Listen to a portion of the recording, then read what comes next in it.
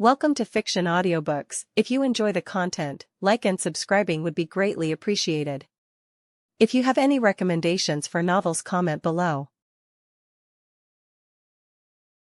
Please join my Patreon at https://www.patreon.com/fictionaudiobook. Chapter 178, Chapter 168 Zashu. Tears are rolling down my cheeks. My body is weird like that. Sometimes it works the way I want it to, sometimes it doesn't. Perhaps it's because of my emotions. I never felt like breaking the world into several pieces more than now. Of course, I realize it's irrational and unneeded, not to mention stupid.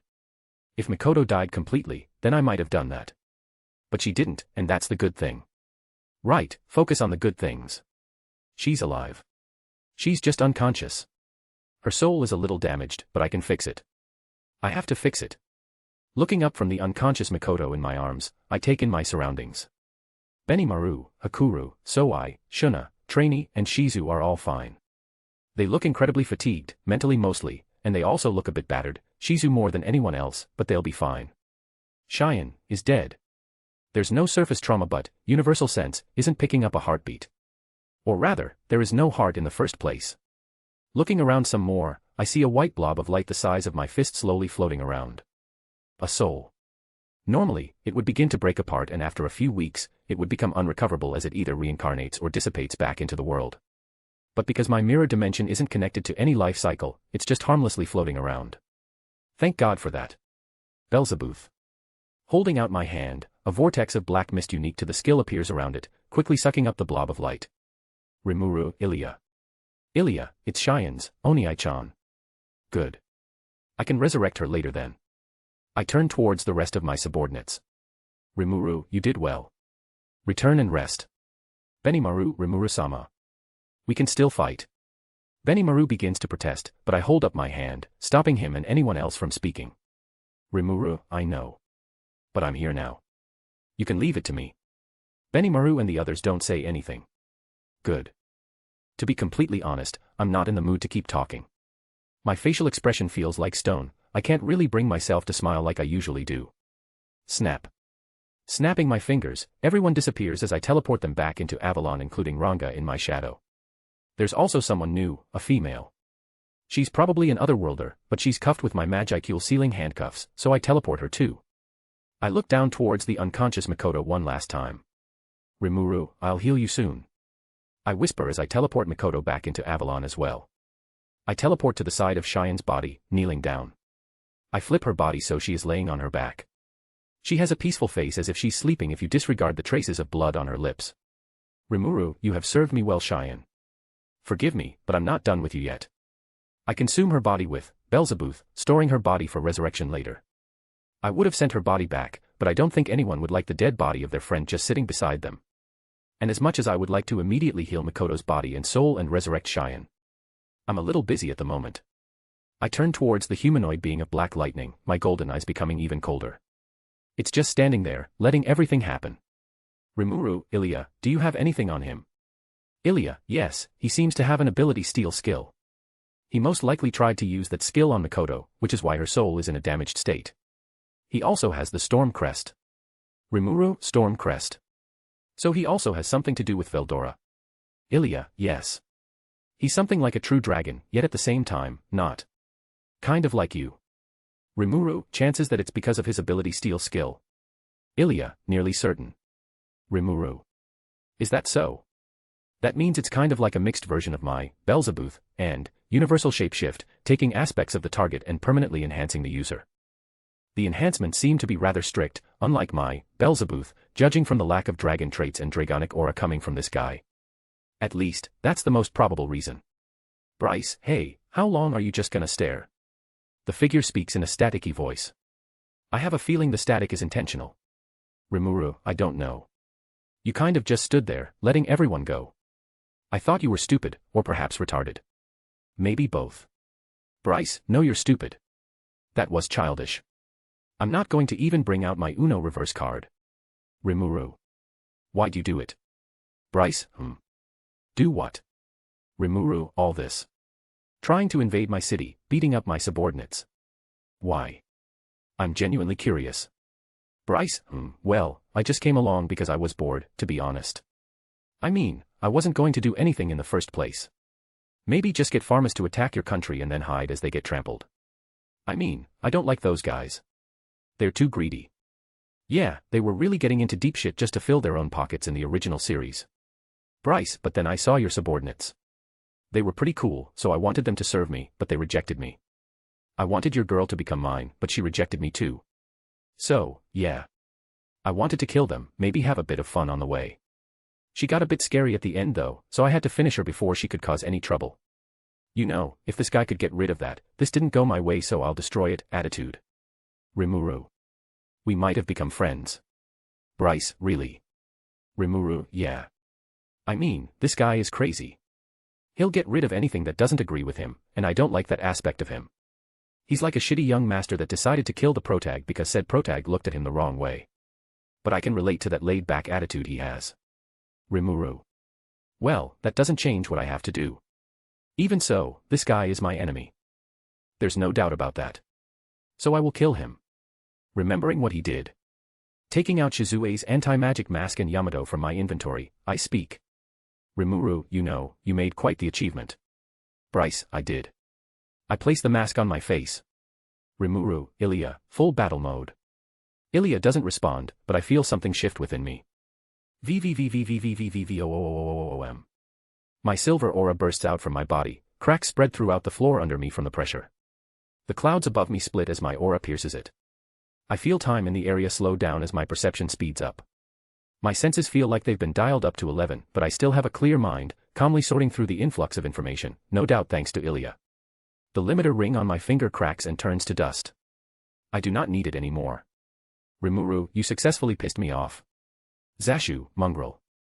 Ahura Mazda, Lord of Creation.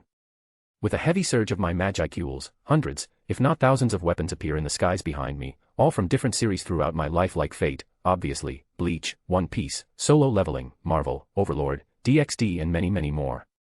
Swords, spears, axes, hammers, daggers, halberds, whips, scythes, bows, staffs, wands, grimoires, pistols, rifles, snipers and weapons I don't even know. From sizes different from barely the length of a needle to weapons that giants and titans could wield and even energy cannons you could find on starships. All created and controlled by myself with Ilya's support, pointed towards the lightning-clad figure in front of me. Bryce, well. I want that skill. Name, Rimuru. Race, Origin Slime. Protection, Crest of Space.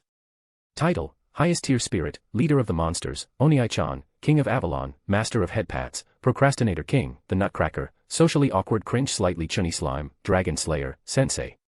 Manus, Ilya's Veal. Ultimate Skills, Beelzebuth, Lord of Gluttony, Ahura Mazda, Lord of Creation, Scathatch, Lord of Runes. Unique Skills, Spatial Ruler.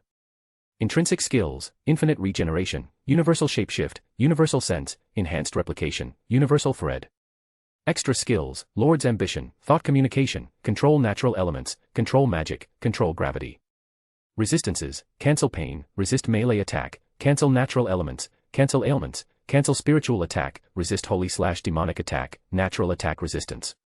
Equipment, Yamato. A/N, I can't help but feel like cliffhangers are my calling. Meh, must be my imagination. Let me know if I missed anything. Also consider dropping some power stones. Chapter 179, Chapter 169. No way I'm letting him die so easily. The skies begin to rumble as the lightning-clad figure exerts his powers over storms. Black lightning weaves in between the clouds as they grow more and more powerful. With a flash of black lightning, the figure leaves the ground and shoots into the sky, reaching a height of several hundred meters in an instant before staying there. Whether it's for his own sense of superiority or tactical advantage, I don't know. But what I do know is that there is no need for me to follow. No matter how far he runs, I can kill him. Raising my hand up into the air beside my head in a hold signal. I flick my fingers forward. That was the signal that started the battle. All of the normal weapons hovering around me shoot off towards the figure in the skies, each one breaking the speed of sound several times in a small time frame, creating a sound louder than the rumbling of lightning in the clouds. The figure's eyes turn into crescents, revealing a hint of joy and sadism. Crackle boom. The lightning in the clouds surges before shooting downwards, meeting each of my creations one at a time. 9 out of 10 times, the lightning misses. I raise an eyebrow in confusion. Ilya, a few scans show that he doesn't have a high-ranking perception skill like universal sense. Accurately targeting each weapon isn't an easy feat. Rimuru, what about, investigator, assuming he took it from Veldora. A/N, I forgot about this skill lol. I feel Ilya shake her head. Ilya, it may boost his mental capabilities, but it does nothing for his senses. Makes sense. Even so, the sheer number of lightning striking down from the skies outnumber the number of weapons I can make, so that 1 out of 10 accuracy rate becomes useless if he sends 10 lightning bolts towards each one. Each weapon hit by a lightning bolt gets knocked off course and sent flying into the ground. Taking a closer look through universal perception, I see each item is damaged in some way or form, most having cracks running through it as they slowly turn to dust and ash. Rimuru, why are they all damaged? Ilya, there's some form of destruction attribute in those attacks. Rimuru, do I need to be wary of it? Ilya, it can't pierce your defense. You don't need to worry. Most of the items get destroyed by the bombardment of electricity, but by some miracle, some weapons still manage to reach the figure. 7 of them. Bryce, TCH. It clicks its tongue, raising its hand and sending out a surge of lightning that hits one of the weapons before bouncing to the next, hitting all 7 of them and disintegrating them immediately. Rimuru, so it's more damaging from the source itself, huh? Looking back towards the figure in the skies, I can feel the smug aura just radiating off him. Somehow, it pisses me off. Bryce, ahaha. Lame. So lame. Hey, what you did was pretty cool but nowhere near touching me. That logic is a bit flawed. I mean, I've only launched the most basic weapons. The items with real firepower are still hovering behind me. Granted, there isn't many of them left, but the total damage they can cause can more than triple the earlier attack. Oh well, I guess I'll just show him. I raise my hand and flick my fingers forward again. The remaining weapons begin their attack. Giant swords over 20 meters long launch at surprising speeds, magic casting items begin to gather magicules from the air, enchanted weapons of various kinds shoot towards the figure in the sky, and energy gathers in the mouths of the massive technological cannons you wouldn't be surprised to see on giant starships in Star Wars movies. The figure waves his hands again, sending more lightning from the clouds towards the approaching weapons. Boom. It sets off a massive explosion, causing a cloud of smoke to obscure the results. Because of anime logic. Bryce gets all smug again before immediately losing that smug attitude as a giant fucking 20-meter sword pierces the cloud unobstructed, followed by hundreds of other swords and a rain of magic spells, hexes, and fucking laser beams. Waving his hand again, he sends a bolt of electricity towards the closest weapon, rebounding from weapon to spell, hitting everything. Most spells exploded and some weapons turned to dust, but most continued on, even while cracked in multiple places. In the end, he just moved from his spot to a place 100 meters or so away with that lightning movement technique. A storm of weapons and energy flood the area he was just in, and I swear I heard him gulp. I can't really see his expressions though. Ilya, his energy signatures are fluctuating a bit. He's slightly scared. Heh. Bryce, ahaha. That was pretty cool. Hey, Rimuru, right? I'm Bryce. Do you wanna serve me? Rimuru, what the F dash? Ilya, what the F dash? Beep. Ilya shall not swear. Rimuru, what? Ilya, what? This guy almost killed my waifu and now he wants me to serve him. Rimuru. Are you okay? Bryce, Yeah. Better than okay. Sigh. I don't want to deal with this guy. Gripping Yamato in my hand, I begin to make my move. Spatial ruler. Teleporting in front of this guy, I unsheath Yamato and swing its blade at him in one smooth motion. With a flash of black lightning, he reappears a few meters back. I teleport forwards and swing again, to which it evades again. Teleport, overhead swing, evaded. Teleport, horizontal swing from the left, evaded. Teleport, diagonal swing from the top right, evaded. Again and again, I move forward and swing Yamato, to which he moves backwards and dodges, never losing the casual air around him. Slowly, I increase my speed. Teleport, swing, evaded. Teleport, swing evaded. Teleport, swing, evaded. A/N, racking up that word count LMAO. Soon, I begin to teleport and swing twice in under a second.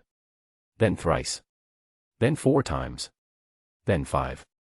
Faster and faster, until we both become a blurry trail of silver and black, dancing through the skies. Soon, I feel myself reaching the limits of my strength. I'm striking over several hundred times in under a second. It's the limits of his strength too, seeing as he's struggling to keep up. It's amazing how he can do all this without high-ranking perception skills. I mean, we're both technically true dragons, our physical abilities should be similar. If anything, he should be stronger since Veldora lived much longer than I did. I guess it's only because his movements are inefficient and he's wasting so much potential that he's struggling. If so, then I should still have a higher advantage. Why can't I touch him? Ilya, Oni-chan, there's a possibility that his investigator is predicting your movements. Rimuru, it can do that. Ilya, investigator, allows the user to analyze and appraise a target while also allowing access to the records of the world and obtain almost any information the user desires. Rimuru, so he's asking what my next action will be. But it shouldn't be foolproof. Ilya, take over. Randomize my movements. And like that, I teleport and swing Yamato. Or rather, Ilya swings Yamato using my body with machine-like precision. Bryce, Wadash. Shing. And so one more arm goes flying through the air. Bryce, Gah. The arm flying through the air dissipates and fizzles away, most likely because his whole body is now an incarnation of black lightning. He stops moving and grasps his arm. A rookie mistake. I can swing Yamato again and lop his head off. But instead, I stop and move backwards. There's no way I'm letting this guy die so easily. Name, Rimuru. Race, Origin Slime. Protection, Crest of Space. Title, Highest Tier Spirit, Leader of the Monsters, Oni-chan, King of Avalon, Master of Headpats, Procrastinator King, The Nutcracker, Socially Awkward Cringe Slightly Chunny Slime, Dragon Slayer, Sensei. Manus, Ilya's Veal. Ultimate Skills, Beelzebub, Lord of Gluttony, Ahura Mazda, Lord of Creation, Scathatch, Lord of Runes. Unique Skills, Spatial Ruler. Intrinsic Skills, Infinite Regeneration, Universal Shapeshift, Universal Sense, Enhanced Replication, Universal Thread. Extra Skills, Lord's Ambition, Thought Communication, Control Natural Elements, Control Magic, Control Gravity. Resistances, Cancel Pain, Resist Melee Attack, Cancel Natural Elements, Cancel Ailments, Cancel Spiritual Attack, Resist Holy/Demonic Attack, Natural Attack Resistance. Equipment, Yamato. A/N, Investigator, can access the records of the world to answer any questions the user may have. But technically, MC hasn't swung his blade just yet, so it isn't recorded in the world, so, Investigator, should be useless. My answer? Don't question it. Yes, I know it technically shouldn't work, but it's my fanfic. Deal with it. Chapter 180, Chapter 170 had enough. A few seconds pass. Within the first second, this Bryce fellow already regrew his arm. Not surprising really. Still, he grabs his arm at the point it was severed, the phantom pain still racking his mind. Would I be like that if I didn't have cancel pain? Maybe. Hakuru would beat that weakness out of me immediately though. He stops screaming as his white eyes glare at me. Bryce, why you, what did you do? The lightning covering his body grows more erratic due to his emotions. I don't say anything and just point Yamato at him again, my expression unreadable, obscured by Shizue's mask. Bryce, TCH. It was probably a skill. No matter, my deprive will take it from you soon enough. Does he still believe he has a chance of winning? Isn't it obvious I'm not serious? Then and again, he might not be serious too. As for that, deprive. Ilya, it's a skill that can take skills and attributes of a target. The larger the strength gap, the more time is needed. Doesn't that mean this guy will die of old age before he can take anything from me?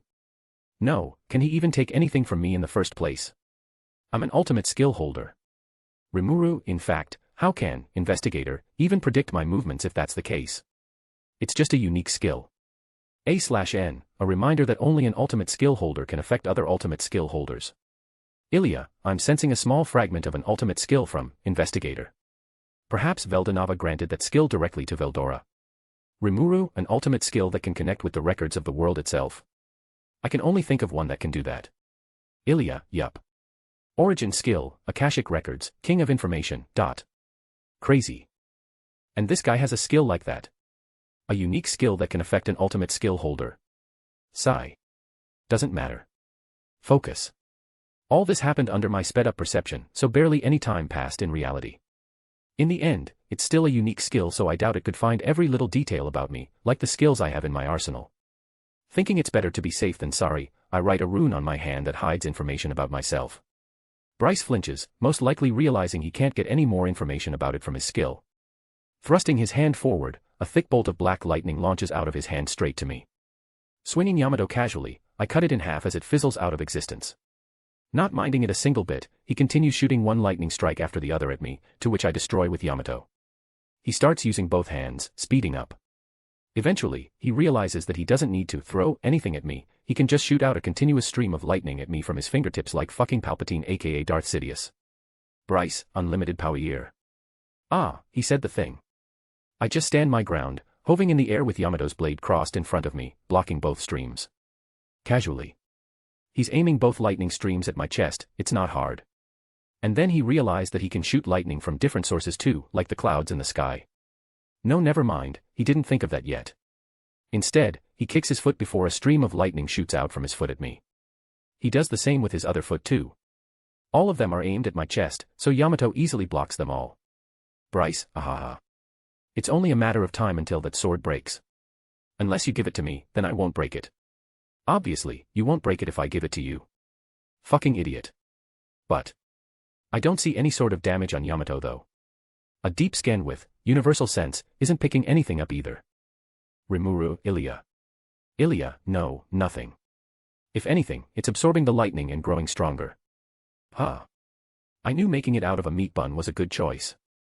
I ended up holding Yamato in place as the fool continuously fed more and more lightning to it. I got bored and also started feeding more Magicules into it to get it to grow while I was at it. I wonder why I never thought of doing this before, weird. 30 minutes later. Bryce, ahaha. Soon. Very soon. Another 10 minutes later. Bryce, very soon. Another 5 minutes later. Bryce. Another Minu. Bryce, this is bullshit. Unfair. So not fair. I need a weapon like that too. Why is it not breaking? Bryce shouts at the unfairness of it all. In the end, he concluded that there's not enough lighting. So he thrusts his hips out and a stream of lightning heads in my direction, straight from his pelvis. Okay, no, fuck this. I move to the side, causing all the lightning to miss. Bryce, ahaha. I knew it. It's on the verge of breaking. If he used his eyes, you can clearly see that there's not a nick in the blade. He shoots lightning from all 5 places again, 2 hands, 2 legs, and his peen, to which I dodge as if my life depends on it. This occurs several more times. Finally having enough, he calls for lightning from the clouds. Hundreds of bolts of black lightning fall from the darkened clouds that cover the sky. Finally getting bored of this whole thing, I don't move anymore, nor do I raise Yamato. Bryce, finally giving up. Ahaha.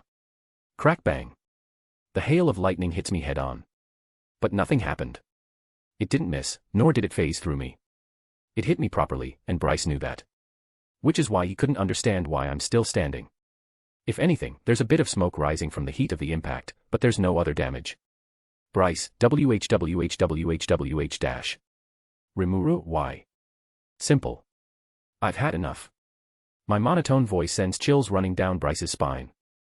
Rimuru, I've let you play around for a while. True, your lightning has a devastating power to it, even if it looks weak. I can see why my people had trouble. But I resheath Yamato again, A/N, don't ask where he kept the sheath, even I don't know, and hold it to my waist, my left hand gripping its sheath and my right loosely hovering over its handle. Rimuru, I think you need to realize how far the difference in power between the two of us are. And for the first time, I channel Magicules into Yamato. Name, Rimuru. Race, Origin Slime. Protection, Crest of Space. Title, Highest Tier Spirit, Leader of the Monsters, Oniai-chan, King of Avalon, Master of Headpats, Procrastinator King, the Nutcracker, Socially Awkward Cringe Slightly Chunny Slime, Dragon Slayer, Sensei. Manus, Ilya's Veal. Ultimate Skills, Beelzebub, Lord of Gluttony, Ahura Mazda, Lord of Creation, Scathatch, Lord of Runes. Unique Skills, Spatial Ruler. Intrinsic Skills, Infinite Regeneration, Universal Shapeshift, Universal Sense, Enhanced Replication, Universal Thread. Extra Skills, Lord's Ambition, Thought Communication, Control Natural Elements, Control Magic, Control Gravity. Resistances, Cancel Pain, Resist Melee Attack, Cancel Natural Elements, Cancel Ailments, Cancel Spiritual Attack, Resist Holy/Demonic Attack, Natural Attack Resistance. Equipment, Yamato. A/N, next chapter we begin the nutcracking ritual. Let me know if I missed anything. Also consider dropping some power stones. Chapter 181, Chapter 171 Stress Relief. It's a little weird, seeing someone like Bryce. He has so much power, easily making him a powerhouse in the world, yet his kit is heavily skewed. He only has a mid-ranking perception skill and his defense is like paper, and yet, his offensive ability is among the best in the world, allowing him to casually wipe out entire armies in seconds. Don't get me wrong, he's got the basic skills. He's got magic sense, or a perception ability on par with it, and he's got the basic barrier skills like multi-layer barrier. But that's it. With his massive amount of Magicules, against weaker beings, simply overcharging the skills is enough. But even that has a limit. For example, using the same amount of Magicules, Infinite Barrier has more defensive capabilities than multi-layer barrier. It's as if he only used his deprive unique skill on Veldora and never used it again. That's just a massive waste of his skills. Who knows, if he diligently kept accumulating power, he might have posed a bit of a challenge against me. Right now, Bryce is in his human form, no longer being infused with his black lightning. His clothes are tattered all over and his skin is covered in dirt. He's currently laying on the ground, breathing heavily. It's not because he's physically exhausted. He's a spiritual being, he does not need to breathe. In fact, form. Bryce, AARGH.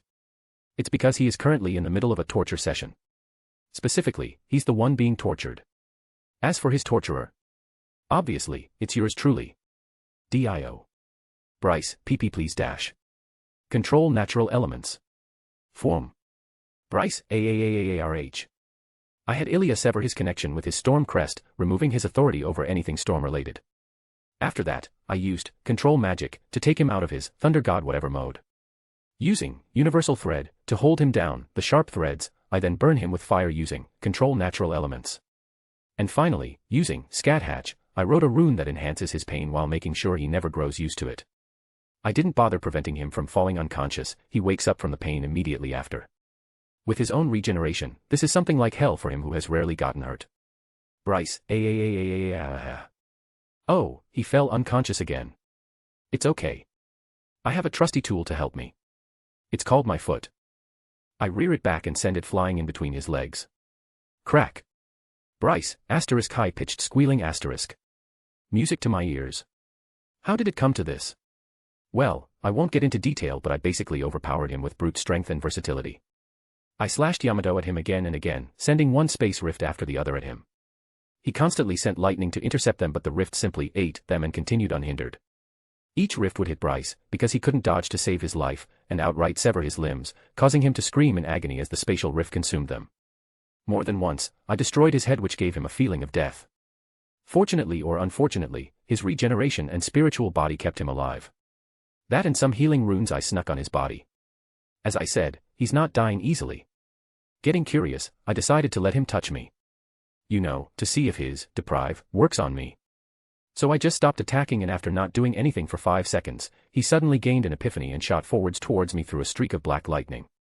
Bryce, I got you. He places a palm on my chest. Bryce, deprive. I felt something worming its way into me, but between my ultimate skills and Ilya, I could crush it with just my will. But I didn't do anything. Instead, I just enjoyed the sight of Bryce slowly lifting his head to look at my face as fear settled in more than anything. Behind Shizu's mask, I smiled. I wonder what he saw. In any case, Bryce then proceeded to turn around and run. Of course, if I, the wielder of the crest of space, were to let anyone run from me, it would have to be intentional. To have escaped without my permission is the stuff of dreams. I set up a closed space bubble around us. He ran away from me at full speed in one direction only to appear again from the other end of the horizon. Seeing me again, he turned around once more and ran, reappearing on the other end of the horizon again. The idiot didn't realize what was going on until he tried around 200 more times. Finally, once he realized he couldn't run, he grew desperate, and attacked me the exact same way all over again by sending lightning at me. This time, all arrogance is gone from his face and is now replaced by fear. I can't actually see his face because of the lightning, but his eyes tell the same story. So yeah, this happened for a bit longer before I decided to have a little more fun. I used universal thread to tie his feet together before flicking the thread linked between us, sending him into the ground. I then lifted him up over my head before slamming him into the ground on the other side of me again. It's like that scene in the Avengers movie where Hulk grabbed Loki by his feet and treated him like a doll. It was marvelous. I did this again and again until I got bored, which didn't happen for about 5 more minutes. I got the feeling that Bryce kept trying to say something but he always ate dirt because his mouth was open. And then I decided to just inflict pain onto him. It's a simple method of burning him again and then breaking his family jewels should he fall unconscious. His regeneration is more like a curse now, especially since I boosted it with my runes. Said runes also kept his sanity intact. Hee, no escape. Form. Bryce, gahaha. Rimuru, his screams all sound the same. Ilya, of course they do, Onii-chan. Their screams. I'm so glad Ilya is apathetic to all this. Right. I guess I'll finish this. Removing the rune keeping his sanity, I then replace it with a different rune. Rimuru, hey, Bryce. Have you ever seen Naruto? I feel him try to respond, but I'm not looking for an answer. Rimuru, there's this jutsu called Tsukuyomi. It traps the target in an illusion where time passes much faster than in reality. Bryce's eyes widen. I doubt he realized exactly what this means for him, but it obviously isn't good. Placing the Tsukuyomi rune on his head, Bryce's body falls limp. As for what's going on in there? Simple. There's a copy of Mikoto, Cheyenne, and everyone else he fought in there. Each of them has a small knife. They will then plunge it into his body at random areas and occasionally move them across his skin, cutting him open randomly. He doesn't have his regeneration nor can he move in this illusion, but I removed his sense of pain. With a mirror hanging overhead, he will see his body slowly get mutilated without feeling anything. This will cause his sanity to erode quickly. After that, everything will reset. His memories, his body, his spirit, his sanity, everything. This will happen hundreds of times. Except once, where there is a scene of him getting double-teamed by Miltan and Puri prisoner. In the end, I will restore all his lost memories and make him endure the pain he should have felt from all those moments. All at once. And if I'm right, it should happen right now. Flinch. Bryce's body jerks once. His eyes are open. But this time, no emotions are shown in them. Instead, a single tear rolls out. I really don't get this. He never cried at all. Or rather, his body couldn't cry. But now he can shed tears. Well, it's good to see that it isn't just me suffering from bullshit anime logic. Using Manus, Ilya's veil, for myself, I take a look at his soul. Instead of a normal ball of white light that all souls look like, his looks deformed. It looks like someone grabbed it from both ends and twisted it hard. And then they curb-stomped it before playing a game of volleyball with it. Except the players are macho men with Saitama-level strength. Those men then proceed to slap their peens across the soul for good measure. Rimuru. I'd say it's a job well done. Ilya, Umo. I then eat his body and soul with Beelzebub. As much as I hate him, he's got good stuff. Teleporting out of the mirror dimension, I find myself above a large gathering of humans. Or rather, they are soldiers. The Pharmas army. Gotta clean them up. Name, Rimuru. Race, Origin Slime. Protection, Crest of Space. Title, Highest Tier Spirit, Leader of the Monsters, Onii-chan, King of Avalon, Master of Headpats, Procrastinator King, the Nutcracker, Socially Awkward Cringe Slightly Chunny Slime, Dragon Slayer, Sensei, Sadistic. Manus, Ilya's veil. Ultimate skills, Beelzebub, Lord of Gluttony, Ahura Mazda, Lord of Creation, Scathatch, Lord of Runes. Unique skills, Spatial Ruler. Intrinsic skills, Infinite Regeneration, Universal Shapeshift, Universal Sense, Enhanced Replication, Universal Thread. Extra skills, Lord's Ambition, Thought Communication, Control Natural Elements, Control Magic, Control Gravity. Resistances, Cancel Pain, Resist Melee Attack, Cancel Natural Elements, Cancel Ailments, Cancel Spiritual Attack, Resist Holy/Demonic Attack, Natural Attack Resistance. Equipment, Yamato. A/N, and there you have it. The scene you were all waiting for. Bryce is now officially dead. Let me know if I missed anything. Also consider dropping some power stones. Chapter 182, Chapter 172 Cleanup. I'm floating in the skies way away above the Pharmas army so no one noticed me. They are currently setting up camp, probably waiting for the return of their summoned otherworlders to finish dealing with Avalon. Rimuru, you know, I always wonder how you get the exact spatial coordinates I need to teleport to the perfect spot. Ilya, magic. Yeah, I figured she won't tell me that easily. Like, in the case of Ramaris Labyrinth, the holy capital of Rubrios and the Ingracia royal capital, she always gave coordinates that positioned us nearby our destination. But I had this sneaking suspicion that she could have given me pinpoint accurate coordinates and the only reason she didn't was because Ranga loved to run, so she had me teleport a little ways away. Maybe she boosted her universal sense with her infinite magicule and scanned the whole world a long time ago. It's a scary thought but surprisingly, I don't think it's impossible for her. Anyway, I'm currently a couple of kilometers above the army. Just in case, I have a concealment rune covering myself. There should be a pretty powerful magician in the army. His name is Raisin or something. Ilya, it's Raisin, Onii-chan. Rimuru, oh yes, thank you. I'm really thankful for Ilya. She is the perfect Imoto. Ilya, Right. In any case, what should I do with these guys? I don't feel the need of torturing them all, nor do I want to go through the trouble of doing that. I mean, they moved against Avalon, but after dealing with Bryce, I just feel apathetic towards them. I know most of the soldiers are innocent in this matter, they are simply following orders. They probably have a family back home, with a wife or kids. Perhaps they enlisted into the army to earn money for their sick parents, who are waiting back home with a smile on their face, wondering what stories their child will tell them the next time they return. It's sad, really. Disheartening. I mean, the fact that I'm considering killing these people, sigh. Regardless of the fact, they, as a collective, moved against Avalon. My people in Avalon also have lives, you know. They have families. Some have wives, some have husbands, some have children, and some have sick parents. If this attack went the way the king of Pharmus envisioned it, many of my people would have died. Why? For the simple fact that my people are monsters. That they are not human. And most importantly, for the simple fact that the higher-ups of the Pharmus kingdom are too greedy for their own good. I am not a saint. I am not a hero. I am not even a generally good guy. I have an affinity for humans, seeing how I used to be one. But I know. I'm not human anymore. I have my own people to look after, my own home to protect. To those who attempt to take them away from me, don't expect you can walk away from this. Taking a page from O.G. Rimuru's book, I used control natural elements to gather water drops in the sky and use them as magnifying lenses. After magnifying the sun and concentrating its light rays into laser beams barely a millimeter across, I shot a single beam into the head of every human below me while sparing a few. All with Ilya's support, mind you. The few I spared were the higher-ups of the army, like the king, the generals, Raisin. Ilya, Raisin. Right, Raisin. Those kinds of people. Why? Simple. I want them to see how futile it was to make Avalon an enemy. Within a second, every single soldier in the army fell to the ground dead. This created a loud sound that attracted all the remaining living humans' attention. I teleported myself lower and removed the concealing rune, and I stayed like that for 5 minutes. Panic. So much panic. They all wondered what just happened. Eventually, one of them noticed me hovering in the air. My position spread like wildfire, and soon every human was looking at me. Granted, there are only like 50 humans left, but I digress. I looked down at them with cold eyes. Thinking about how they wanted to take what was mine brings up this silent, cold anger within me. Even with Shizu's mask covering my face, they can feel my eyes boring into each and every one of them. The king stepped forward and opened his mouth. He probably wanted to shout at me, asking my identity. Perhaps he already knew who I was and wanted me to lower myself before him. Or perhaps he wanted to beg for forgiveness. Ilya, it's the second one, Onii-chan.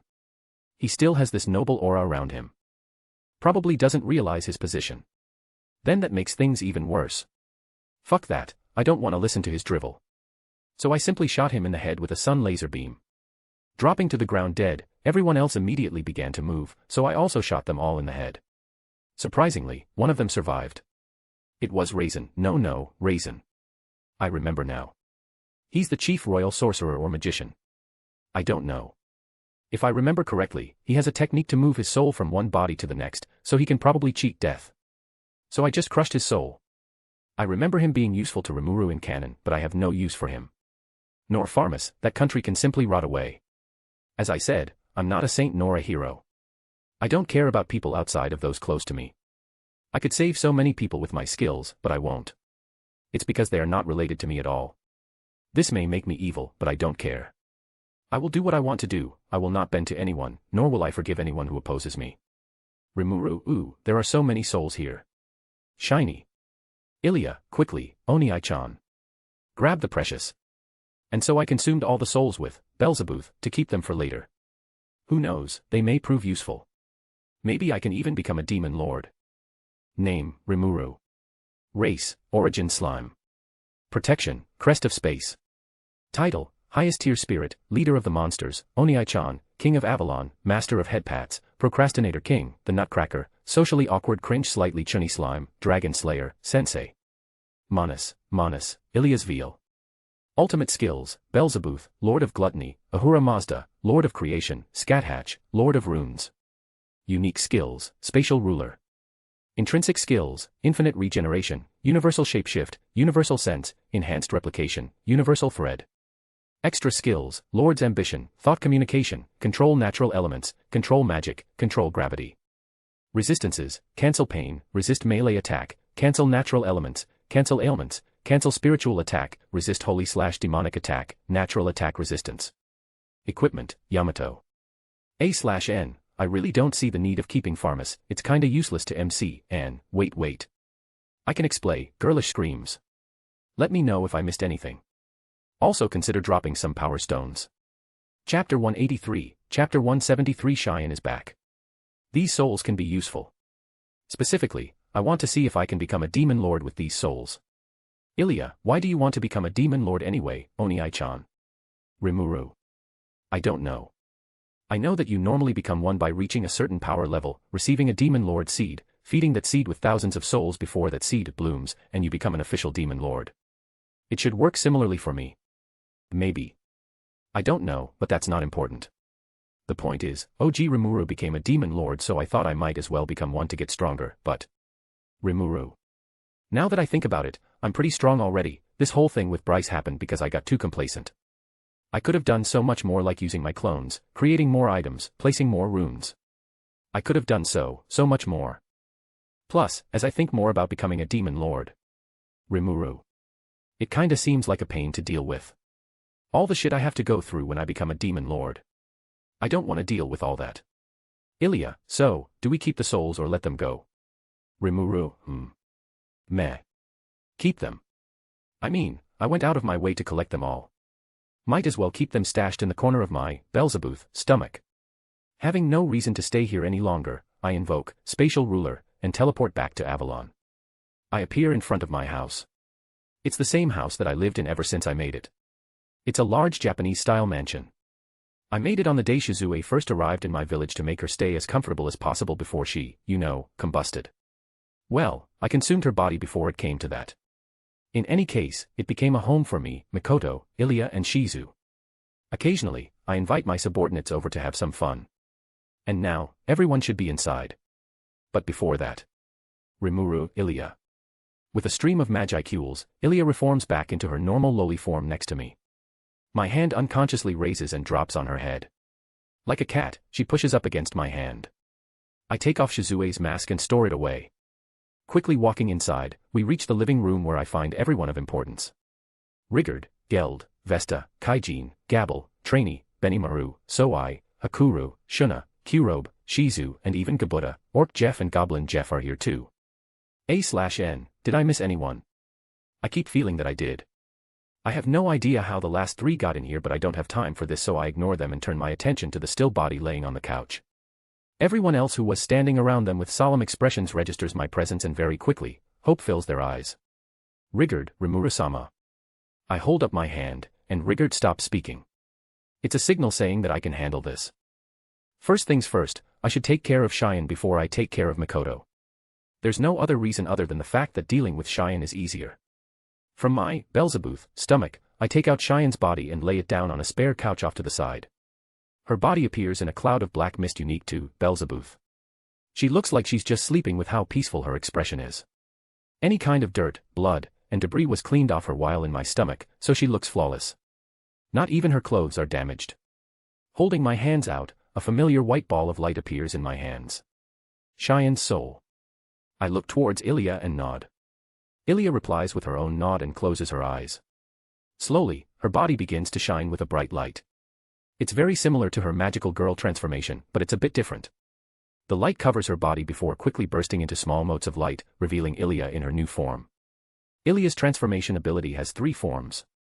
One is her casual form, which she spends the most time in. The other is in her magical girl form, which she mostly uses for combat purposes. And finally, the last is her dress of heaven form that lets her use her full powers as a monist that specializes in the soul. It's not like she needs to use her dress of heaven form, but this is as good of a chance as any to use it, so she might as well. With a white crown that is lined with gold, Ilya is now wearing a cute white outfit lined with red and gold. A/N, can't be fucked describing it in detail, just look it up. She looks cute AF. Ilya raises her hands that are covered with her overly large sleeves towards the soul in my hand. It floats over Cheyenne's chest and lowers into her body under Ilya's influence and quickly binds back with her body. Rimuru, sorry for being such a slave driver, but you're not done serving me yet, Cheyenne. Writing a simple revival rune with Scat Hatch, her shattered heart regenerates quickly and starts to beat again. Slowly, she starts to breathe. Everyone behind me watches with anticipation. Cheyenne's eyelids twitch a bit. Slowly, her eyes open, revealing her amethyst purple eyes that match her hair. She looks around, with half-open eyes, taking in her surroundings as she tries to make sense of what is going on. She eventually looks up at me. She just stares. Slowly, her eyes widen as she pieces together what happened. I smile. Rimuru, welcome back Dash. Cheyenne, Rimuru Samaya. And then without warning, Cheyenne leaps towards me while screaming my name before my vision goes dark as Cheyenne's breasts envelop my face. Dark Soul's death sound. You died. Shuna, Cheyenne. Leave Rimuru-sama alone. Ilya, hands off my Oni-chan. Shuna tries to pull Cheyenne off of me with Ilya's assistance, but Cheyenne's vice grip around my head isn't letting go anytime soon. Cheyenne, Rimuru-sama. I knew you would save me. I wonder why. I don't need to breathe, but it feels like I'm suffocating. I turn into my slime form to slip out of her grip while I relish in the ability to breathe again, but this body doesn't need air.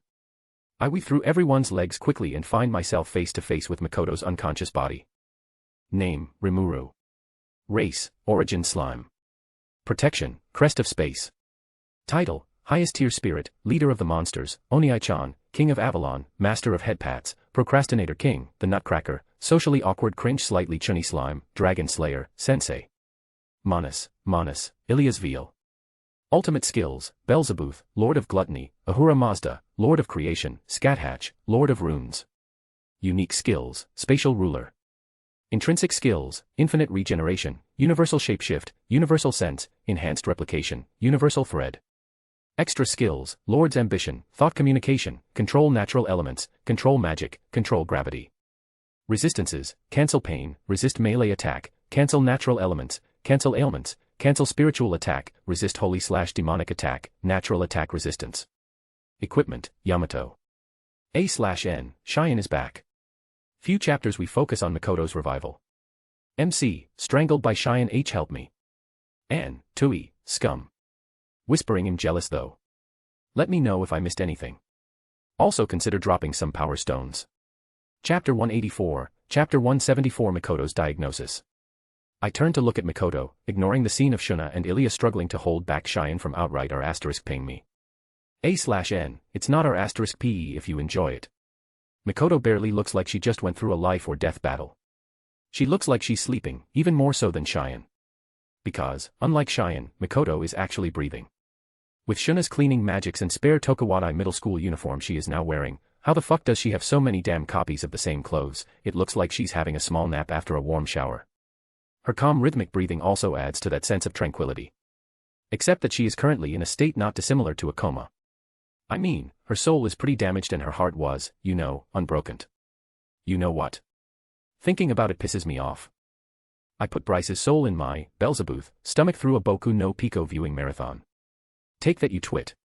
Using Universal Sense, I double-check and find that there is no trauma or remaining damage from her unbroken heart. I sigh in relief. Rimuru, phew, I'm glad I gave her Avalon. No, I didn't give her the city of Avalon, but rather the sheath that Avalon was named after. Avalon, a noble phantasm, aka the ever-distant utopia aka the sheath of the famous Excalibur. Specifically, this is from the Fate series. To be honest, I gave it to Makoto on a whim because I felt like walking up to her one day and whispering into her ear, I can't hold back anymore, I need to insert my Excalibur into your Avalon. Before taking Avalon out of her, sheathing Excalibur into it and watching her reaction. I gave it to her on the day she returned to Avalon, the city, after we dealt with Shizue's students and their spirits. I gave her the Raphael, Skill Orb and Avalon, the sheath. A/N, the two Avalons are gonna confuse some people, I swear XD. The wielder of Avalon, the sheath, is said to obtain a sort of limited immortality through constant regeneration and also becoming unable to age. At least, that was the flavored text on the original. I mean, why hold back when you can go all the way? So I made the thing grant total physical immortality to its wielder LOL. It works by holding the soul in the body while the body regenerates in case its wielder dies, so it's more like a forced unconscious state rather than actual death. But its healing is a bit slow. Simple cuts heal instantly, but amputated limbs take less than half an hour and damaged organs take a bit less. Makoto's heart would have taken a whole 20 minutes to heal. Yeah, like I said. The healing is slow.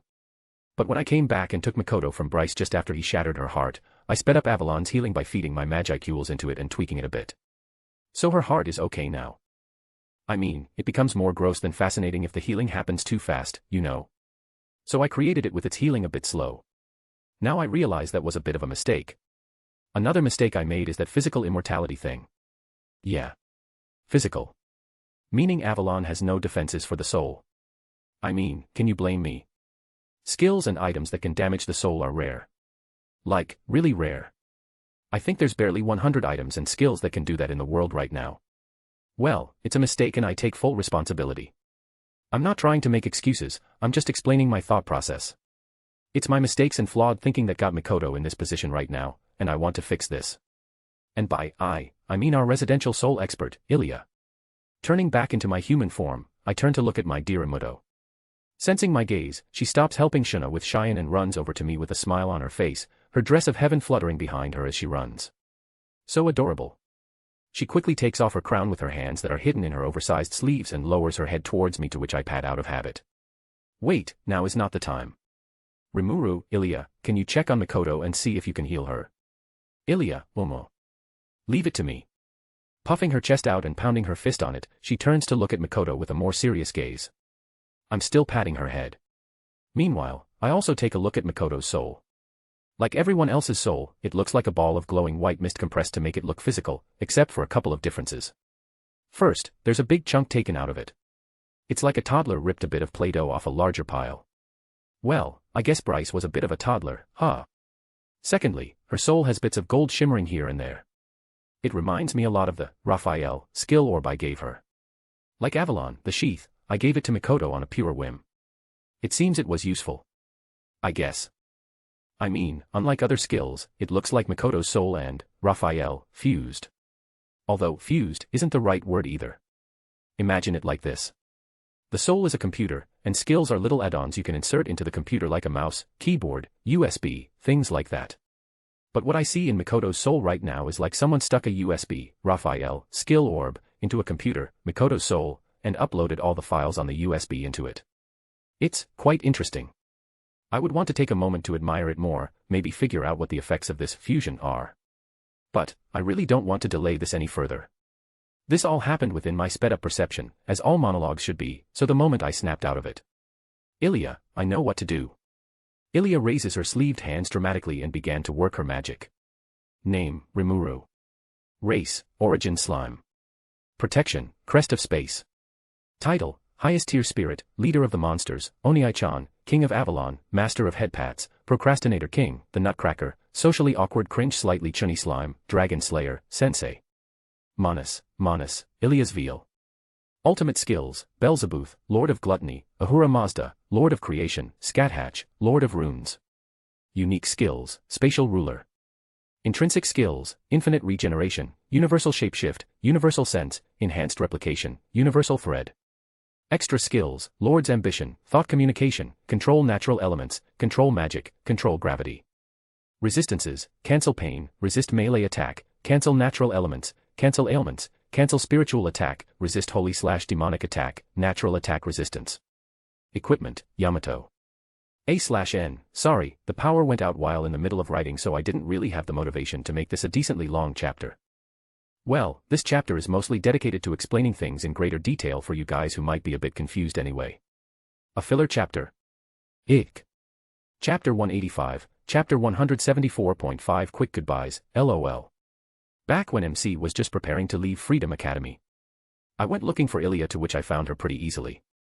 She was with Ranga, pampering him by petting and scratching him all over. I explained to them that we're probably going to have to return to Avalon soon, but I immediately got a signal from the Dogecoin, so I can't go at my own pace anymore. Now is the time to start rushing. Ranga jumps into my shadow and Ilya hugs my arm. I use Spatial Ruler to quickly teleport into the S-Class classroom, to which I find all 5 of my students already there. Good. Now that I think about it, I've already been calling them MY students instead of Shizu students. I guess I really like these kids. Wait, now's not the time. Rimuru, something popped up, so I'll be heading back to Avalon. I then use Universal Shapeshift to turn into Arnold Schwarzenegger.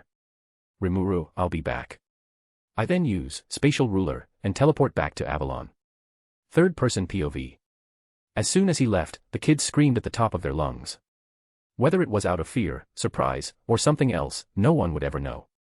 Chapter 186, Chapter 175 An Idea. Ilya got to work. Currently, she's waving her hands around doing stuff I have no clue about. I feel her doing something though, evidenced by the fact that she's fiddling with Beelzebub. Though to an outsider, she looks like she's gone crazy. Ilya stomps on Rimuru's foot angrily before going back to work. So soft. Step on me more. Cough. Calm down, Rimuru. That's a dangerous road you're walking down. In any case, her actions get me curious. What exactly is going on? And so, I use my connection with Ilya to read into what she's doing. The result? I see a bunch of nonsense. I have no clue what she's doing. I can't even explain what I'm seeing or what's going through her head, it's just going so fast and I can't process what she's doing at all. Well, if Ilya were to fuse with me, that would be a different story. In any case, I decided to take a figurative step back. You know that saying where if you can't figure something out, taking a step back and changing your perspective might just fix the problem. It's like that. And yes, I do philosophy. My most famous quote to date is, "You will never fail if you never try in the first place." I'm sure I heard it somewhere else, but this is a new world so copyright can kiss my cough. I digress. Anyway, taking a figurative step back let me ignore all the minor details and take a look at the bigger picture. I don't know how, and the why is a bit iffy, but this way I can observe Ilya's general thought process. It's like this. Mikoto's soul is damaged. We've already established that. Specifically, Bryce ripped her protection, her Biribiri crest, off of her forcefully. Biribiri crest. Are you high, Veldanava? What is that name? Fortunately, that's the only thing Bryce took. Unfortunately, that was enough to force Mikoto into a coma and would have resulted in her soul gradually breaking down if not for Ilya halting the degeneration right after we arrived. Not only that, this happened right in the middle of her evolution. Holy shit, Mikoto went through an evolution. That explains the sexy outfit she was in before. Anyway, it happened during her evolution, so her evolution wasn't completed and it's also a little fucked up because of it. Normally, she would have evolved into a saint, the final evolution for a human. But now, for reasons I'm not entirely sure of, that evolution path is cut off. Yes, Mikoto can no longer evolve into a saint. Jesus Christ, even in your death, you still cause us so many problems, Bryce. I proceed to increase the intensity of the Boku no Pico marathon watching Bryce's soul is going through before turning my attention back to Ilya's hand waving. Anyway, Bryce took her Biribiri crest, so the solution is simple. Just give it back. Ilya fiddled with Bryce's soul in my Beelzebub stomach and realized something rather interesting. Mikoto's Biribiri crest has fused with the storm crest. It seemed Bryce knew his protection was inferior and wanted to enhance it. Fucker. I add some nut-cracking rituals to Bryce's soul in the middle of his marathon. Every few seconds, a random foot will come flying into his spiritual nuts. Ilya then proceeds to sever his connection with the storm crest. Well, rather than sever, it's more like she ripped it straight off. It seems she's also pissed at him. What happens next is a complete surprise for me though. It seems I underestimated the deprive unique skill when it was used on Veldora. It didn't just take everything from Veldora, it took Veldora himself. Well, it's not really Veldora. It's more like a subconsciousness, an alternate personality, or something along those lines. Regardless, it's a core aspect of the true dragon that used to be called Veldora. For simplicity's sake, I'll call this the Veldora aspect. Bryce pretty much sealed the Veldora aspect within himself, which also prevented Veldora from resurrecting as all true dragons should. Although I'm pretty sure Bryce himself didn't know this. So, deprive turns out to be stronger than expected, but that also fucked over Bryce in a couple of ways. First off, if any of the other true dragons knew this, death would be the least of concern for Bryce. Secondly, having the Veldora aspect within himself reduced his own control over the storm crest, hence, its weakened state. Fucking idiot. And so, without any drama, aside from her dramatic hand-waving, she freed the Veldora aspect. With a flash of black lightning, it left Ilya's hands and shot out the window, seeking a magicule-rich place to resurrect itself in. This caused a bit of panic to ensue within my subordinates watching behind me, but I reassured them that it's fine. With the Veldora aspect gone, however, the storm crest lost much of its strength, becoming nothing more than a shell or a container. It still holds some power, but it's nowhere near the strength of a protection. It's more like a very weak blessing. The Biribiri crest was unaffected, however. But seeing the container state the crest is in, I get a bit of an idea. From the information I can see through Ilya, as diluted as it is, I realize that this can be an opportunity. The empty storm crest can be used to transfer something to Mikoto without any sort of fuss. Sure, I can do the same thing with my runes, but I might as well take the chance when it presents itself, right? I can put something in the crest, and since the storm crest is connected to the Biribiri crest, I can't get over that name, and the Biribiri crest is a part of Mikoto, transferring something into her would be a piece of cake. Now, don't get me wrong, I don't want to fiddle with her soul. That is a taboo in my mind, as this can effectively change who a person is. Restoring her soul to how it should be is acceptable, but I don't want to change anything else. I'm sure she would also get very angry with me if I do something like that, regardless if it's to her or not. No, what I'm thinking of is to simply give her something that should prove very beneficial. And so, I ask Ilya about it. Rimuru, hey, Ilya, can we give something to Mikoto through the storm crest? Say, for example, a demon lord seed and 20,000 souls. Name, Rimuru. Race, origin slime. Protection, crest of space. Title, highest tier spirit, leader of the monsters, Oniai-chan, king of Avalon, master of headpats, procrastinator king, the nutcracker, socially awkward cringe slightly chunny slime, dragon slayer, sensei. Manus, Ilya's veal. Ultimate skills, Beelzebub, lord of gluttony, Ahura Mazda, lord of creation, Scathatch, lord of runes. Unique skills, spatial ruler. Intrinsic skills, infinite regeneration, universal shapeshift, universal sense, enhanced replication, universal thread. Extra skills, lord's ambition, thought communication, control natural elements, control magic, control gravity. Resistances, cancel pain, resist melee attack, cancel natural elements, cancel ailments, cancel spiritual attack, resist holy/demonic attack, natural attack resistance. Equipment, Yamato. A/N. I don't exactly want MC to become a demon lord, just because Rimuru did it, and MC is strong enough so there's no need for a power boost. So I thought, why not make Mikoto a demon lord? Some of you might not like Mikoto becoming a demon lord, it's understandable. But I really like this idea and I want to roll with it. MC, demon lord waifu. Anne, whoa. Let me know if I missed anything. Also consider dropping some power stones. Chapter 187, Chapter 176 Mikoto's Evolution. The Demon Lord seed I have wasn't actually obtained legitimately.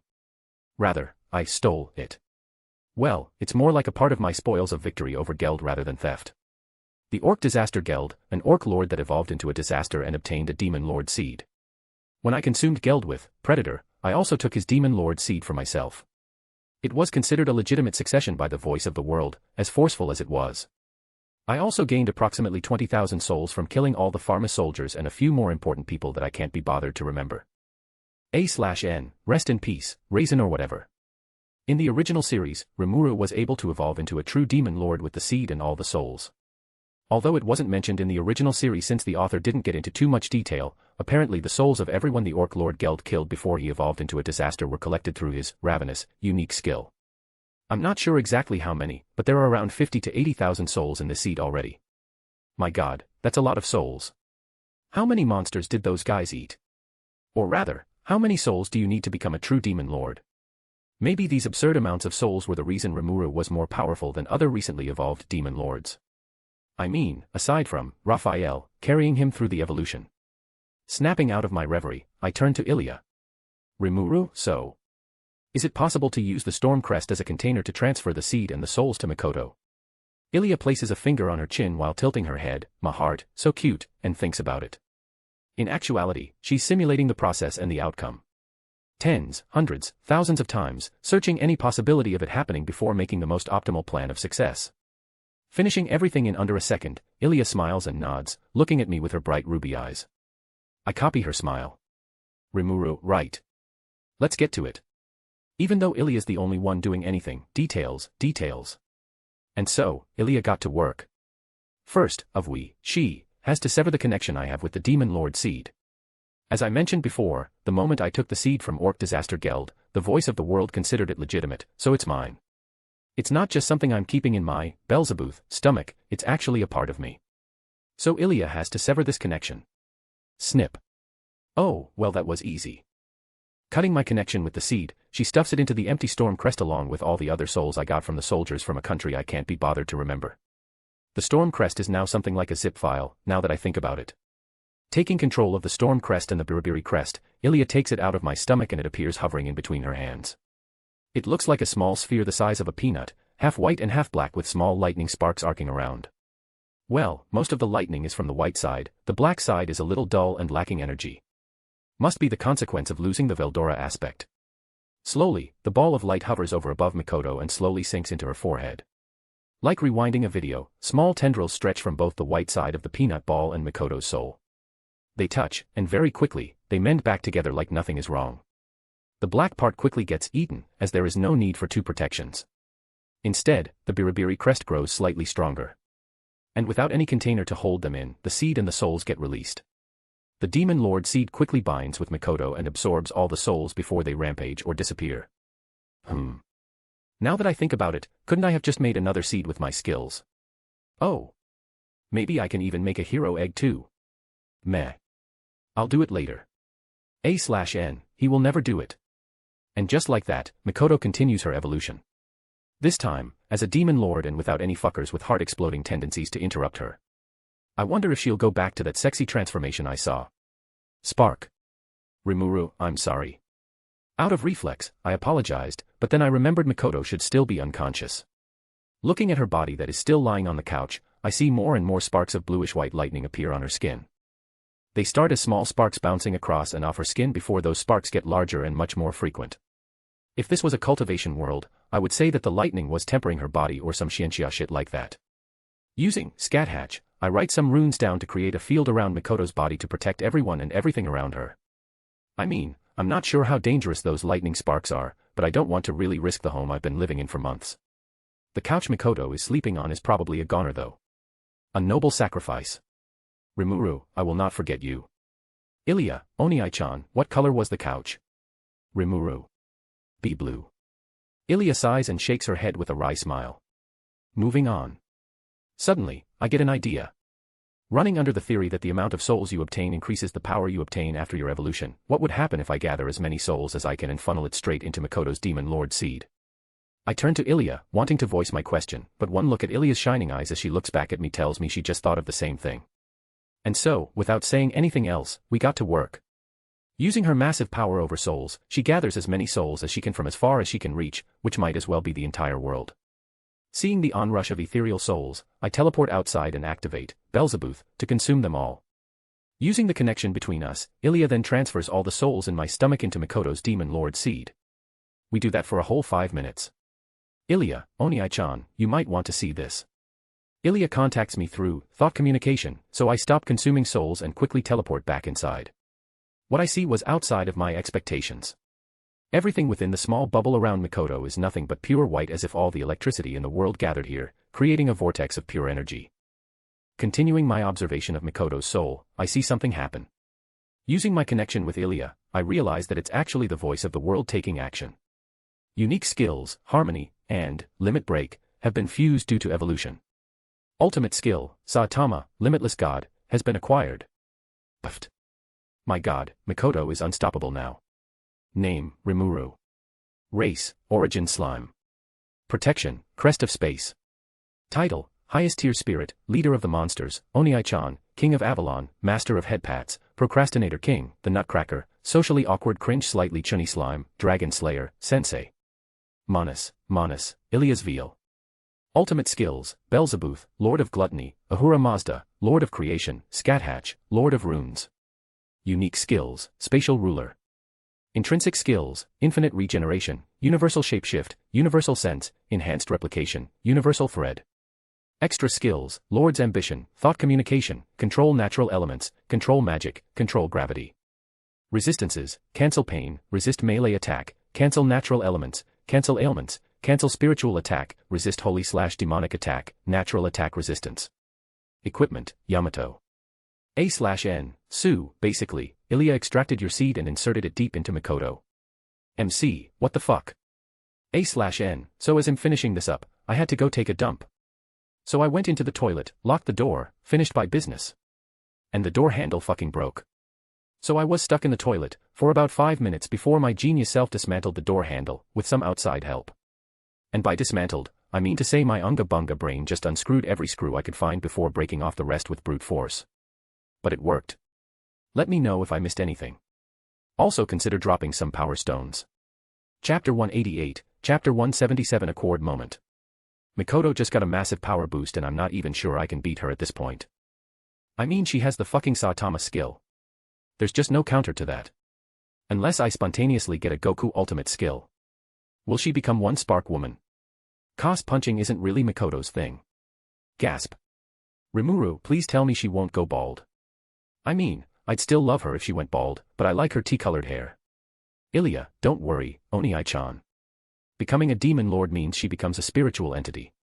If she wants hair, she'll have it. Ilya snickers to herself as she explains, removing my worries.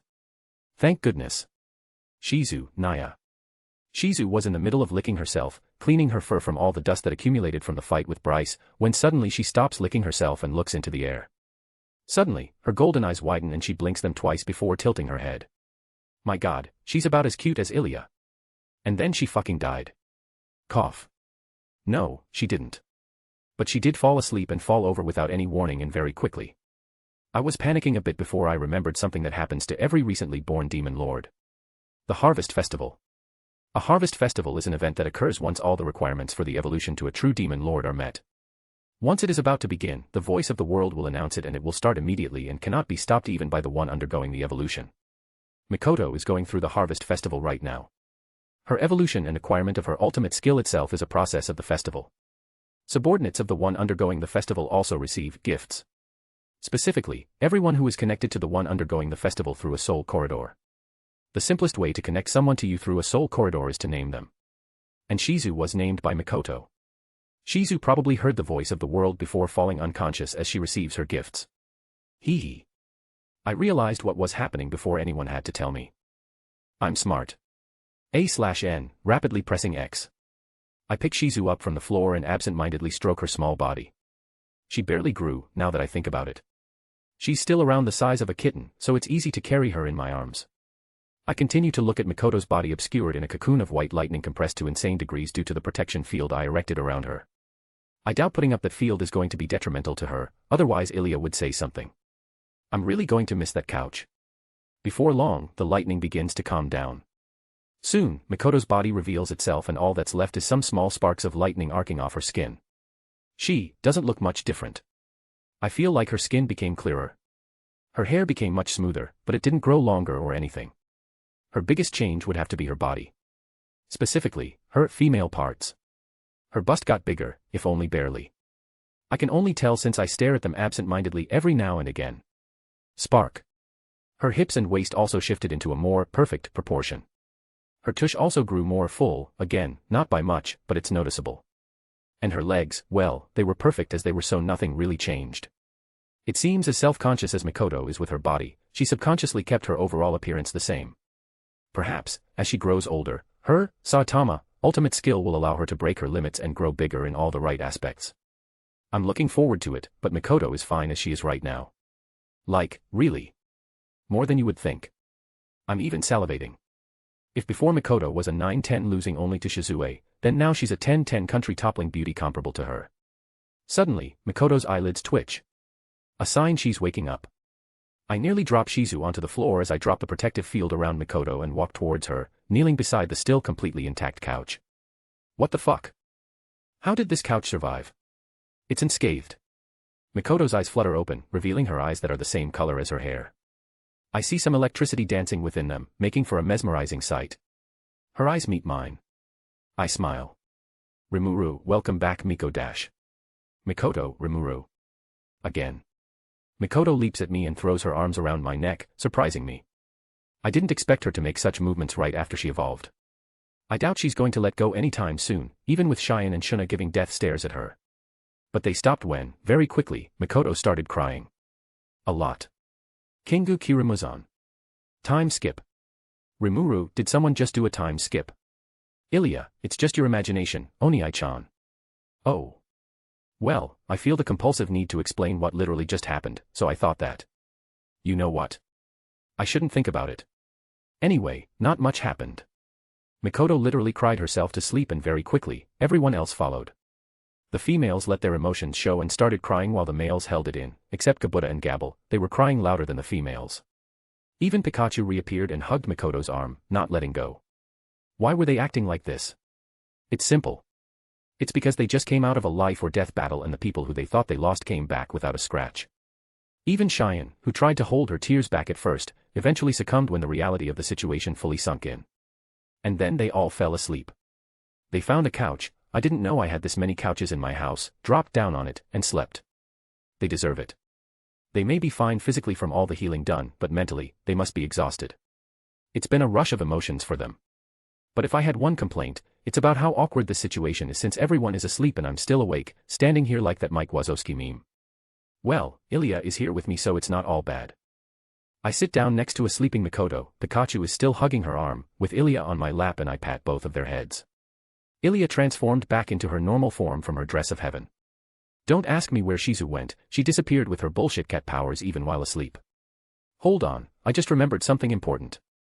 I lift Ilya off my lap and place her beside me as I jump up and use my spatial ruler skill. A portal with yellow sparks appear in the air and through the portal, a familiar face falls through. It's me. Specifically, it's clone Rimuru. He is holding an open coconut in his hand with a straw and paper umbrella in it, wearing Hawaiian holiday clothes with sunglasses. He lands perfectly on his feet, looking around and taking in the sudden change of scenery. I crack my knuckles while walking towards him. Rimuru, you motherfucker. Clone Rimuru, wait.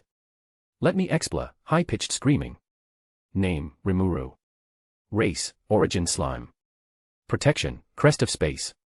Title, highest tier spirit, leader of the monsters, Oniai-chan, king of Avalon, master of headpats, procrastinator king, the nutcracker, socially awkward cringe slightly chunny slime, dragon slayer, sensei. Manus, Ilya's veal. Ultimate skills, Beelzebub, lord of gluttony, Ahura Mazda, lord of creation, Scathatch, lord of runes. Unique skills, spatial ruler. Intrinsic skills, infinite regeneration, universal shapeshift, universal sense, enhanced replication, universal thread. Extra skills, Lord's ambition, thought communication, control natural elements, control magic, control gravity. Resistances, cancel pain, resist melee attack, cancel natural elements, cancel ailments, cancel spiritual attack, resist holy/demonic attack, natural attack resistance. Equipment, Yamato, Shizue's anti-magic mask. A/N, just realized I never put in Shizue's mask in the equipment section, so here it is. MC, in the distance, ha ha ha. More screams. Clone MC, Yamete. An, sigh. Let me know if I missed anything. Also consider dropping some power stones. Chapter 189, Chapter 178 OP to a stupid degree. I finish disciplining my clone and dust off my hands. I look down at the battered body twitching at my feet that somehow has a mosaic blur over it. I'm not joking. Even my universal sense can't see past it. Judging by how intensely Ilya is staring at it, she probably can't too. We look at each other before nodding with wise expressions. We shall ignore this and chalk it up to more anime bullshit. I take away the coconut drink my clone brought back from his holiday and start sipping. I frown. Rimuru, I forgot that I don't like coconut. I'm sure some people love it, I just don't personally like the taste. Teleporting it away to a random spatial coordinate, I turn to look at everyone else surrounding me, still sleeping peacefully. I guess I should deal with Bryce once and for all. Third-person POV. Meanwhile, far away, a certain demon lord with platinum pink twin-tailed hair is sitting on a chair, swinging her legs. She is in a bedroom, but it's rather small for a place inside the rather majestic castle that it's located in. Milim, I'm so bored Nanoda. She is currently pretending to be mind-controlled by Clayman to snoop for information about his backer. Unfortunately, she doesn't know that Rimuru already took care of his backer aka Yuki. Right now, she has some time to herself without Clayman around or any surveillance.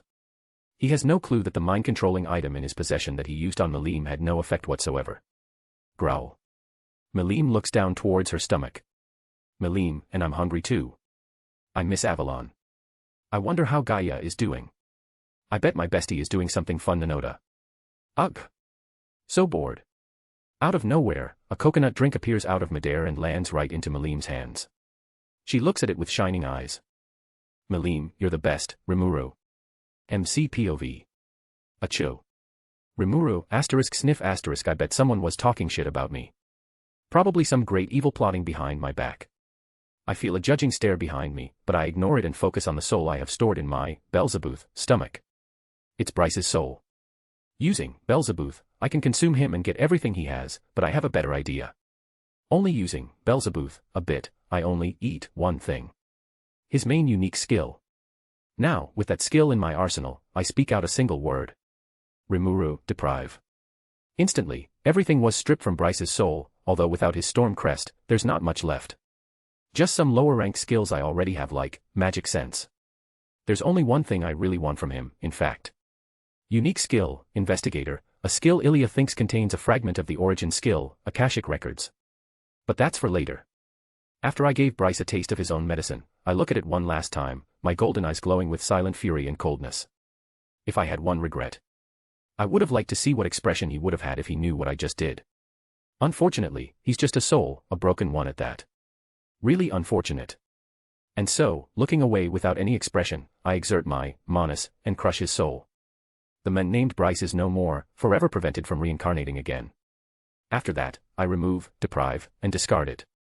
I have no use for such a skill, nor do I want something that originated from that man. I turn around to look at Ilya, who is currently looking at me with stars in her eyes. Ilya, Oni-chan is so cool. Rimuru. I'm flattered, honestly. But I'm a little uncomfortable with that stare. Maybe because I based her off of Ilya from the Nasuverse. I mean, the Nasuverse is just a universe filled with edge, and more fucking edge. And I gotta say, I was pretty edgy. A/N, you mean cringe. More time passes as Ilya calms down. Eventually, she takes investigator and examines it. Ilya, yup. It's got an ultimate skill fragment. Rimuru, really? I'm genuinely surprised. I mean, even Ilya wasn't sure and it was only a guess, but now that it's certain. Rimuru. Ilya, can you fuse with it? Nodding her head, she got to work. Ilya, done. Please Ilya, slow down. My monologue can't keep up with you. Manas, Ilya's veal, has fused with unique skill, investigate dash. What? Ilya, Oni-chan. This is amazing. Oni-chan. This is amazing. What? Hearing Ilya's voice from beside me and in my head as a mechanical voice is a bit weird. Ilya, I have control over the world system. I have control over the world system. What? I need to lie down. Time skipu. Rimuru, okay, so let me get this straight. You fused with investigator. Ilya, yes. Rimuru, the ultimate skill fragment was indeed the origin skill, Akashic records. Ilya, yes. Rimuru, and that fragment boosted you to something above a manas, and you called yourself a codex. Ilya, yes. Rimuru, and you said that this gave you control over the world system and the voice of the world as a consequence. Ilya, yes. Rimuru, and now you're theoretically omnipotent, omniscient and omnipresent. Ilya, yes. Rimuru, and I can also become omnipotent, omniscient and omnipresent by fusing with you. Ilya, yes. I sit up on the couch from my laying position, what? You thought I was joking when I said I needed to lay down, and say the only word on my mind at the moment. Rimuru, bruh. Ilya just smiled. And then, with a wave of her hands, the magic happened. Ultimate skill, Ahura Mazda, Lord of Creation, has evolved into Yahweh, God of Creation. Ultimate skill, Scathatch, Lord of Runes, has evolved into Odin, God of Runes. Unique skill, Spatial Ruler, and ultimate skill, Beelzebuth, Lord of Gluttony, has evolved into ultimate skill, Azathoth, God of Void, alternative. All other skills have been absorbed by Codex, Ilya's veal. And so, I became overpowered to a stupid degree. Name, Rimuru. Race, Origin Slime. Protection, Crest of Space. Title, Highest Tier Spirit, Leader of the Monsters, Oni-chan, King of Avalon, Master of Headpats, Procrastinator King, The Nutcracker, Socially Awkward Cringe Slightly Chunny Slime, True Dragon Slayer, Sensei, World's Strongest, Overpowered to a Stupid Degree. Codex, Ilya's veal. Ultimate skills, Yahweh, God of Creation, Odin, God of Runes, Azathoth, God of Void, alternative. Equipment, Yamato, Shizue's anti-magic mask. And origin skills are just ultimate skills that Veldanava himself used, to my understanding at least. Also, I got the Codex name idea from another fanfic called That Time I Got Reincarnated in a Fantasy Magic World. A good fanfic, but I think the author dropped it. Let me know if I missed anything. Also consider dropping some power stones. Chapter 190, Chapter 179. Who is she? Inhale. Rimuru, this is big. Like, really big. I'm the strongest in the world. Really? That's what my title says after all. I guess it makes sense.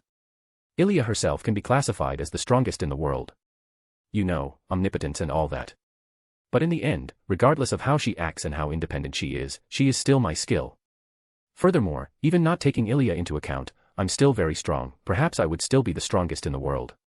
I have ultimate skills that, in on themselves, are very powerful and versatile. Most importantly, I have infinite magicules to power them. My infinite magicules are my greatest strength and probably my most well-kept secret. Well, that and the fact that I confessed to my high school crush while doing JoJo poses, to which I accidentally ripped the pants I was wearing at the time, revealing my meat bun underwear. That secret is coming with me to the grave. I look back at the status screen hovering in front of my face. Yes, I have a stat screen, while pondering on the changes that just happened. My Dragon Slayer title upgraded to True Dragon Slayer, I've gained 2 new titles, and my ultimate skills. Rimuru, hey, Ilya dash. Ilya, on it. Without letting me finish, she snaps her fingers. Suddenly, all the general information about my ultimate skills pops into my head. Rimuru, please don't do that again. Ilya, yes. I'll switch off my omniscience. I was going to ask Ilya to explain to me all the general information about my new ultimate skills, but it seems she predicted that and just gave it to me beforehand. It was a bit creepy, not gonna lie, so I asked her to calm down on that aspect. Thankfully, she listened and turned off her omniscience. As expected, even if she's a world-ending existence right now, she's still my little sister first. Well, she still has the normal calculation abilities that she had from Amonis, so it's fine. And although she can probably predict any action of mine without omniscience, she doesn't like using 100% of her brain capacity all of the time. I mean, I don't want to deal with her making big brain moves all the time. I can't deal with that. Anyway, back to my ultimate abilities. Whoa. Okay, simple explanation. Yahweh, God of creation, lets me make anything I want. Pretty simple, not much has changed except I can create non-physical things too. By that, I mean concepts and the like. Furthermore, I can create things that make no sense whatsoever. Like, I can create a pea, drop it onto the floor and cause it to make the world explode. It's not a special pea or anything either. It'll be a completely normal pea. Odin, God of runes, is basically Scathatch, but on drugs. Again, not much has changed. I mean, both Ahura Mazda and Scathatch were incredibly versatile on their own, there's not much you can do in that department. Azathoth, God of Void, Alternative, on the other hand. Hoo boy. I remember seeing the skill in the web novel, but I haven't read it in years. The Alternative must be from its tweaked aspects. Matter consumption, the upgraded version of Beelzebuth. It consumes everything, including the target's soul. Turn null, Nihility Collapse grants access to an immensely destructive energy found in the void between worlds. Can be controlled fully through Amonis/Codex. Imaginary Room, Chaos World, a dimension made to isolate any and all targets. The upgraded version of Beelzebuth's stomach with unlimited space. Space-time control, full control over the aspects of space and time. Works through will alone, so the user simply needs to wish for something to happen, and if it is accomplishable through the manipulation of space and time, it will be done. Multi-dimensional barrier, an always active, multi-layered barrier. An absolute defense that makes use of world barriers and the void. A/N, I took this directly from the wiki but I tweaked it a bit here and there. Thank you wiki, you will always be needed. Yeah, it's a lot to take in. Just with this skill alone, I can go head to head with all the true dragons, demon lords, heroes and other worlders in the world and come out on top. At the same time. I mean, there's not much they can do, I just eat them all into the void, right? Inhale. Taking another deep breath, I look around me. Rimuru. They're still sleeping. It's almost night right now. The sun is going over the horizon. It's been hours since you guys fell asleep. Please, wake up, eat something, and then you can go back to sleep. Ilya, they probably won't wake up until tomorrow. Ilya says as she pokes Gabble with a stick she got from God knows where. Rimuru, ****. Whatever. They deserve it. I say with a defeated smile. I turn around and wave over my shoulder. Rimuru, I'm gonna take a walk, maybe test out my new skills. Be back soon. I feel Ilya nod behind me and I walk out of the house. A few minutes later. Well, fuck. I'm lost. How did this happen? I have no idea. I mean, this is my home, my city. Universal Sense is still working at full capacity, so I honestly don't understand how I got lost. But at least I find myself in a familiar place. I'm on a hill covered with healthy purple wisteria trees. At the peak of the hill is an opening in the trees towards the west, allowing anyone who looks through it to find a beautiful sunset view. Not far away from my position is a pile of stones, a memorial. Said stones are highly compressed magicules that could cause world wars to break out, but anyone who knows why this memorial is here wouldn't dream of taking anything should they risk Ilya, Mikoto, and my anger. This is Shizue's memorial. And standing in front of the memorial is a female figure, staring down at the memorial, with a lost expression. She has long black hair that reaches her back with dark, pale mesmerizing eyes. Under her left eye is a red burn mark, but it looks more like an aesthetic pattern. She is of average height, has black pants that hug her legs, a white shirt that accentuates her chest and a white cape. I pause for a moment before I continue walking, eventually standing next to her. Rimuru, Sue, you've got cat ears. I say as I look at the cat ears above her head that twitch, registering my presence. Her two tails sticking out of her shirt behind her hang limp, matching the emotion on her face. Said tails have their tips on fire, but I think it's a part of her. But she doesn't respond. So I don't say anything either. We both continue to stare at the memorial in silence, the sun nearly completely setting below the horizon. This continues for several minutes before eventually, she speaks. Who am I? Not expecting that question, I look into her eyes which are now looking into mine. Uncertainty and slight fear show within them. Not knowing what to say to this, I open my mouth and say the first thing on my mind. Rimuru, you know, I wanted to ask that exact same question. Like seriously, who is this woman? How did she get in here? I've never seen her before. Name, Rimuru. Race, origin slime. Protection, crest of space. Title, highest tier spirit, leader of the monsters, Oniai-chan, king of Avalon, master of headpats, procrastinator king, the nutcracker, socially awkward cringe slightly chunny slime, true dragon slayer, sensei, world's strongest, overpowered to a stupid degree. Codex, Ilias Veal. Ultimate skills, Yahweh, god of creation, Odin, god of runes, Azathoth, god of void, alternative. Equipment, Yamato, Shizue's anti-magic mask. Name, Mikoto. Race, true demon lord, scientific angel. Protection, Bairi crest. Title, level 5, number 3, Tokuwadai's ace, strongest electromaster, electric princess, Onisama, 4 Shirai Kuriko, Bairi, Tsundere, waifu, limitless. Ultimate skills, Saitama, limitless god. Unique skills, Tsundere. Extra skills, magic sense, thought communication, multi-layer barrier. Equipment, Dakota bracelet, broken. A/N, for those who don't realize, the girl is Shizu/Shizue, but MC doesn't know that yet. LOL. Also someone asked for Mikoto's stat sheet, so here it is. There is no Electromaster skill because it's not a skill, it's an Esper ability. Let me know if I missed anything. Also consider dropping some power stones. Chapter 191, Chapter 180 Dealing with Problems. I'm standing on the hill next to Shizue's memorial, surrounded by wisteria trees with a beautiful view of a sunset in the distance. Standing next to me is a strange cat girl who looks strikingly familiar. I can't place my finger on who she looks like though, for whatever reason. And right now, she is looking at me with an expressionless face. For some reason, I get the feeling that she's insulting me in her mind. So I take a closer look. I squint my eyes, staring into her familiar face, taking in every detail. And then I realize, this is the same face I always see when I look into a mirror. A name instantly pops into my head, to which I unconsciously mutter it. Rimuru Shizue. But that can't be right. Shizue was the first name that came into my mind, but I immediately dismissed that option. After all, Shizue was older. Around her early 20s. The woman, no, the girl in front of me right now barely reaches her late teens, around 15 years old. Furthermore, Shizue didn't have cat eats or a pair of tails that are burning at the tips. Plus she's dead. The only person, or cat in this case, that I know that has cat ears and a pair of flaming tails is Rimuru Shizu. But Shizu is a fucking cat. Nothing but confusion shows on my face as I repeat the question she asked me first. Rimuru, so, who are you? A/N, MC turned into Kazoo Kid just for this. Releasing a sigh, the girl turns her eyes back towards the memorial and continues to stare at it, confusion and conflict running through her eyes. I don't know. She whispers. She sounds hurt? No, that's not the right word. Disappointed. Tired. Depressed. Perhaps a mix of all of these emotions. Regardless, I think I finally understand what is happening. Rimuru. You got your memories back, didn't you? She didn't say anything, but a nod of her head let me know her answer. Shizu, a hellcat, went through the harvest festival and evolved into a cat girl. Not only that, but it seems she reawakened her memories of her life as a human.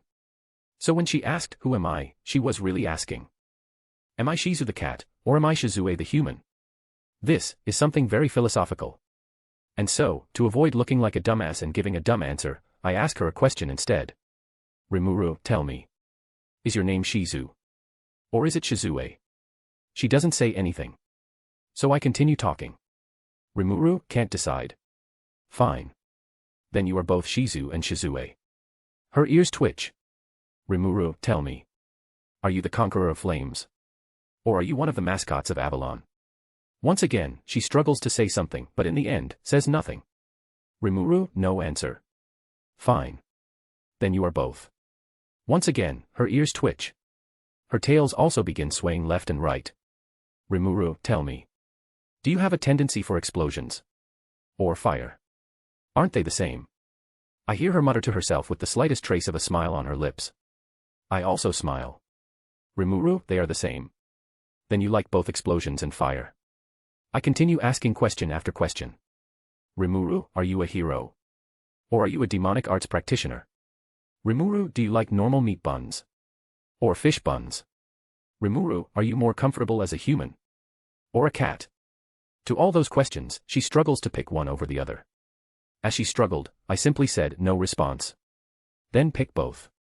To which her cat ears would twitch and her tails would sway left and right. Question after question, I constantly asked her. Questions that make her choose between her life as a human or her life as a cat. And to all of these, she couldn't choose. Finally, even with my enhanced mental capacity, my dumbass couldn't think of any other questions to ask, and I asked a question I already asked before. Rimuru, so, tell me. Are you Shizu? Or are you Shizue? I'm calmly smiling at her on the outside, but internally, I'm screaming. Rimuru, why would you ask the same question again, dumbass? But unexpectedly, her small smile turns into a full one that nearly made me blind from the brightness. It's as if all the weight of the world has been lifted off her.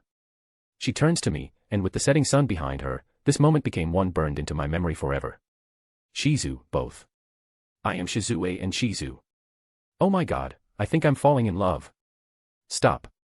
You have Mikoto. Not letting any emotions show on my face while muttering mantras in my head, I close my eyes, turn around, and start walking away with a smile on my lips. Rimuru, is that so? I teleport away. Shizu turns back towards the memorial made in her honor and finds something sitting on top of it. It's her anti-magic mask.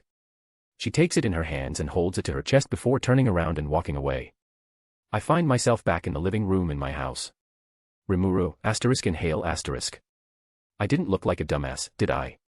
Ilya, it was cringe, Onii-chan. -999 emotional damage. I feel a trail of blood leak from the edge of my lips as I clutch my heart. I turn to look at Ilya who is still sitting on the couch, looking at me with an amused smile. God damn it Ilya, you were watching. Rimuru. Ilya. Rimuru. Nijarandeo. I teleport out using Azathoth and run away. I can't win a verbal fight against Ilya, sad face. This time, I just teleport straight into the mirror dimension. This way, I don't need to look for the training site I always used to use to test things out. I then teleport to a random spot around the world. Let's start off with something small. Something like a meat bun. Hours later. I teleport back into my house after my experimentation is finished. And I just stand there, staring into space. Ilya is still sitting on the couch, but this time she is sipping from a bottle of juice. Ilya, sip so. How was the world-ending meat bun? Rimuru. Let's just say that I didn't know the reality was so fragile. Like, how was I supposed to know accidentally dropping the world-ending meat bun would end up ripping through space and time, causing a collapse of the entire universe? Luckily, this all happened in my mirror dimension that was massively reinforced through Azathoth. Well, on the bright side, it turns out that I can create universes now. I mean, normally I can't, but Yamato recently went through a bit of a change. It evolved from a mythical weapon into a Genesis weapon. So, yeah. More importantly, it's morning and everyone is waking up. Name, Rimuru. Race, Origin Slime. Protection, Crest of Space. Title, Highest Tier Spirit, Leader of the Monsters, Onii-chan, King of Avalon, Master of Headpats, Procrastinator King, the Nutcracker, Socially Awkward Cringe Slightly Chunny Slime, True Dragon Slayer, Sensei, World's Strongest, Overpowered to a Stupid Degree. Codex, Ilya's Veil. Ultimate Skills, Yahweh, God of Creation, Odin, God of Runes, Azathoth, God of Void, Alternative. Equipment, Yamato, Genesis. A/N, there's a bonus chapter. Chapter 192, Chapter 180. Back in Chapter 178, just as MC was getting a power boost. I sit up on the couch from my laying position, what? You thought I was joking when I said I needed to lay down, and say the only word on my mind at the moment. Rimuru, bruh. Ilya just smiled. And then, with a wave of her hands, the magic happened. Ultimate skill, DJDAN, God of Procrastination, has been acquired. Ultimate Skill, Meatbun ROB, God of Unlimited Power, has been acquired. And so, I became overpowered to a stupid degree. A/N, thank you Commandant_Aeon for the idea. Let me know if I missed anything. Also consider dropping some power stones. Chapter 193, Chapter 181 Accord Silence. And so, time continued to pass. One by one, everyone eventually woke up. They opened their eyes, looked around while muttering something about an unfamiliar ceiling. They all did that, before eventually setting out on their day. I mean, as much as they would love to just rest for today, they are all important people who have important jobs to do and things to oversee. Even Gabuta and the two Jeffs and things to do. Well, maybe not Cheyenne, but her daily explosions and destruction around the city have sort of became her calling. Although they all unanimously agreed to celebrate their victory with a festival and how everyone can walk away from it alive, technically. But through all this, we had a guest just sitting in the corner. Kirara Mizutani, the only remaining survivor of Pharma-summoned Otherworlders. She was captured and put into Magicule sealing cuffs before being forgotten. I kind of just left her with everyone else while I dealt with Bryce before forgetting all about her. So she just sat in the corner as she watched me resurrect Cheyenne and heal Mikoto before advancing her into a fucking demon lord. And then she continued to watch as they all proceeded to break down crying before falling asleep. Kirara. So I just sat in the corner hoping no one would notice me so I could live just a little longer. Please don't kill me. I placed a truth rune on her and told her to tell me what happened. And so, through snot and tears, she explained before begging me to spare her life. Everyone else has already left my home aside from Mikoto, Ilya, and my clone self who is currently holding an ice pack over his blackened eye. Okay, I know for a fact that he's not actually hurt. But seriously, why the fuck did no one notice Kirara? And more importantly, what should I do with her? I don't feel like killing her, but I'm not just letting her off scot-free either. I also want to punish her. A brutal punishment, something she will be stuck with for the rest of her life and will make her regret ever going against Avalon. I snap my fingers as an epiphany hits me. Rimuru, I know what to do. I quickly grab Kirara who is trembling at this point and clone Rimuru before using Azathoth to teleport away, leaving the cuffs around Kirara's wrists behind. I find myself in clone Rimuru's office where he deals with all his paperwork. I look towards Kirara and point towards clone Rimuru.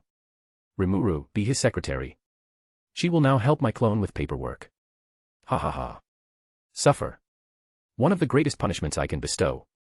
Teleporting away, I almost didn't catch Kirara breathing a sigh of relief. Odd. Ah well, I'll deal with her later.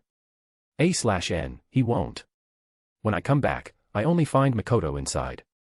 She is still in her Tokuwadai middle school uniform, but she's just sitting on a couch while staring at the ceiling with a lost expression on her face. Rimuru? Where's Ilya? Mikoto, she said something about leaving the stove on. Mikoto responds to me with a flat voice. Rimuru. We don't have a stove though.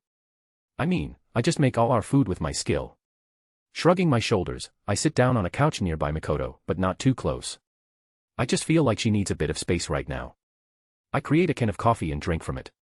Sip. I finished my coffee. I create a meat bun and start eating it. Nibble. I finished my meat bun. This silence is so awkward. Where is Pikachu when you need her? Mikoto continued staring off into the ceiling. She's been doing this for the past half an hour or so. Yes, I ate my meat bun really slowly. Suddenly, Mikoto opens her mouth. Mikoto, I'm really strong now, aren't I? Rimuru, yeep. I say while popping the pea. Mikoto raises her hand and looks at it. A trail of bluish-white electricity arcs from her forefinger to her thumb. But soon, its erratic motions as it arced through the air slowly become less and less volatile, becoming just a straight beam connecting her two fingers. Mikoto, calculations that would have taken a lot of mental power became so much easier. My control over my personal reality is also at a whole other level. I feel like I can pull the planet out of its orbit without too much trouble. The beam of electricity connecting her fingers dissipates as she lowers her hand, but she still continues looking at it. There's not a trace of a smile on her lips. Mikoto, but do I really deserve this? This is something I didn't expect to hear from her. I expected her to be happy with her strength. With this strength, she doesn't need to worry about outside threats at all. She's strong. One of the strongest in the world. So. Rimuru. You're not happy. Mikoto looks up and meets my eyes, taking note of my expression. I'm not bothering to hide my emotions, so I'm showing what I feel right now. On my face is an expression of confusion. No, not confusion. More like anxiety. I'm questioning myself over and over. Rimuru, you didn't want this. Mikoto doesn't respond. She simply squints her eyes, trying to come up with a response. Now, I feel regret. If she didn't want this, then did I just do something unnecessary? Did I ruin her life? Thinking about it creates a sinking feeling in my stomach. My gaze falls. I stare at the fall as what I just did sinks in. I was just trying to help. Mikoto. It's not that. A small whisper enters my ears. I slowly look up towards Mikoto's face again. I see the anguish on her face. Seeing an expression like that, I also feel even worse. The regret in my stomach is increasing. I feel my face contort as my heart twists itself in a knot. But then I see Mikoto's expression of anguish become even worse, mimicking mine. It's as if seeing me hurt makes her feel hurt as well. A trace of surprise flashed across my face. Name, Rimuru. Race, Origin Slime. Protection, Crest of Space. Title, Highest Tier Spirit, Leader of the Monsters, Oniai-chan, King of Avalon, Master of Headpats, Procrastinator King, The Nutcracker, Socially Awkward Cringe Slightly Chunny Slime, True Dragon Slayer, Sensei, World's Strongest, Overpowered to a Stupid Degree. Codex, Ilias Veal. Ultimate Skills, Yahweh, God of Creation, Odin, God of Runes, Azathoth, God of Void, Alternative. Equipment, Yamato, Genesis. A/N, the chapter is a little cringe, please bear with me. It's just gonna be this chapter and next chapter. Let me know if I missed anything. Also consider dropping some power stones. Chapter 194, Chapter 182 my other half. A/N, this chapter is pretty lacking in comedy, although there is some, and is a serious one, please read it as such. She feels hurt whenever she thinks I feel hurt. She doesn't hate me. How? I practically ruined her life, I gave her something that is not so easily taken away.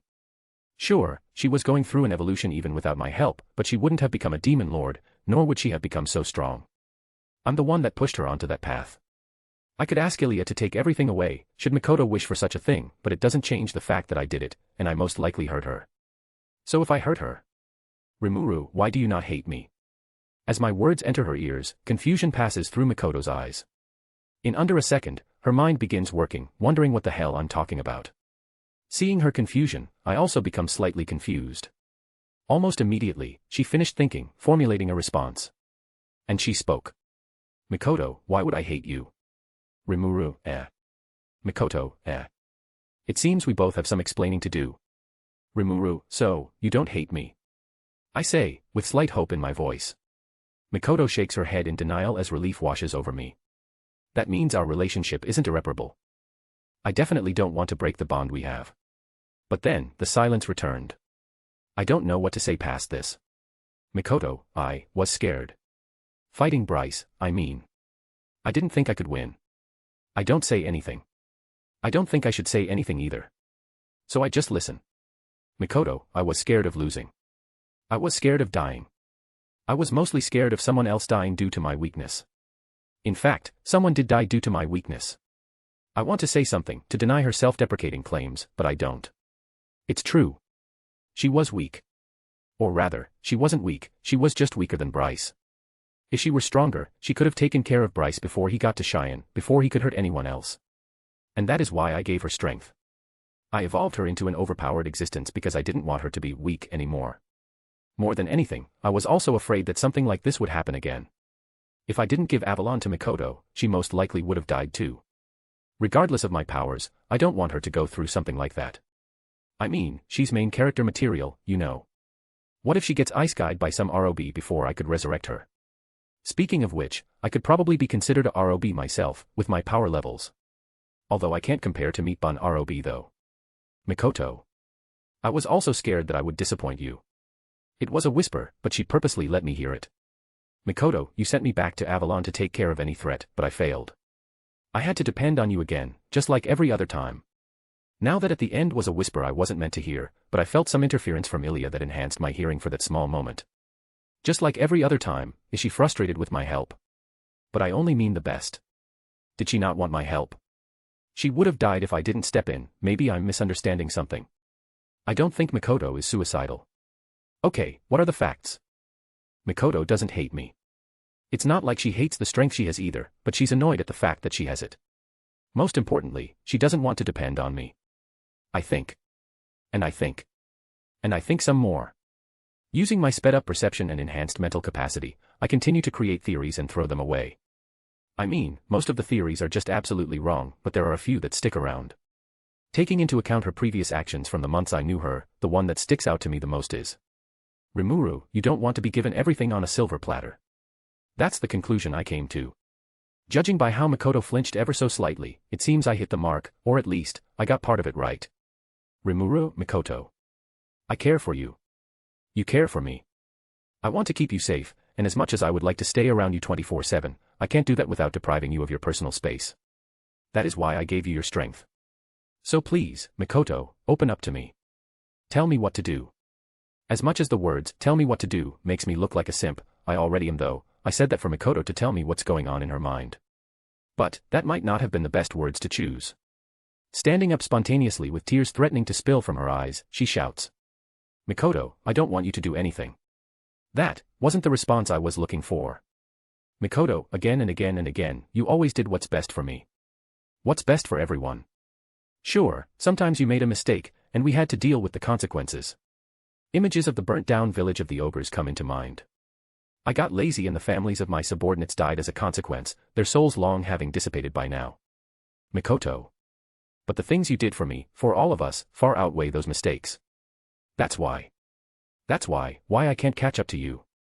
Mikoto's intensity slowly sank. She grits her teeth and could do nothing but look towards the carpeted floor as tears dropped from her eyes at a slow pace, her knuckles whitened from her clenched hand. Those words were vague, yet it seemed as if everything became clear to me now. Mikoto is just looking to prove herself. She doesn't want to be given power, she wants to earn it. Earn it for herself, with her own strength. That way she can prove that she can catch up to me, that she is an equal and not someone to be coddled. Mikoto, you asked me to protect Avalon, but I failed. If you didn't arrive when you did, we all would have died. Even my first evolution was only triggered through Raphael, nothing came from myself. Her words are nothing more than a strained whisper at this point. Mikoto, I don't deserve any of this. Those were her quietest words yet, but I felt the sharpest pain flash through my chest at those words. But she's wrong. Rimuru. I gave you a book a long time ago. A grimoire, you could say. Inside it contained training methods you could use to grow stronger. Mikoto's head sunk even lower. Rimuru, I also gave you that broken, Raphael, core. From what Ilya told me, it's true you wouldn't have evolved without it. I take a deep breath and look straight at her. Rimuru, did you know? Every day since I gave you that grimoire, I always dropped by the experiment site to look at you practice your Esper ability. Every day, for at least a few seconds each time. Every time, I always had the same thought. You are magnificent. So fascinating. So hardworking. Mikoto's clenched fist slowly loosens. Rimuru, I saw you train every day. You never once stopped. You always sought to get stronger. You also sparred with everyone once or twice to measure yourself against them. At first, you were on par with Cheyenne. But recently, I saw you win without a scratch. Her tears stopped. Rimuru, that broken, Raphael, core too. It's literally just that, a broken core. Something useless to me. Yet, you made it work. You used it to grow stronger. I, nor anyone else, told you what to do. With nothing but pure emotions and willpower, you pushed into the mythical level 6. You did all that, not anyone else. Mikoto just stood there loosely, staring at the ground in disbelief. Jingle. Hearing that familiar sound, she looks up. Held gently in my open hand is her Dakota bracelet. It broke during the fight against Bryce, but I picked up its fragments and fixed it. Although I could have used my skills to easily repair it, I sought to fix it manually, if only for the sentimental value. So I created the necessary tools and restored the bracelet in the mirror dimension before everyone woke up. Rimuru, the power you hold now may not be something you earned by yourself. But you took the first step yourself. Don't say you don't deserve it. I stand up and walk towards her as I continue talking. Rimuru, you don't need to use that power for yourself if you insist on being stubborn. Just keep it as insurance in case another Bryce incident occurs. Continue your path until you can truly call that power your own. I know you'll reach it. I hold out the bracelet towards her. Her brown eyes that crackle with the faintest hint of electricity glance towards the bracelet before staring into my golden eyes. Rimuru, after all, you are my equal. My other half. I grab her wrist and slide the bracelet onto her, the Gakoda accessory shining ever so slightly. Immediately after, however, I feel a tug from my collar. After that, I feel pressure on my lips, Mikoto's face infinitesimally close to my own, her own eyes closed with a healthy blush in her cheeks. I close my own eyes and just savor the moment. My first kiss tastes sweet. Like cookies. Name, Rimuru. Race, Origin Slime. Protection, Crest of Space.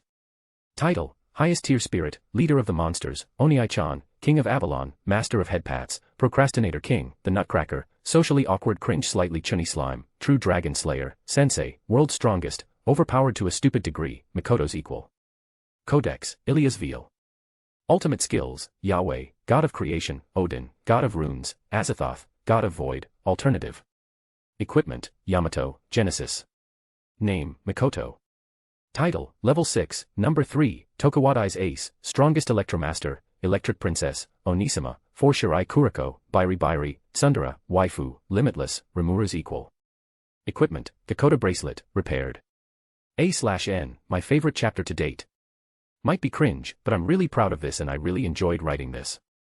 Although I was starving while I was writing this, so I might have messed up somewhere. Let me know if I missed anything. Also consider dropping some power stones. Chapter 195, Chapter 183 Tora World. A few days have passed since the kiss, or a week passed. It depends on how you look at it. I'll explain later. First, after the kiss, Mikoto baked me some cookies.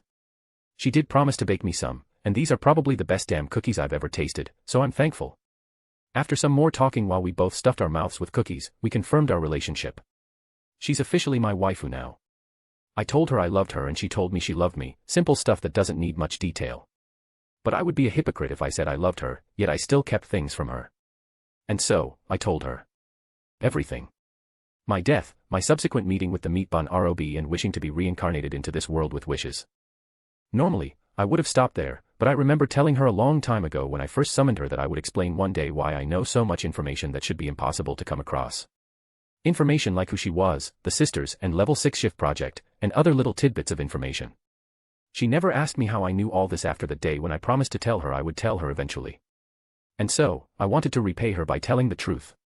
Rimuru, Mikoto, I need you to believe everything I say is 100% the truth. She nods. I take a deep breath. Rimuru, we're living in a simulation. She threw a couch at me, so I told her I was joking. I then got serious and told her that this world we're in and her homeworld were written down in books as works of fiction from my homeworld. She took it about as well as you could expect, judging from the second couch she threw at me. But I eventually convinced her that what I'm saying is the truth, and that's why I knew so much. She still didn't take it all that well. Realizing that she's just a work of fiction can make a weak-willed mind crazy. Since it's me that's telling her, she didn't think I was lying. She was very shocked, to say the least, pun not intended. But in the end, I told her my theory that all worlds are connected some way or another, and that I believe all worlds have a story to them that someone from a different world might write down as a story. Rimuru, I mean, for all I know, my homeworld could have a zombie apocalypse in the next few years, or maybe superpowers could get introduced. Who knows, it might even be a story for a crappy romance novel that only a handful of people are involved in, while every other human on Earth would be oblivious. A/N, or it could be a world that takes place in a shitty fanfic cough. Hearing my explanation calmed her down as it weirdly made sense, and she thankfully accepted it. It also helps that she's widely accepting of foreign concepts, like being summoned to a new world and being told that magic is real. At this point I could say Santa is real and she would kinda believe me. I mean, he's not, but that's beside the point. A/N, what? Santa isn't real. Speaking of promises from a long time ago, I also wanted to take Mikoto back to her homeworld if only for a little bit. I've grown strong enough that with Azathoth and my infinite magicule, I can travel the multiverse. A/N, no, this FIC won't be a multiverse travel FIC. Ilia, temporarily turning on her omniscience, tracked Mikoto's homeworld down. Once I got the exact location, I teleported in under Azathoth's time control abilities. Ilia included, appeared barely a few seconds after Mikoto left all those months ago. Immediately after, I wrote some concealment runes on Ilia and myself since we aren't from this world and don't have any identity documents, to which Ilia says, LOL hacking skills go BRRR, and proceeded to break into Academy City's database and insert citizenship files about us in there. All in under a second. And so, we stayed there for a few days. We later returned back to the Tensura world, but with my time powers barely any time passed, which is why I said a few days passed since the kiss or a week, depending on how you look at it. Anyway, during our time in the Tora world, we got to befriend Mikoto's friends, namely Satan Ruko, Wiharu Kazari and Shirai Kuriko. Needless to say, Kuriko was very disturbed by the closeness between me and Mikoto. A/N, for those who don't know, Kuriko loves Mikoto a lot. I feel a bit bad for her, I mean this is technically NTR. And I'm not a fan of NTR. And so, I did the only thing I could do. I lied. I said Mikoto and I are only good friends that knew each other a long time ago and I came by to visit. I mean, I could just say the truth, but regardless of my powers. Shirai Kuriko is a scary woman.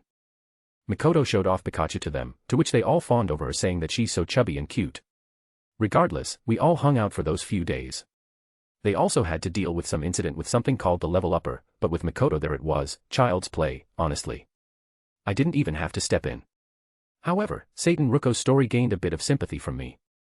She came to Academy City in hopes of becoming an Esper, but she was left without any ability and branded a level 0, unable to advance.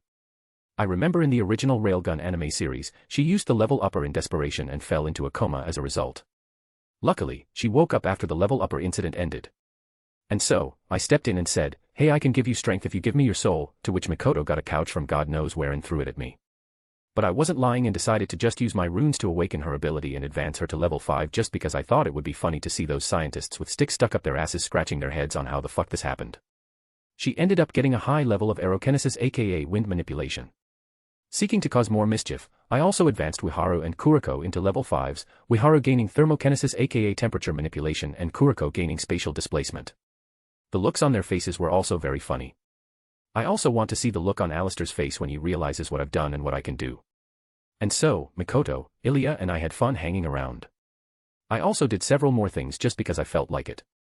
I visited the main protagonist, Toma, and made it so he can toggle his Imagine Breaker, although it'll still activate automatically if he's in danger.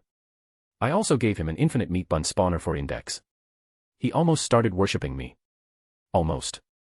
I also visited Accelerator and handed Last Order over to him while also making Last Order immune to any viruses. This means that Accelerator doesn't have to risk becoming something like a cripple to save her. I visited Mikoto at her school. With my androgynous looks it was easy getting a pass by pretending to be a girl. I gained the attention of Shokuha Misaki as a result since I was close to Mikoto. I don't know what to think about that. All this happened in those few days before heading back to the Tensura world. Although I promised that we would visit often. I wonder when I'll tell Mikoto's friends about the fact that I'm from another world. And now we're back in Avalon. But first, I gotta do some things. It's time for a security overhaul. Name, Rimuru. Race, Origin Slime. Protection, Crest of Space. Title, Highest Tier Spirit, Leader of the Monsters, Oniai-chan, King of Avalon, Master of Headpats, Procrastinator King, The Nutcracker, Socially Awkward Cringe Slightly Chunny Slime, True Dragon Slayer, Sensei, World's Strongest, Overpowered to a Stupid Degree, Mikoto's Equal. Codex, Ilya's Veil. Ultimate Skills, Yahweh, God of Creation, Odin, God of Runes, Azathoth, God of Void, Alternative. Equipment, Yamato, Genesis. A/N, this is like a small Omega chapter if anything, just skimming over the whole thing. It's because I didn't want this to be a multiverse FIC, so this is gonna be the only Otherworld chapter 1 right, maybe. I don't know. Most likely. MC, although I'll still visit every so often. Sucks to be you, readers. And, look at this smug bitch, _. Let me know if I missed anything. Also consider dropping some power stones. Chapter 196, Chapter 184 New Avalon. Right, the plot is pretty much fucked at this point. Furthermore, this is an alternate universe, so I couldn't really count on the plot in the first place. Bryce is the perfect example of why. Rimuru, and so, I decided to revamp Avalon's security. Don't get me wrong, Avalon is plenty secured already. It has some golems wandering around that can wipe out entire battalions of normal humans single-handedly without a scratch. Any more and they might get a scratch though. Just a nick. Furthermore, Avalon's buildings are stable enough to not shake even in the epicenter of a 10.0 earthquake courtesy of Raphael's building designs and my runes. We also have other monsters that wander the streets that the city hired for even more security, and they are also stronger than the average monster. Note that the average monster is already rank C, maybe even rank B courtesy of the high concentration of non-lethal magicules in the air. A/N, remember that normally a high concentration of magicules can suffocate weaker monsters and even humans, thus the term non-lethal. And finally, the pride and joy of Avalon, the giant fucking barrier covering the whole city. The barrier has a multitude of effects from air and magicule cleaning, weather control, and most importantly, protection. No, it cannot substitute a fucking condom, that's not what I meant by protection. Rimuru, the barrier covers the entirety of Avalon and protects it from outside threats such as other hostile monsters and large attacks. It's very strong, being reinforced by my runes. I brag while sitting on a stool in front of a bar with a drink in my hand. Right now, Ilya, Mikoto, Catgirl Shizu, Pikachu, Cheyenne, Shuna and I are sitting inside Trainy's new bar, with Trainee herself standing behind the bar wiping already clean glasses. She always wanted a bar at the very top of a skyscraper, and now she has one. All thanks to Geld and the other high orcs and high ogres working in construction day after day. Now, the entirety of Avalon is completed. See, I knew I didn't have to make everything myself even though it could have saved months of time. Pikachu, Pikachu. I nod my head as if I understood a word Pikachu said. I didn't, by the way. Rimuru, yes, it could have easily defended against Farmus and their other worlders, but probably not Bryce. I mean, he had, laughs, the powers of a true dragon along with that broken destruction attribute lightning. I mean, that bullshit lightning can break down stuff into their basic molecules.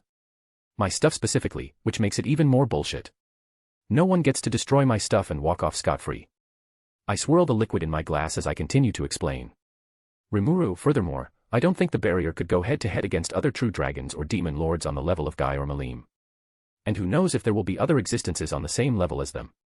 I mean, given enough time, they can turn the world into a wasteland. So although my barrier can contend with 99% of the world, I want that to be 100%. And with my new, Odin, God of Runes, and, Yahweh, God of Creation, ultimate skills, that becomes easy. I put down my drink, write some runes in the air and flick it causing it to shoot through the ceiling. Closing my eyes and feeling it hit the barrier, I smile. Rimuru, right, done. Pikachu, Pika. Rimuru, yes, that's all I had to do. Pikachu, Pikachu. Rimuru, well, I simply wrote an indestructibility rune while creating an indestructibility concept and imbuing it into that rune with a flick, which caused it to fly off and bond with the barrier. Pikachu just stares at me with a deadpan expression. Speaking of which, why is Pikachu the only one talking to me? I look over towards the other girls in the room and realize they're not paying attention to me.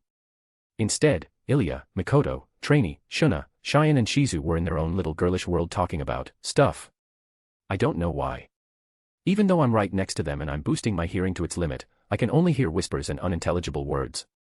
Is this the legendary girls' talk that forbids any male from listening in? A fearsome thing. I'll have to ask Ilya what they're talking about later. A/N, he won't. Anyway, just reinforcing the barrier isn't enough. I mean, it is enough, but what's stopping me from going overkill? Plus it'll look awesome at the end of it. But first, so as to not cause panic, I must notify every citizen in Avalon. And by I mean myself. To be more specific, I mean my clone. Using thought communication, I contact an overworked slime as I take a sip from the drink in my hand. I savor the taste of cola and stand up from my stool, slowly exiting the room and into the elevator. A/N, yes I know, thought communication, was absorbed into Codex, Ilya's veal, I'm just saying MC is using the thought communication aspect of it. Rimuru, hey. Clone Rimuru, oh no. Rimuru, you should know what I'm thinking about now. Get to it. Clone Rimuru, fuck you. Rimuru, I'll take that as a yes. How's Kirara, by the way? Clone Rimuru, she tried escaping, but after she realized that everyone has immunity to her, bewilder, unique skill, she just gave up. Right now, she is my official secretary, much to the chagrin of a certain purple-haired Kijin. Boom. An explosion appeared in Trainee's bar that I just left. Clone Rimuru, goddamit Cheyenne. I close the connection while praising Cheyenne in my head. She does marvelous work.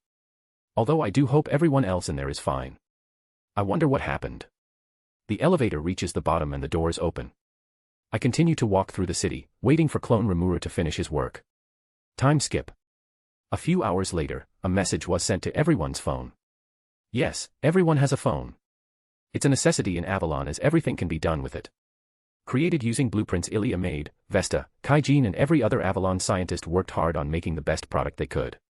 After that, I just made a duplicator machine, and now literally everyone, whether monster, human, demi-human, etc. has a phone given for free.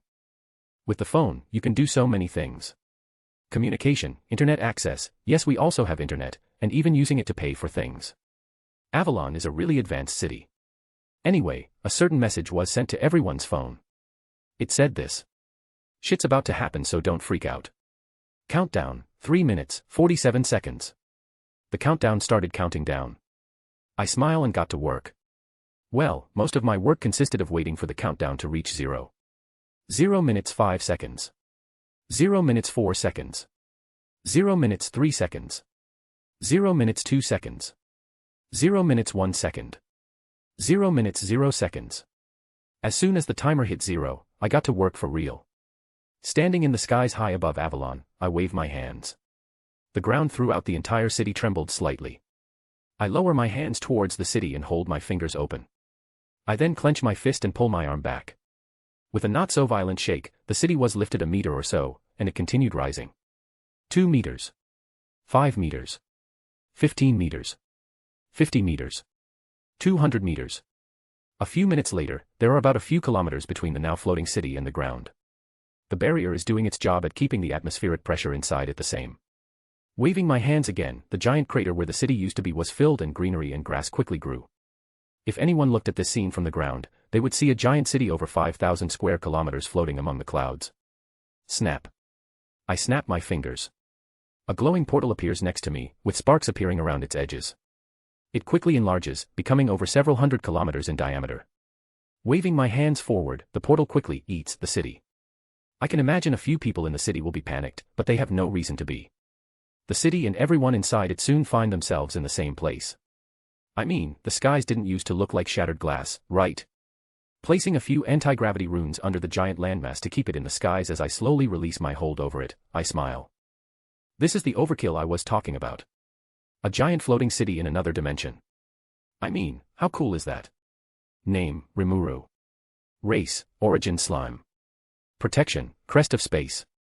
Title, Highest Tier Spirit, Leader of the Monsters, Onii-chan, King of Avalon, Master of Headpats, Procrastinator King, the Nutcracker, Socially Awkward Cringe Slightly Chunny Slime, True Dragon Slayer, Sensei, World's Strongest, Overpowered to a Stupid Degree, Mikoto's Equal. Codex, Ilia's Veil. Ultimate Skills, Yahweh, God of Creation, Odin, God of Runes, Azathoth, God of Void, Alternative. Equipment, Yamato, Genesis. A/N, Small Bonus Chapter. Let me know if I missed anything. Also consider dropping some power stones. Chapter 197, Chapter 184. Third-person POV, right after MC left the bar. Meanwhile back in Trainee's bar, Pikachu looks at Trainee, Shuna, Mikoto, Shizu, Cheyenne and Ilya as they glance at the unfinished glass of cola on the bar a few meters away from them before staring at each other with wary looks. Shizu stands up and walks over to it, her tail swaying as she walks. Shizu, well, it's a waste to leave something unfinished. I guess I'll dash. She reaches out towards it, but her intercepted by a certain dryad. Trainee, no, I'm the bar owner. You shouldn't do something like that. I'll drink the rest. Shizu looks at Trainee with squinted eyes. With a kind smile that is not a smile, Shuna walks up and attempts to grab it. Shuna, it is my duty to take care of Rimuru's needs, so dash. Cheyenne, no. That's my job. I'll drink the rest. Cheyenne stands up suddenly, causing her assets to shake. Mikoto, Ilya, and Shuna stare at her with squinted eyes. Ilya, no. That's my Onii-chan's drink. I'll finish it. Mikoto, hey. Rimuru is my BB boy dash. Alright. I'm thirsty. Therefore I should be the one to finish it. Mikoto's cheeks reddened in the middle of her sentence and couldn't finish her sentence, so she changed it. A tsundere to the end. The 6 girls looked towards each other with guarded stares, each of them gunning to finish Rimuru's unfinished drink. Meanwhile, before any of them could stop her, Pikachu ran up to the drink and gulped everything down in one go. Pikachu, *burp**. The 6 girls just stood there petrified. Before long, Cheyenne smiles. Taking out her giant fucking sword from God knows where, she unsheathes it and holds it above her head. Cheyenne, I'm really angry. Pikachu, Pika. Boom. Meanwhile, elsewhere. Melim. I feel like I just missed out on something important, Nanota. In Freedom Academy, Alice and Chloe also had the exact same thoughts. A/N, what can I say? The girls were just really thirsty. Degree. Let me know if I missed anything. Also consider dropping some power stones. Chapter 198, Chapter 185 Diablo is back. V. A few hours after I completed the transfer of Avalon into the mirror dimension, I realized I made a mistake. A big one. Hey. Let us out of here. We can't leave the city. We're trapped. I forgot to add exits to the city. I mean, it's a floating city, not to mention it's in another fucking dimension. Normal people can't leave. A/N, and no one can leave, not just normal people. Well, I doubt people are actually panicking at this point. I guess it can't be helped. Guess I'm on vacation until this whole thing ends. Oh no. Guess I'm stuck in this wonderful, dreadful city for a while, guess I'll visit the food stores. Yeah, Avalon really is a city of dreams. So much so that merchants are willing to lose out on massive profits just to stay an extra day here. Well, they don't have infinite money, so I'll still need to let them go. And so, I got to work, again. Snap. I snap my fingers and wipe the sweat off my brows. Rimuru, phew. Hard work. I can feel Ilia's judging stares on my back from wherever she is. What did that snap do? Simple. It wiped out half of all life in the universe, cough. I'm joking. It created portals in many places in the skies around Avalon. Each of those portals leads to a random point in the Jura forest. Inside the city itself, many structures shifted around. There's a lot of free space, so I just shifted some buildings around like some kind of puzzle, and when I finally have a large enough space, a massive building appeared. It's a fucking airport. Specifically, it's an airport for airships. Yes, airships. As if in fantasy airships. As if in the hulls of a boat strapped to a blimp fantasy airship. Why? It's cost nothing screams fantasy air travel as much as airships. Well, there are also boxes strapped to giant flying creatures like birds, but Avalon is an advanced city. That method is primitive. We don't do that here. It's a pretty big airport too, enough to hold several thousands of people at a time with each airship being able to hold just over 100. There are also around 50 airships in total, so there's that. I also made sure to design everything with an Avalon feel to it, keeping its design uniform with the rest of the city. If people want to get out of Avalon, they have to go into the airport and pay a fee to board an airship. It's just a few coppers, nothing much. Each airship has a different destination, so they have to choose depending on where they want to get dropped off. After that, the airship leaves Avalon and flies towards one of the dozens of portals surrounding Avalon. Each portal is over 50 meters wide, so it's more than enough for an airship to fit through. They appear in the skies at the places they wanted before the airship will land and they will disembark to do their business. To get into Avalon, it's the reverse process, except you still gotta pay first. Basically, a normal airport. You need a visa though, lol. Or rather, you need a form of identity. And the identity is a phone. Everyone in Avalon has one, and it's necessary if you want to do anything. It's free though, and if you've been here before and you already have one, good for you. I also made it so that many small gates to Avalon appear in random places around the world just for fun. Diablo, Rimuru-sama. Now there's a voice I haven't heard in a while. Even if it is through thought communication. Rimuru, Diablo. It's good to hear from you again. Diablo. Rimuru. Diablo. Diablo, asterisk sniff asterisk it's nothing, Rimuru-sama. Just, you flatter me. I just said it's good to hear from him again. How sensitive is this guy? If I, hypothetically, tell him that he's the best subordinate I have, will he burst into confetti? Anyway, if he's back, that means. Rimuru, you're done with what you set out to do.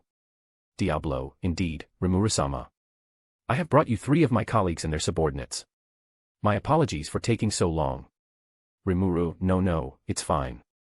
So, where are you now? Diablo. I don't know. Rimuru, ha. Diablo, well, I have returned to where I thought Avalon was, but I seem to have remembered its position wrong. There's nothing here dash. Rimuru, oh.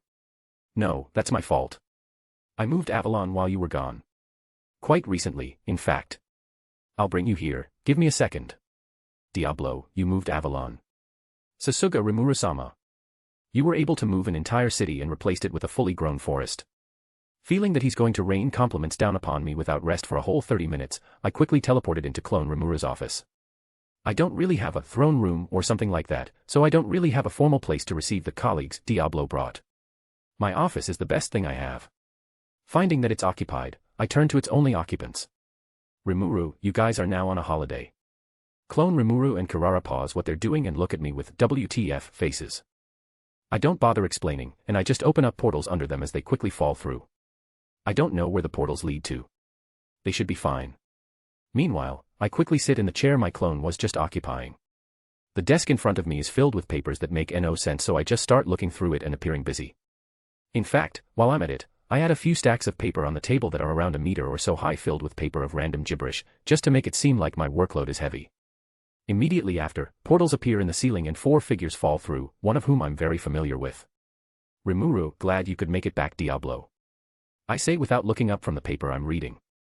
I'm actually reading this paper because it caught my eye. It's a script of the entire Shrek movie. Without warning, however, 2 of the other figures rush forward toward me. Judging from the magicules gathering in their hands, it seems they weren't fond of my rather forceful method of transportation. It seems suddenly opening a portal under them wasn't the best option I had. Huh. Who knew? It's a simple attack. They charged their fists with magicules and punched at me with them. It would seriously damage if not outright kill someone who hasn't fully evolved into a true demon lord, but it won't even feel like a breeze to me. Not with Azathoth protecting me. But, because it would be troublesome if the attack destroyed the room, I simply opened a portal in front of both of their fists as they thrust them forward. Their fists disappeared into the portal and reappeared out of a portal next to their faces, the fist of the purple-haired one hitting the yellow-haired one, and vice versa. This sent them both stumbling sideways in opposite directions. I look at this with slightly widened eyes. Rimuru.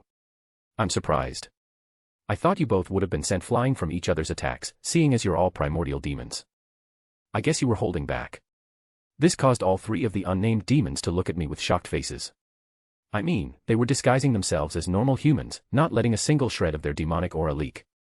It's honestly quite amazing. I doubt even specialized demon hunters would be able to tell the difference. But I have two things to deal with. Rimuru, first things first, I'm sorry, you three. I understand suddenly opening a portal under you was rude, that was my fault. And two. Diablo, calm down. You know they wouldn't have been able to hurt me. Diablo's killing intent immediately retreated and his face returned to his normal neutral expression. I say neutral, but he's looking at me with a worshipping expression. Yes, this is neutral. At least, when he's around me. I turn to the other three primordial demons. One of them is a beautiful girl with short purple hair and a side ponytail. The other looks like a high school delinquent with blonde hair. She's a bit taller than the first. The third, the only one who didn't attack even though it felt like she really wanted to, looks like an alluring lady with long white hair. She is also the tallest. I smile. Rimuru, welcome to Avalon. Now, let's talk. Name, Rimuru. Race, origin slime. Protection, crest of space. Title, highest tier spirit, leader of the monsters, Onii-chan, king of Avalon, master of headpats, procrastinator king, the nutcracker, socially awkward cringe slightly chunny slime, true dragon slayer, sensei, world's strongest, overpowered to a stupid degree, Mikoto's equal. Codex, Ilia's veil. Ultimate skills, Yahweh, god of creation, Odin, god of runes, Azathoth, god of void, alternative. Equipment, Yamato, Genesis. A/N, waifu demons are here. MC, Wuo. N, but you have Mikoto. MC, oh yeah. True. N, but I'm just an author, so I can simp for as many girls as I want. MC, TCH I'm jealous, Spark. Mikoto, oh. MC, ah shit, here we go Aga. Boom. Let me know if I missed anything. Also consider dropping some power stones.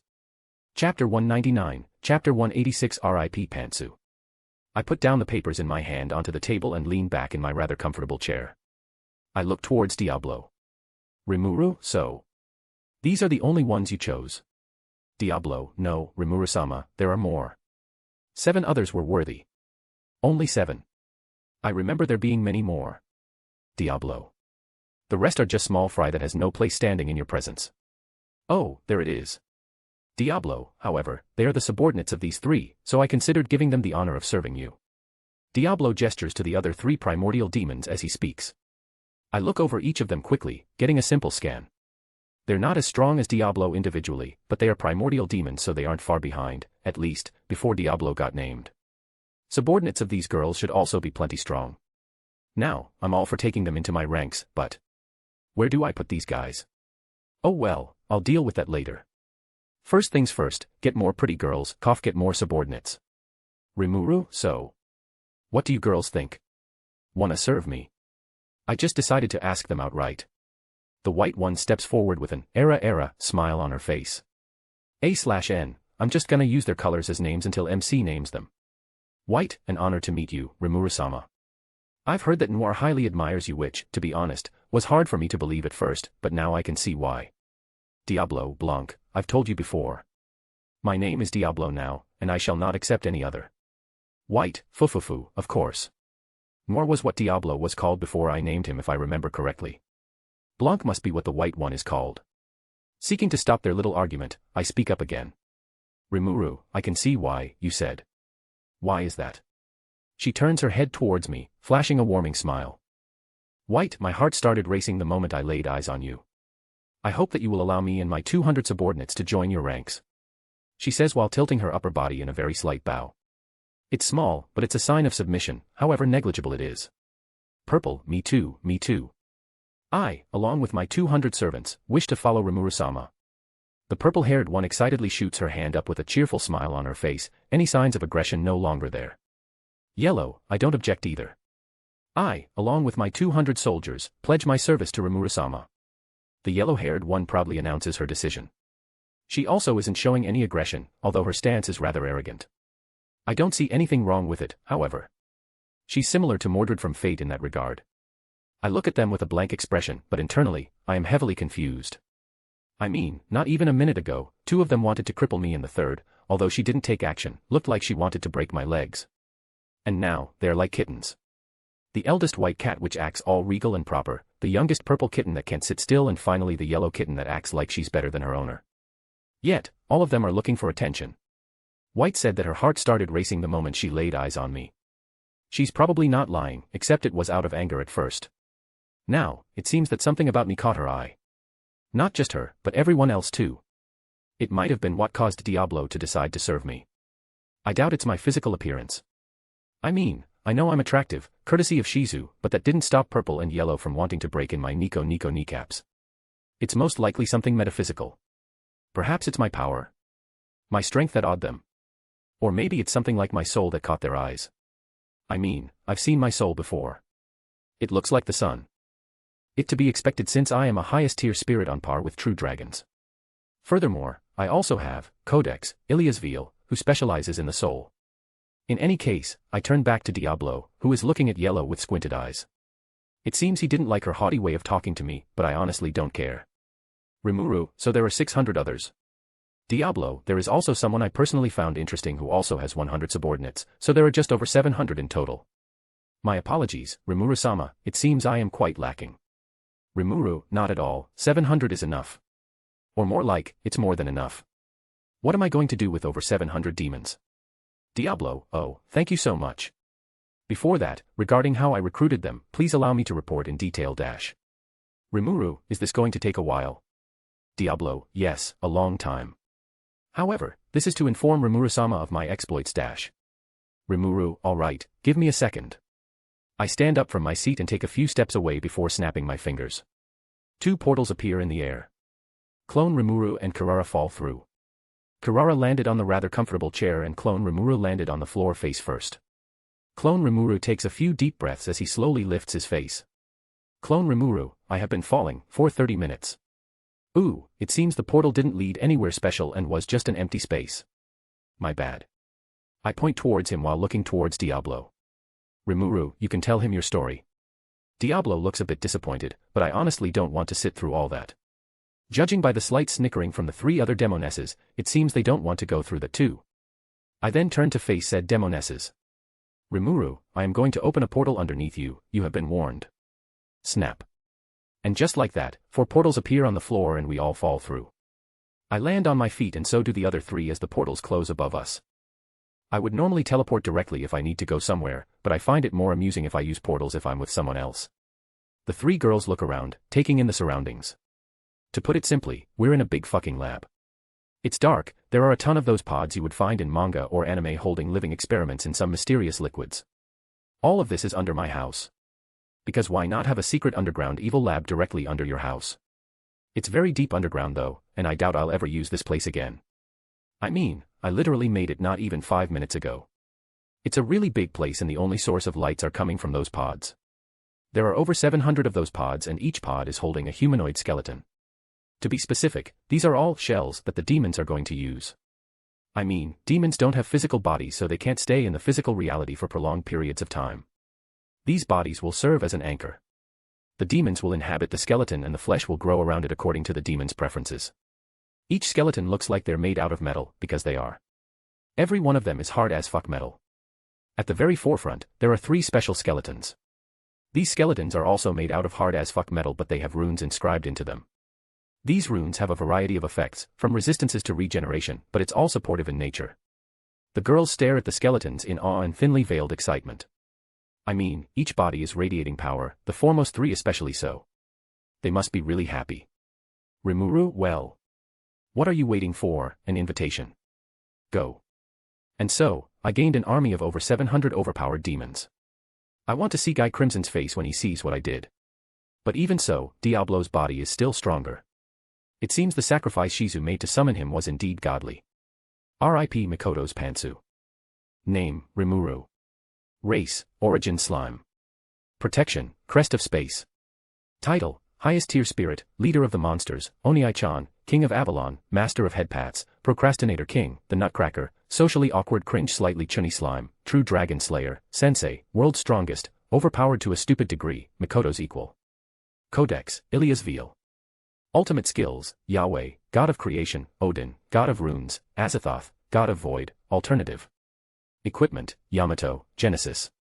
A/N.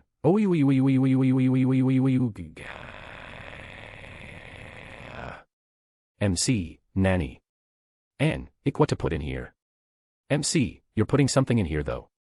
N, oh good. Let me know if I missed anything. Also consider dropping some power stones. Chapter 200, Chapter 187. Drop a power stone if you this read wrong. Standing in front of me is an army of demons, over 700 to be exact. Standing at the forefront are the purple, yellow, and white primordial demons, without any discrepancies to their original forms. Like, I know demons can make clothes out of magicules, but it's still a little weird. It's also a bit unfortunate that I was unable to sneak a peek at their goods. I'll have to ask Mikoto to show me hers later. In any case, the physical appearances of the demons are really diverse. They are all humanoid, with the primordials being the most human-like, but every other lower-ranking demon has some other feature to them like horns, a tail, weird ears, and so on. The weaker they are, the less human-like their forms take. Although they're all very strong, so the most an individual has are horns, a tail, and very sharp fingernails. All their bodies formed at around the same time, so they all exited their pods at the same time as well, by breaking the fucking glass. Seriously, there's a button inside the pods that open them. You didn't have to break them. There's also a big fucking arrow pointing towards it. I wryly smile as I look at the glass shards all over the floor. Rimuru, right, I'm gonna name you guys now. All of you. As expected, this causes the demons to show astonishment. Purple, yellow, and white don't say anything and just look at me with a weird look. I wave my hands dismissively. Rimuru, yeah, I know that look. Too many magicules, naming is a serious affair and shouldn't be done all willy-nilly, it's dangerous. I know, I heard it all before. Trust me, I know what I'm doing. I actually don't know what I'm doing. I mean, I gave demons overpowered bodies and now I'm naming them. I'm probably going to unleash a calamity upon the world. Sounds fun. Rimuru, right, from left to right, you are Ultima, Carrera, and Testarossa. I point towards purple, yellow, and white respectively. Yes, these are the exact same names from canon. I just don't see any reason to not give them the same names. It's just a recipe for confusion among the readers if I don't. A/N_. Testarossa, Ultima, and Carrera each have 2 attendants and 200 subordinates/soldiers under them, while Diablo brought an extra guy along who also has 100 under him. And I forgot their names. Rimuru, dear Lord help me. I suddenly receive a list of just over 700 names, with the top 7 being the most familiar. Rimuru, thank you Lord. I see an image of Jesus fading in my mind and I got to work. Rimuru, this is going to take a while. Time skip. Thank God a mysterious force just did a time skip. I did not want to go through naming all of them consciously. I am now standing in the middle of a large open space in Avalon with all the demons in front of me. Every citizen of Avalon that passes by wants to scream about something to do with a demon invasion, but then they see me and just walk away with an, oh never mind, expression. Carrera, Ultima, and Testarossa are looking at me as if I have a second head, wondering how in the high heavens did I name 3 primordials and 700 archdemons. Diablo just chuckles to himself as he revels in the shocked and awed expressions of his colleagues. I just shrug. Now, the question is, what do I do with these guys? Ultima, Carrera, and Testarossa to be exact. I could do what Rimuru did in the original series, if not for one problem. I forgot what OG Rimuru did. Or rather, I forgot the jobs he gave them. I guess I can only call for help again. Rimuru, dear Lord help me. 3 jobs pop into my head. Rimuru, thank you Lord. Rimuru, right, there are 3 jobs I want you guys to take. There's a military attaché position, a prosecutor, and a judge. Obviously, they will have their own fancy official names, but that's just the basics of what you'll be doing. Your subordinates will stay with you. If you have any questions, please direct them towards the proper personnel. Ultima raises her hand. Ultima, and who is this personnel? Rimuru, my clone. I feel a sense of depression from the direction of my office for some reason. Odd. Rimuru, well, that's all. I'm going now. Without wanting to deal with any of this anymore, I teleport away. Standing on top of a random skyscraper, overlooking the city like Batman, I sip on my cup of coffee while nibbling on a meat bun. Rimuru, sip the winds, they are calling me. Cringe. I think I heard something, but it must have been the wind. I take another slow bite from my meat bun. Hinata, Rimuru. Now there's a voice I haven't heard in a couple of weeks. Rimuru, Hinata, good to hear from you. Hinata, and you as well. I take it you dealt with whatever problem was plaguing your city. Rimuru, yup. How did you know? Hinata, well, my information sources are telling me that the Pharmas army entered the Jura forest, but they just disappeared. Rimuru, huh. Weird. Hinata. Rimuru, sip. Hinata.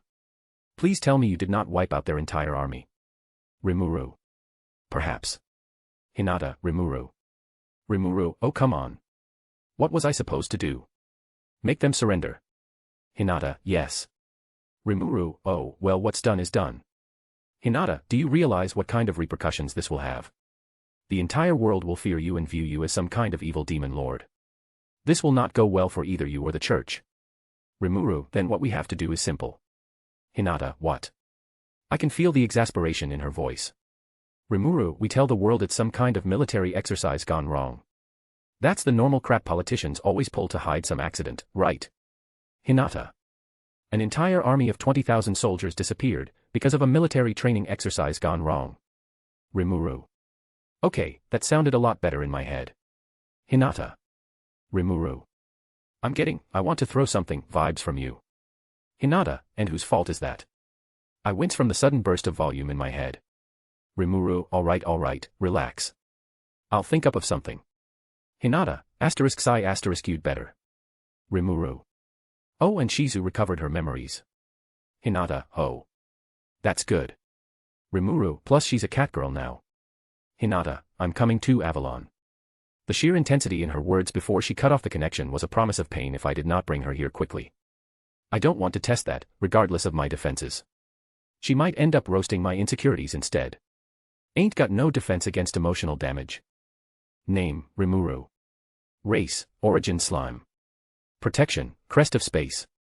Title, highest tier spirit, leader of the monsters, Oniai-chan, king of Avalon, master of headpats, procrastinator king, the nutcracker, socially awkward cringe slightly chunny slime, true dragon slayer, sensei, world's strongest, overpowered to a stupid degree, Mikoto's equal. Codex, Ilia's veal. Ultimate skills, Yahweh, god of creation, Odin, god of runes, Azathoth, god of void, alternative. Equipment, Yamato, Genesis. A/N, Hinata will start roasting your insecurities like that time when my card declined at the therapist. Let me know if I missed anything. Also consider dropping some power stones. Chapter 201, Chapter 188 Stare Off. Maybe I shouldn't have mentioned the fact that Shizu is a catgirl now. To be fair, if I were in Hinata's position, I would also want to see my catgirl teacher as soon as possible. And the fastest way to get here would be through teleportation. And from her experience with my portals, I would say I'm the best person she knows in that regard. And so, as I'm not one to keep a lady waiting, I open a portal and stick my hand inside. I don't feel anything, so I stick my arm deeper into the portal up to my elbow and continue fumbling around. Still not finding anything, I stick my arm into the portal up to my shoulder while wildly waving my arm around on the other side. Finally, I touch something. A familiar fabric. I grab onto it and pull my arm out of the portal. The portal expands and a familiar female saint was pulled out by the collar of her cloak. Shing. Not even blinking, I hold my other arm out and catch the arm Hinata just severed before reattaching it. Hinata, don't do that. Hinata says as she resheathes her rapier. I just shrug. How did she bypass my defenses anyway? Hinata looks around, taking in the scenery, her hair blowing calmly in the wind. Rimuru, welcome to Avalon. A beautiful city, isn't it? Hinata, indeed it is. But Rimuru. Hinata, why are we on top of a skyscraper? It was then I realized that I'm still standing on the top of a skyscraper and this probably wasn't the best place to teleport Hinata. Rimuru. Oops. Well, I just teleported both of us down onto the streets anyway. Hinata looks a bit uncomfortable with all the high-ranking monsters around her, but I can tell she's trying to get used to it. Times are changing, not all monsters are evil and Hinata is trying to accept that. Good, I would hate to brainwash her. Rimuru, so what did you tell your superiors? Hinata. Rimuru. You did tell someone you were coming here, right? Hinata. It might have slipped my mind. Oh well, not my problem. No, wait.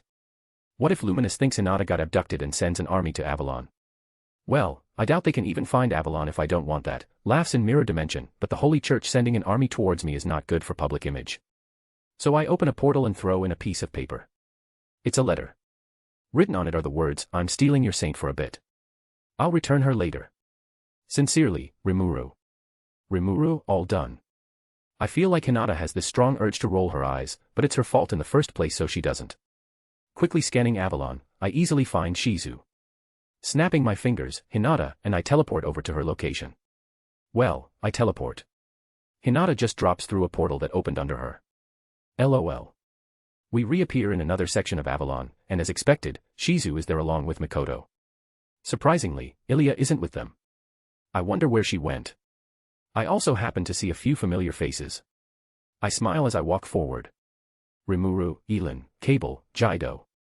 Yes, it's the Three Stooges. Cable, oh, it's Sir Rimuru. Jaido, it's good to see you again.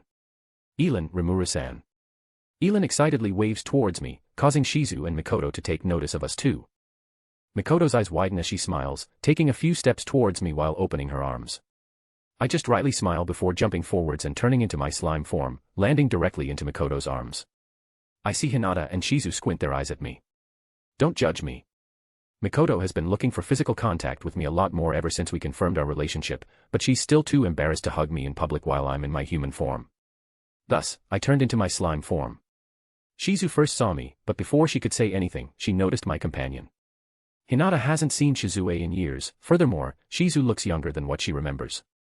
Even so, Hinata quickly recognized her. And they just stare at each other. They both look happy to see each other, although it's hard to tell with Hinata, but it seems they don't really know what to say. Shizu. It's been over 10 years. Hinata. 11 years, 3 months, and 15 days, to be exact. Yup. Really awkward. Even I, a person with speech -100 can tell that answer was one of the worst. Even a simple yeah would be better. Mikoto's lips are twitching. And judging by the scrunched up face Hinata has, it seems she's also realizing that. Hinata, desperately looking for something to talk about, notices a certain familiar item. Hinata, your mask. Shizu, Ah, the anti-magic mask. Yes, Rimuru gave it back to me a while ago. Shizu says as she touches the white patterned mask hanging on the side of her head. I added a resize function under her request, so now it's only about half the size of her head. Now she wears it on the side of her head as an accessory, hanging off one of her cat ears. Hinata. Shizu. No one says anything. In the end, Hinata looks over towards me. I think she wants help. I'm sorry, but you're on your own. I turn to Elin and her group. Rimuru, how is Guildmaster Fuse, by the way? I haven't seen him since I visited Blummund on my way to Ramorous Labyrinth. Elin, oh. He's here actually. Rimuru, oh, well that's surprising. No, wait, how are they here? It hasn't even been a few hours since I set up the airport, how did they get into Avalon? Ignoring Hinata's glare, I turn to ask one of the only people who can sate my curiosity. Rimuru, Ilya. Mikoto, Ilya isn't here. Oh right. Rimuru, then, so I.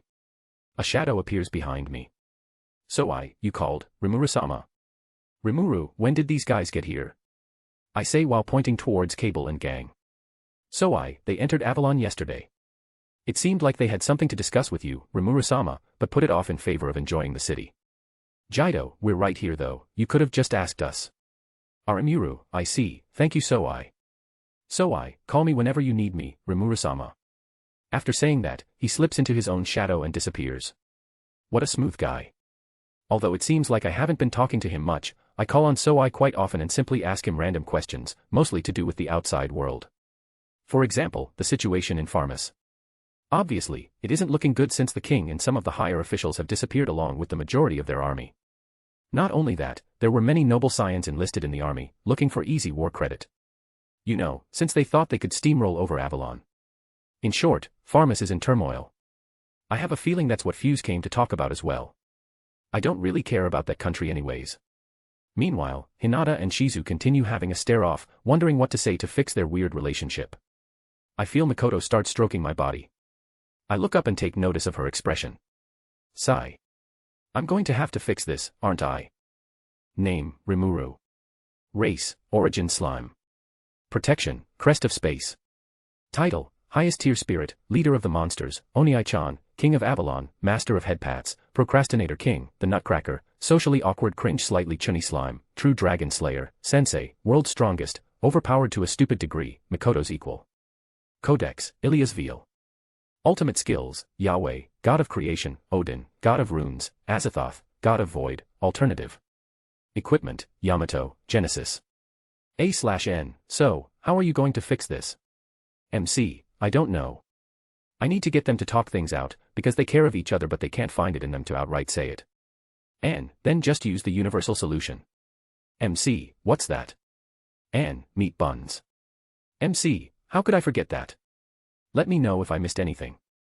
Also consider dropping some power stones. Chapter 202, Chapter 189 Bleach My Eyes. Hinata used to be Shizue's student a long time ago. Hinata appeared in this world not long after killing her scum of a father.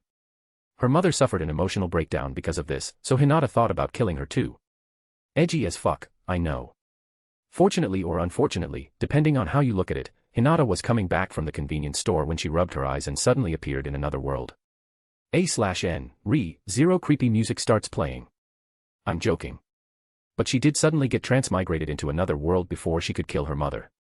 She quickly met some bandits who wanted to sell her as a slave, but she awakened two unique skills, Usurper, and Mathematician. A/N, also known as Surpasser, and Unchanging One. She killed them and soon met Shizue not long after, along with Yuki Kagurazaka. Speaking of which, I should probably tell Shizu what happened to him. Both Hinata and Yuki then learned under Shizue as her students. Hinata used Usurper to copy as many of Shizue's skills and techniques as she could before leaving her not even a month later, eventually growing to become the leader of the 10 great saints of the Western Holy Church. Even so, Hinata greatly respects Shizue and holds her in high regard. It went to such a degree that Hinata wanted to kill OG Rimuru and destroy everything he worked towards when she heard he killed Shizue. Granted, it was a misunderstanding, but still. Shizue selflessly took Hinata under her wing and showed her what genuine kindness was for the first time in her life. Yeah, Hinata's parents weren't exactly, well, to be frank, they were shit. However, she feared her attachment to her, thus she left. After all, who's to say she won't think about killing her just like she did with her mother and father? That was a stupid reason to leave, and even she realizes that. But what's done is done. She left, and so she has no right to return. That's what I got from her thought process anyway. And now, teacher and student meet again years later. Hinata. Shizu. And it's awkward as hell. Mikoto is stroking my slime body while I'm being carried in her arms, telling me silently to do something. I mean, I would've, but I wanted to see more awkwardness before I do anything. Oh well, can't have everything I guess. I jump out of Mikoto's arms and turn back into my human form. I rush forward, grab both Shizu and Hinata by their collars, and proceed to drag them with me as I run away. Rimuru, I'll be back soon. I shout as Jaido, Cable, Elin, and Mikoto continue to stare at me in shock as I disappear around the corner. A few seconds later, Shizu, Hinata and I find ourselves in front of my destination. Shing. Hinata, don't do that again. I catch my arm out of the air and reattach it while pointing to the building in front of me. Rimuru, this is your stop. Enjoy. I turn around and run back, leaving the two confused girls as they stare at the sign above the entrance. Gabutta's Meat Bun Restaurant. New Rimuru slime flavor. If anything is going to solve this awkwardness that you could physically cut with a knife, it's going to be meat buns. I quickly rush back to the rest of the group that I left behind. They're talking among themselves, wondering where I just went to. Well, it's barely been 20 seconds since I just left. Rimuru, hey guys, I'm back. Jaido/Cable, screaming asterisk. Elin, oh hey Rimuru. Mikoto, where do you go? Rimuru, I dropped them off at Kabutta's store. Mikoto closes her eyes and nods her head with an of course expression. I knew she would understand my thought process. Anyway, after this, not much happens. A few hours pass and Mikoto and I spent most of our day showing Elin and team around Avalon. It's been a while since we last saw each other. Or rather, it felt like a while but realistically speaking, it hasn't even been a month since we left Blum Mund. On a side note, I found out where Ilia went. Apparently, she took Pikachu and went wandering around Avalon, scamming people out of their food by acting cute. Why do 50% of cute things always have an insatiable stomach? One of the mysteries of anime worlds, I guess. Hinata and Shizu spent a lot of time in Gabuta's store, talking things out and eating. Mostly eating. I heard something about his store having to close early due to running out of stock. Orc Jeff and Goblin Jeff were exhausted too. Hinata and Shizu are a part of that 50% with insatiable stomachs, it seems. I wonder to myself how they can keep their figures with all that food. Does all the food go to their breasts? Is that why Mikoto is lacking in that area? Spark. Eek. Anyway, they are now in my house, sitting on one of the many couches, and having a heart-to-heart, rebuilding their broken bond. In any case, I remember Elin saying that Fuse was here in Avalon. I'm not sure, but I think he came to talk about Pharmus. You know, how their entire army of over 20,000 just magically disappeared. Not sure why he thinks I know anything about it. But, I'm not one to keep someone waiting, so I search for him. With universal sense, I quickly find him and teleport to his location. I find myself in a rather loud place. There's music. So much music. It's loud too. I can barely hear myself talk if I don't shout. There are lots of lights too of all kinds of colors, and there's even a disco ball hanging above me. There are lots of people all around me, shuffling and moving their bodies. To my left, I see the man I was looking for. He is also shuffling and moving his body, but with much more style than everyone else. He is dancing like a fucking pro. It was then I realized where I am. I'm in a nightclub. All around me are young people just jamming to the music. And then you see this Asen in the middle of the dance floor with his eyes closed, just enjoying the moment like it's nobody's business. I need bleach in my eyes. Name, Rimuru. Race, Origin Slime. Protection, Crest of Space. Title, Highest Tier Spirit, Leader of the Monsters, Oniai-chan, King of Avalon, Master of Headpats, Procrastinator King, the Nutcracker, Socially Awkward Cringe Slightly Chunny Slime, True Dragon Slayer, Sensei, World's Strongest, Overpowered to a Stupid Degree, Mikoto's Equal. Codex, Ilias Veal. Ultimate Skills, Yahweh, God of Creation, Odin, God of Runes, Azathoth, God of Void, Alternative. Equipment, Yamato, Genesis. A/N, but how good was Fuse at dancing though? MC. He was actually pretty good. N, really? MC, yeah. Better than anyone else in the building. Let me know if I missed anything. Also consider dropping some power stones. Chapter 203, Chapter 190 Door Slamming. Next day. I wake up with a yawn. I am currently in my bed at home, stretching my body as I prepare for a new day. No, I don't need sleep. It's just a habit from when I was human. I can't physically sleep, unfortunately, so I just fall into a controlled pseudo-hibernation state that simulates sleep. At first, I needed Ilya's help, but now I can do it myself. If there's any benefit to this, now I always wake up anytime I want, so I can't sleep in. Sniff. It's a good thing, right? I look to my left. There, lying next to me loosely covered in her blanket is no one. Instead, I look to my right. There, lying next to me loosely covered in her blanket is Mikoto, still sleeping. She's dressed in her yellow pajamas with lots of Gakota faces imprinted on it all over. It's her favorite pajama. I don't have pajamas of my own, actually. This is because I sleep naked. Before anyone jumps to conclusions, let me just say that I only sleep in my slime form. And the reason for that is because I always like sleeping with Mikoto. I mean, who wouldn't like sleeping with their waifus and hope that they might hug you in their sleep? That way you can feel their body and maybe even touch them here and there, causing them to have lewd dreams and then. Mikoto shuffles slightly in her sleep. It seems I'd better stop this train of thought before she smites me with her electricity. She's so cute though. Anyway, I don't use my human form when I sleep because of that one time Mikoto woke up with me next to her in my human form. She fainted and didn't wake up until hours later. So it's more like a self-imposed rule. I swear though, once Mikoto gets used to both of us sleeping together while I'm in my human form, I'm gonna lewd her.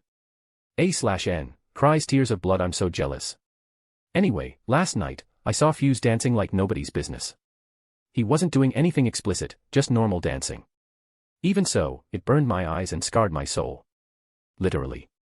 I had to ask Ilya to heal me. Anyway, I then proceeded to knock him out, much to the gratitude of everyone else in the nightclub. I threw him into a random hotel room, after paying for it, and left him there. Now it's a new day and I think I should finally sit down and talk with him. So, After my morning routine of turning into my human form and dressing up, waking Mikoto up, thankfully she's not a heavy sleeper, eating breakfast with her and talking a bit while cuddling, I teleport away. Mikoto, oh no you don't. I feel a tug on my collar as I was pulled into a full-on tongue war kiss. She's been getting more aggressive lately, as much as she feels embarrassed about it. I ended up staying with her for an extra hour. As for where Ilya went, well now she sleeps with Shizu. Apparently, she doesn't like sleeping with me and Mikoto anymore since she doesn't want to be around us when we snuggle with each other. I didn't catch the exact reason why, but she said something about being too jealous of Mikoto. So now Shizu and Ilya sleep together, cuddling each other in their sleep. It's some good Yuri material. Right, Fuse. After that extra hour of just hanging out with Mikoto, I find Fuse who is already awake and eating his own breakfast in the hotel I dropped him off at. Not one to take a man away from his food, I wait for him to finish. I guess I have no choice but to go back home and snuggle more with my waifu. He quickly finished eating and was just cleaning up when I suddenly teleport in front of him and slam down another plate of food. Rimuru, take your time. I teleport back home. I haven't had enough of snuggling. Fuse, confused as heck, decided to just eat what I gave him. The food in Avalon is just that good. Just as he was finishing again, I slammed another plate down in front of him. I need snuggles. This happened a total of 5 times before he really couldn't eat anymore. I felt sorry for him, so I wrote a rune on him that helped speed up his digestion. His slight stomachache calmed down at that. But I've put it off long enough, so I steeled my nerves and regretfully pulled myself away from snuggling with my waifu so I can deal with this. And so, Fuse and I find ourselves in a meeting room. This meeting room used to be a core part of discussions, but with the advance of Avalon, all conversations happen through thought communication, or were just handed off to clone Rimuru. Mostly the latter. Don't get me wrong, everyone hangs out together at parties, celebrations, and the like for good old fun. It's just that bigger gatherings about work and stuff weren't needed for a while. Thus, this meeting room wasn't used for a while. There's a literal inch of dust on the table. How? Consuming all the dirt with Azathoth, before turning it into energy and harmlessly expelling it into the air, I gesture for Fuse to enter the now clean room. Fuse, right, I came here as soon as I could once I heard the report. I need to ask you this. What happened to Pharma's army? And what are your plans for the country that is on the brink of a civil war? I knew it would be about this. Right, if information that I casually wiped out an entire human army gets to the public, things will turn south really quick. Humans will no longer find any trust or safety in myself or Avalon, and the Western Church that declared Avalon as non-hostile will also face serious questioning. I promised Hinata to handle this to reduce any backlash for Avalon and the Church, and so I consulted Ilya about it last night. She said, just do what the original Rimuru did. And so, I decided to spin up a tall, but believable, tale. I opened my mouth to answer Fuse when the door slammed open. Bang. Hinata, Rimuru. I blink rapidly at Hinata who entered the room, wondering how she found us. Did Ilya tell her? She looks at me with eyes that surprisingly has a hint of warmth in them before holding a hand over her heart and closing her eyes. Hinata, first of all, I would like to thank you for helping to resolve the situation between my teacher and myself. She didn't specifically say, Shizu and myself, because Fuse is here with us. She opens her eyes as her usual calculating look returns, but the hint of warmth remains. Hinata, second, I would like to join you in your discussion as one of the 10 great saints of the luminous faith. This also involves the Church, after all. I absent-mindedly nod my head while Fuse is still shocked at seeing Hinata Sakaguchi, one of the strongest humans alive. She sits in one of the vacant chairs next to me as I open my mouth to explain my stance on the Pharma's kingdom. Bang. The door gets slammed open again. Rimuru, goddamn. I turn around to look who it is. Gazel, Rimuru. It's Gazel Dwargo, the king of Dwargon. I haven't seen him in a while. But how did he find us? And when did he get here? Gazel, I received a report from Vesta and Kaijin giving the general outline on what happened, so I rushed over here as fast as I could with some of my Pegasus Knights. Vesta and Kaijin. Why would they send a report, especially without telling me? They must have told Clone Rimuru about it and asked for permission, and he agreed. I hold up my hand and stop Gazel from talking. Rimuru, you want to join in on the discussion, right? It's okay. Take a seat, I'll start explaining. Gazel just nods his head and takes a random seat around the table. I open my mouth. Bang. Rimuru, what the fuck? I whisper to myself as I turn around to look at the intruder. Rimuru, who the hell are you? Who is this guy? I don't recognize him. Irald, I am Irald Grimwald, an Archduke of the Sorcerer's Dynasty Sarian. That gives me literally no clue as to who you are. Irald, I'm Elan's father. Elan. Her. I guess I can see the resemblance. No, I can't. They both have blonde hair, but that's it. But I remember someone like him in the series. Erald, I am here because my information states that Elin has a close relationship with the new demon lord. I close my eyes, sigh deeply, and rub the bridge of my nose. Rimuru, just, take a seat. I gesture to one of the many empty seats around the table. I open my mouth, pause, take a look at the door, and wait. Bang. Rimuru, I fucking knew it. I slam my head on the table. Ilya, Oni-chan. I brought everyone over because it seemed like a big discussion was about to take place. Benimaru, Hakuru, Sowai, Cheyenne, Shuna, Kurobe, Kaijin, Vesta, Gabble, Geld, Rigard, Diablo, Carrera, Ultima, Testarossa, Ranga, he wasn't in my shadow, Trainee, Shizu, Mikoto, Pikachu, and Ilya herself all walk in, quickly crowding the room. A/N, did I miss anyone? Aside from Gabuta and the two Jeffs. I sigh. Rimuru, does anyone want to say something before we begin? I ask just to get it out of the way so I don't get interrupted again. Fuse raises his hand. Fuse, the digestion runes you placed on me, they're a bit too effective. God damn it. Name, Rimuru. Race, Origin Slime. Protection, Crest of Space. Title, Highest Tier Spirit, Leader of the Monsters, Oni-chan, King of Avalon, Master of Headpats, Procrastinator King, the Nutcracker, Socially Awkward Cringe Slightly Chunny Slime, True Dragon Slayer, Sensei, World's Strongest, Overpowered to a Stupid Degree, Mikoto's Equal. Codex, Ilya's Veal. Ultimate Skills, Yahweh, God of Creation, Odin, God of Runes, Azathoth, God of Void, Alternative. Equipment, Yamato, Genesis. A/N, as for where Gabuta, Goblin Jeff and Orc Jeff are, they are currently working hard restocking Gabuta's store. Goblin Jeff and Orc Jeff are working under Gabuta. Oh, and there's Demon Jeff now too. Bang. MC, what? When? And, when you named all the demons. You were there. MC, oh. Let me know if I missed anything. Also consider dropping some power stones. Chapter 204, Chapter 191. Don't wanna sound like an asshole. Everyone is sitting around a rectangular table with me at the head. Sitting directly to my right is Ilya and on my left is Mikoto. Standing behind me is Diablo since he's my butler. Originally, everyone including me was sitting whenever they found a seat and it was pretty chaotic. But while Fuse was doing his business, Rigard suggested that we make this a proper meeting, so I was moved to the head of the table and everyone else took their spots per their importance and or position in this meeting. But, well, everyone here is of generally equal importance, so that was thrown out the window, and aside from Ilya and Mikoto, who was unanimously decided to be seated closest to me, everyone else just sat where they were most comfortable. Erald and Gazel also have attendants of their own standing behind them. Gazel, you got older, didn't you, Erald? Erald, and you as well, Gazel. I see time hasn't been too kind to you. Gazel, time has been an even worse mistress to you. Wrinkles are just covering your face. Erald, oh, hello pot. Meat kettle. He says you're black. Gazel and Erald talk to each other with contempt on their faces, which is shocking. The King of Dworgen and an Archduke of Thalion are arguing like children. There's no real hatred in their words, just annoyance and spite. It's like they're only arguing for the sake of arguing. I think I remember something like this happening in the novels. Gazel, I fucked your mom. Erald, I'll 360 no scope you, you son of a bitch. Yup. Childish arguments. I wonder if they have Xbox 360s in this world. Clap. I clap my hands to gain everyone's attention.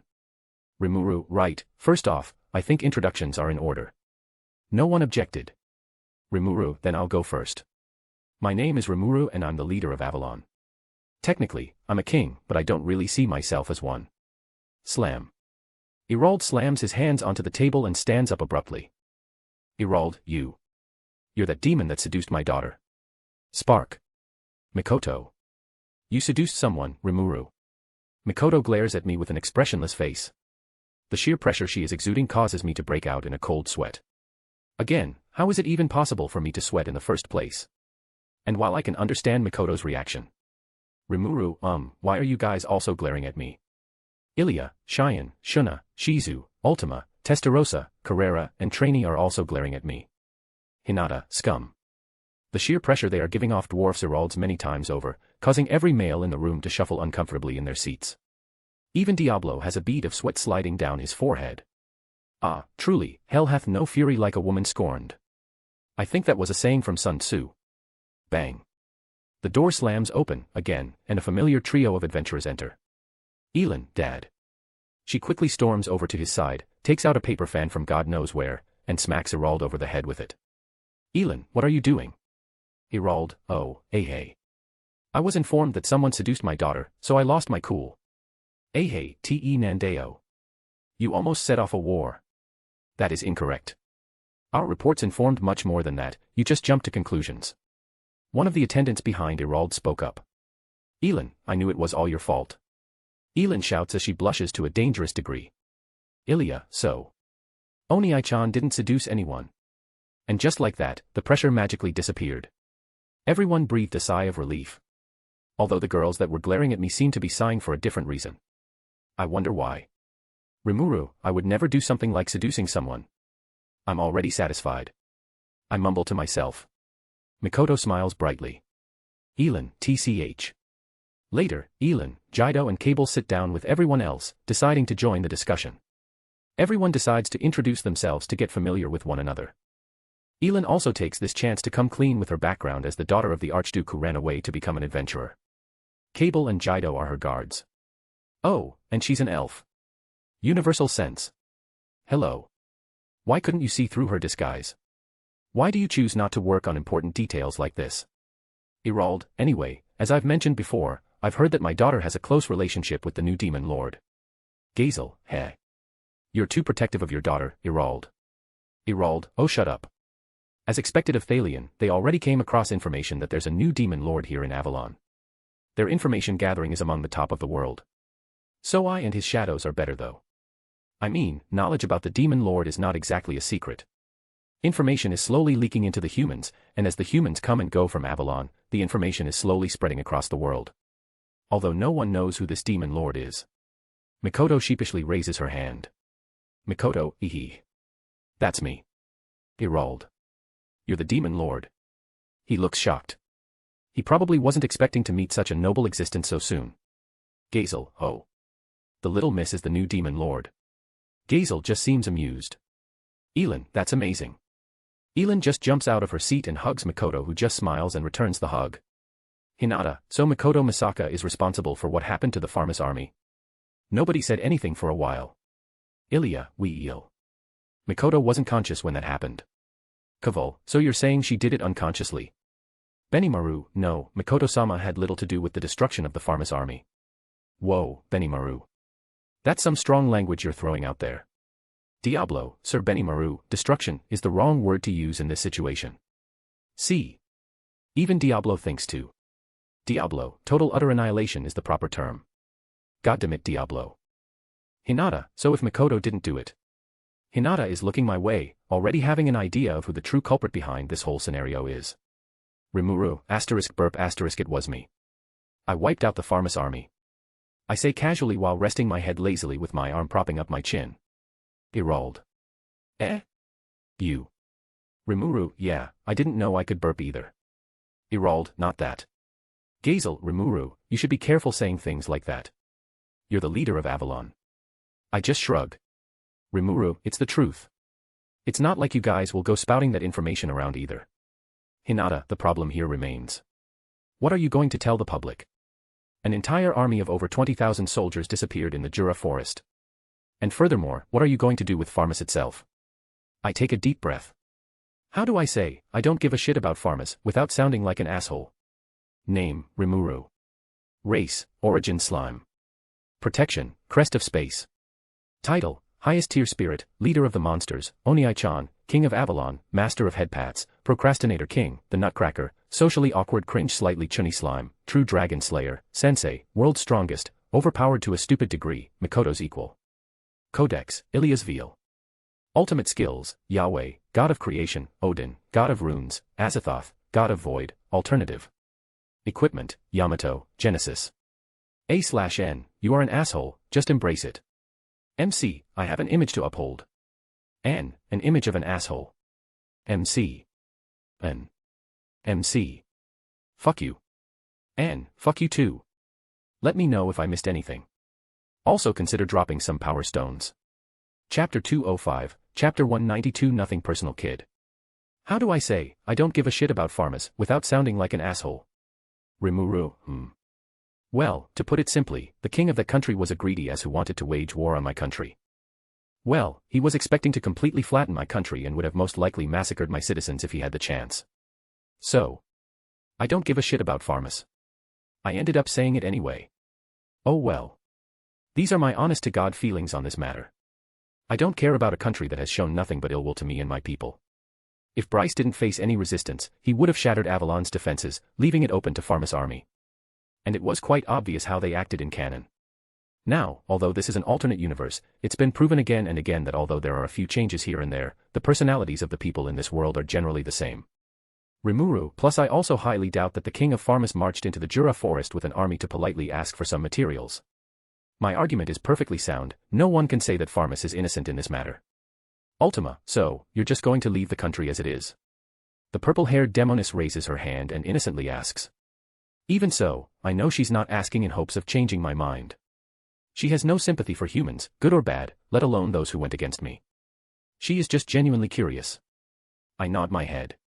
The residents of Avalon who are in this room also completely agree with me. Even more so for those who fought directly against Bryce.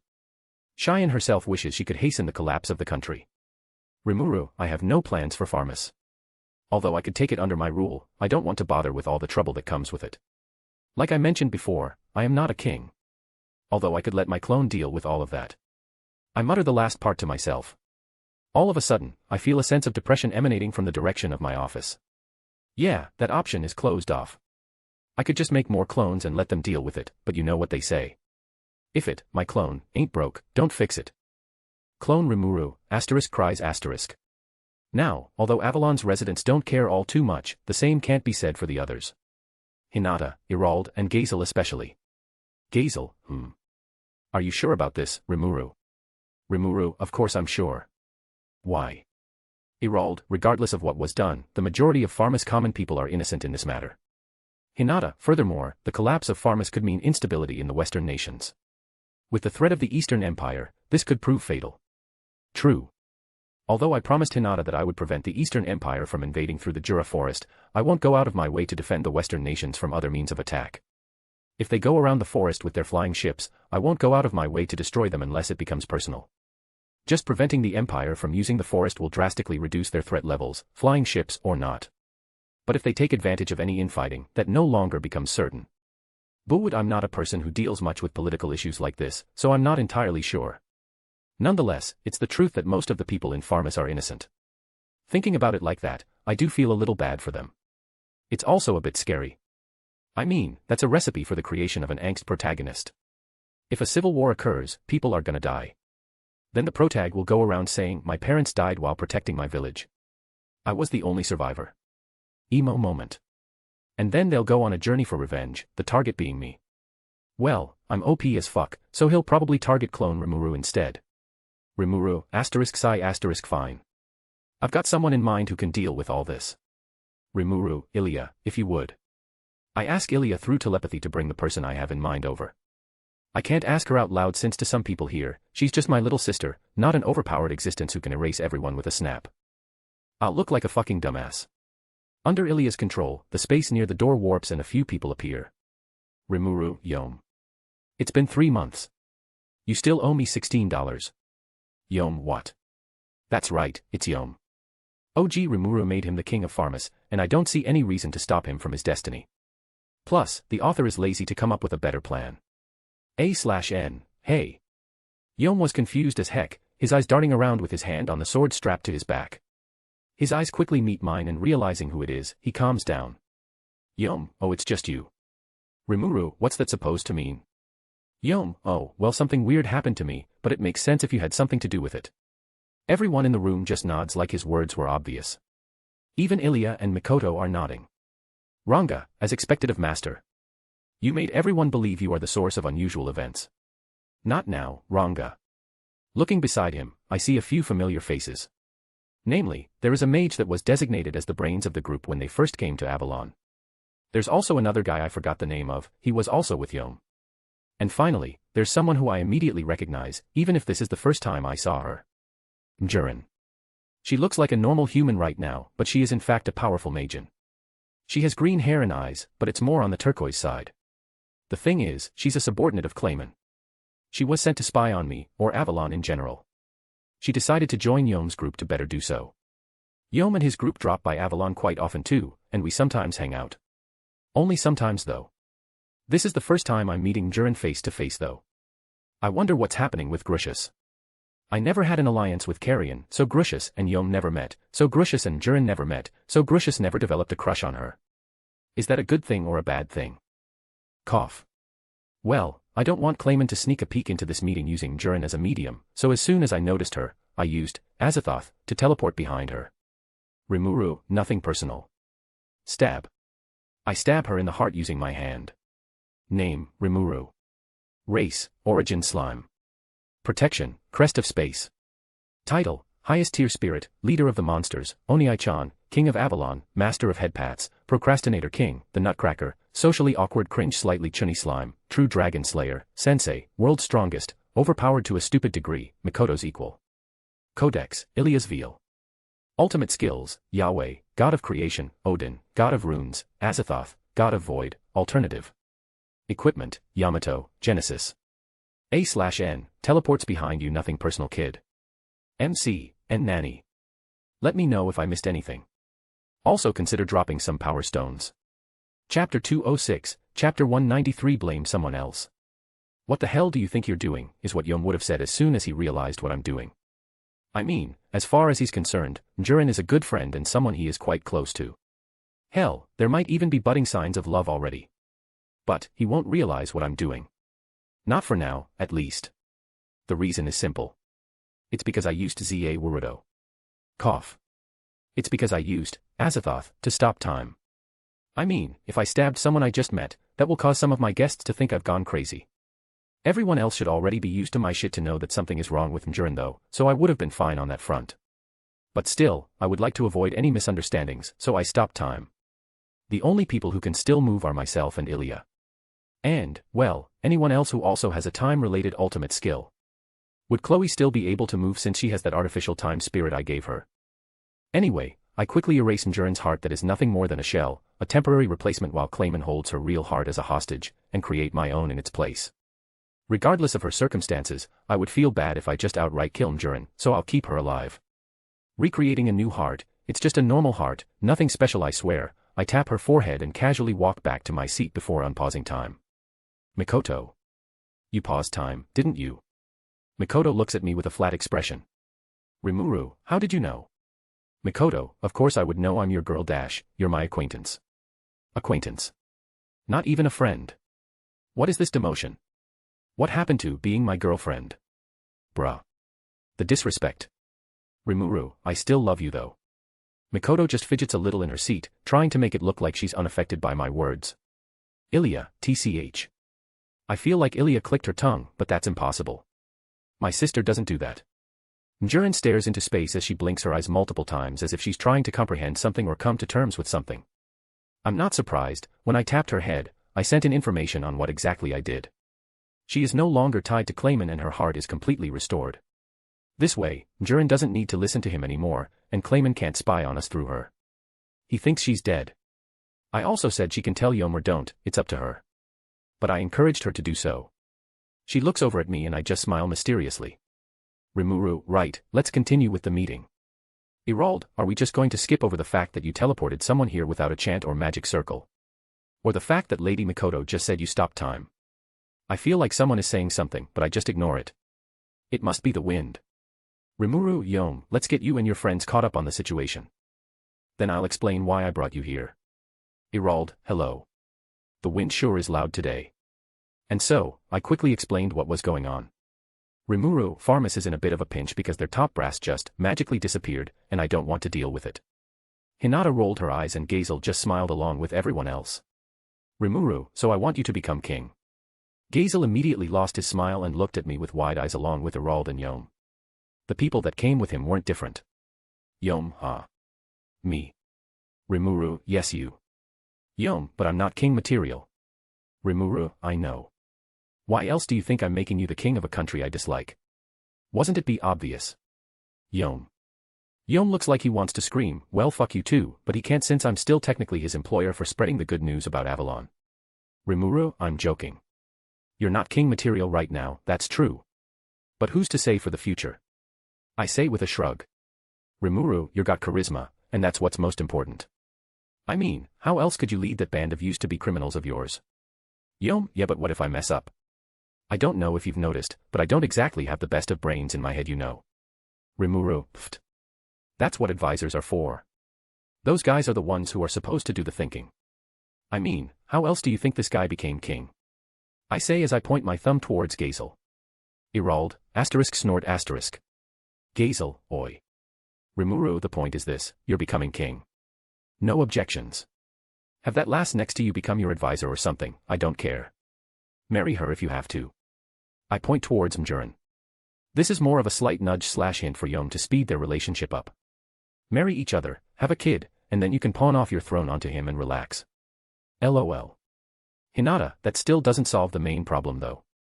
You apparently killed over 20,000 soldiers. If knowledge of this gets out, which it will since you can't hide 20,000 deaths, Avalon will face heavy scrutiny. Rimuru, hey. First off, I didn't, apparently, kill 20,000. I did kill 20,000. Hinata, that's not something to be proud of. Rimuru, and secondly, don't worry, I have a plan. What I'm going to do is simple. Everyone leans in to hear my next words better. Rimuru, I am going to lie. Ignoring their expressions, I continue talking. Rimuru, I am going to pin the blame on someone else. Someone who won't care if we pin the blame on them. Someone who no one dares to go against no matter what. Ilya, yourself. Rimuru. I fit those descriptions, but no.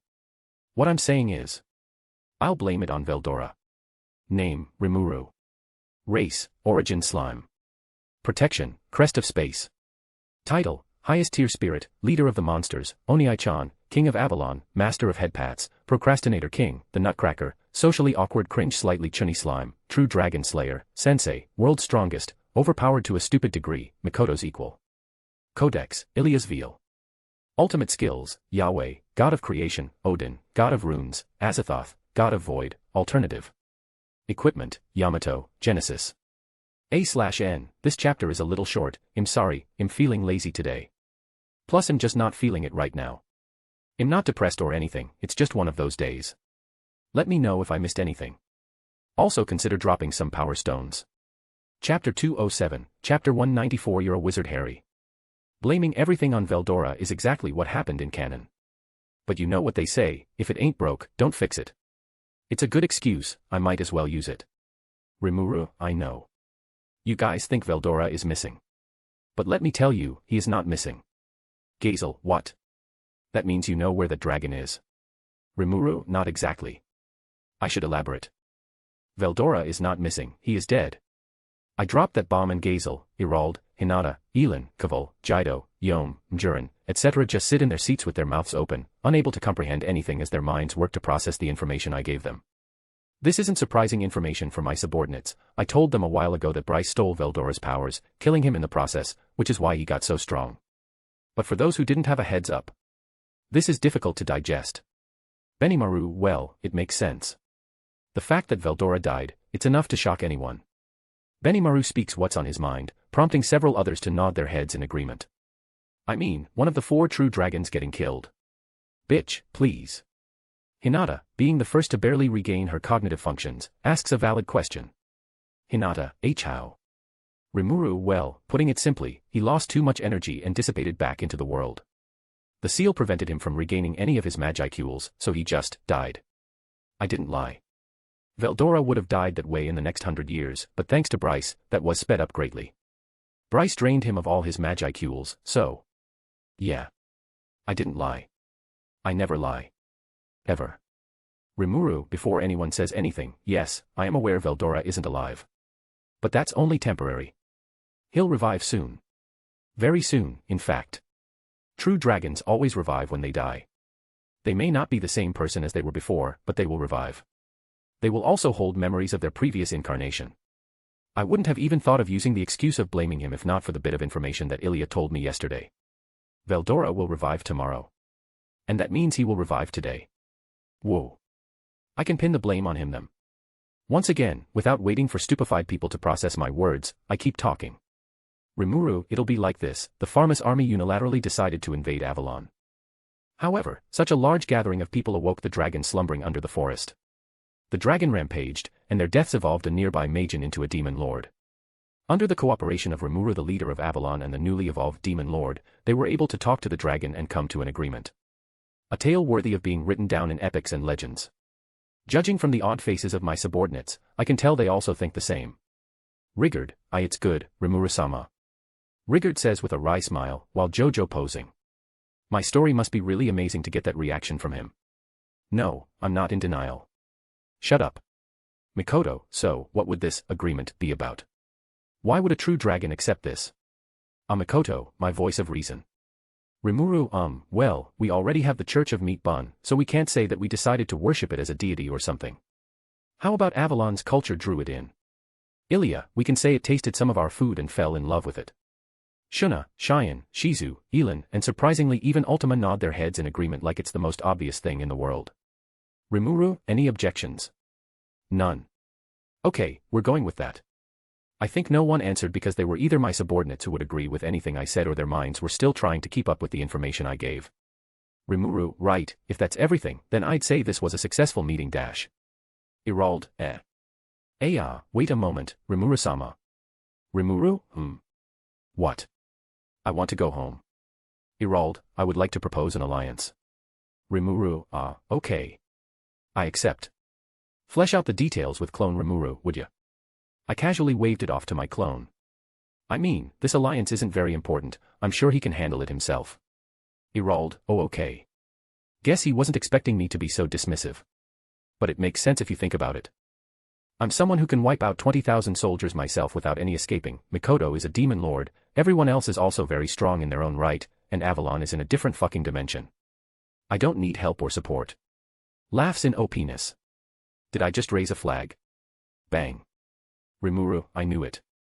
The door slams open and a familiar fairy demon lord flies in. Ramaris, Avalon is going to get destroyed. Rimuru. Hey Ramaris. How's it going? Ramaris, I'm fine, wait now's not the time. Shing. Cheyenne unsheathes her blade and holds it above her head, aiming towards Ramaris.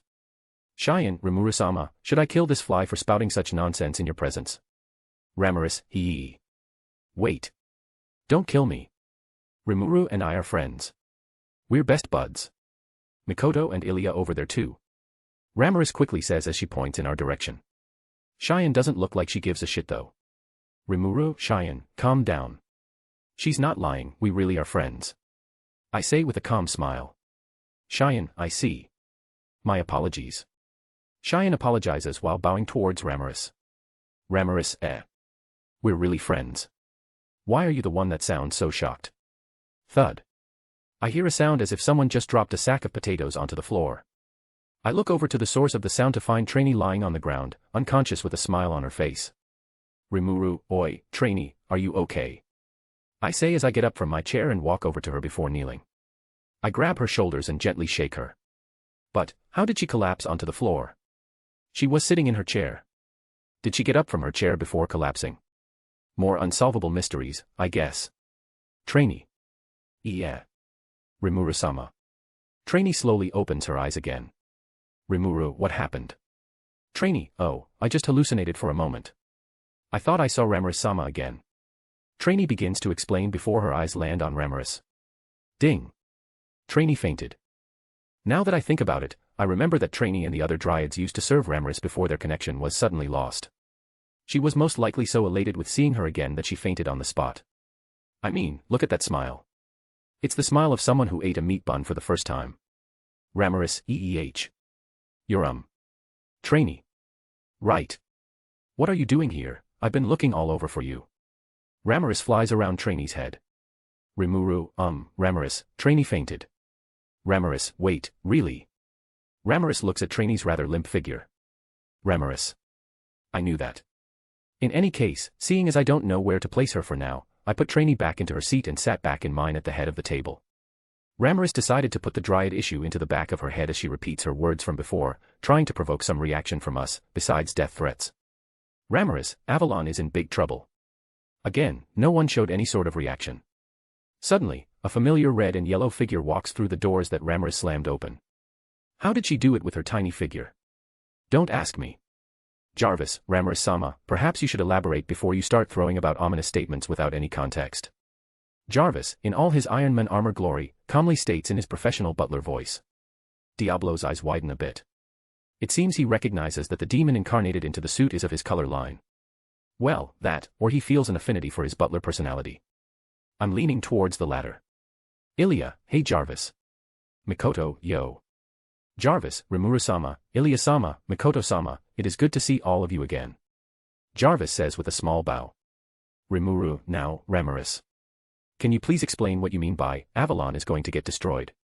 Ramirez snaps out of whatever daydream she was in from the excitement of adding another name to her very short list of friends and looks at me with a serious face. Well, as serious as her face can get.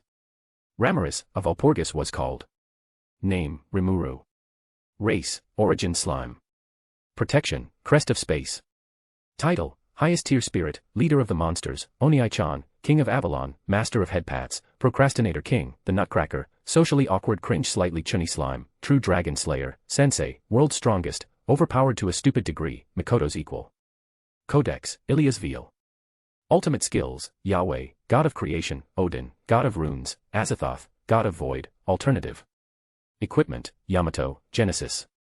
A/N, how did Ramirez and Jarvis even get into Avalon anyway? MC, I dunno. Probably Jarvis flew them both in through a portal and ended up here. N, how did they even know where Avalon is?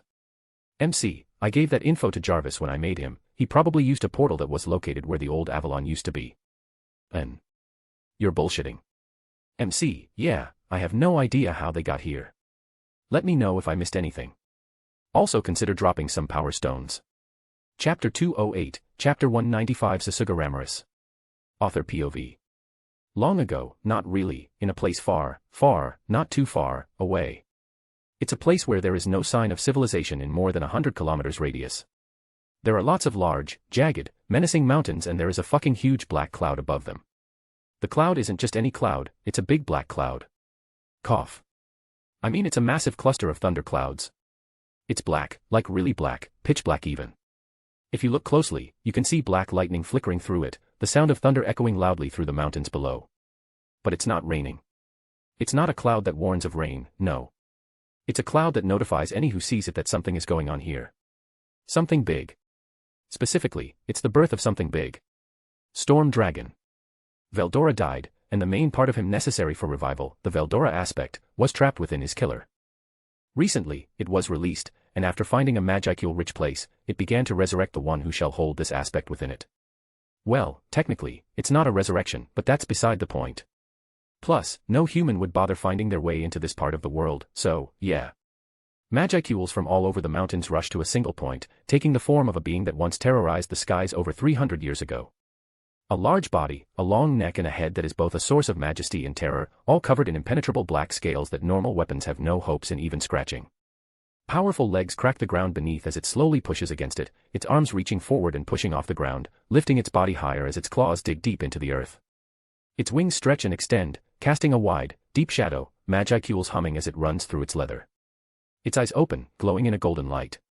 It exhales a breath of hot air, expelling any excess heat from its recently constructed spiritual body. Its long neck cranes upwards, looking towards the clouds. Its head shifts lower, looking towards the eastern horizon. Memories of a human touching its predecessor, draining him of his powers and Magicules, eventually killing him and preventing its resurrection run through its head. More memories of another human, a handsome man with white hair and golden eyes comparable to its own also run through its mind. It grows curious. It spreads its wings. And then it flies, heading towards the Jura forest, towards Avalon. I wonder what I'll find. MC POV. I look towards the western horizon and smile. Rimuru, a storm is coming. I mutter to myself. Ilya/Mikoto, cringe. Dash 999, 999, 999 HP. Rimuru, asterisk coughs blood asterisk right, what were you saying, Ramirez? Ramirez, I said of Walpurgis was called. Mikoto, A. Walpurgis. Mikoto hesitantly asks. It's not just her, the majority of the people in this room don't know what a Walpurgis is. Well, only Ilya and I are aware of what exactly a Walpurgis is. Even Gazel, Irald, and Hinata are unaware of what exactly this is. Ramirez proudly puffs out her chest. Barely anyone reacted when she burst through the door saying that Avalon will get destroyed, so she was a little depressed, but it seems she still has a chance to show off her greatness. At least, that's what I'm getting from her. God, she's like an open book. Ramiris, fufufu. Allow me to explain. You see, a Walpurgis is an event where all the demon lords come together for a special meeting. Ramiris continues to explain in a surprisingly comprehensible way. Walpurgis is an event where, as Ramiris explained, demon lords come together for a meeting. A minimum of 3 demon lords needs to consent to launch one. However, once convened, all demon lords are required to attend. Not attending will be heavily looked down upon. It's seldom forgiven. Although there were times where some really lazy ones sent representatives instead, apparently you can get away with that. In Walpurgis, you just basically talk with each other about recent events, things like that. There's food and drinks there too. Rimuru, so basically a talk over snacks between demon lords. Ramiris, yeah, pretty much. Hinata, so, you're a demon lord? Hinata skeptically asks the flying fairy. Ramiris, hey. I know that look. I'm a bona fide demon lord, okay. I'll sweep the floor with you. Ramiris shouts while flying all around Hinata's head. Shing. Hinata pops her rapier out of its sheath by an inch. Immediately, Ramiris stops flying around her and returns to Jarvis' side, hoping no one sees the trail of sweat running down her forehead. Well, personally, I know that this is just a habitual reaction. She doesn't need to fear Hinata. Don't get me wrong, Ramiris won't win, but she won't lose either, not with Jarvis on her side. Mikoto pinches the bridges of her nose and takes a deep breath. Mikoto, okay, so can you please explain how this Walpurgis relates to Avalon's destruction? Ramiris, alright, it's like this. Clayman called for a Walpurgis, and Malim and Fry accepted. What Clayman wants to do is to bring to light the issue of Carrion's disappearance in the new city in the Jura forest. So I flinched when Ramiris mentioned Carrion's disappearance. Rimuru, something you want to add? So I, nothing much. I just thought now would be a good time to mention that Malim attacked Carrion and seemingly killed him. Forgive me, Rimuru-sama, I didn't inform you of this before. Rimuru, nah, I wouldn't have cared anyway. I mean, it's just a demon lord's death, nothing special. So I see. Although, I might as well mention that I doubt Carrion is dead. True, Carrion isn't dead. Or at least, according to my memory about the original series. Ilya, so you're saying Clayman wants to take over both Carrion's territory and Avalon, and if he can't take over Avalon he will destroy it. Ramiris, well, I doubt he can destroy it, he doesn't have the strength nor connections for that. But he can hinder the city's growth. But, I doubt that. Not with Ilya on my side. Well, barely anyone knows about her though, so I can't blame Ramiris for not knowing her capabilities. Mikoto, and what about the new demon lord in Avalon? Mikoto asks Ramiris. I mean, Mikoto is a demon lord, albeit she hasn't proved herself yet so she hasn't been accepted into the circle. Ramiris. Mikoto. Ramiris. There's a demon lord in Avalon. Of course, I should expect nothing less from Ramiris. Obviously, she hasn't heard about it yet. Name, Rimuru. Race, Origin Slime. Protection, Crest of Space. Title, Highest Tier Spirit, Leader of the Monsters, Oniai-chan, King of Avalon, Master of Headpats, Procrastinator King, the Nutcracker, Socially Awkward Cringe Slightly Chunny Slime, True Dragon Slayer, Sensei, World's Strongest, Overpowered to a Stupid Degree, Mikoto's Equal. Codex, Ilya's Veil. Ultimate Skills, Yahweh, God of Creation, Odin, God of Runes, Azathoth, God of Void, Alternative. Equipment, Yamato, Genesis. A/N, today, I mixed my coffee with Red Bull instead of water. Now I can see noises. _ Let me know if I missed anything. Also consider dropping some power stones. Chapter 209, Chapter 196. Ramiris has few friends. So after explaining again that Mikoto is a newly evolved demon lord, Ramiris only had one reaction. Ramiris. Okay. It turns out, she took it much better than I thought. I thought she would have been like, no way, or something like that, but no, she took it in stride. I mean, she was a bit surprised, but that's only because she didn't think Mikoto to be the demon lord type. She then followed up by saying, well, neither was I. I guess you just decided to follow in my footsteps because you wanted to be awesome like me, yeah, and stuff like that. Mikoto, so do I attend Walpurgis or not? Mikoto repeats her question from the last chapter. Ramiris, Well yes, but actually no. Rimuru, yes, understandable. It's not understandable. Jarvis, Ramiris-sama means to say that it's circumstantial. Ramiris, yeah, that. Originally, it's practically mandatory to attend, or at least send a representative. But you're not an accepted demon lord. Ramaris goes on to explain that unless 3 other demon lords are backing up your claim, no one will take you seriously if you say you're a demon lord. If anything, you'll only provoke someone who would most likely come over and try to beat you up. Ramaris, of course, if you prove your strength in some way, then that's also okay. Ramaris calmly says as she sits on the table, nibbling on a meat bun that's way too big for her body size. I swear I don't get where she stores all that food in that tiny body. As for where she got it, well, there's a big plate of meat buns I made and placed in the middle of the table for everyone, which are quickly diminishing. Ramaris, gulp Clayman called for a Walpurgis in 3 days, so if you want, I can contact the others and recommend you a spot. Mikoto. You can do that. Ramaris, of course I can do that. Everyone listens to me. They're scared to anger me and feel my wrath. Benimaru, forgive me for interrupting, but I don't think you can fly around the world and talk to every demon lord within 3 days. Ramaris, no way. I can't be bothered doing that either. You see, we demon lords have the super secret telepathy network that we use to talk to each other. No one knows about it. Ramaris proudly says as she puffs out her chest, as she publicly announces it in a room full of people. Not so secret anymore. Well, Hinata, Gazel and Irald are having a field day with this information. Although Hinata is aware that the target of faith for the church is Demon Lord Luminous Valentine, it's not like she discloses everything that happens, so this should be new information for her. Mikoto, then, can you contact them? Mikoto says with a small smile. Is she planning something, I wonder? Ramaris, yeah, just give me a sec. Ramaris closes her eyes and stays like that. I assume she's currently talking to everyone else. Out of the corner of my eye, I see Mikoto stare at Ramaris with a slightly far-off look before she smirks. Ah, I see now. Mikoto hacked into the connection. As expected of my waifu. I remembered that the Demon Lord connection is heavily encrypted, and you need a special code given by one of them to gain access. But unfortunately, Mikoto is a hacking genius. With her Saitama skill that even extends to Magicule-based networks. Well, unless she suddenly went crazy and started smirking with a far-off look for no reason, but I somehow doubt that. Mikoto closes her own eyes and the whole room just sat in silence, anticipating whatever is coming next. Their expressions shifted a few times. Ramaris showed a face of surprise while Mikoto has a smug look on her face. She probably revealed her presence to whoever else is on the connection. Her face also shifted to one of distaste many times, no doubt talking to someone who sounds like a prick. Most likely Clayman. Maybe Leon too. Well, Leon can be a prick, but he's not that bad from my memories. He just doesn't know how to express himself properly. Of course, he still made Shizue's life kinda shit, as unintentional as it was, so I will still punish him. Vesta and Gabble suddenly have a chill run down their spines and close their legs. I'm curious what they're talking about, but I don't want to copy Mikoto and hack into their conversation. It's not like I can't, especially with the world's best Emoto at my side, but I don't want to reveal my presence. And if I'm not going to do that, then I don't need to hack into the network in the first place. 5 minutes later, Mikoto and Ramaris open their eyes at the same time.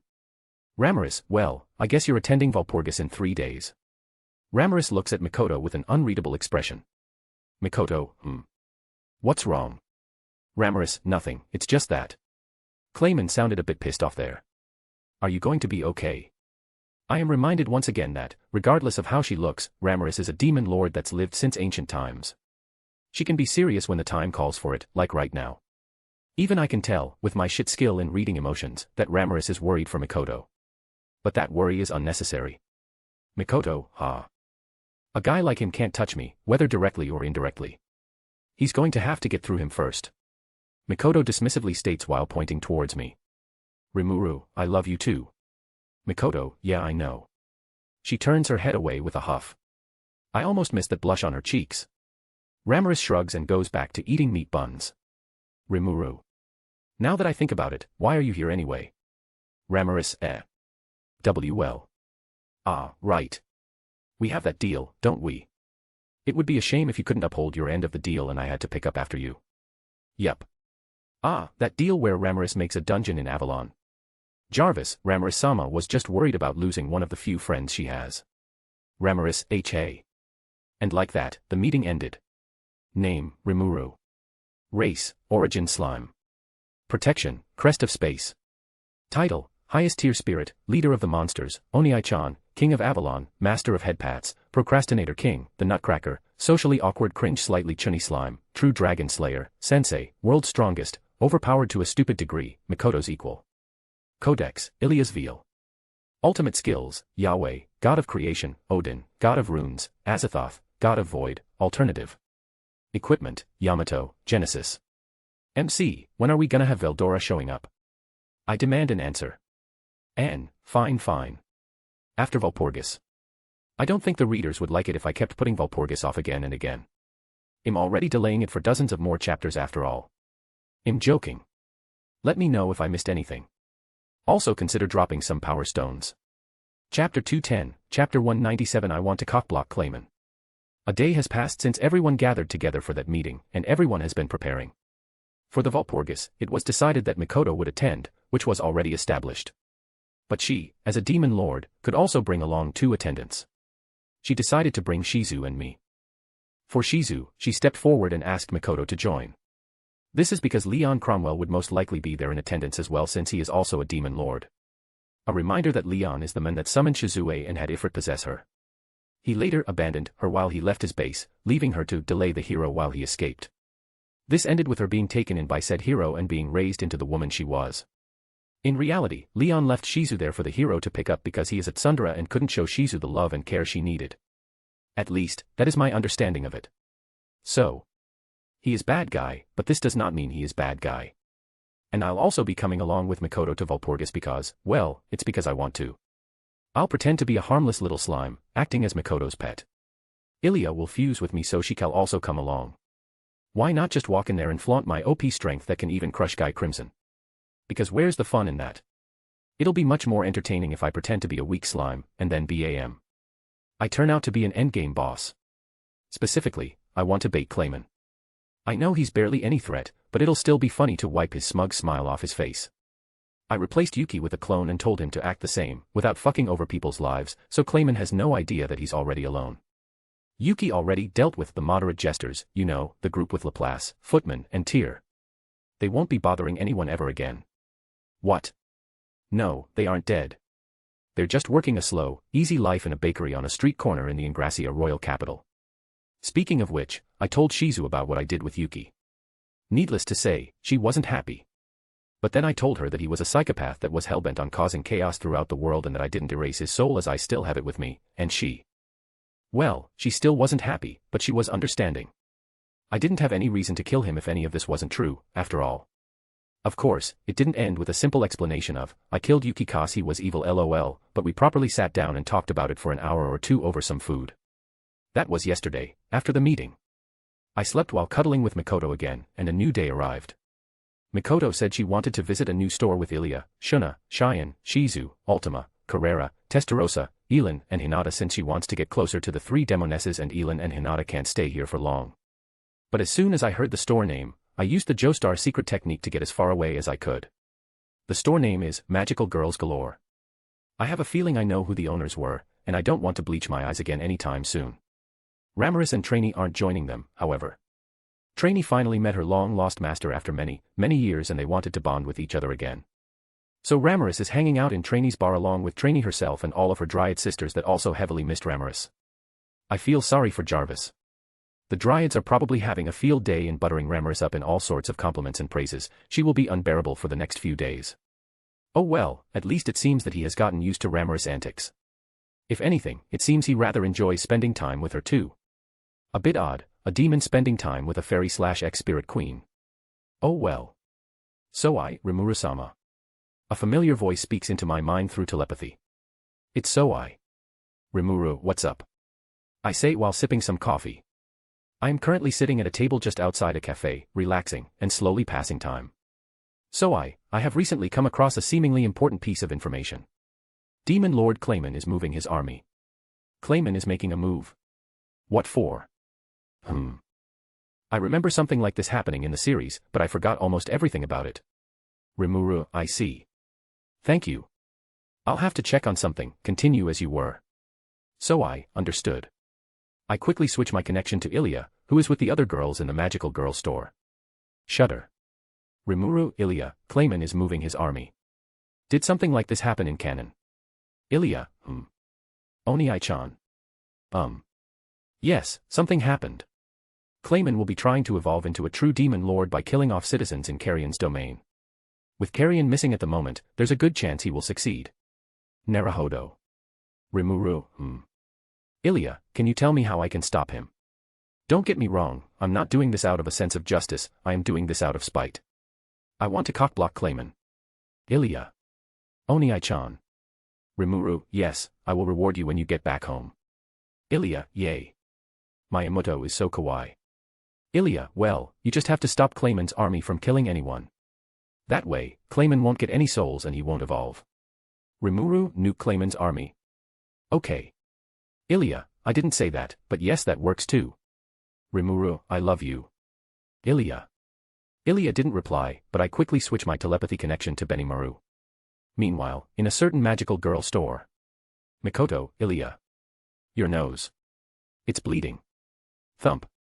Shuna, Ilya just fainted. And what's with that smile on her face? Back to MC. Rimuru, Benimaru, Clayman is going to use his army to commit genocide to evolve into a true demon lord. I want you to gather an army and crush them. Go wild. Benimaru. My lord, you have no idea how long I've been waiting to hear those words. I smile as Benimaru cuts the connection as he gets to work. This is going to be fun. Later in the day, I gave Ilya head pats for an hour. Mikoto was pouting a lot, so I also gave her head pats. Name, Rimuru. Race, Origin Slime. Protection, Crest of Space. Title, Highest Tier Spirit, Leader of the Monsters, Oni-chan, King of Avalon, Master of Headpats, Procrastinator King, the Nutcracker, Socially Awkward Cringe Slightly Chunny Slime, True Dragon Slayer, Sensei, World's Strongest, Overpowered to a Stupid Degree, Mikoto's Equal. Codex, Ilya's Veal. Ultimate Skills, Yahweh, God of Creation, Odin, God of Runes, Azathoth, God of Void, Alternative. Equipment, Yamato, Genesis. A/N, 14 more chapters until Valpurgis. MC, say CK right now. This is a joke BTW, Valpurgis is in just a few chapters. Let me know if I missed anything. Also consider dropping some power stones. Chapter 211, Chapter 198 It's a Trap. Fedge POV. My name is Fedge. I am a soldier in Demon Lord Clayman's army. My parents had 2 children, and I was the second child. My parents named my older brother Jeff, and they named me Fedge. Unfortunately, however, Big Bro Jeff was a model citizen and gained too much social credit, even more than Clayman. So Clayman got jealous and killed Jeff. Big Sag. But it's okay. Jeff is the type of person who puts in milk before their cereal, so I wasn't that close to him anyway. My mom also died long ago and my dad went to get milk from the local store, so I wasn't that close with them either. I don't hate Clayman, but I do think he's a cocky prick. Well, from what I've heard of him anyway. Never seen him up close before. I mean, aren't all schemers cocky pricks who think that everything is under their control? Just a personal thought. As for what I look like, I don't know. I'm just a temporary character that the author made up, so he hasn't bothered fleshing out any details on what I look like. Although I seem like a pretty chill guy. Guess the author was also too lazy to make me an enthusiastic person. Right now, Clayman sent me and the rest of his army into Demon Lord Carrion's territory to, well, I'm not sure. I'm just a normal foot soldier after all. I'm sure it isn't something peaceful either. Carrion disappeared last I heard, got attacked by Malim. At least, that's the rumor going around. Clayman also seems to be getting a bit too cocky as well, ever since Malim started hanging around him. Did they strike some kind of deal? Yamza, alright you shits. We're moving out. That was Yamza, he's the leader of the army. He is one of Clayman's 5 fingers. The middle finger, to be exact. It suits him since he looks like a dick. He's also known as the Frozen Sword Mage because of his weapon that, you know, freezes stuff. He's also a prick. A dick prick. Yamza-sama, which direction should we head? One of the squad commanders asks Yamza. He's the type to suck up to Yamza. Also a prick. Yamza, west. There's a large group of those damn beasts heading that way. We'll intercept them and wipe them out. We're going to kill them. I feel like something is going to go wrong. My Fedge senses are tingling. Jeff and I both had a unique sense that was always scary accurate. But while Jeff's Jeff sense is always correct, my Fedge sense is always the opposite. How do you think he got so much damn social credit then? But right now, my Fedge sense is saying everything is going to be okay. That means shit is going to go down. Most likely, it won't be good for us either. But Yamza, that dick prick, doesn't even question his information, and quickly moved the whole army west. Later. We find a large cluster of people running away from us. Like, really large. Scary large. My Fedge sense projects a sense of calmness I've never felt before. That's bullshit, there's definitely something wrong. Fedge, I need a vacation. I drop the simple spear in my hand, turn around, and casually stroll away. Something is going on, and I want no part of it. I hear Avalon is a pretty relaxing place, I should move there. Third-person POV. Yamza rushed towards the group of people along with his army, charging headfirst. It doesn't matter if they are citizens of Carrion's country or not, he just has to kill shit for his lord to evolve into a true demon lord. Turns out that was a mistake. After chasing after the mysterious group for half an hour, something happened. You would think that even though they caught up fairly quickly, it would be suspicious as hell if they couldn't close the relatively small gap in 30 minutes, but nope. Rimuru threw a Fortnite video collection into the pockets of a random soldier grunt which lowered the IQ of everyone in a large radius. If anything, the mysterious group is keeping the distance because they don't want to get anywhere near it. But, the mysterious group is also leading Yamza and his army to a specific point. A few minutes later, a massive magic circle appeared under both groups and a barrier rose along the outskirts of the circle, trapping everyone within. The mysterious group turned around, and for the first time, Yamza thought something was wrong. Yamza, were they always wearing armor and holding weapons? Yes, Yamza. Since the very beginning. It's just that the video collection was destroyed at the moment the magic circle activated.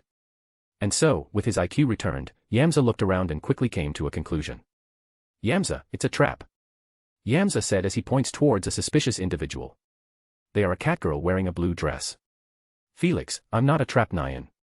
Subaru, oi, we're about to have a battle. Pay attention. Rem, Subaru-kun is correct. Benimaru, stop talking so much. All troops, charge. The battle was insanely hard, both sides were evenly matched and it all came down to the wits of their commander, doing everything in their power to outsmart the opposing side.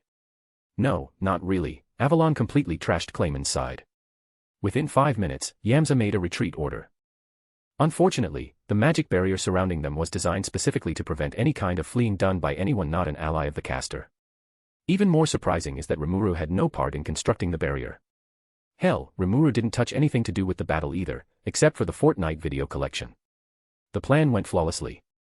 Lure them into a barrier zone made by Shuna while Benimaru, Akuru, Cheyenne, Gabel, Geld, Ranga, and the rest of the army went wild and crushed them.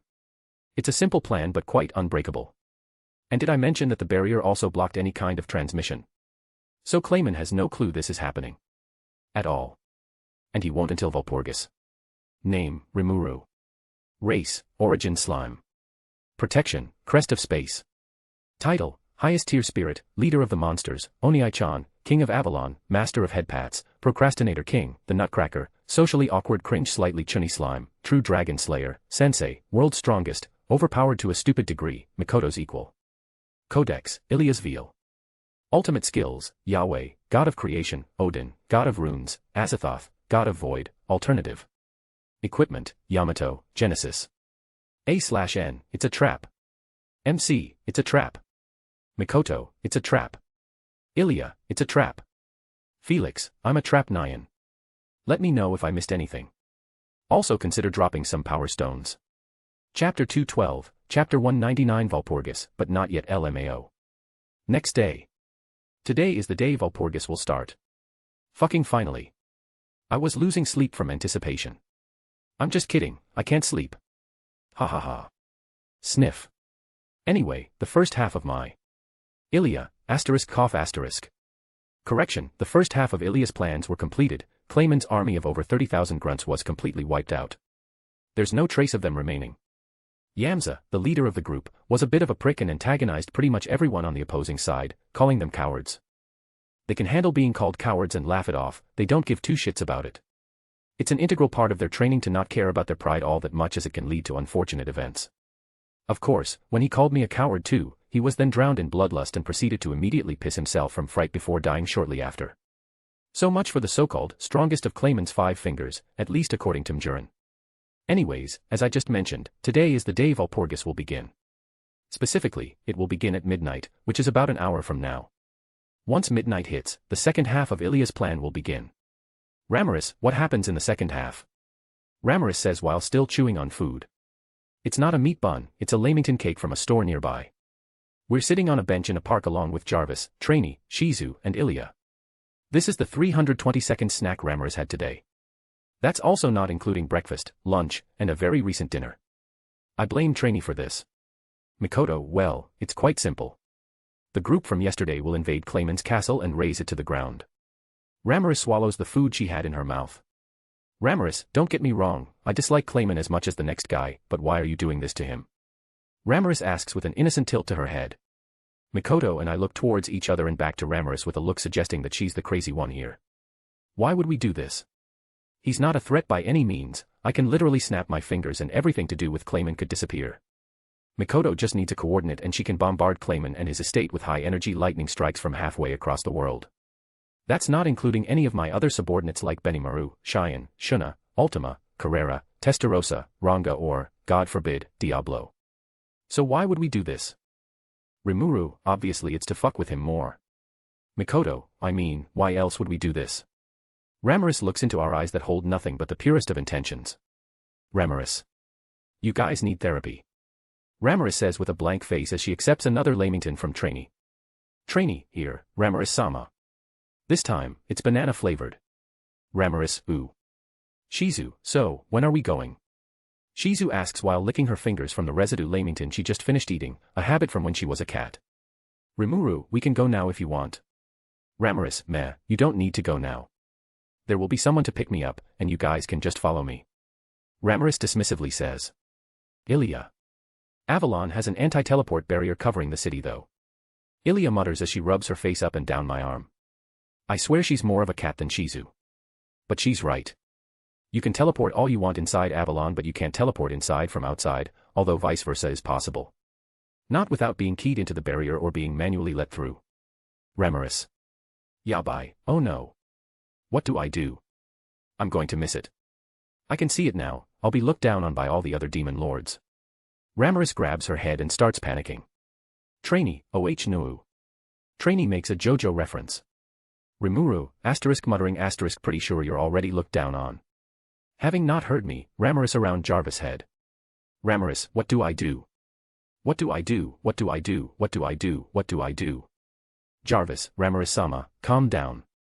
The answer is simple. Jarvis calmly states, causing Ramiris to stop panicking so much. If you look closely, you can see that she was on the verge of tears. Ramiris, sniff eh. Jarvis, we can simply leave Avalon's barriers. Ramiris, oh is that so? Come on, guys. We're leaving. Ramiris flies over to Mikoto and begins tugging on her clothes, trying to get her to stand up so we can leave Avalon temporarily and wait for our escort. Rimuru, I could just manually let them in when they arrive. Ramiris looks at me and before long, she has that smug look on her face. Ramiris, I was just about to suggest that. Nice thinking, my friend. I somehow doubt that, but no one corrects her. We're used to it. But in reality, I don't want to wait for our escort. I mean, who knows when they'll arrive. So I secretly ask Ilya a favor. Rimuru, Ilya, can you send me the coordinates of the location where Walpurgis will be held? Without responding, since she's too busy rubbing up against my arm, the coordinates appear in my head. I silently thank her by patting her head, much to her happiness, and open my mouth. Rimuru, they're here. I guess we should get going now. Hearing my monotone voice, anyone can tell I'm lying as a portal with golden sparks appear to our left. Well, Ramiris doesn't question it and immediately flies through, not doubting my words for a second. Ramiris, finally. Come on, guys. Rimuru. Well, she is okay like this. Jarvis, sigh. Jarvis sighs and just follows after his master. Trainee already followed Ramiris blindly through the portal. Smiling slightly to myself, I turn into my slime form and jump into Mikoto's waiting arms as she walks forward through the portal with Shizu and Ilya behind her. We get through the portal and it closes behind us. Looking around, I can tell that this is some sort of room used to receive the guests as they are teleported here. There's only one door, and I'm pretty sure it leads into the main meeting room for Walpurgis. But still, I didn't notice it before, but this entire place is in a different dimension. It's kind of like my mirror dimension in a way, as it's in a shifted reality different from our main one. Except, way smaller. My mirror dimension is quite literally a mirror of the entire universe, not just limited to this world. Granted, it wasn't that big when I originally made it all those months ago, but it still covered the entire planet. It uses the main dimension as an anchor of sorts for support and a template to copy off of. This place is kind of like a pocket dimension that's only a few dozen cubic kilometers in size. Ramiris, who's that? Ramaris screams as she points towards me. Ah, I forgot that she doesn't know I'm a slime. I gave her a story that made her think I was born a high-tier spirit. Rimuru. Pero. Tongue sticking out. Name, Rimuru. Race, origin slime. Protection, crest of space. Title, highest tier spirit, leader of the monsters, Oniai-chan, king of Avalon, master of headpats, procrastinator king, the nutcracker, socially awkward cringe slightly chunny slime, true dragon slayer, sensei, world's strongest, overpowered to a stupid degree, Mikoto's equal. Codex, Ilia's veal.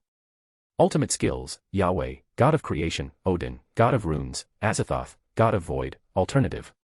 Equipment, Yamato, Genesis. A/N, we're getting into Valpurgis now. Yay. Let me know if I missed anything. Also consider dropping some power stones. Chapter 213, Chapter 200 Guy Crimson. Ramaris, you're a slime. A/N, always has been. Cock's gun. Ramaris screams from her position on Jarvis' shoulder. Rimuru, I guess. Well, technically, I was born as a slime, but I evolved into a high-ranking spirit. But I'm still a slime. I guess I'm a spirit slime. Ramaris just continues to stare at me with a look of pure confusion. Hey. Blame Veldanava. I swear, he was high as fuck when he was dealing with the slime race. Except when he was making slime girls. I've seen them wandering around Avalon, and they look like normal human girls except they're slime. Veldanava may be a drug addict, but he is also a man of culture. Spark. I mean he's a bad dragon. Thankfully he's dead. Yeah. Feeling the threat of death retreat, I breathe a silent sigh of relief. Scary intuition. Ramaris, anyways, I'm going inside. Ramaris shakes her head, deciding to not think about it before flying off of Jarvis' shoulder and begins heading inside. The massive doors open, revealing, as expected, another room. Judging from the massive round table in the center, that room should be where the Valpurgis will take place. Ramaris, remember, only 2 attendants. Ramaris says as she waves over her shoulder before the doors close again. Ramaris, Jarvis and Trainee already inside. Mikoto is the demon lord, and Shizu and I are the attendants. That leaves Ilia as the odd one out, to which Ramaris pointed out that she can't come with us. But Ramaris doesn't know that technically, she can. Rimuru, right, come on Ilia. Ilia, Umo. She snatches my slime body out of Mikoto's hands and hugs me tightly in her arms. Mikoto, oi. Ilia pokes her tongue out at Mikoto before turning into streams of light and entering my body. Splat. Without anyone to hold me, I fall and hit the ground, my body making like an egg on a frying pan as it kisses the rather clean floor. Is that mint I taste? I'm joking. I can't taste in my slime form.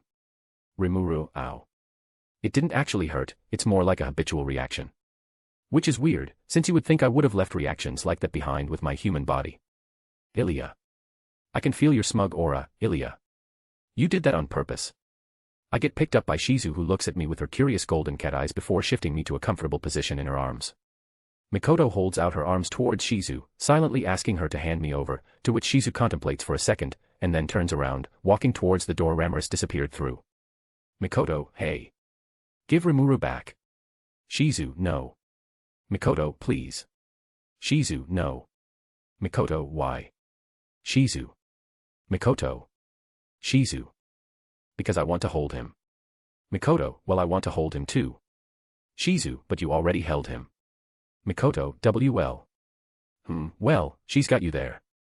Not able to find a valid argument, Mikoto turns to me with trembling lips and slightly glistening eyes. She looks like a child whose favorite toy was just taken away. Fucking hell, that's cute. In the end, both Shizu and Mikoto cease their childish argument and come to an agreement. They'll both hold me. I wish. Instead, Shizu just dropped me to the floor, and both Mikoto and Shizu walked through the doors without looking back. Why? I want to be carried. That was I can silently feel their chests. But now I can't. Ilia, Pu, hoo-hoo. Stop laughing. Bouncing after the two, I enter the room to find Mikoto sitting down at the round table. Shizu silently stands behind her. I would have kicked open the door screaming, "What's up fuckers," if I were in my human form. Anyway, on the other side of the table is Ramaris and the red-haired guy. Instantly, I can guess who he is. It's Mr. Krabs from SpongeBob. Cough. It's Guy Crimson, the Lord of Darkness, Chunny name, one of, if not the first demon lord to ever exist and sole leader of the ice continent to the far north. He also seems to have been the first one to arrive. Using Azathoth, I look back in time to find that he has been sitting here since yesterday. Yesterday. What the fuck? Of course, I made sure to do it discreetly in a way that Guy can't sense it.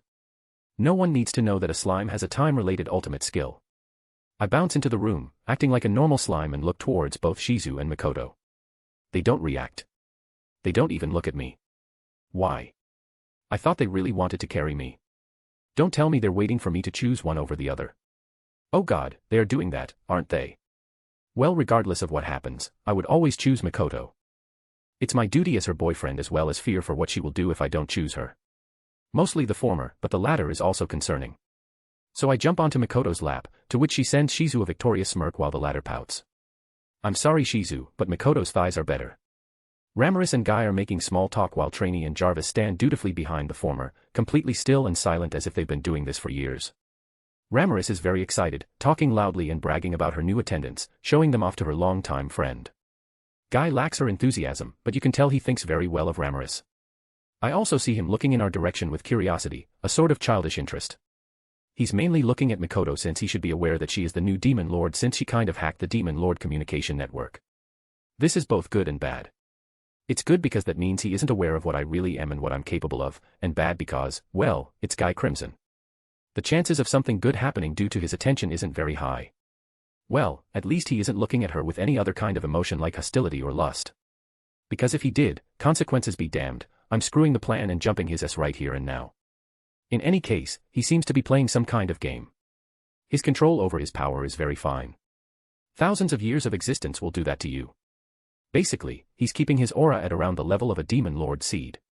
Beyond that, he's letting his aura go wild, making it seem like he has little to no control over it. This gives the impression that he's inexperienced and weak when in reality he's tricking people into thinking that he's strong, but not that strong. Basically, he's making people look at him and go, yeah, I can take him, when in reality he can wipe the floor with them. But with Ilya fused with me, my senses were dialed up to 100 and just a quick peek can tell me his general strength. And I gotta say, I'm a bit impressed. If it were before I got Azathoth, Yahweh, Odin, and Ilya was still, Manus, Ilya's veal, then he could have given me some trouble. I would have won since I can just make anti-Guy Crimson weapons and fire them all at him like Gilgamesh. An easy win. But if I didn't do anything to counter him directly, he would have won. Mikoto, as she is now, would also have a hard fight against him. In a life or death battle, it would end in a tie. If she got lucky, she would get away with her life, if not, she would die with Guy living. Well, I guess I'm going to be making anti-Guy weapons for her after this is done.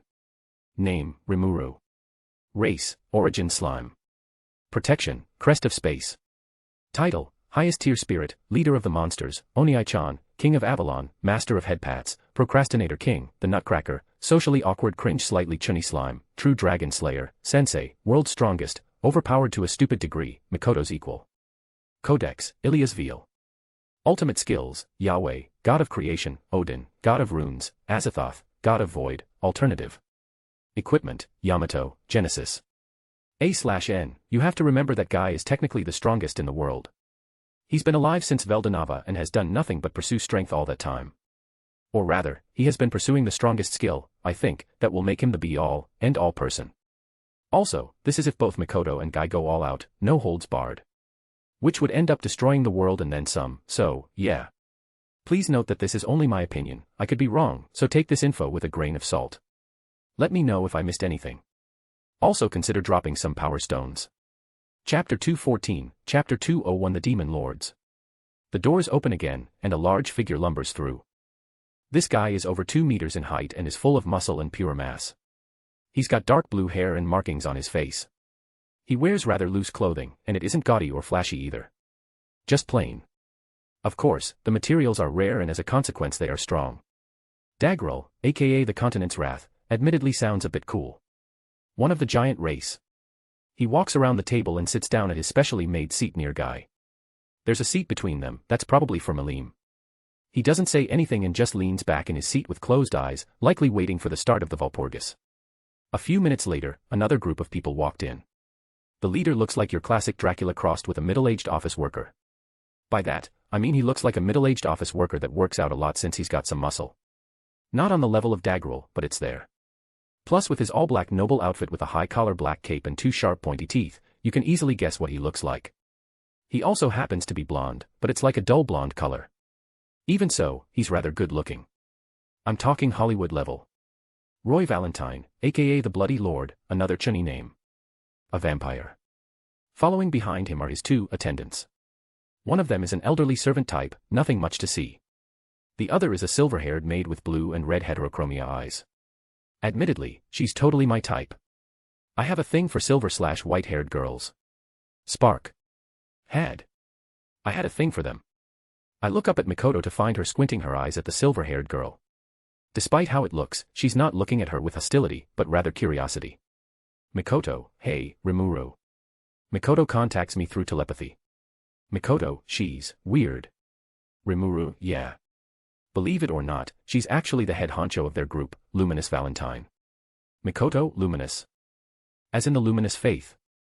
As expected of Mikoto, she's already got it figured out. Luminous Valentine, aka Queen of Nightmares, sounds both chunny and cool. A vampire, true ancestor, that is also the target of faith of the entire Western Holy Church, the Luminous Faith. Of course, the vast majority of those worshippers don't know that their god is a demon lord and that the pope of their entire religion is Louis Valentine, twin brother of Roy Valentine. Hinata is one of the only human working under her who knows this truth, that I am aware of. Well, from my memory, she isn't hostile to humans and instead seeks to protect them. Luminous also snuck a few peeks at us, mainly Mikoto. I think she got the letter that said, "I'm stealing Hinata." Roy takes his seat with his attendants standing behind him, and a few minutes pass. The door once again slowly opens, revealing a rather exhausting-looking soul. I'm not joking, his presence is making me sleepy. And I can't even sleep. What's even scarier is that this is completely natural, no skill is in effect here. He's got light blue eyes and purple hair with white streaks running through it, A/N, anime shows he's got gray hair with purple streaks, take your pick. He looks young, around high school age. He's also a Bishounen, a pretty boy. Tui. As he takes his seat, he looks at Ramirez. Yo, you're, like, still the size of a bug. He sounds like he hasn't slept in days. Ramirez, oh shut up. I can still trash you 7 ways to Sunday, Dino. Dino, A/N, or Dino, depending on the translation, aka the sleeping ruler, also sounds cool, which is a bit ironic, since he's the only one here with no territory to look after, so he doesn't rule anything. Hell, if I remember right, he's been freeloading off Dagroll for centuries. Plus, I doubt Ramirez even knows what 7 ways to Sunday even means. I mean, I don't, but she probably thought it sounded cool. Dino and Ramirez continue to make small talk, mostly Ramirez bragging about her new attendants, letting Guy have his moment of peace, for a minute or so until Dino slams his face into the table in front of him and falls asleep, so Ramirez turns her attention back to the former. A few minutes later, the doors open, again.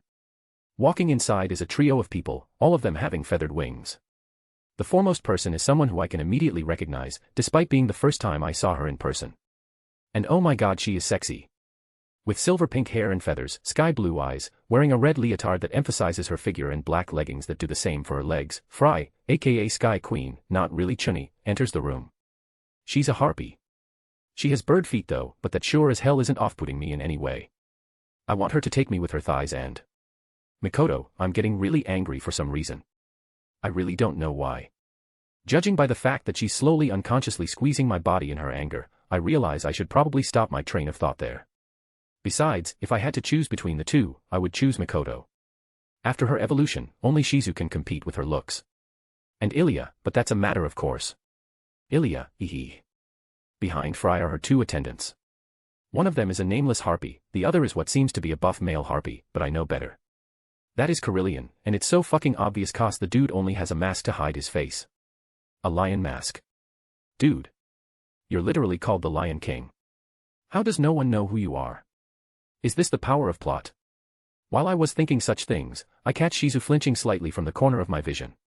Her cat pupils shrink before expanding as her head snaps towards the door, her body tensed.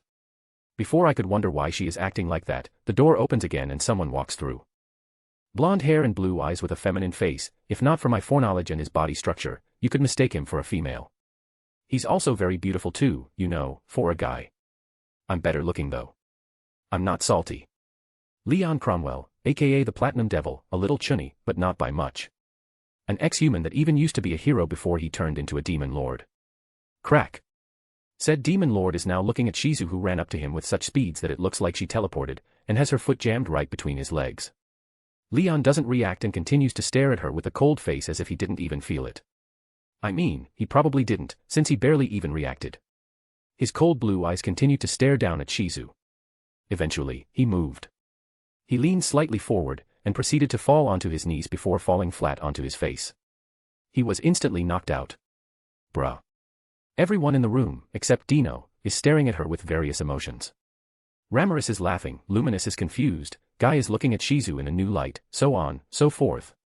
Shizu turns back and meets all of their eyes one by one, eventually landing on Mikoto, who is silently pursing her lips, not saying a word.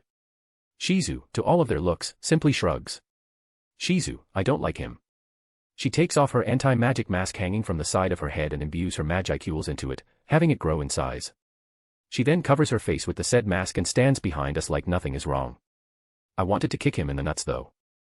Name, Rimuru. Race, Origin Slime. Protection, Crest of Space. Title, Highest Tier Spirit, Leader of the Monsters, Oniai-chan, King of Avalon, Master of Headpats, Procrastinator King, The Nutcracker, Socially Awkward Cringe Slightly Chunny Slime, True Dragon Slayer, Sensei, World's Strongest, Overpowered to a Stupid Degree, Mikoto's Equal. Codex, Ilia's Veil. Ultimate Skills, Yahweh, God of Creation, Odin, God of Runes, Azathoth, God of Void, Alternative. Equipment, Yamato, Genesis. A/N, I really enjoyed writing the last part of this chapter, I think it's funny. MC, but I wanted to be the one who kicked his nuts. N, yeah but Shizu deserves it more. To be honest, the whole reason I brought Shizu is for her to meet Leon. I wasn't planning on her running up and kicking his nuts at the time, but I just had to add it because it wouldn't feel right otherwise. Let me know if I missed anything. Also consider dropping some power stones. Chapter 215, Chapter 202 Clayman arrives. Later, everyone is back in their seats doing whatever they normally do. Ramirez is bragging about her new subordinates, Guy is sitting there with his eyes closed thinking he's all badass, he's not, so on, so forth. Leon has been magically moved to his seat, even though he's still unconscious. And I don't mean someone moved him with magic, I mean no one touched him. He just suddenly appeared in his seat the moment I moved my attention away for a moment. Leon isn't even conscious yet, he's still knocked out cold. Mikoto is staring at Leon's body with an intense glare, probably wondering how in the high heavens did he get to his seat. It seems she has become slightly aware of how bullshit anime logic is sometimes. The doors open once again, and most likely for the last time. Only Clayman and Malim are left from those attending. Remember, Carrion is presumed dead even though in reality he's not even a dozen meters away from me right now. Seriously, how does no one realize this? Unless, they already know and are just apathetic to it. That's a more likely reason. Anyway, walking through the doors is a man I can only think is Clayman, aka the Marionette Master. He is surprisingly handsome, I guess.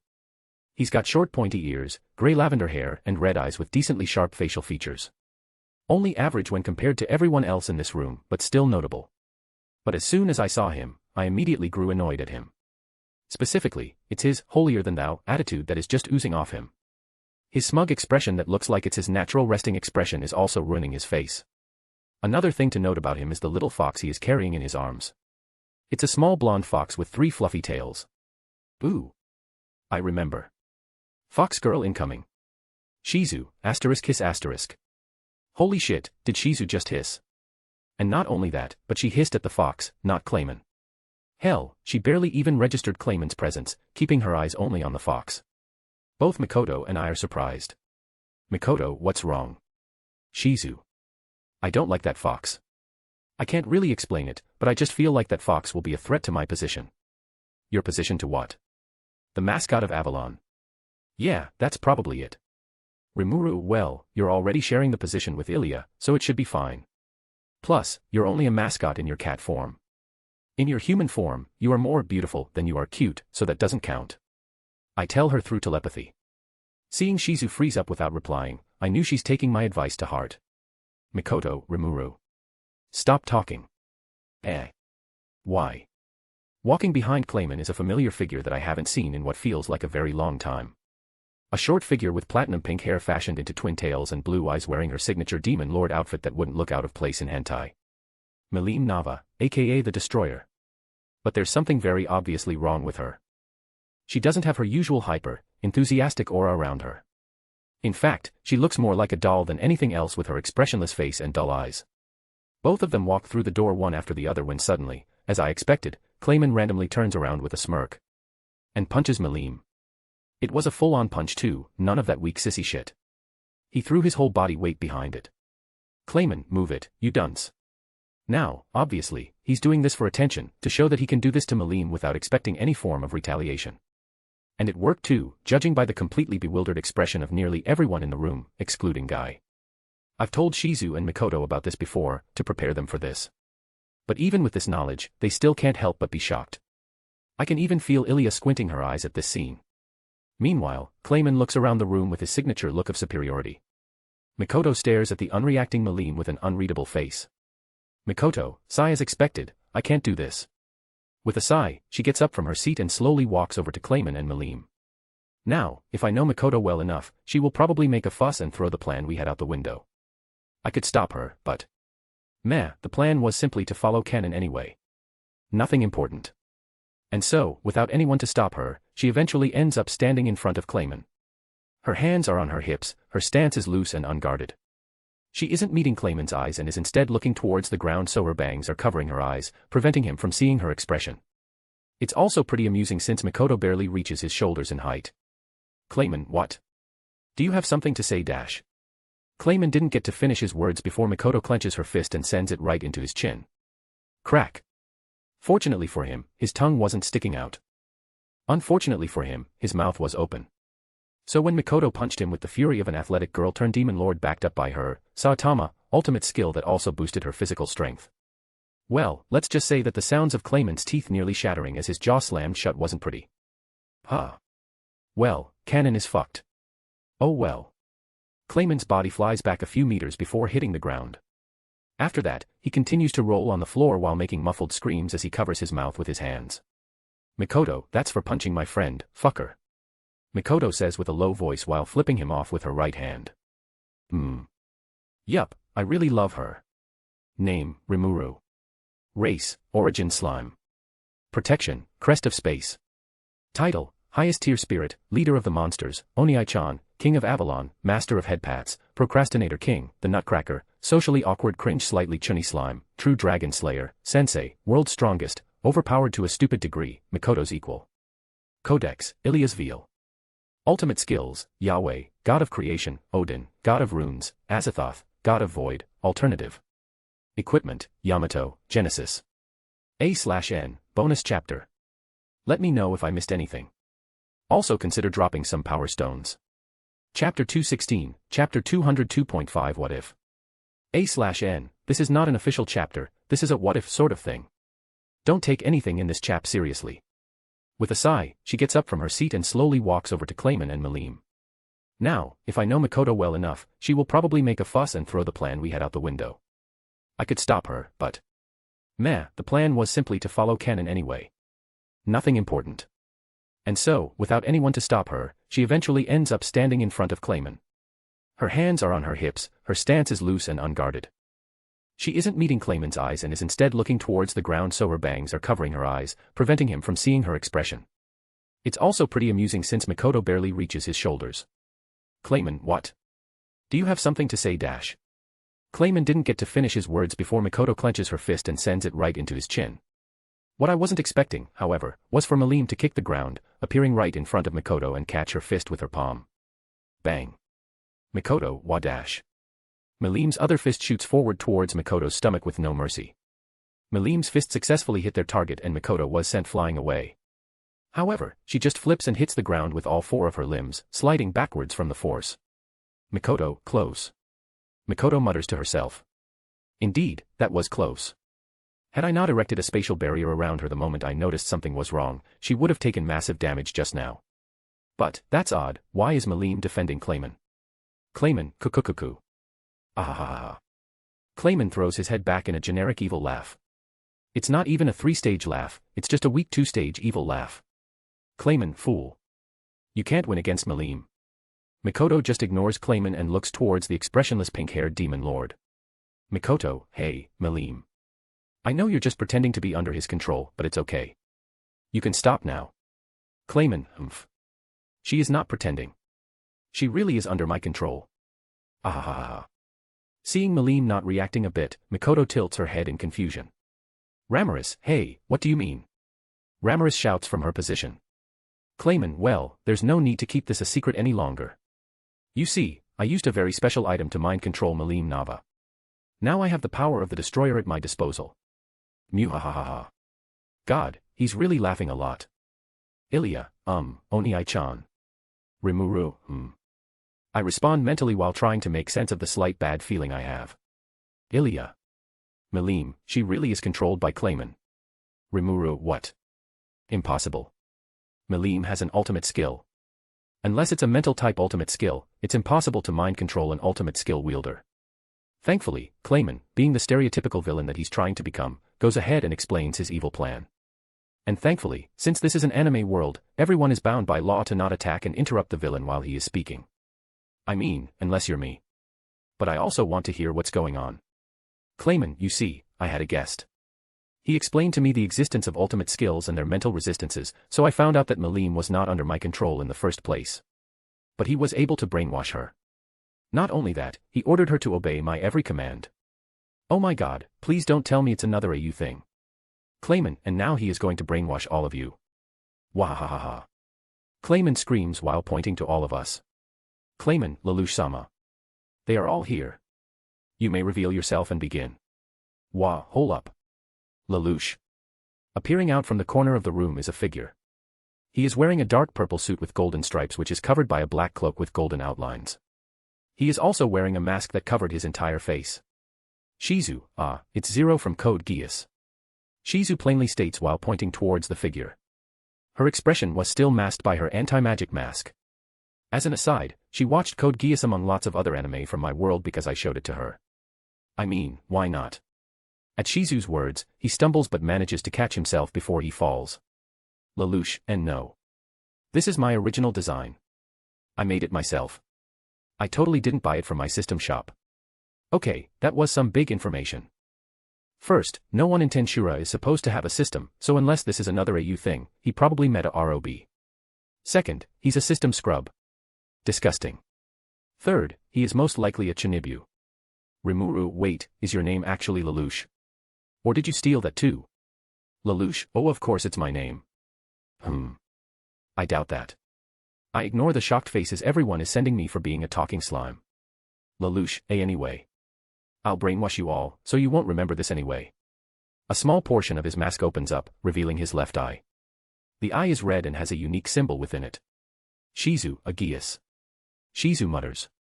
Judging from his obsession with Lelouch, he probably also has his Geass too, the Geass of absolute obedience. Shizu. Did you buy that from your system shop too? Lelouch, shut up. I'll mind wiping you all. And then I'll use you to hunt down that rogue reincarnator in this world. Then I'll complete my quest and get the appearance change coupon. Rogue reincarnator? Is it Bryce? No, it's not Bryce. For one, I already killed him. And two, I'm more of a rogue than him. I mean, he seemed to be a genuine part of this AU world, while I came here because of ROB and a little accident with OG Satoru Mikami's soul knocking me off course from the original world.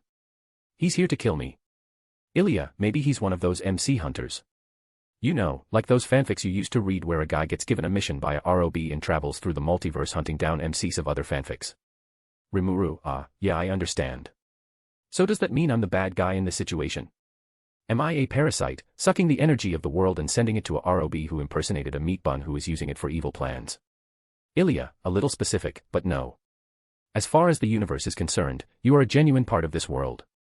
You're not a parasite or an unstable factor or anything. Maybe it's the influence of that meat bun ROB. I knew it, meat bun ROB is OP, Lelouch, I'll hunt down that rogue reincarnator in this world. Then I'll complete my quest, get the appearance change coupon, and then change my real appearance to Lelouch. Oops, I forgot he was still here. Mikoto, alright you knock off Lelouch wannabe, I've had enough. Spark boom. A lightning strike hits his head on. He ends up on the floor, spasming intensely. Malim. Fue. Where am I, Nanoda? The last thing I remembered is this creepy guy with a mask baiting me with a plate of cookies. Somehow, I'm not surprised. A/N, LOL. Let me know if I missed anything. Also consider dropping some power stones. Chapter 217, Chapter 203. Are you sure she isn't the protagonist? After a few minutes of Clayman rolling on the floor while screaming into his hands, his teeth finally stop hurting enough to prevent him from thinking straight. He slowly stands up onto his 2 feet, stumbling all the while and nearly falling over several times. Standing to the side I can see Malim just barely keeping a straight face, doing everything in her power to not laugh. When Clayman punched Malim to assert his dominance, should have T-posed instead, I highly doubt he actually hurt her. In fact, if Malim didn't do anything and just stood there without moving her head with his punch, I'm pretty sure Clayman would have gotten injured instead. But even so, being punched for no reason would still piss anyone off, so I understand why she's acting like this. In fact, if he acts like this often, it's a wonder how Malim didn't blow his whole estate up in anger. Anyway, Clayman slowly stands back on his feet and glares at Mikoto, who simply stood there with crossed arms, looking at him with unimpressed eyes. He points towards her with a shaky finger. Clayman, why you, Tui? He starts to say something but spits something out from his mouth midway. The object hits the carpeted floor and rolls a bit before coming to a halt. It's a tooth. His tooth. And it's got blood on it too. Clayman, why you dash? Tui. Another tooth flies through the air. Malim, pfft. Malim slipped. Clayman snaps his head in her direction and Malim immediately returns to her usual listless state. Not thinking about it anymore, he turns back to Mikoto and points at her. Clayman, how dare you? Do you realize what you've done? Mikoto. I punched you. Mikoto says while innocently tilting her head. Clayman glares at Ramirez, who is laughing to herself before looking back at Mikoto. Clayman, I am Clayman, the marionette master. A demon lord. I am Dash. Mikoto, yeah, I know who you are. Mikoto interrupts Clayman in the middle of his bragging. Clayman. Clayman froze mid-sentence. Ignoring him, Mikoto looks over to Malim. Mikoto, hey, Malim, you can stop pretending now. Clayman finally begins to react. Clayman, It's useless. She can't hear you. I have her under my absolute control. Dash. Crack. Clayman flies through the air and hits the ground while holding his mouth with his hands again. Mikoto slowly lowers her fist, not even sparing a single glance in the poor man's direction. Malim's body is practically vibrating as she struggles to hold back, her cheeks puffing up as she tries to prevent her laugh. Malim. PFF. And that's all that was needed. Malim, foo-foo. Kukuku. Ahahahahaha. Malim clutches her stomach and bends over as she laughs. Clayman stops rolling on the floor and instead looks over at Malim in absolute shock and even slight horror. Clayman, how? Tui. Wanting to be included in this conversation, I start talking while ignoring the tooth. What? I was feeling left out from all of this. The plan is already thrown out the window, there's no need to hide anymore. And so, transforming myself back into my human form, I sit on the chair Mikoto was in previously with my arms behind my head. Rimuru, it's because she's not under your control. She never was. I say with a matter-of-fact tone. This causes everyone in the room except Mikoto, Shizu, and a still laughing Malim to look at me. Rimuru. Wasup. Clayman, impossible. I used an orb of domination. It can control the minds of any being. Rimuru, correction, it can control the minds of any being except ultimate existence, beings who hold ultimate skills. I feel so smug right now, around a third of the people in this room are looking at me with confused faces, most of them being the attendants, but still. Feeling the need to explain, so I can flaunt my knowledge, I continue speaking. Rimuru, ultimate skills are skills above unique skills. They control parts of the laws of the world itself, depending on their specialization. Due to this, a simple mind-controlling device is pretty much useless against them. Well, unless you have a mental type ultimate skill. I say with a casual shrug of my shoulders. Guy Crimson doesn't look surprised at this info, neither does Ramirez, Malim, DeGrul, Dino, Luminous and Roy Valentine, and even Leon. That makes sense, they either all have ultimate skills of their own or they've lived long enough to have at least heard of it. Fry, Carrion, the winged guy wearing a lion mask, and other attendants in the room like Trainee and Jarvis all look either interested or shocked about this new info. Especially Clayman. He is laying on his stomach on the floor, looking back between me and Malim with wide eyes and a gaping mouth. Malim, of course, is still laughing. And it was at this moment, Clayman knew, he fucked up. Clayman knew that he immediately lost all leverage, he even provoked one of the strongest demon lords in existence, Malim. He was, in essence, courting death. Now, do you know that saying? About a cornered rat. How, when cornered, even a rat will fight back because they have nothing to lose. That is Clayman's situation right now. His face twists into an ugly visage, rage and anger clouding his eyes that used to hold a calculative gleam. Clayman, you. Tui. He pushes up against the carpeted floor, disregarding the aching pain in his mouth. His magicules fluctuate and begin to grow wild. Mikoto, oh no you don't. But Mikoto is having none of that. Sparks of harmless electricity dance across Clayman's body. Mikoto waves her hand towards the side as if she's pushing aside something bothersome. Mikoto, go sit. His eyes widen in surprise before suddenly, he is flung backwards at speeds even modern-day jets would be hard-pressed to reach. Bang. He slams into his designated seat, cracking the enchanted wood it is crafted from with nothing but sheer physical force. Electricity sparks across the chair as well, holding it in place, preventing it from flying away with Clayman from the impact. The electricity dies down as Mikoto releases her hold over his clothes and body. Rimuru, well, just calm down. You won't die for now. Rather, I'm curious what you had to say. I say while supporting my head with my arm, my elbow resting on the table in front of me. My golden eyes glow slightly as I stare at Clayman, my mouth spreading into a smirk. Rimuru, who knows, you might be able to talk your way out of this very deep hole you dug for yourself. Man, I must look so fucking badass. Ilya, no. Hush. Let me have this. Meanwhile, everyone else in the room is silent, still trying to process what the hell just happened and the casual power displayed by their new tea-color-haired demon Lord Pier when she flung Clayman away. Never mind, Mikoto is cooler. Hey, author. Are you sure she isn't the protagonist? Name, Rimuru. Race, Origin Slime. Protection, Crest of Space. Title, Highest Tier Spirit, Leader of the Monsters, Oniai-chan, King of Avalon, Master of Headpats, Procrastinator King, The Nutcracker, Socially Awkward Cringe Slightly Chunny Slime, True Dragon Slayer, Sensei, World's Strongest, Overpowered to a Stupid Degree, Mikoto's Equal. Codex, Ilya's Veal. Ultimate Skills, Yahweh, God of Creation, Odin, God of Runes, Azathoth, God of Void, Alternative. Equipment, Yamato, Genesis. MC, hey, author. Are you sure she isn't the protagonist? A/N. MC, answer me. N. MC, oi. N. Perhaps. MC, _, bruh WTF. Let me know if I missed anything. Also consider dropping some power stones. Chapter 218, Chapter 204 Why are we still here, just to suffer? Lord of Darkness, Guy Crimson. Destroyer, Malim Nava. Fairy of the Labyrinth, Ramaris. Continent's Wrath, Dagrul. Bloody Lord, Roy Valentine with Queen of Nightmares, Luminous Valentine disguised as a maid. Sleeping Ruler, Dino. Sky Queen, Fry with Lion King Carrion disguised as the former's attendant. Marionette Master, Clayman. Platinum Saber, Leon. And currently without a title, Mikoto Masaka, the human who dared to call herself a demon lord. Rain, Guy's attendant, made the introductions out loud, excluding Luminous and Carrion. It also seems that Leon changed his name from Platinum Devil to Platinum Saber, fucking chunny. These people are the demon lords attending the current Valpurgis. Although I'm not hiding anymore, I'm not a demon lord. Furthermore, in everyone else's eyes, I'm still Mikoto's attendant, not a separate party. Not that I mind, this is what I want. Mikoto, Shizu, and I are all in one group together. Malim is sitting in her seat wearing a rather wicked smile while staring at Clayman, who is constantly sweating and slightly trembling. The only reason he isn't breaking down is that he knows he still has a chance to get out of this alive. Sorry, let me rephrase. He thinks he still has a chance to get out of this alive. Though, regardless of what he does, he's not. But in his mind, as long as he can appeal to the other demon lords, they should side with him. But unless he can magically pull a plate of meat buns from somewhere, I don't think he will be convincing anyone.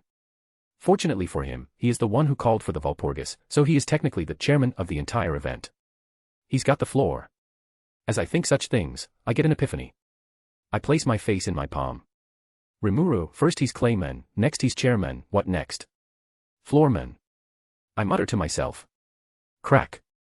I lift my head to find that Clayman crushed one of the armrests on his chair as he's staring at me with a look of fury. I then remember that this room is filled with supernatural people, hearing my muttering is something simple for all of them. Well, at least it seems they enjoyed my little slip of the tongue, Malim and Ramaris especially at how they burst out laughing all over again. Clayman's face turns into a deep shade of red, but he doesn't. He glances towards that Sundara sitting in her seat in front of me and gulps. Haha, he's scared. Anyway, Clayman stands up and begins to talk, starting the Valpurgis. Clayman first, thank you all for answering my invitation. I hereby declare this Valpurgis Council convened. I gotta say, I'm impressed. Within the span of 2 sentences, all traces of fear and anger disappeared from his face, his expression returning to its smug state. I am nearly certain that expression is his default state. Disregarding his ruffled hair, clothing, and his nearly collapsing seat, he doesn't look any worse for wear. He goes on to talk more and more about his reason for convening the Walpurgis, but he sounded so obnoxious that I pretty much zoned out and had Ilya summarize the whole thing. Basically, he had this whole story set up. Carrion enticed Mikoto into declaring herself as a demon lord, saying he threatened her into doing so by having one of his subordinates unseal Charybdis and send it her way, saying he can do that many more times. In the end, fearing more attacks from the ruler of the skies, she relented. Carrion then made the Pharmus Kingdom attack Avalon, and once Mikoto defeated them all, she assumed the title of Demon Lord. After that, Carrion and Mikoto colluded with each other to kill Clayman and take his spot. However, Mjurin, one of Clayman's subordinates, sacrificed her life to warn him of this plot, which caused him to call a Walpurgis to bring this all to light. At least, that was the story he gave. He was pretty convincing too. He looked genuinely sad over his subordinate's death. Except, she's not dead. I just cut her connection with him. Furthermore, I'm pretty sure he willingly sacrificed his only loyal subordinate without batting an eye in canon. Obviously, this whole story is a bunch of nonsense, but the other demon lords here don't know that. Not that it matters. But in the end, teaming up with a demon lord to take care of another demon lord doesn't sit well with any of these people. Clayman smirks to himself as he realizes it. Clayman, that concludes my case. What is this, a court session? Mikoto, and you took over an hour just to explain all of this. Mikoto lazily comments while slouching deeply into her chair. You can't blame her, some people are already nodding off at this point. Clayman, I needed to emphasize your evil deeds to the rest. Mikoto, waha. How about coughing up some real evidence then, instead of repeating the same thing 7 times? I mean, are you trying to lull all of us to sleep and hypnotize us to convince them? Clayman, you. Like I've said before, my currently deceased subordinate gave all of this information to me. I have no reason to believe she is lying. Mikoto, at the same time, I, and by proxy everyone else in this room, don't have any reason to believe this information is the truth. Clayman opens his mouth to say something else, but I interrupt. Rimuru, plus, Mjurin, your subordinate. Yeah, she's still alive. Now Clayman is left standing there with his mouth gaping open like a goldfish. Mikoto, oh, and you know that army you sent into Carrion's territory to collect souls and advance into a true demon lord. Carrion the lion-masked harpy flinched at Mikoto's words. Mikoto, yeah, they're all dead now. A/N, not all of them. Laughs in Fedge. Clayman, everyone. You can't listen to this trickster. She is lying. She is just a weak human who assumed the title of Demon Lord. Clayman starts to lose his composure again, glancing around the room and trying to garner supporters. All he sees, however, are their impassive eyes. Melim raises her hand. Melim, can I say something? I mean, Clayman, why are you even bothering to do this? Melim asks with genuine curiosity. Seeing the confusion mixed with Clayman's fear as he looks towards her, she elaborates. Melim, I mean, couldn't you just deal with all this yourself? You just said she was a weak human, so. Ramaris, yeah, this entire thing is boring. I don't see the need to call for a Walpurgis for something like this. Ramaris lazily states. Clayman, but she colluded with Carrion to dispose of me and take my seat. Are you all just going to let this slide? At this point, Guy himself speaks up. Guy, of course not, doing something like that disgusts me. But Carrion was already taken care of, no. All 3 of the oldest demon lords have spoken. None of the others in the room has any intentions of standing up for him either. Clayman knows this. Fear finally takes full hold of his emotions, as his head snaps left and right, looking around the room for support. Beads of sweat flick off his forehead from his actions. Serves him right. That fucker was even sending sneaky mind attacks at our group, trying to control us. Sucks to be him, both Mikoto and I have ultimate skills and Shizu has her anti-magic mask. Not having any other choice, he looks towards his last hope in this room, the only one who hasn't looked at him with apathetic eyes and hasn't reacted to anything throughout the whole Walpurgis. Clayman, Leon Cromwell. You understand me, right? That's right, he asks for help from Leon himself. Leon. Clayman. Leon. Shizu. He's asleep. Clayman. Shizu, I said that he's asleep. He has been since before you entered. To be exact, Shizu knocked him unconscious, but details. Clayman. Why are we still here, just to suffer? Name, Rimuru. Race, Origin Slime. Protection, Crest of Space. Title, Highest Tier Spirit, Leader of the Monsters, Oniai-chan, King of Avalon, Master of Headpats, Procrastinator King, The Nutcracker, Socially Awkward Cringe Slightly Chunny Slime, True Dragon Slayer, Sensei, World's Strongest, Overpowered to a Stupid Degree, Mikoto's Equal. Codex, Ilias Veal. Ultimate skills, Yahweh, God of Creation, Odin, God of Runes, Azathoth, God of Void, Alternative. Equipment, Yamato, Genesis. A/N, my man Clayman is asking the real questions. Let me know if I missed anything. Also consider dropping some power stones. Chapter 219, Chapter 205 Meanwhile. Third-person POV. An hour ago, just when Clayman officially begins Valpurgis. In the puppet nation of Gistav, the other half of Ilias' plan begins. This part of the plan is where Rimuru's subordinates all gather together and storm Clayman's castle. Preferably while also razing it to the ground. Who am I kidding? Razing it to the ground is a certainty. I mean, even Cheyenne is going, it's a matter of course. Cheyenne, TCH. Shuna, What's wrong, Cheyenne? Shuna hears Cheyenne's click of her tongue and tilts her head while asking. Cheyenne, nothing. I just thought someone was thinking something rude about me. Cheyenne says as she narrows her eyes suspiciously while looking around her, hoping to catch the one who dared to slander her. Shuna, is that so? But you need to pay attention. Hakuru, it's fine, Shuna, the plan is rather simple and easy to execute. Ilias-sama made sure of that. Hakuru says while stroking his beard. And he is correct, the plan is relatively simple. So I will scout the castle along with his shadows. Once the entire place is mapped out, Cheyenne, Shuna, Hakuru, Benimaru, Gabble, Geld and Ranga will storm the estate along with another 10,000 soldiers from Avalon. Gabble, indeed. And then once we return, we shall receive plenty of praise from Rimuru-sama. Dragonute Guard Mob A, as expected of Gabble-sama. Dragonute Guard Mob B, so cool. Dragonute Guard Mob C, 1, 2. Dragonute Guard Mob A, B/C, GA by RU. GA by RU. GA by RU. Gabble gets lost in his own dreams again and everyone ignores him. A/N, man, it's been a while since I last mentioned Gabble. Geld, I do not need praise from Rimuru-sama. Simply doing as he wishes is satisfaction enough for me. Ranga, I as well, Sir Geld. But it is almost certain our master will do so anyway, so it is fine to be a little expectant of it. Benimaru stays silent, standing on the edge of a cliff overlooking the castle with crossed arms and serious eyes. Before long, a shadow flickers beside him, causing him to look towards it as a small smile tugs on his lips. Benimaru, Soai. Have you finished? Soai stands next to him, also looking towards the castle in the distance. Soai, indeed. There are a large number of skeletons and puppet golems, but aside from non-combatants, they are the only defense force Clayman has. Although their numbers reach upward of 100,000 each. Benimaru, more than 200,000 total. Benimaru asks with a raise in his eyebrow before he scoffs. Benimaru, easy. A few minutes later, after double-checking everything, Benimaru orders all 10,000 troops. Benimaru, let's start the operation. An hour later. Surprisingly, a lot has happened within this hour. Under Benimaru's lead, everyone began the raid on the dungeon named Clayman's Crack House. They charged forwards and the first defenses were activated. It was a special field surrounding the castle that produced mist that caused those caught within to get lost. Shuna, well, it's nothing to me though. Shuna cheerfully said while her group continued to run blindly through the mist. Ranga, forgive me, Lady Shuna, but why are you not doing anything about this then?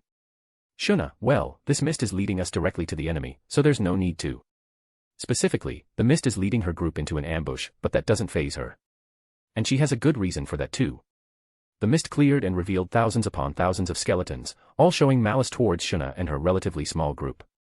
Within the skeletons standing at the front, you can see three distinct figures. A white, a death knight, and an undead dragon. Adelman, I am Adelman, a white and one of Demon Lord Clayman's 5 fingers. Lowly intruders, submit yourselves and I shall grant you a painless DEA dash. Shuna, nope. Shuna shouts while throwing something towards him. It's small, white, and seems to be made out of soft fabric. It's a pair of panties. But these aren't any pair of panties, oh no. These aren't even Mikoto's panties. Mikoto's panties are a legendary artifact that can even summon a primordial demon, but these panties belong to a different person. Specifically, these are Roxy's panties, from Mushoku Tensei, Jobless Reincarnation. The holy energy radiating off these panties are like the sun.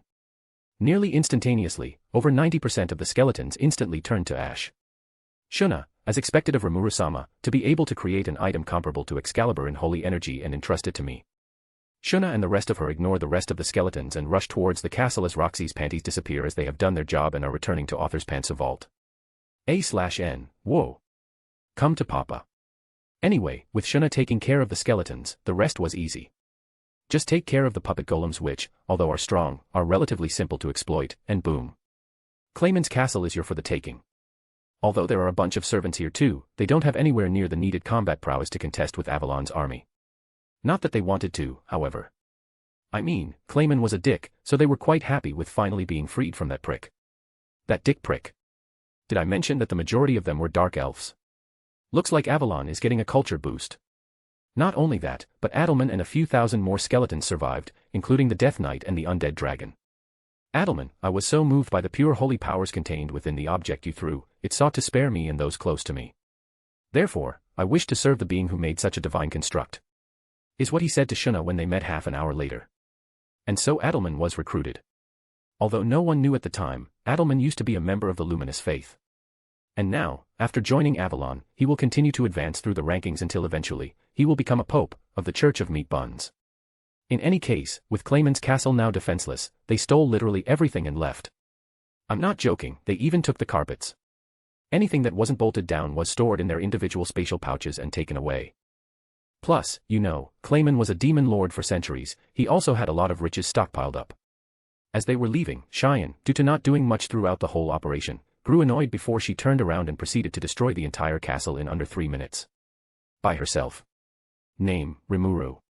Race, Origin Slime. Protection, Crest of Space. Title, Highest Tier Spirit, Leader of the Monsters, Onii-chan, King of Avalon, Master of Headpats, Procrastinator King, the Nutcracker, Socially Awkward Cringe Slightly Chunny Slime, True Dragon Slayer, Sensei, World's Strongest, Overpowered to a Stupid Degree, Mikoto's Equal.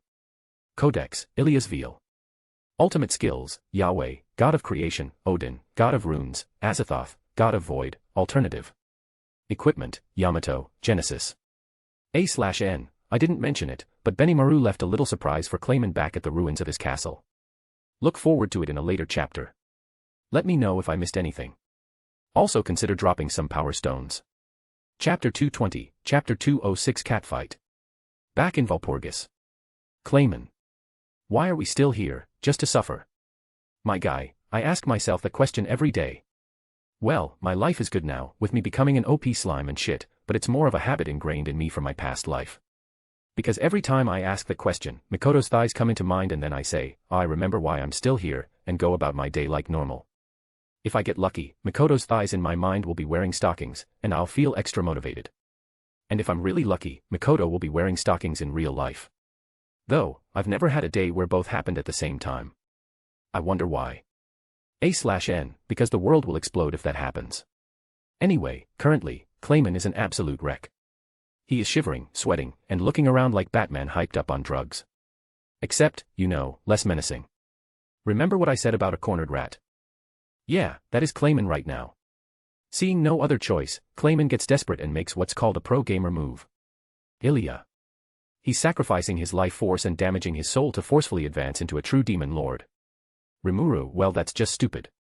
Why would you want to kill yourself when you have such beautiful things in the world?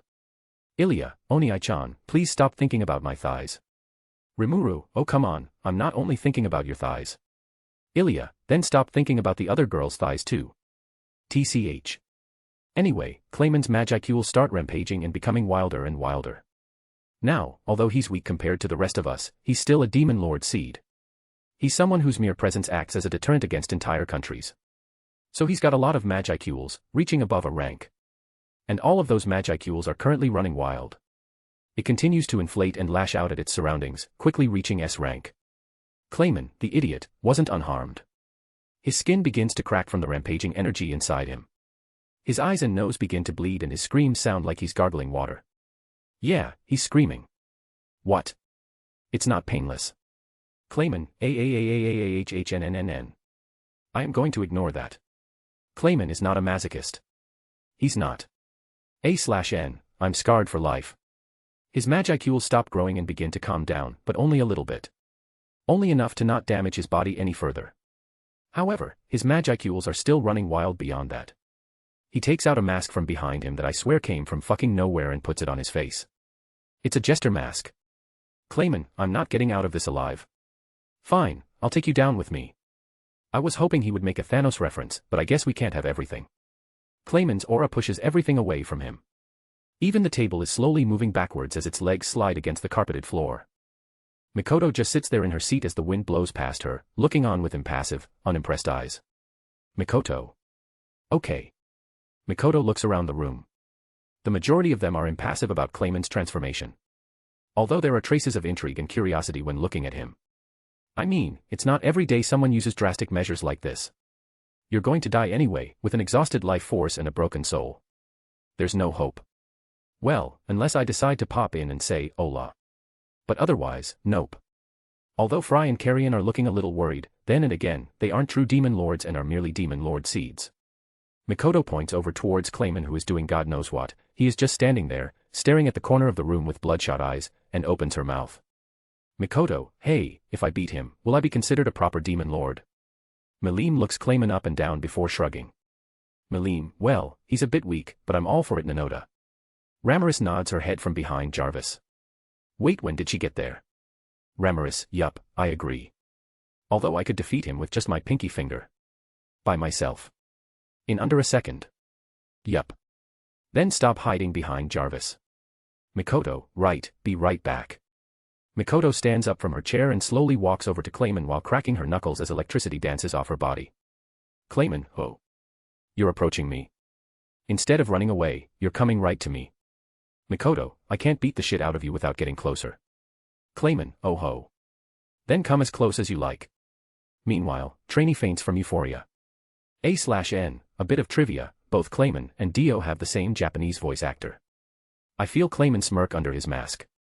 He suddenly points towards both Shizu and I, who are standing behind Mikoto's currently empty chair.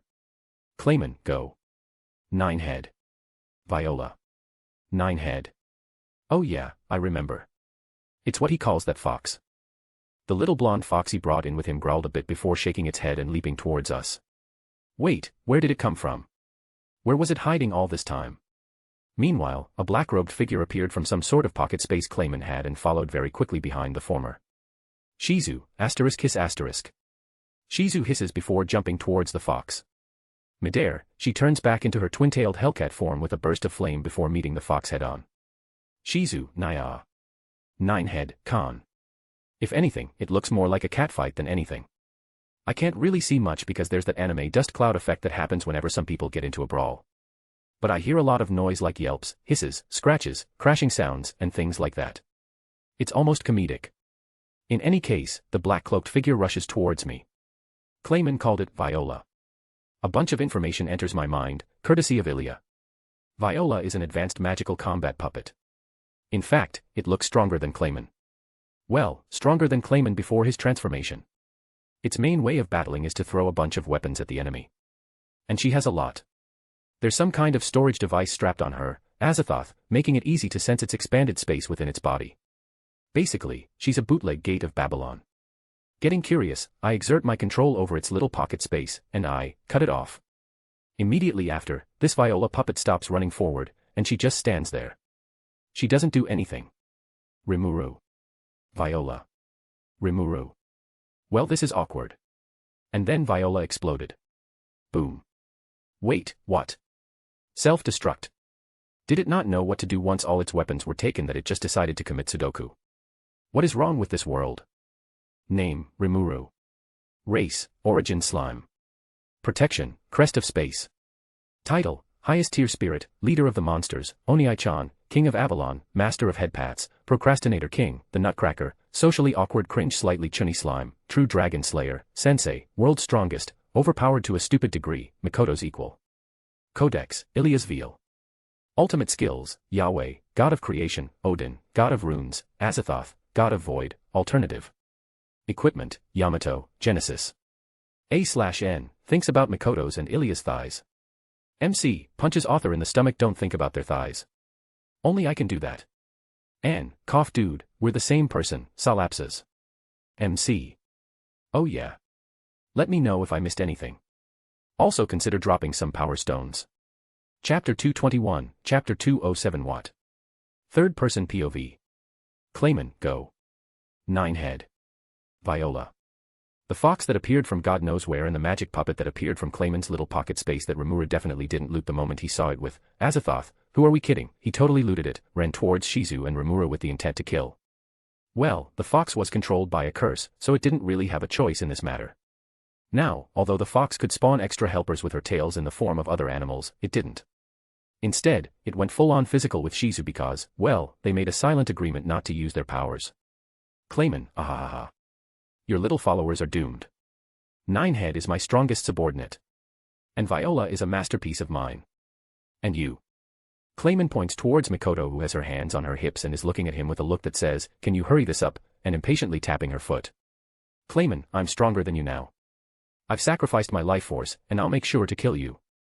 Mikoto, sure if you say so.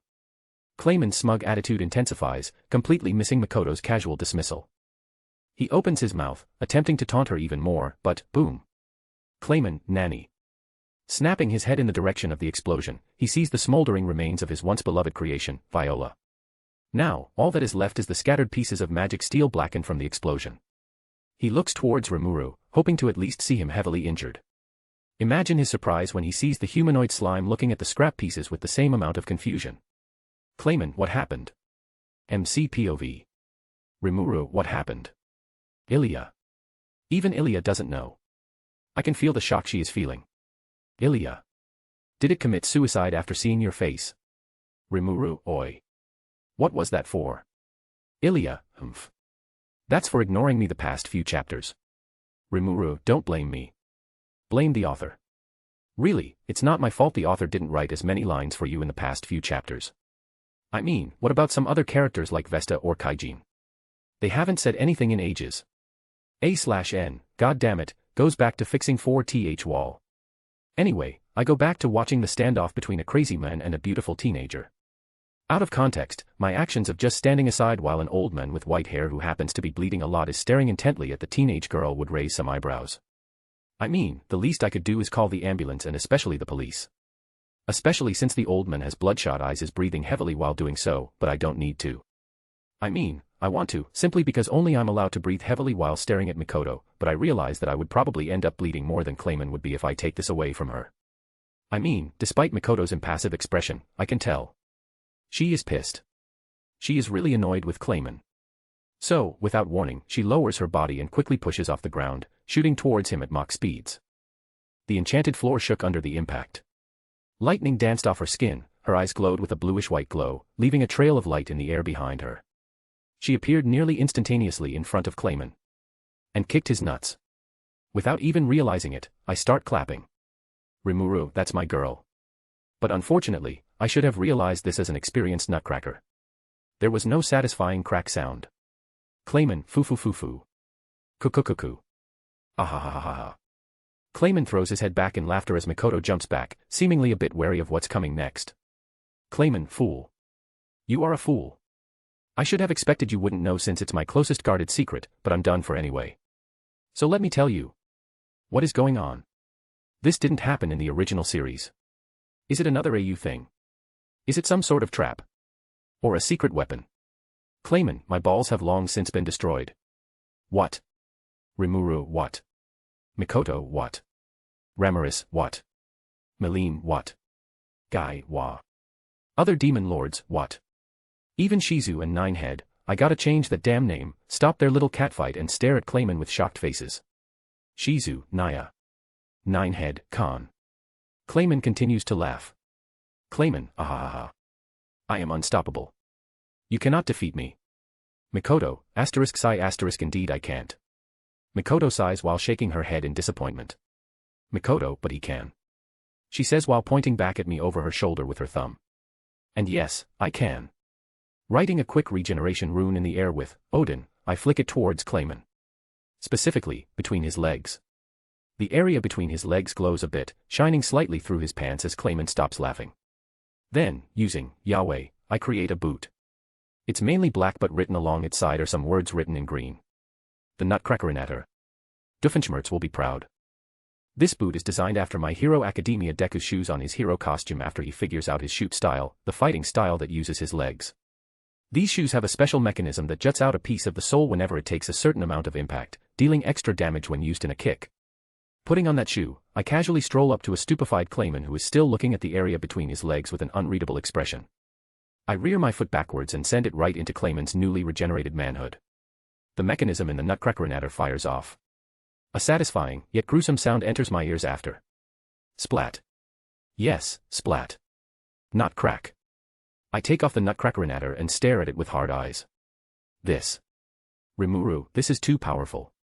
You could take over the world with this, sigh. I know what I have to do, but I don't know if I have the strength to do it. It's for the greater good. I open a compartment in the heel of the shoe revealing a red button. I press that red button and the shoe explodes. Because what Doofenshmirtz invention doesn't have a self-destruct button? Name, Rimuru.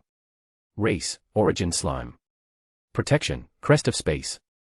Title, Highest Tier Spirit, Leader of the Monsters, Oniai-chan, King of Avalon, Master of Headpats, Procrastinator King, the Nutcracker, Socially Awkward Cringe Slightly Chunny Slime, True Dragon Slayer, Sensei, World's Strongest, Overpowered to a Stupid Degree, Mikoto's Equal. Codex, Ilia's Veil. Ultimate Skills, Yahweh, God of Creation, Odin, God of Runes, Azathoth, God of Void, Alternative. Equipment, Yamato, Genesis. A/N, I feel like I need to clarify otherwise everyone will start thinking of me as a dumbass. MC, you already are a dumbass though. Gunshot. N, he's gone now. Anyway, as I was saying. I know the difference between Sudoku and Seppuku, but it was a little inside joke of mine where I always used to mix the two up. During my cringe teen years, around 14 to 16 years old, where I always tried to be funny while also pretending to have suicidal thoughts, it was cool at the time, leave me alone, I mixed the two up to try and get some laughs. Now that I look back at it, I got some laughs at first but then I overused it way too much. I want to go back in time and slap myself so bad. Let me know if I missed anything. Also consider dropping some power stones. Chapter 222, Chapter 207. I go back to watching the standoff between a crazy man and a beautiful teenager.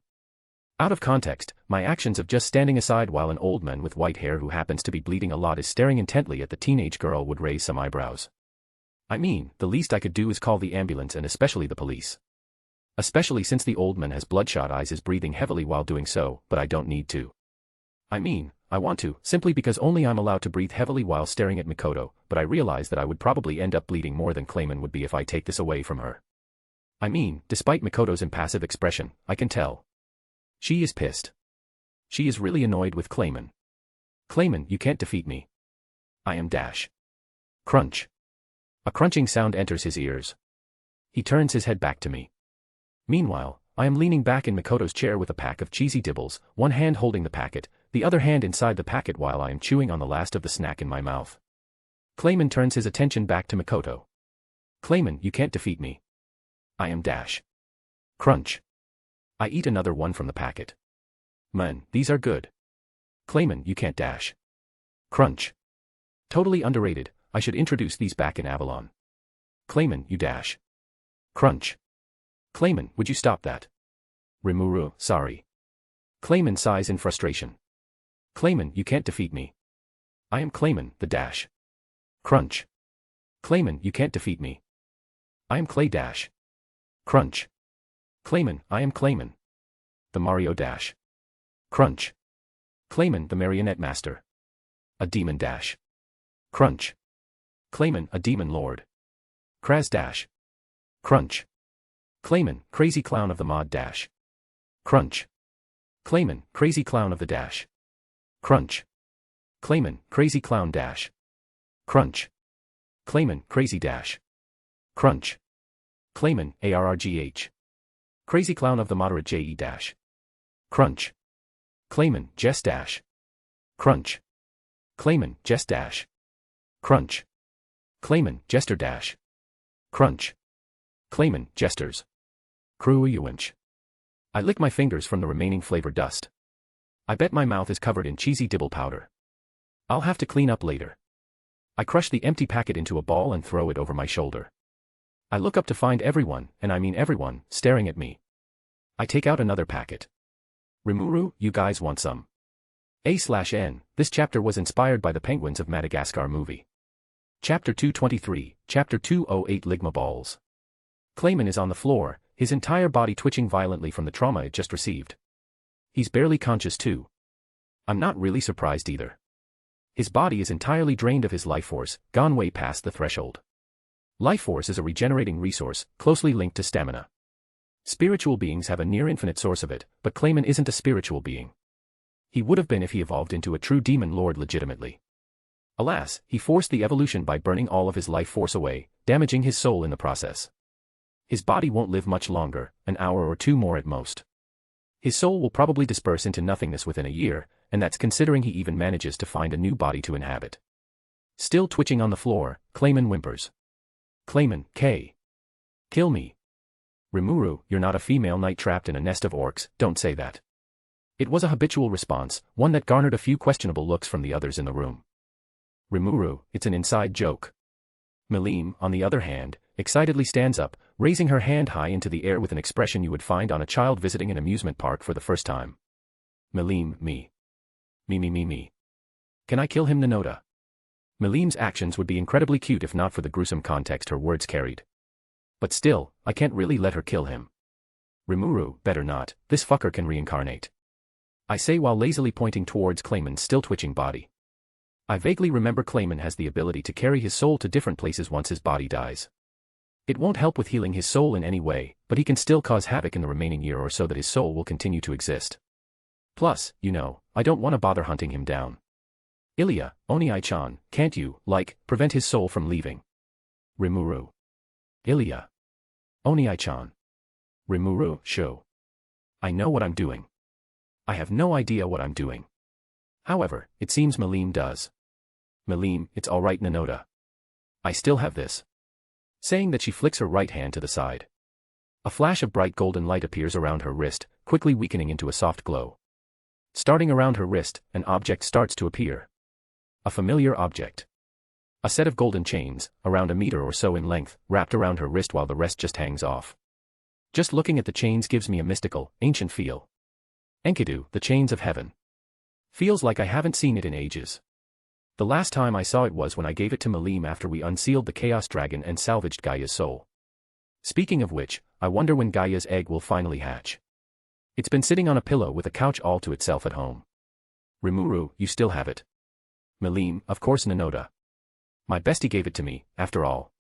Melim proudly proclaims with her hands on her hips, her chest puffed out and her nose pointed towards the ceiling. Ramaris, Rimuru, Melim, what is that? Ramaris' seemingly wary voice enters my ears, causing me to look at her confusedly. It seems even Melim is a bit confused at her tone of voice, although she also seems to have a vague idea why. And it's not just her voice, her entire body language is emanating the same wariness towards the chains.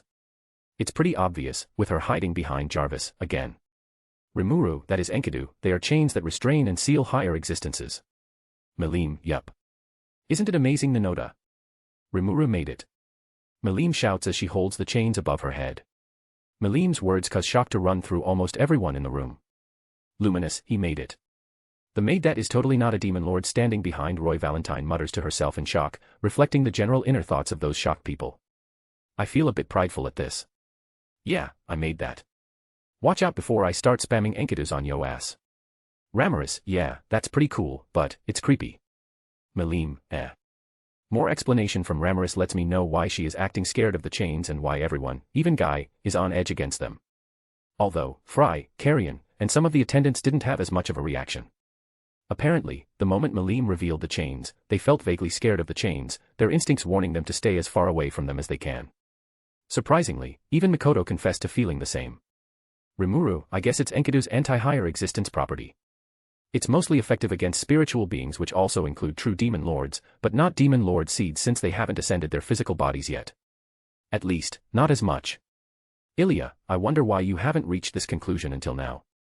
You can be pretty ignorant at times, Oni-chan. Rimuru, oh be quiet.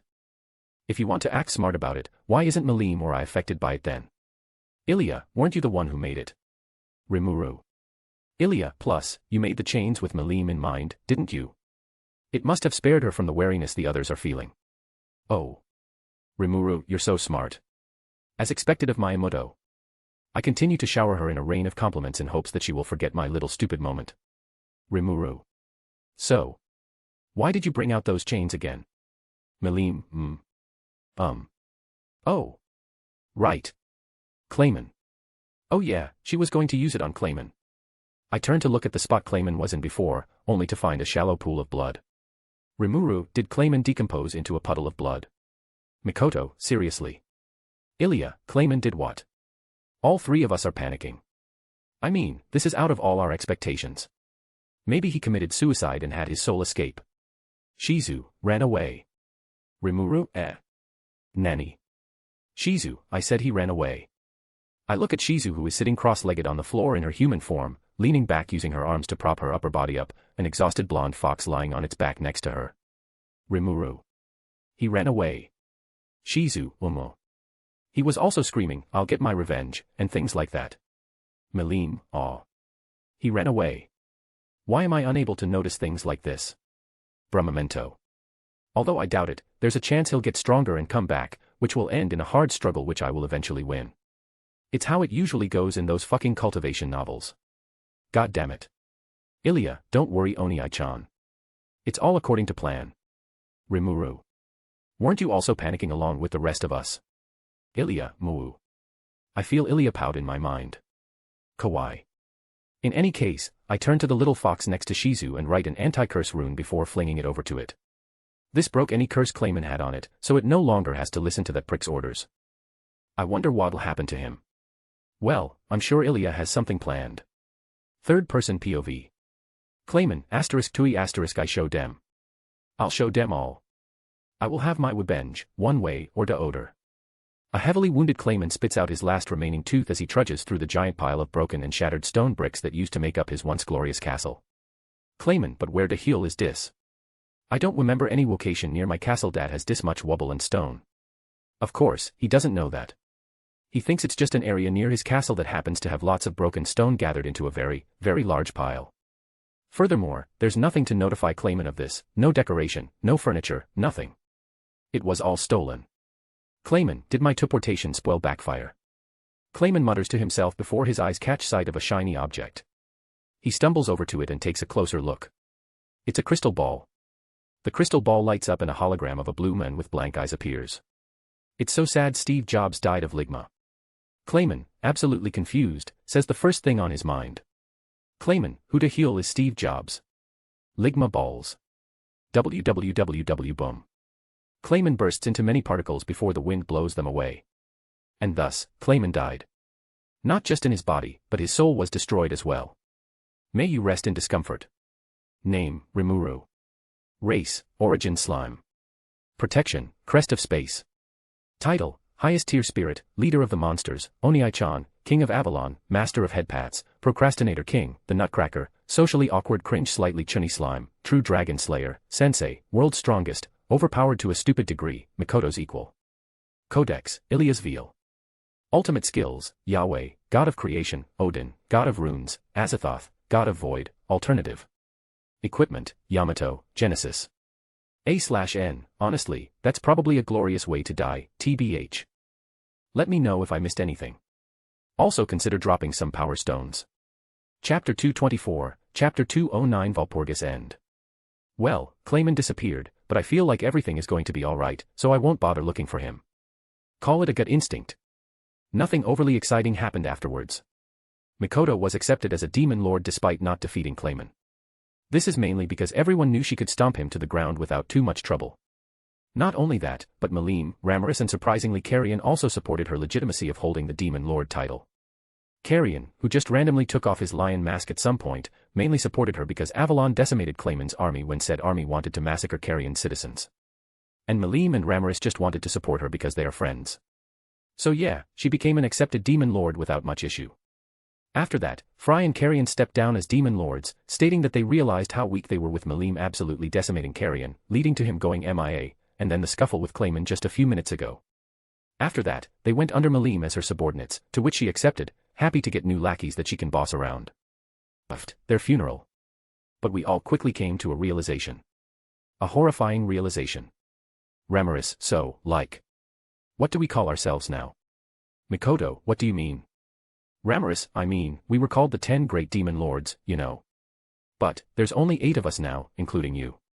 This causes some of the other Demon Lords to gasp and mutter to themselves, agreeing with Ramaris. What makes it comedic is that they all have a serious expression on their faces, more serious than any other time during the Valpurgis. Even Guy isn't as laid back anymore. Mikoto, That's it. Daggerel, girl, you don't understand.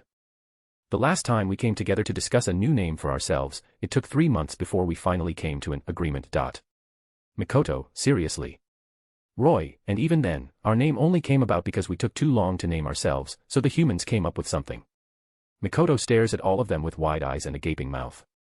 Even I, who knew all this beforehand, is also a little amazed having heard this myself in person.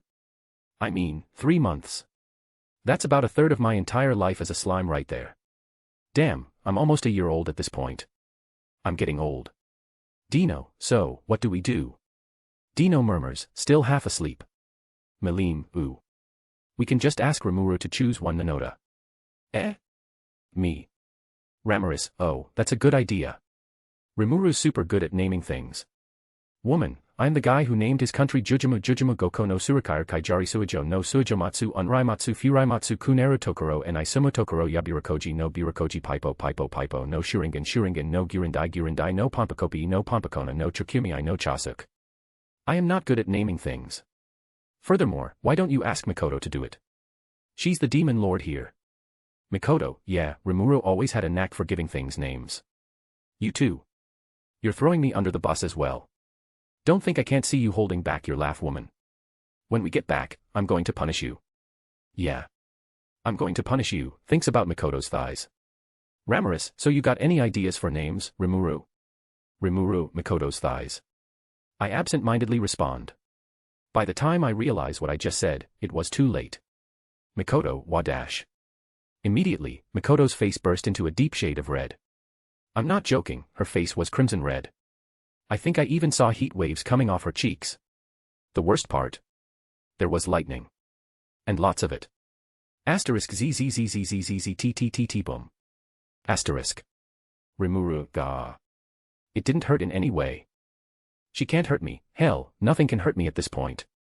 Furthermore, regardless of my actions, she would never want to hurt me in the first place. But, you know, habits and whatnot. Rimuru, asterisk cough asterisk. I cough out some black smoke as I think more about the names I could use. I mean, I could just throw out Octogram and be done with it, but that name wasn't terribly important. I could replace it with something of my own, colors, should I say. Rimuru, how about the lads? They all shook their heads. Rimuru, How about Shrek Swamp? Again, they shook their heads. Humph, thought they would like that one. Rimuru, Fortnite Gang. Thankfully, they shook their heads again. I mean, I said it as a joke, but if they said yes, I would never forgive myself for having Mikoto become part of a group with that name. Rimuru, Fairy Princesses. Ramaris, yes. Ramaris' vote was immediately shot down by the rest. I continued throwing out names one after the other as I thought some of them up. Even Ilya added some, but I think it's because she thought it was fun. I mean, if it were her, she could throw out a badass, edgy name everyone would agree with like it was nothing. Alas, she won't, because her intelligence is limited by the author. But in the end, after 5 minutes of throwing out names non-stop, some of them even eliciting some laughs, I fell back on the already tried and tested name. Rimuru, Octogram. And they all accepted. Boo, such party poopers. So yeah, the group is now called the Octogram. With that, the Valpurgis Council was officially concluded as Guy brought the event to a close, because Clayman, the one who started it, wasn't here anymore. There was a little after-party of sorts, nothing special. There was a bunch of food brought out, courtesy of Guy, and every one of us ate and talked in little groups among ourselves except for Luminous and her group, as they immediately left. Such a shame, the food is pretty good. And most importantly, there are meat buns here too. WOOH. Needless to say, the plate didn't last 5 seconds before Ramaris, Trainee, Melim, Shizu, Mikoto, and I immediately took everything for ourselves. Feeling a bit sorry, I allowed Ilya to disconnect with me and enjoy the food as well. Of course, I made sure to hide her under a concealment rune so no one would notice her other than those who already know her existence. This went on for another hour and a half before the food mostly disappeared into Shizu and Ilya's stomachs, with Ramaris and Melim in a close second. Surprisingly, the fox, I'm not calling her fucking nine-head, dumbass name, also ate a lot. I have no doubt that appetite would only increase after I name her. Woe is me. Anyway, the event ended, everyone started going home including us. Melim, see you later Nanota. Melim waves at us while Fry and Carrion lightly bow to us behind her. Ramaris, I'll drop by soon. Ramaris shots while atop Trainee's shoulder, Jarvis standing dutifully behind her. Mikoto, bye. Mikoto waves over her shoulder as she enters the portal I opened for us back to Avalon. She walks through and the rest of us follow quickly. Rimuru, don't say goodbye like it's going to be a long time before we see each other again. I just know for a fact that you're going to drop by later today, tomorrow, or the day after that by the latest. Ramaris and Malim sheepishly scratch the back of their heads before the portal closes. Shizu. I think I forgot something. Shizu mutters to herself, carrying the fox in her arms. Rimuru, if you forgot, then it wasn't important. Shizu thinks about my words for a moment before nodding her head.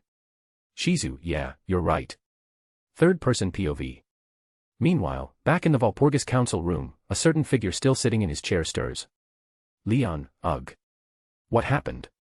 Leon completely missed the entire meeting. Back in Avalon, Rimuru threw a massive celebration for everyone's job well done at raiding Clayman's crack house. Although no one mentioned that it's now in rubbles, not that he would have cared. Name, Rimuru. Race, Origin Slime. Protection, Crest of Space. Title, Highest Tier Spirit, Leader of the Monsters, Oniai-chan, King of Avalon, Master of Headpats, Procrastinator King, the Nutcracker, Socially Awkward Cringe Slightly Chunny Slime, True Dragon Slayer, Sensei, World's Strongest, Overpowered to a Stupid Degree, Mikoto's Equal. Codex, Ilia's Veil. Ultimate Skills, Yahweh, God of Creation, Odin, God of Runes, Azathoth, God of Void, Alternative. Equipment, Yamato, Genesis. A/N, Valpurgis Arc End. Fuck, what do I do now? Let me know if I missed anything. Also consider dropping some power stones. Chapter 225, Chapter 210 Tempting Murphy. The next day, after the little, big, celebration that happened in a small part of, all over, Avalon, I immediately woke up to do something I should have done a while ago. And that is to change the poor fox's name. I mean seriously. What was Clayman smoking to name something fucking Ninehead? I mean, I get that the fox can split up into multiple entities via its tails. But is it so hard to think of anything else? Hell, even Kantaru is better. Get it? 'Cause foxes make the con sound. Eh? Yeah, it's a shit name, but it's better than fucking Ninehead. So yeah, I woke up and immediately sought out the poor little fox to rename it. Quickly finding it snuggled up in Ilia's and Shizu's arms as they all slept, I sneak up to them silently while thinking about an important subject in my mind. Should I name it Kamara, like in canon, or should I name it Senko? Choices. I make a cup of coffee with Yahweh, and start sipping before I eventually decided to name her Kamara. I mean, I named everyone with their canon names, I see no reason to stop now. Plus, there's already another fox girl living in Avalon who I named Senko 'cause she looked so much like Senko-san. Rimuru, your name will be Kamara. I whisper as I feel my magicools flow into the newly named Kamara's sleeping body. And I stare. And I keep staring. I even push, universal sense, to its absolute fucking limits. There's no fucking way I'm going to miss her evolution process. I've had this question of how monsters evolve for the longest time. And I'm going to solve this mystery even if it's the last thing I do. And so I stare unblinking at her body for half an hour. I may seem like a creep, but I don't care. I'm getting to the bottom of this. Unfortunately, my plans were disrupted. A fly. A fucking fly. It landed on my eye. Now, with Azathoth and its insane defensive properties, I didn't feel anything. It wasn't actually on my eyeball but separated by an infinitely thin barrier. But even so, out of reflex, I blinked. It wasn't a slow blink either, it was a fast blink made out of habit to chase away the fly. And the fly did indeed get chased away. But during that blink, Kamara evolved. She evolved within 1/10 of a second. How? Veldanava, I swear I will find you and teabag you for eternity for this. No wait, that's not a good enough punishment. Veldanava, I swear I will eat meat buns in front of you without giving you any for eternity. Haha, take that you already deceased asshole. Oh yeah, he's already dead. Fuck. So, in the end, I took the fly that distracted me, teleported to a random place on the other side of the moon, took out Yamato from my inventory, and slashed at the fly with all my fury and annoyance. The result was the complete disintegration of the fly and a gash in the ground that is several meters wide, dozens of meters deep, and several kilometers long. I teleport back into the room where Shizu, Ilia, and Kamara are sleeping. Kamara now looks like an adult fox woman with brown hair and 9 long fluffy tails extending from her tailbone. The scene of both Kamara and Shizu hugging each other with Ilia in between them. Ilia, MMMM. Yuri is good for the soul. I teleport back home and contact Testarossa for a report on Pharma's situation. I yeeted Yom and his group through a portal leading straight into Pharma's throne room a while ago. Yom became king as agreed upon. Of course, I didn't toss him into that political lion's pit without any help. I also gave him a book with the title of How to Be Button Blood Type King for Dummies and Loki Scepter from the Marvel series. You know, the one that can mind control people. No need to worry about people opposing you if you can just brainwash them to do your bidding. Mwahaha. And since Testarossa is my military attaché, she deals with things outside of the country and, if needed, crush any problems. I asked her to keep an eye on Pharmas, so I contacted her about its current status. And unsurprisingly, everything is going well. Within a week, Njurin took over the minds of all the nobles in the country with Loki's scepter, and Yom is just solidifying his position as king in the eyes of the commoners. All is well. A few hours later. Rimuru. I'm bored. I'm sitting in my home, laying back on a couch and staring at the ceiling. And I'm so bored. Can't someone time skip a few days? Or at least until something exciting happens. No, I can't think of things like this. Rimuru, right, this is a good chance to relax. I'll just sit back and enjoy my day. I mean, it's been a rush of events and things are finally calming down. What are the chances of something suddenly happening to disturb my peace? Sigh. I guess even tempting Murphy didn't work. Guess I might as well really try to relax then. Stump. Stump. Stump. Stump. Bang. Mikoto, Rimuru. Something came up. Mikoto kicks open the doors while I turn my head to look at her with twitching lips, as I struggle to hold back my overwhelming smile. Let me just say this, I fucking knew it. One explanation session later, and I realize what's going on. Veldora's reincarnation is coming to the Jura forest. And it's flying fast. Mikoto, it's probably going to arrive in a few hours by now, according to Ilya. Also, did you name Kamara? Rimuru, yes, why? Mikoto, when? Rimuru, while they were sleeping. Mikoto. Oh. So you were stalking them while they slept, huh? Spark. Not wanting to suffer, I grab Mikoto by her waist and pull her into my chest in a hug. Mikoto, Kia. We ended up snuggling for an hour or so, just enjoying each other's body warmth. I laid back on the couch lengthways while slowly stroking Mikoto's hair while she rested her head against my chest. She smells nice. Unfortunately, the time for me to deal with this new storm dragon arrived, so I had to separate. I wonder what this new dragon is like. Name, Rimuru. Race, Origin Slime. Protection, Crest of Space. Title, Highest Tier Spirit, Leader of the Monsters, Oniai-chan, King of Avalon, Master of Headpats, Procrastinator King, The Nutcracker, Socially Awkward Cringe Slightly Chunny Slime, True Dragon Slayer, Sensei, World's Strongest, Overpowered to a Stupid Degree, Mikoto's Equal. Codex, Ilya's Veil. Ultimate Skills, Yahweh, God of Creation, Odin, God of Runes, Azathoth, God of Void, Alternative. Equipment, Yamato, Genesis.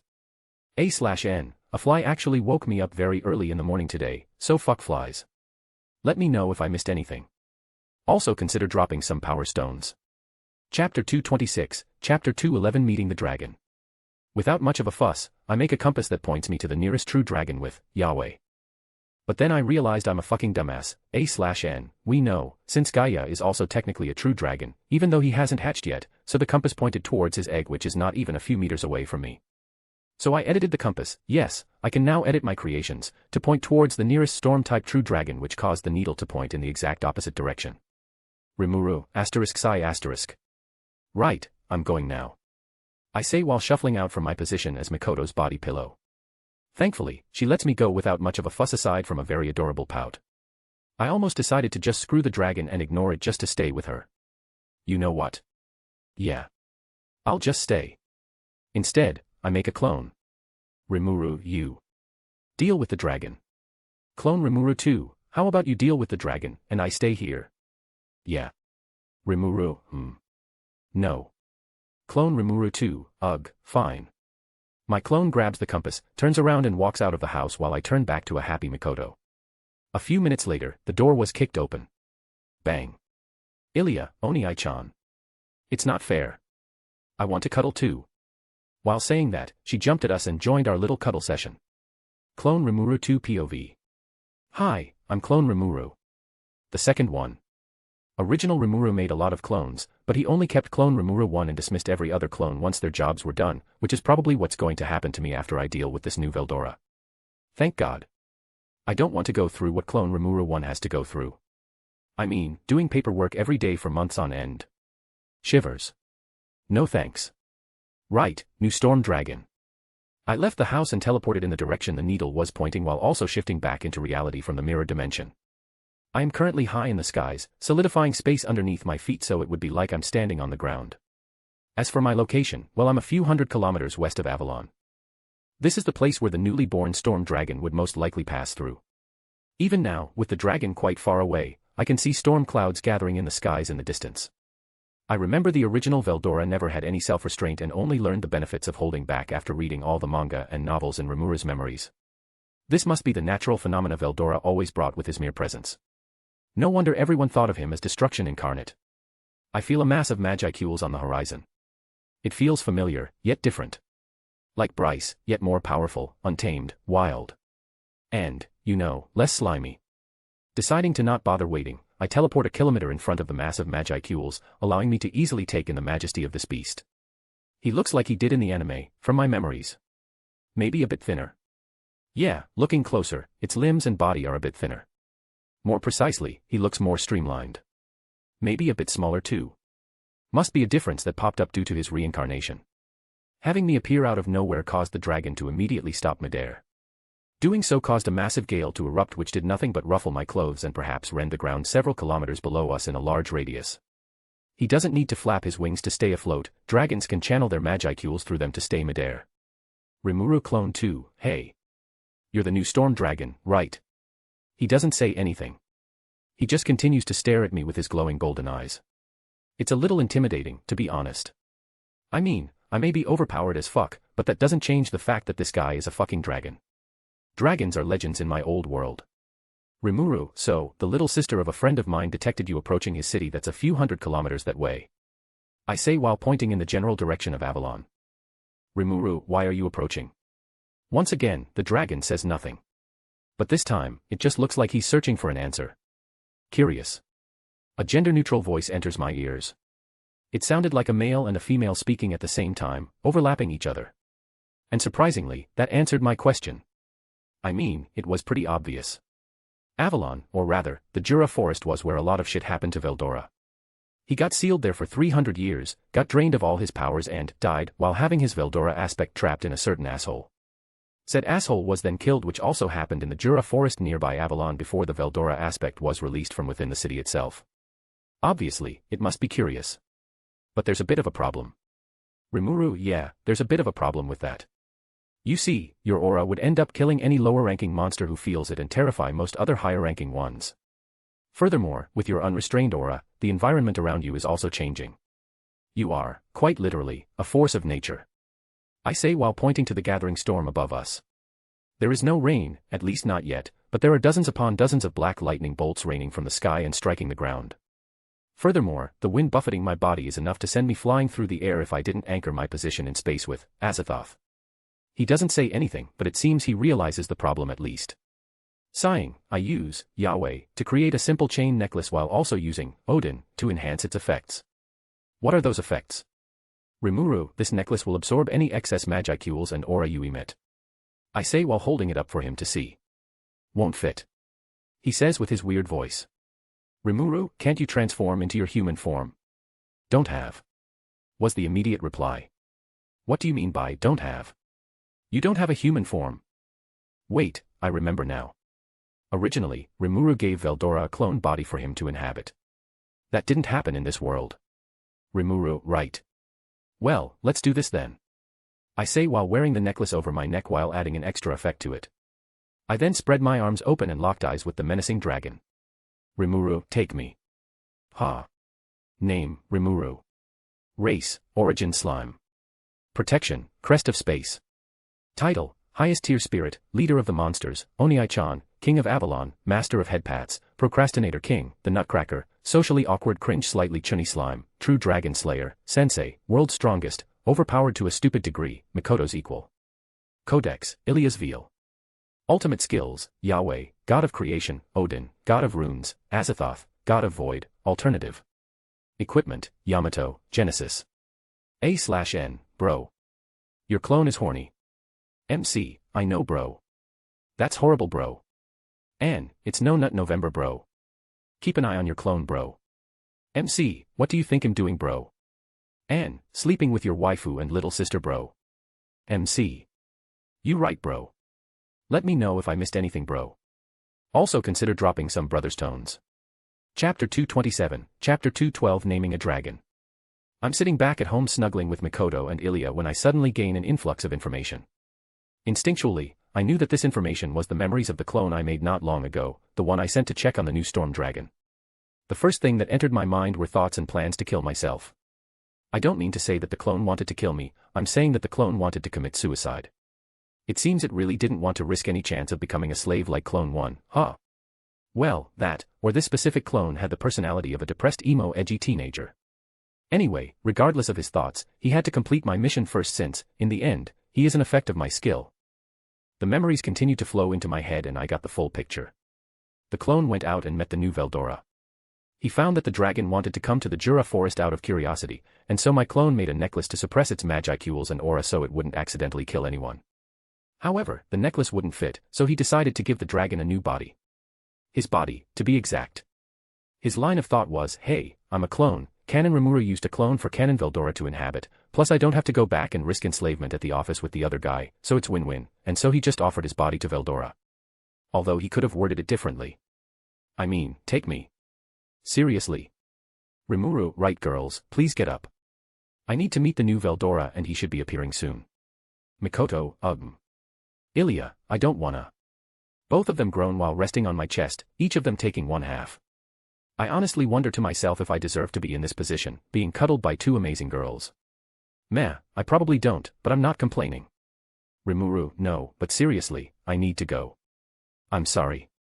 While saying that, I teleport out from my position under them. Feeling their sense of warmth disappearing, they instead grab each other and press their body up against the other. Wipes bloody nose fucking hell, Yuri really is good for the soul. But alas, I wasn't lying when I said that the new Veldora would be appearing very soon. Sad. My clone made a necklace to suppress its power, but once he decided to give his body to it, he added another function to the necklace. A teleport function. Basically, it will teleport the wearer to Avalon on command.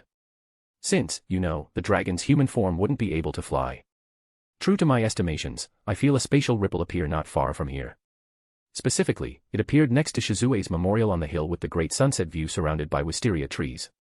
Teleporting again, I reappear several meters away from the figure that recently appeared so as to not startle them before I slowly walk closer. They have their back turned to me, so I can't really see what they look like, so I call out. Rimuru, hello. My name is Rimuru. You must recognize me as you already met my clone. My words were stuck in my throat as he turned around. Cough sorry, let me rephrase that. My words were stuck in my throat as SHE turned around.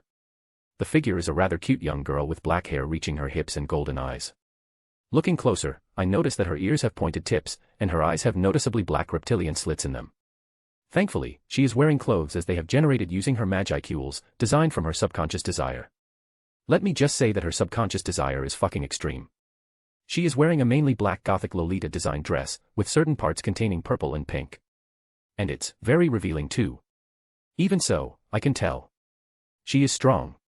Her strength hasn't diminished in her new humanoid form, and if not for the necklace, then her presence would have already drowned the area in vicious winds and lightning, whether she wanted it or not.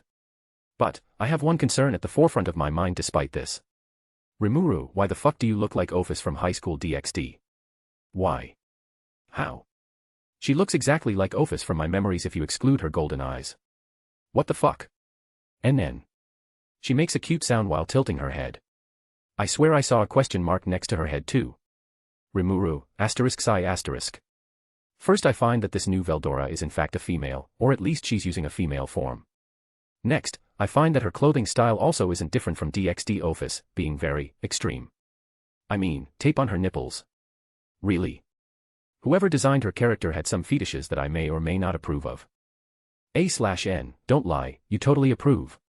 I hold up my hand and use Yahweh to generate a meat bun before nibbling on it. I need to de-stress. Rimuru, so, do you have a name or are you still called Veldora? She doesn't respond. She doesn't even seem to register my words. Instead, her golden reptilian slitted eyes are staring intensely at me. No, not me, at the meat bun. I like this girl. I make another meat bun and toss it over to her. She catches it with both hands, raises it up to her face, stares at it for several seconds, sniffs it a few times, and takes a very small bite. NH. It felt like she just discovered what drugs were. Her eyes are sparkling and her body froze, struggling to process the awesomeness a meat bun holds. Except, drugs are bad. Meat buns are better. Reject drugs, return to bun. Rimuru, so you got a name or not? NN. Veldora. She nods her head. So she's still called Veldora, huh? I don't accept this. Rimuru, Nah, screw that. Your name will be Velofize. You don't have a choice, fuck everything else. The world system might wish to keep her name the same.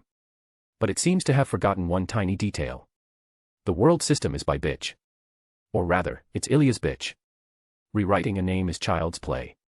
The newly christened Velofize stares blankly at me, probably wondering, can he even do that, before she decides to not bother thinking about it, returning to nibbling on the rapidly diminishing meat bun in her hands. Name, Rimuru. Race, Origin Slime. Protection, Crest of Space. Title, Highest Tier Spirit, Leader of the Monsters, Oniai-chan, King of Avalon, Master of Headpats, Procrastinator King, the Nutcracker, Socially Awkward Cringe Slightly Chunny Slime, True Dragon Slayer, Sensei, World's Strongest, Overpowered to a Stupid Degree, Mikoto's Equal. Codex, Ilia's Veal. Ultimate Skills, Yahweh, God of Creation, Odin, God of Runes, Azathoth, God of Void, Alternative. Equipment, Yamato, Genesis. A/N, Velofize is a mix of Veldora and Ophis, in case you didn't realize. Or to be specific, I just added Vel in front of Ophis. Because all true dragons seem to have the prefix Vel. Veldora, Veldanava, Velgrind, Velzard, even Gaia is occasionally called Velgaia in the web novel, I think. Let me know if I missed anything. Also consider dropping some power stones. Chapter 228, Chapter 213 Friends Arrive. And so, I renamed the newly reincarnated Veldora as Velofize. Of course, you can't just casually give a true dragon and hope it sticks. She already has a name, and she was named by the world itself. She is, quite literally, the embodiment of an aspect of the world after all. But there's a little problem with that piece of information. You see, I don't give a shit. And so I called Ilia and asked her for a favor, asking her to fuck with the world system a bit. Ilia, why? Ilia's tired voice enters my mind via telepathy. I'm not surprised, she was just sleeping with Mikoto, and I rudely woke her up. I'll make it up to her later. Rimuru, well, I wanted to rename Veldora here as Dash. Ilia, oh. Veldora's here.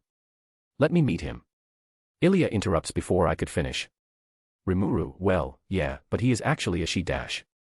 Before I could finish my sentence again, Ilia cuts off the connection and teleports directly to us a second later. She looks around with an excited smile for a familiar tan-skinned, blonde-haired dragon.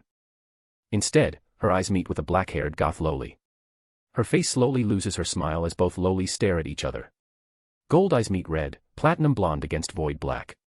I can feel the tension rise in the air.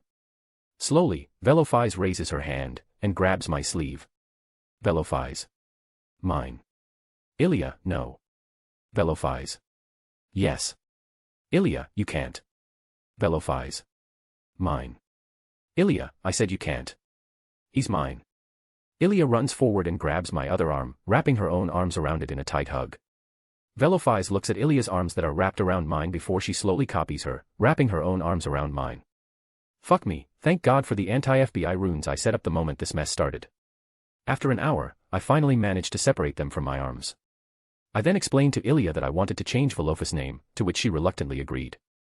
I got curious why Ilia didn't immediately realize that Veldora was, in fact, Velofize. By that, I mean I was wondering why Ilia didn't know Velofi's gender until she met her face to face. Ilia, I was sleepy. I wonder whose fault that is. Baka Oniai-chan. Okay, first, yes that was my fault. And second, Omi fucking got that was so cute. A few seconds later, Velofize became the true dragon's actual name and we all went home. Luckily, along the way, it seemed that Ilia and Velofize aren't mortal enemies as they started talking to each other on the walk back. Well, it was mostly Ilia talking with Velofize nodding or shaking her head most of the time. Regardless, they aren't fighting like cats and dogs, so it should be fine. Until Ilia started talking about me and they both started getting more intense, that is, until Velofize busted out her secret weapon. Velofize. Wani-chan. Ilia, Kiu. Ilia looks like her heart has been struck by an arrow. Immediately after, she jumped on Velofize and proceeded to rub her cheeks against her. Ilia, what is this? So cute. I'll be your Wani-chan. Come on. Say it again. Wani-chan. Ilia currently looks insane. Not wanting to deal with this, I entered the house and continued my cuddle session with Mikoto. A few hours later, everyone is eating lunch together including our new resident Velofize and the ever-elusive Shizu. I asked Shizu what she was doing, but she just looked at me as her eyes turned blood red. Then, with a voice that sounded like it came straight from hell, she answered me. Shizu, nothing. I didn't ask again. But it was during lunch when we had unexpected visitors. Milim, Yahalo. I'm here to hang out Nanoda. Ramaris, be grateful. I have graced you all with my magnificent presence. Okay, to be honest, they weren't that unexpected. Rimuru, what? I thought you would appear later. Don't you have Demon Lord stuff to do? I ask with a raised eyebrow. In fact, how did they even get into my house? Ramaris, cough why yeah, I'm super busy. So be grateful I went out of my way to visit you. Rimuru, right, so you got bored and came to visit, got it. And what's your excuse? I turn my head to Milim, ignoring Ramaris' protests. Milim, well. Milim's proud demeanor vanishes and she turns into a shy, slightly scared young girl. Velofize tilts her head at the sudden change. Milim, I may or may not have sneaked away. Milim mumbles while scratching her cheek. Mikoto, is that a good idea? Didn't you recently gain Carrion and Phrase territories as well? Shouldn't you be stabilizing the sudden shift in power? Milim, but it's so boring. I don't want to sit behind a desk all day Nanoda. I want to have fun. I nod my head. Rimuru, right. Mikoto, please don't encourage her. Well, at least this explains why Milim doesn't have anyone with her, but I wonder where Jarvis is. Let's be honest, he's probably cleaning up some mess Ramaris made. I guarantee it. Ramaris, anyways. I'm ready to graduate from being jobless, I'm ready to carry out my part of the deal. Where am I putting the dungeon? Dungeon. Oh yeah, that. Ramaris and I made a deal when I went to visit her for spirits to shit into the kids, fuse with Shizu's former students. I would provide the place, she would create and handle the management of the dungeon, and we would make it public while splitting the profits.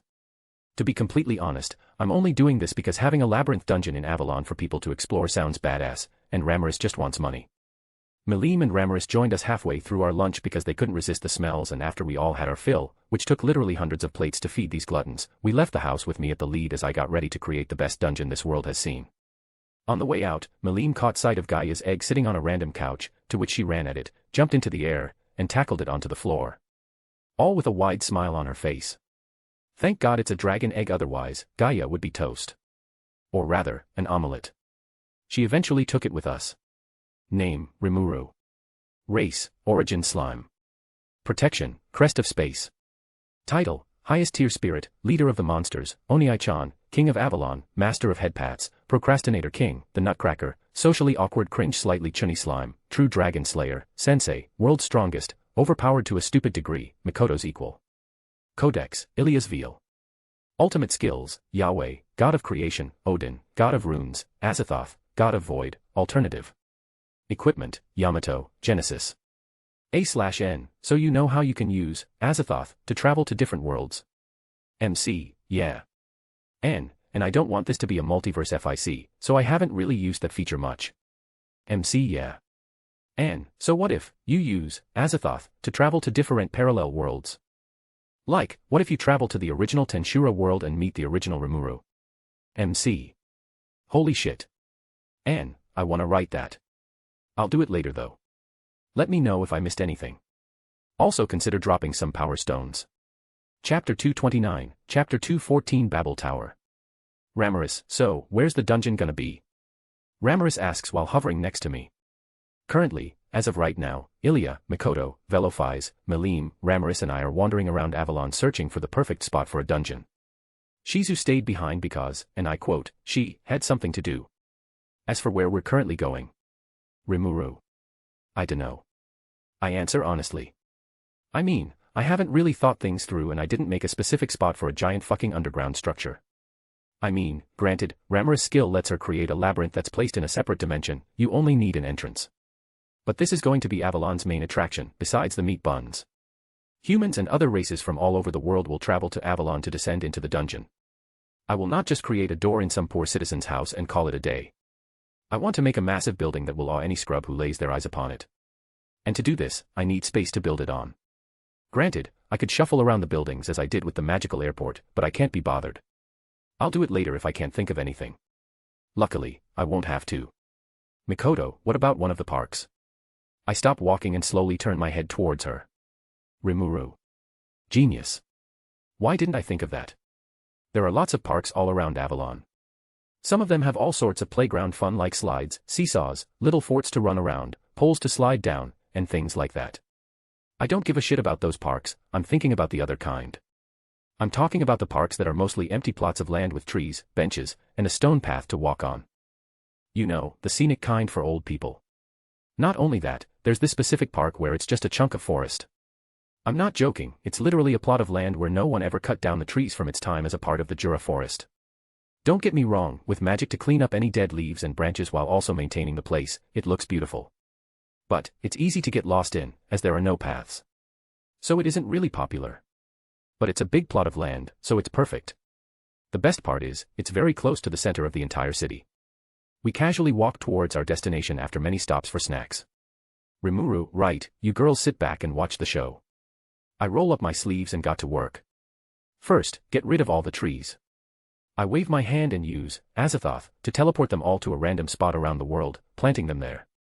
Of course, this was with Ilia's support. Clone Rimuru, asterisk in the distance asterisk Fuwawuk. A familiar voice enters my ears. Using universal sense, I take a look at why he's screaming profanities and find a big tree in the place where his office used to be. I meant to do that, whoops. Right, back to work. I stare at the now empty plot of land that's around 40,000 meters squared in area, 200 meters for each dimension. I smile. Silver-colored magicules begin to flow like ribbons from my body, mainly my arms. I lower my body, bending my knees. I lower my hands, my fingers' tips touch the ground. I feel the slightly wet grass on my skin. And I begin the construction of the building that will become known as the entrance to Avalon's world-famous, self-proclaimed, dungeon. Rimuru, hap. With a shout, my magicules rush into the earth. From my fingers, the ground begins to crack and fissure, the radius slowly increasing as I force more and more magicules into the ground. No, I didn't need to shout, it just seemed cool. Ilia, Oni-chan, you are cringe. Bellofies, NN. Ignoring those two, I continue working while a trail of blood leaks from my mouth due to emotional damage. The ground starts shaking. At first, it's imperceptible, but its intensity slowly increases, becoming enough to feel it beneath your feet. Although, it's not enough to make you fall over. Shame, I could have gotten a few good panty shots. Well, Malim's choice of outfit is a constant panty shot, rumble. Crack boom. From the ground, a massive structure breaks through the earth, sending dirt flying everywhere. At first, it starts off small. But as more and more of the structure rushes out of the earth, its base becomes larger and larger. Eventually, a whole minute later, the shaking stops and the building stops being shit out from the ground. Standing in the massive plot of land is a tall building. No, it's a tower. Made out of stone, over 10,000 meters squared at its base and over 1,000 meters high. For reference, the tallest building in my old world, the Burj Khalifa, is only 800 meters tall. The whole thing is made out of gray stone. By that, I mean it's one giant object. It's not built out of bricks or anything, it's literally one single object, one single entity. It has multiple patterns and designs over the surface, as plain as they seem to be. Runes engraved into the surface from Odin glow softly, reinforcing the building and stabilizing it into the ground below, along with a few other effects, such as making the entire tower appear hot pink instead of gray to a random person once a day for about 5 seconds, just to fuck with them. Ramaris, why is it pink? Oh wait, never mind. Heh. Malim, ooh. Malim is clapping her hands in glee, Gaia's egg being balanced on her head while she does this. Ramaris is now looking at the tower appreciatively. However, Mikoto and Ilia are looking at the tower with squinted eyes. Ilia, hey, Oni-chan. Mikoto, isn't this? Rimuru, yup. It is. This. I nod my head proudly. I walk in front of the group and spread my arms. Rimuru, is Babel Tower. Please don't copyright, Denmashiverse. Name, Rimuru. Race, Origin Slime. Protection, Crest of Space. Title, Highest Tier Spirit, Leader of the Monsters, Oni-chan, King of Avalon, Master of Headpats, Procrastinator King, the Nutcracker, Socially Awkward Cringe Slightly Chunny Slime, True Dragon Slayer, Sensei, World's Strongest, Overpowered to a Stupid Degree, Mikoto's Equal. Codex, Ilia's Veal. Ultimate Skills, Yahweh, God of Creation, Odin, God of Runes, Azathoth, God of Void, Alternative. Equipment, Yamato, Genesis. A/N, the tower is just one giant dick joke LMAO. MC, wait what? N, I'm joking. Let me know if I missed anything. Also consider dropping some power stones. Chapter 230, Chapter 214. Melim is clapping her hands in glee, Gaia's egg being balanced on her head while she does this. Ramiris is now looking at the tower appreciatively. However, Mikoto and Ilya are looking at the tower with squinted eyes. Ilya, hey, Oni-chan. Mikoto, isn't this? Rimuru, yup. I nod my head proudly. I walk in front of the group and spread my arms. Rimuru, welcome to Jurassic Park. An army of dinosaurs break out and start rampaging across the city. Chapter 231, Chapter 215 Danmachi Dungeon in Tensura. Babel Tower, a massive structure located in Arario, the famous dungeon city in the world of Danmachi. The massive grey tower in front of me was designed after that same tower. Of course, there are a few changes, such as the supportive and troll runes I engraved into the building upon its creation, and a few other design changes. For some reason, the top of Babel Tower was never shown in the Danmachi anime. Some say it's endless in height, but I somehow doubt that. Because of this, I don't actually know how high the original goes. So, in the end, I made my Babel Tower a simple 40 floors in height. Granted, each floor is fucking massive, so this grey, occasionally pink, tower is still the tallest construction in Avalon. The first floor is the entrance to the dungeon as well as where the guild will be located. I'm going to have to talk to Fuse about setting up shop here. Anyway, this guild will post missions/quests that adventurers can turn in for extra rewards. It will also collect any magic crystals that the monsters may drop. Yes, I am going to make these monsters drop magic crystals. No, that is not possible for normal monsters in this world since most monsters don't have such a thing naturally in their body. Magic crystals are valuable in this world, as it is usually mined from the ground as magic stones and processed into crystals, which will then be used in certain magic items. So yes, monsters dropping fully processed magic crystals will be a mind-blowing event. It could even tilt the world economy, as said crystals will become much more common. But do I care? No. Therefore monsters in this dungeon will drop magic crystals. Fuck anyone else who says otherwise. After that, each floor will house something different, all having relations to the dungeon below and adventuring in general. So some floors will have blacksmiths, some floors will brew potions, other floors will hold books and information, etc. I'm even reserving a floor for a pub by the name of Hostess of Fertility, just for tradition and memes. I also hope it will attract many beautiful women. Jab. Rimuru, cough. Mikoto elbows me in the stomach in the middle of my monologue, causing me to cough. Rimuru, what was that for? Mikoto, you were thinking about other women. Mikoto stares at me with an accusing glare. She knows. Quick. Use talk no jutsu. Rimuru, I was thinking about how sexy you would look in a green maid dress. I mean, it's true. I would definitely visit a lot if Mikoto served as a waitress there. Mikoto, is that so? Mikoto loses all her annoyance and looks towards the ground as her cheeks betrayed her, showing a healthy red flush. I feel Ilya, Melim, and Ramiris squint their eyes at me. Velophize just continues to stare blankly into the distance. Is it just me, or is that jealousy I'm feeling? Weird. At the base of the tower, there are 4 massive entrances in the 4 cardinal directions, so you can enter from anywhere. In the center, there is a big hole dozens of meters wide with a staircase spiraling down. That hole is the entrance to the dungeon that doesn't exist yet. I mean, I could make a dungeon myself, but why do that when someone else can? On that note. Rimuru, Ramiris. I'm counting on you. I said while gesturing to the giant hole. Ramiris floats forward, ready to work her magic, but as she looks down, she pauses and slowly turns towards me, a confused expression on her face. Ramiris, Rimuru, why is there a portal to hell here?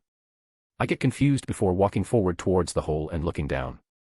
There, I see an obsidian portal leading straight to the nether. God damn it, Shizu.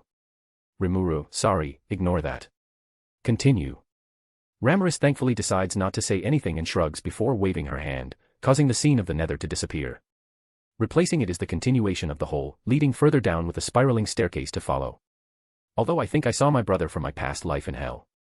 I must be imagining things. Halfway down, a thick shadow prevents me from seeing further. Using universal sense, I can tell that the hole ends after several more meters, and that shadow is purely visual. Probably an effect to make the whole thing seem creepy. Now that I think about it, that shadow was probably purposefully put there by Ramiris. Ramiris, so, what now? Rimuru, right, don't worry. Here, I have it all planned out. I say while taking out a small thin book from my ass, cough my inventory. Rimuru, here. Inside is a guide I made on which floor should do what. I say while handing it over to Ramaris. I gotta, a fairy casually holding up and flipping through a book her size is funny to watch. Inside the book is a detailed guide on designs for the dungeon. On the first couple of floors are weak goblins and kobolds. After that are killer ants and other slightly stronger monsters. After that are even stronger monsters, and it continues to go on like this. Yes, it's completely designed after Danmachi's dungeon. And no, I won't be using normal monsters here. These guys will be more like mindless magic constructs in the shape of monsters. On the upper floors, they will be weaker than their counterparts in the outside world. Plus, you know, they'll be ugly as hell. So ugly in fact, that even if I brought a goblin from the outside in here, they will find no hesitation in killing the goblins in the dungeon. Also, I will make sure that any goblin spawned in the dungeon won't have any genitals. I don't need this to turn into a new Goblin Slayer anime, thank you very much. I mainly did this because I don't like how OG Rimuru did things in canon. I mean, the 10th floor boss was a fucking B-rank monster. I want my dungeon to be newbie friendly. As if in, I just picked up a weapon yesterday, friendly. As if in, hi I'm Bell Crannel at the start of canon, friendly. So yeah, the monsters in the first several floors will be weak as fuck and generally spread out. After that, the spawn rates will speed up, the monsters will start gathering into larger groups and they will also grow stronger individually as the floors go down. Newer and newer monsters will also be introduced as you descend until you hit the 17th floor where you will meet your first boss monster. After that, on the 18th floor will be a safe zone where no monsters will spawn. Just like the simulations, I mean, just like the anime. Once they reach the 18th floor, or any safe floor for that matter, you will be able to register it as a checkpoint that you can then teleport to and from the surface whenever you want. You can't bring other people with you though.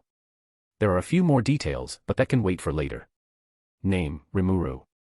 Race, Origin Slime. Protection, Crest of Space. Title, Highest Tier Spirit, Leader of the Monsters, Oniai-chan, King of Avalon, Master of Headpats, Procrastinator King, The Nutcracker, Socially Awkward Cringe Slightly Chunny Slime, True Dragon Slayer, Sensei, World's Strongest, Overpowered to a Stupid Degree, Mikoto's Equal. Codex, Ilia's Veil.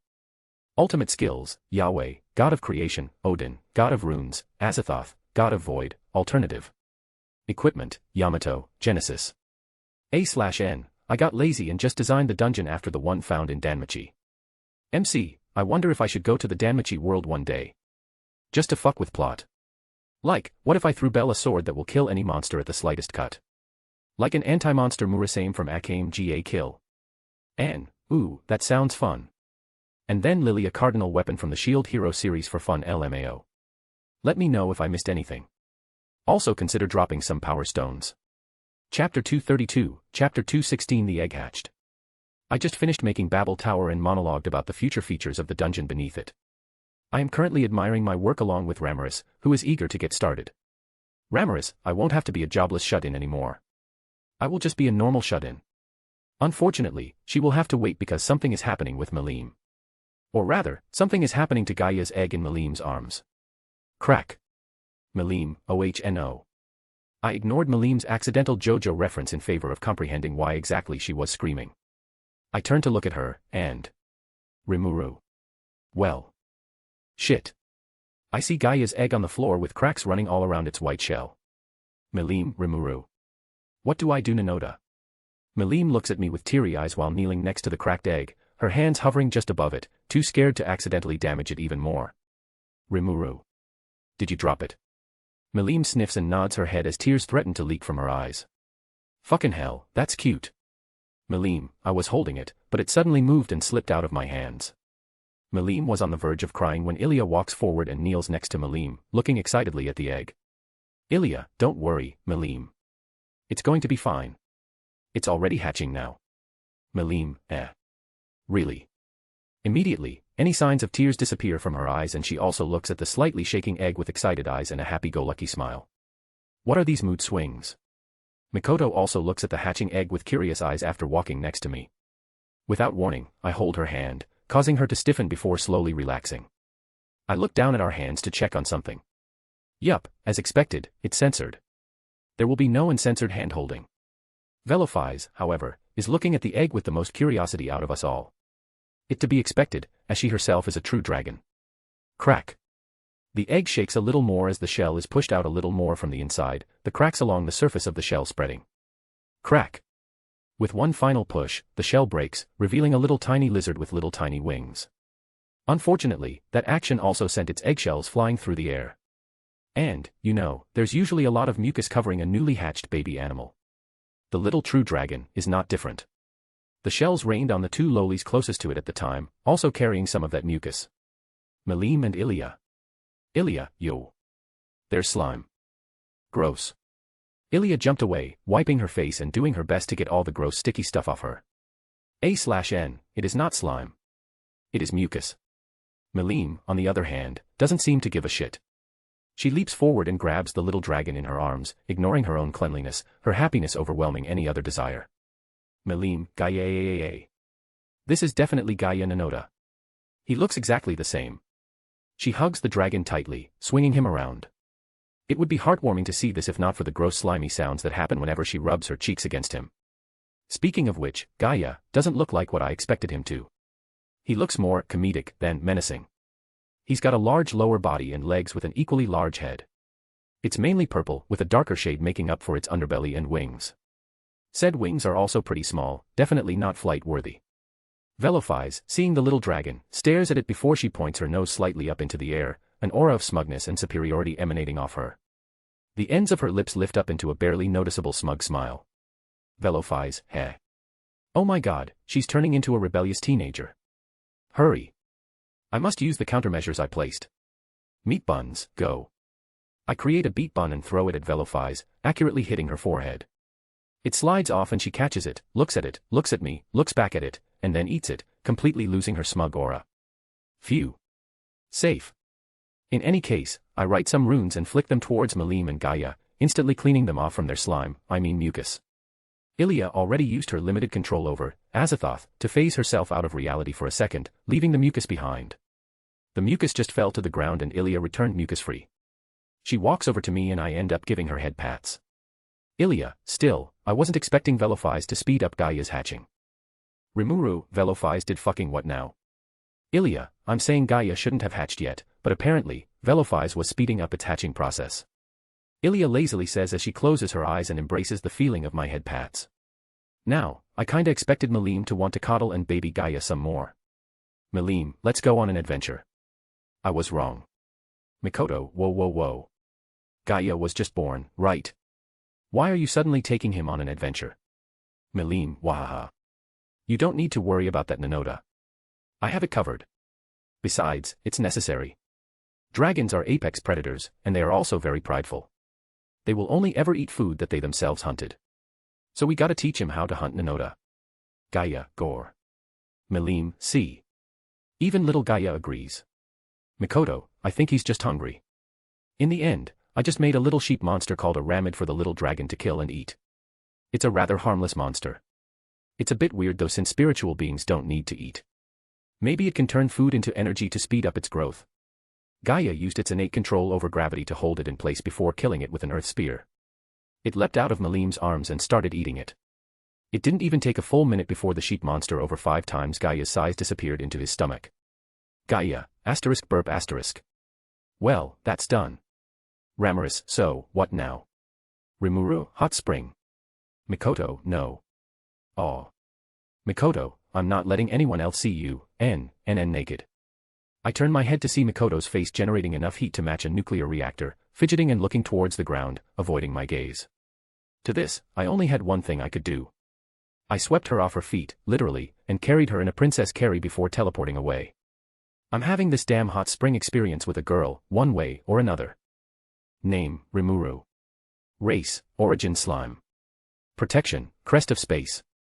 Title, Highest Tier Spirit, Leader of the Monsters, Oniai-chan, King of Avalon, Master of Headpats, Procrastinator King, the Nutcracker, Socially Awkward Cringe Slightly Chunny Slime, True Dragon Slayer, Sensei, World's Strongest, Overpowered to a Stupid Degree, Mikoto's Equal. Codex, Ilya's Veal. Ultimate Skills, Yahweh, God of Creation, Odin, God of Runes, Azathoth, God of Void, Alternative. Equipment, Yamato, Genesis. A/N, I feel like this chapter is subpar. I don't like it. MC, then rewrite it, dumbass. Nope. Also I realized I'm a fucking dumbass that can't do basic math. I got the size of Babel Tower wrong, I went back and changed it. Here are the changes. I stare at the now empty plot of land that's around 40,000 meters squared in area, 200 meters for each dimension. Standing in the massive plot of land is a tall building. No, it's a tower. Made out of stone, over 10,000 meters squared at its base and over 1,000 meters high. And that's it. Let me know if I missed anything. Also consider dropping some power stones. Chapter 233, Chapter 217 Short Chapter. A/N, this is kinda R18, but the real R18 chapter will be the one after this, so next chapter. Also the chapter is gonna be really short. Mikoto, Kia. Splash. With a small scream, Mikoto was thrown into the warm waters of the hot spring, courtesy of yours truly. It is currently very late in the afternoon, the sky is mostly orange, looking like fractured stained glass due to the shattered skies, an effect of the mirror dimension. The sun is sinking below the horizon and very soon, it will be night. At this moment, Mikoto and I are currently naked, discounting the white towels wrapped around our sensitive bits. Well, Mikoto's towel was unraveled due to the impact from the water and is slowly floating away. I also unravel the towel around my waist, not that I need it since I don't have genitals in this form, and drop it to the ground before also jumping into the waters. Splash. Standing upright, the waters only reach just above my waist. Then and again, I only have the body of a 15-year-old teenager.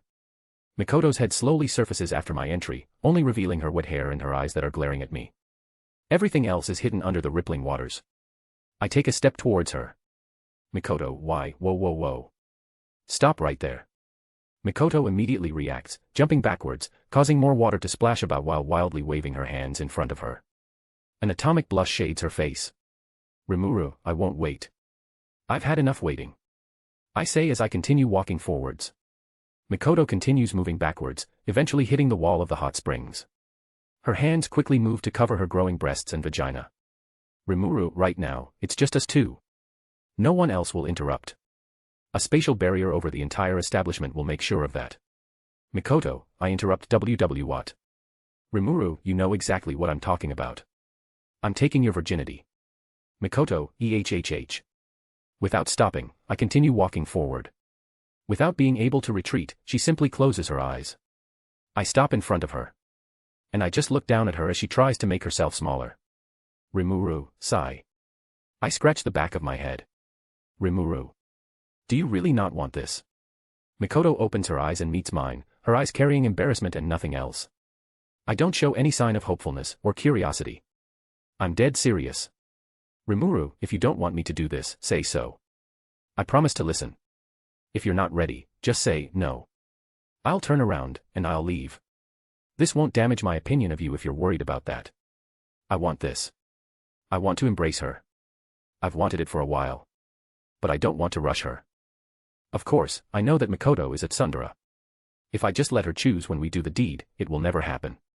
Not for a few more years, at least. So, I decided to take it into my own hands. I've been planning this for a while, today was just the straw that broke the camel's back, so to speak. Mikoto, I don't. Mikoto's voice is barely on the level of a whisper, but the senses of an origin slime is not to be underestimated, as I can still hear her as clear as day. I sigh again. As expected, she's still not ready. Mikoto, don't, be particularly mind. I look up, a smile breaking out on my face. Rimuru, really? Mikoto. Mikoto doesn't respond, but I see her head shift slightly. She nodded. Happiness blooms throughout my chest, spreading through my body. Unable to stop myself, I leap towards her, wrapping my arms around her in a hug. Nothing lewd, just a pure wholesome hug. Well, we're still naked. Her body stiffens slightly but relaxes in my embrace just as quickly.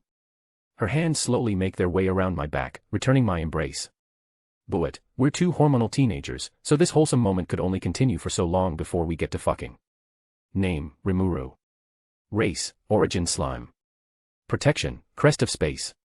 Title, Highest Tier Spirit, Leader of the Monsters, Oniai-chan, King of Avalon, Master of Headpats, Procrastinator King, The Nutcracker, Socially Awkward Cringe Slightly Chunny Slime, True Dragon Slayer, Sensei, World's Strongest, Overpowered to a Stupid Degree, Mikoto's Equal. Codex, Ilia's Veil.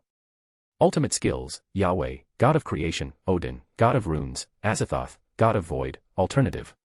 Equipment, Yamato, Genesis. A/N, yes, I am aware this chapter is very short, only a mere 700 words. I am aware. However, I was busy and I also didn't feel like writing. Plus, I don't want to write one half of MC and Mikoto fucking each other and wait for another day to finish. If it's any consolation, I'll try to make the next chapter extra long, no promises. Let me know if I missed anything. Also consider dropping some power stones. Chapter 234, Chapter 218 Sexy Time, R18. A/N, double-length chapter. Enjoy, you degenerates. It started off with a kiss. Our bodies in the warm waters were quickly heating up, but it wasn't only because of the hot spring temperature. Something like that won't affect higher beings like us, although we can still enjoy such luxuries. No, it was the sexual tension between us. I shouldn't be able to feel horny with my slime body, but I do. It doesn't happen as often as my time as a human, but I do feel horny every now and again, and sometimes it reaches a point where I need to relieve it. So I turn into my male form, sometimes female, and masturbate. And that same feeling is rushing through my body once more as my eyes roam over Mikoto's flawless skin. And slowly, our lips met. It was just a normal, chaste kiss. Just touching our lips. Of course, I'm horny as fuck, and so is Mikoto, so that quickly escalated into a tongue war. I'm winning, by the way. Just saying. Her tongue is small but surprisingly aggressive. Her saliva, somehow, tastes sweet. Not like sugar, but a kind of fruity, natural sweetness. And apparently, her tongue is an erogenous zone. A sensitive one at that. During the kiss, her body shook several times. I recognized this as her climaxing. It's a little cute in a way, as her body trembles in my embrace. A sort of primal urge rose within me at this, a sort of twisted pleasure. I want to make her tremble like this more. And so, I got more aggressive. There's no need to hold myself back, both of us are higher beings with highly durable bodies, and we don't need to breathe. We continued like this for several more minutes. I'm not sure, I wasn't keeping track of time, I kind of just lost myself in the pleasure. During those minutes, our position changed. I am sitting on one of the inbuilt seats underwater with Mikoto sitting between my open legs, her back pushing up against my chest, my arms wrapped around her waist. Mikoto, *chu *pwah. Ha, ha. After her 18th climax, she breaks off the kiss. Her eyes are glazed over and unfocused, her breathing is heavy and ragged. Not because she needed air, but because her mind is trying to recover from being ravaged by the pleasure. Her hair is also slightly messy, still dripping with water, and her face is flushed with a healthy pink glow. A trail of saliva leaks from the corner of her mouth. Still feeling hot, I stick out my tongue and lick it. Her unfocused eyes meet mine from the corner of her eyes. I lick my lips and smile smugly. Rimuru, delicious. My arms wrapped around her waist move, gliding over her body to their destinations, sending a shiver down her spine for my touch. My right hand rises towards her budding chest, my left hand lowers down towards her secret gardens. My fingertips brush over Mikoto's nipple and pussy, and I begin to rub. Mikoto, whoa. A sensual moan escapes her lips, her body trembling as she pushes back against my chest once more. Her hands grab mine, trying to stop my movements to let her mind catch up. Unfortunately for her, she is currently too weak in this state, so I easily ignore her and continue to pleasure her. My fingers start off slow as if I was stroking a pussy, cat. Pun intended. It seems that her whole body is sensitive, not just her tongue, fucking hell, that's hot. My fingers slowly start speeding up, faster and faster. And yet, while my fingers speed up, I slowly start releasing the pressure, until eventually my skin is just barely touching her, merely brushing against her lightly. Mikoto, yeah. Mikoto starts making small little moans, her body on the verge of climaxing, yet being denied by the smallest margin. Her back arches as she pushes her lower body forwards, silently begging me to put even a little more pressure into my fingers, begging me to let her come. Her eyes, barely focused as they are, stare into mine. Her imploring eyes caved in my will. And so, I slip my middle and ring fingers into her pussy and push against the roof of her vagina and I pinch her nipple with my other hand, hard. Mikoto's body trembles as she pushes her back against mine, her body arching even further. I can hear Mikoto's teeth clench together, and I see saliva leak from her mouth again as her eyes roll upwards. She didn't moan. To be specific, she couldn't moan. Her body wouldn't let her as it locked up from climaxing so hard. Several seconds of non-stop coming later, her body relaxes. She stops arching her back and lowers her lower body back into mine, leaning against my chest, seemingly exhausted. Her breaths are deep and heavy. It's as if she just finished a marathon. Mikoto, N. No more. Once her breaths calmed down somewhat, Mikoto mewls, her soft, fragile voice tugging at my heartstrings. But I'm not done yet. I also know Mikoto isn't done yet. Her body is fine, it's just that her mind is worn down from the constant waves of pleasure crashing against her ego. And so, I just have to get her to ask for more. And so, I lift Makoto's body up and move her over, allowing me to get out from under her. I stand up and walk in front of her limp body, causing the waters of the hot spring to splash about. Her tea-colored eyes meet mine in slight curiosity.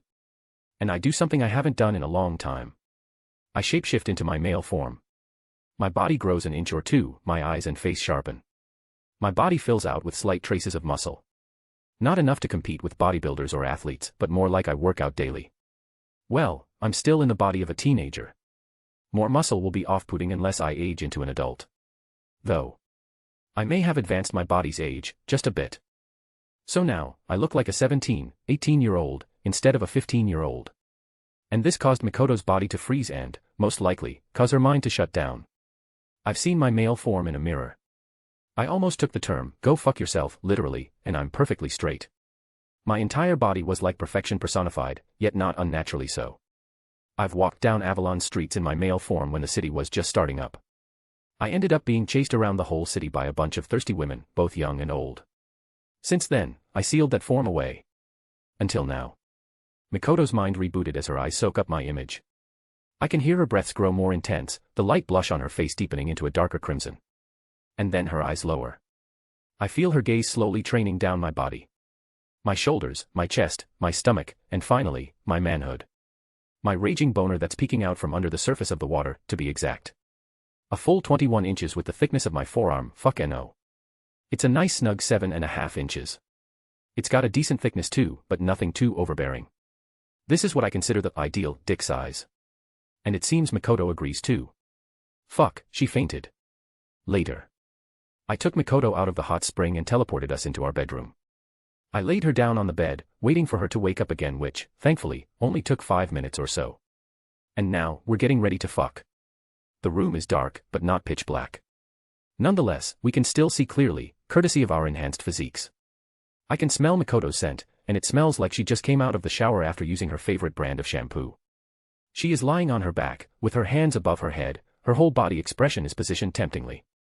She has a light dusting of pink on her cheeks, but it's not to a heavy degree. My golden eyes meet her tea-colored ones, both of us staring unflinchingly at each other. I feel mesmerized as I look into them, a sea of milk tea with arcs of bluish-white lighting occasionally flicking within, holding violent, yet tamed power. We stay like that for at least a minute before Makoto opens her mouth, her words sounding like the mewling of a kitten. Makoto, please be gentle. And to that, I smile. Rimuru, no promises. And with that, I slowly slide my dick into her vagina. Makoto's eyes closed tightly while my cock smoothly slid further and further into her. Eventually, I feel some resistance, it's her cervix. Makoto's eyes open, looking at where we're connected with a slightly confused face. Makoto, no pain. Rimuru, maybe you don't have a hymen.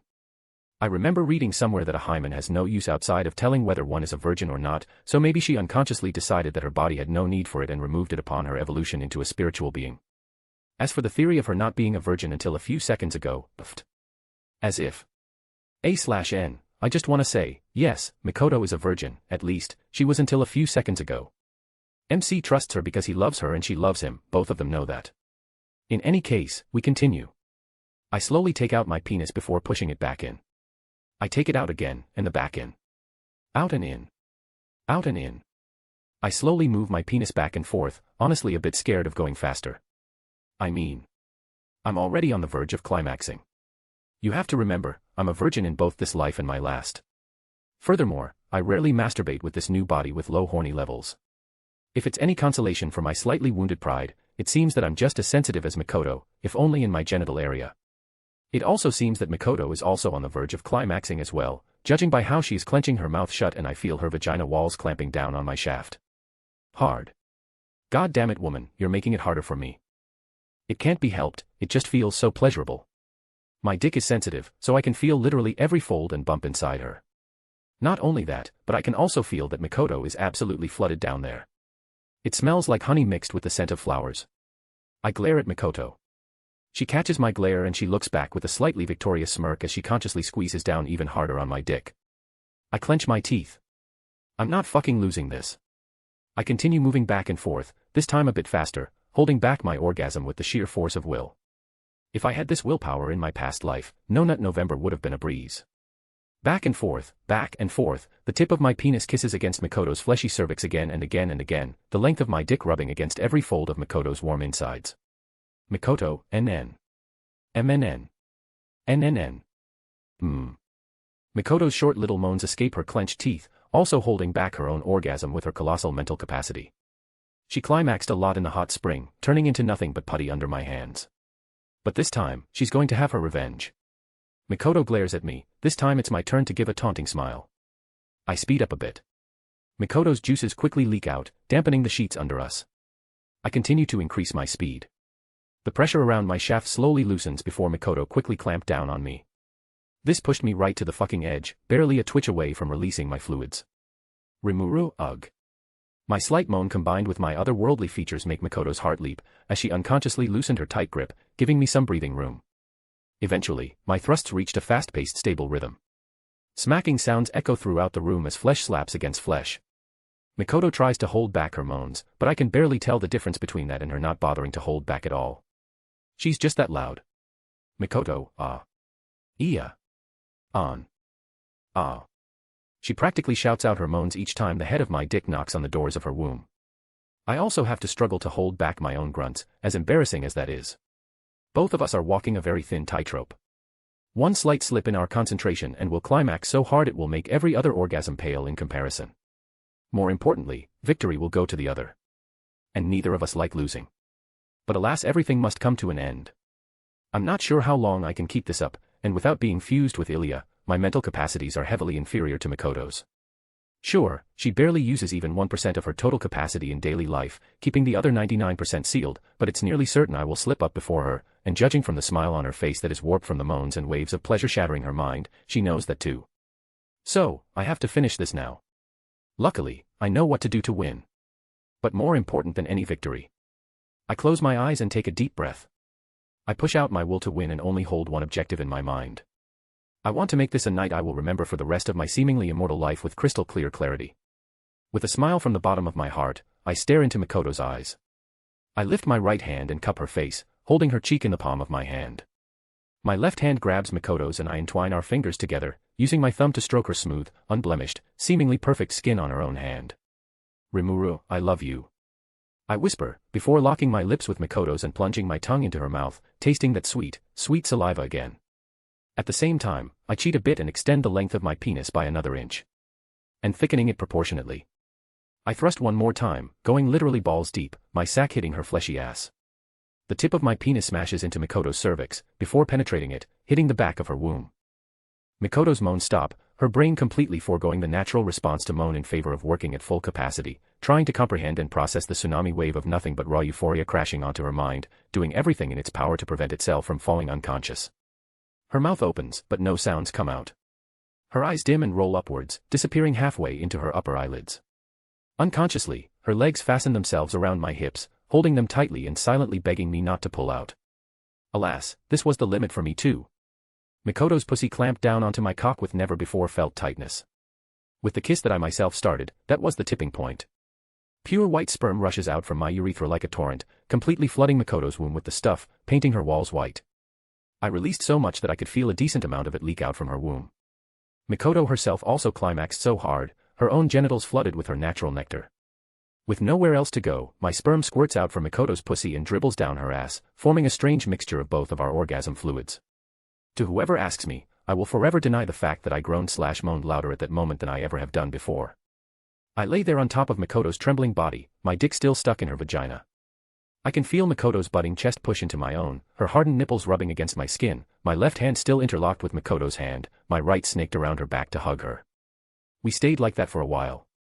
Mikoto's trembling body stopped shivering as much, although she would still make small quivers every now and again. Both of our breaths calmed down into a soft rhythm, quickly turning into the only sounds you could hear. Rimuru. I won. Mikoto, don't lie, it was a tie, you came just when I did. Rimuru, no, there was a small difference of half a second. Mikoto, half a second doesn't count. Rimuru, oh really? Mikoto, really? We both fall silent, our breaths replacing our rather short banter. Rimuru. Mikoto. Rimuru. Mikoto. Rimuru. Wanna go again? Mikoto, yes. We ended up staying in that room for the next 3 days, a whole 72 hours. What can I say? Higher existences have limitless stamina. A/N, and there you have it, an extra long R18 chapter. Gotta say, I'm really proud of this. Let me know what you think. Also let me know if I missed anything. Consider dropping some power stones. Chapter 235, Chapter 219 Obsessive Students. Half a month has passed since my little dance under the sheets with Mikoto. A lot has happened. First, I want to say that Mikoto is surprisingly a nymphomaniac. Well, not fully.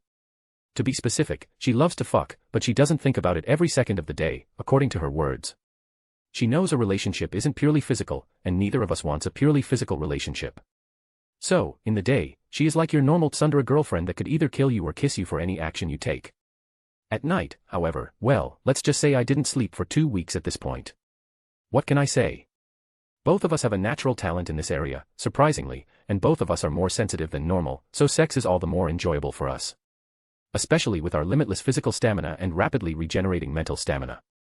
The feeling of simply tracing my fingers over Mikoto's skin, causing her to tremble is addictive. There was this one time where I started eating her out, causing her to wrap her legs around my head, forcing my tongue even deeper in her sacred gardens. The feeling of her thighs wrapping around my head, her soft, tight, supple flesh pushing into my own. My God, I never thought heaven existed until then. Unfortunately, we quickly came across some news that is both good and bad, depending on how you look at it. Mikoto can't get pregnant. I mean, she can, but she has to earnestly want a child. Furthermore, she has to understand what she's getting herself into. You see, whenever spiritual beings, demon lords included, have a child, there is a very high chance, nearly certain, that the parents will lose all their power to their child. Now, with me and Ilya here, that rule can go fuck itself in the ass. But this also served to prevent us from doing something we could potentially regret. I mean, neither of us are ready for a child. Fuck, I'm not even a year old, only 19 mentally, and Mikoto is only 15. 15. That's no age to have a child. So, after sitting down for a talk, we decided that for now at least, we won't have a child. For now. Anyway, this talk happened around a week after our first rodeo, and another week after that, we're okay with it. A few days after our talk, Yom and Jurin officially declared a peace treaty with Avalon. After several days of Yom visiting places all around Farmas helping out here and there, the citizens all viewed him as a good king. As for any discontent noble, Jurin brainwashed them with Loki's scepter that I gave them a while back. It also seems that there's a bit of love blossoming between them. Anyways, with this treaty, I don't think anyone from the Western nations would openly go against us. I mean, this treaty pretty much caused the story of how Veldora killed Farmas' army and is now Avalon's guardian to become a true fact instead of a tall tale. And no one wants to fuck with a true dragon, as cute as the current one may seem. After that, Hinata contacted me. She returned back to Rubrios during the Valpurgis. She said that she convinced Luminous to follow along with the story I whipped up. Having the main religion also back up the "it's Veldora's fault" story was the final nail in the coffin, stomping any doubts still out there.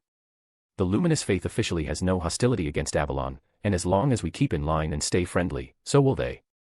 I told Hinata about Veldora's rebirth into a Kaderi Loli, who in turn told Luminous Valentine. Let's just say that a certain demon lord with a grudge against Veldora was very happy with his so-called fall into a little girl. I guess that's pretty tame, considering he turned Luminous country into ash and rubble several centuries ago. Personally, I would prefer Velophize over Veldora any day of the week. After that, we mostly just had to deal with sorting out Clayman's shit. Specifically, his riches that we liberated and any of his servants/slaves, Adelman, the White, included.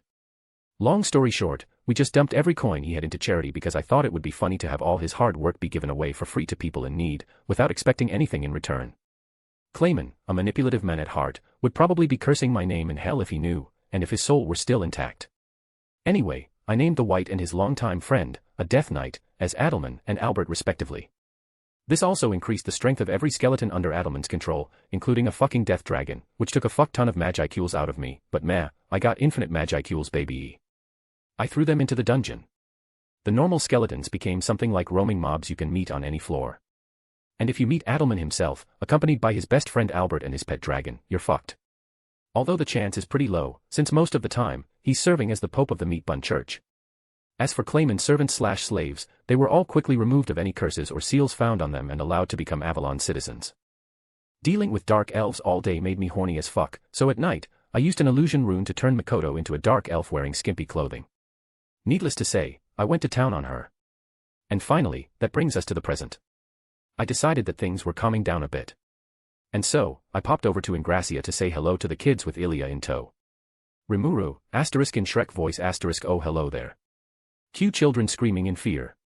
Ilya, Oni-chan, maybe you shouldn't have teleported directly into the classroom. Ilya says with a dull voice. Rimuru. Ilya. Rimuru. Ilya. Ilya. Rimuru. Are you still angry? Ilya, of course I am. You disappear and make it so I can't find you, and then you come back 3 days later only to say you're not a virgin anymore. Ilya shouts loudly. If I didn't place any soundproofing runes along the walls, I'm sure the whole school would have heard it. I open my mouth to apologize for the 78th time because, in hindsight, I really should have told her what was going on. But before I could. Alice, what? Chloe, Rimuru-sensei isn't a virgin anymore. Alice, when? Who? Chloe, it must have been that slut Mikoto-sensei. Alice, Mikoto-sensei. Who's that? I only remember a person that looks like a bitch. Jesus Christ. Name, Rimuru. Race, origin slime. Protection, crest of space.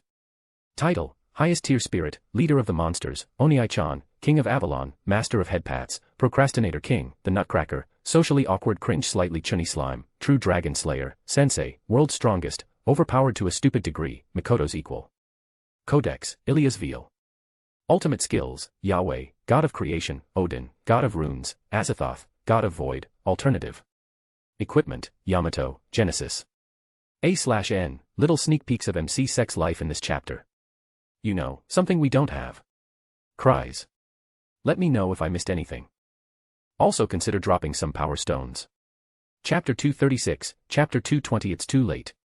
So in the end I brought the kids back to Avalon via a sparkling rainbow portal. No, seriously. I made the portal shine in all kinds of colors while throwing out confetti and glitter. I'd hate to be the janitor that has to clean that shit up. Kenya, whoa. Gale, this is Avalon. Ryota, everything is so big. Kenya, Ryota, and Gale walk through the portal and become immediately enthralled by the city. I'm not surprised, the city is a perfect blend of modern and fantasy, creating a unique, enchanting environment. I smile in pride. This is my city. Ilya designed this. Well, technically, it was Raphael, but Raphael is a part of Ilya now, so it's fine. Meanwhile, Ilya, Chloe and Alice walk out of the portal, still gloomy about something. I don't know why they're like this, but I feel like it's my fault somehow. Odd. Right now, we're standing in the middle of a very large walkway. Rimuru, come on guys, let's get you out of those school uniforms. And so I took them to the nearest clothing store. Surprisingly, Shuna also happened to be there. Shuna, Rimuru-sama. Shuna dropped what she was doing and ran up to me. Rimuru, oh, Shuna. I didn't expect you to be here. I respond with a smile on my face. Shuna, yes, I was just dropping by to see how things were going in this store. What about you, Rimuru-sama? Would you like some new clothes? Perhaps I can personally make them for you. Rimuru, well, I can't take too much of your time. Besides, these clothes you gave me are all I'll ever need. I smoothly reply, while tugging on the collar of my coat. What I'm wearing isn't my normal Demon Lord Rimuru-inspired outfit. There's been a little change. Shuna asked me not too long ago if she could have the honor of remaking my clothes. And since I'm not one to deny such things, I simply agreed. I gave her some high-quality materials made using Yahweh, and sent her on her way. She came back a few days later with a set of clothes, not all that different from what I usually wear. It still looks kinda like OG Rimuru's Demon Lord outfit, except with a few minor adjustments here and there. For one, it's mostly all pitch black now, except for some white trims here and there. There is also a beautiful rose pattern sewn into the fabrics of the coat with hints of gold throughout, reminiscent of my eyes. And more importantly, it's comfortable as fuck. Way more comfortable than my old clothes. I could sleep in these. Plus there's a little meat bun design on the inside. After enchanting it with Odin runes, it became something I wore every day. I was so happy, I asked her what she wanted as a reward. She asked for my old set of clothing, which was a bit odd, but I gave it to her without any complaints. I never saw them again. I wonder what she did with them. A/N, she's using them as masturbation material, I'm just saying this now. Rimuru, anyways. I continue while pointing at the kids. Rimuru, I need some clothes for these children. They're dash. Shuna, you have children already. I look at Shuna's absolutely shocked face that is slowly turning into one of despair. Rimuru. No. They're my students. Shuna breathes a sigh of relief. Rimuru, anyways, they're just wearing their school uniforms right now, and they're a little bland. Since you're the clothes expert, can I trouble you to get something for them? You don't need to make them yourself, just choose something from among the things in the store. Shuna, no, I'm quite free now, Rimuru-sama. I'm sure I can throw something together quickly. She then started waving her hands around. I thought she went crazy for a second before I felt the magicules gathering and, solidifying, turning into a thin sheet of magicules, remaining in stasis in the air her hands passed through. To my surprise, however, the magicules slowly solidify into physical solid fabrics. And then I remembered that she gained a new unique skill that's like a bootleg version of my, Yahweh, ultimate skill. Basically, she can create things out of thin air. Because she doesn't have infinite magicules like me, her skill is less energy intensive than the creation, unique skill I had a long time ago.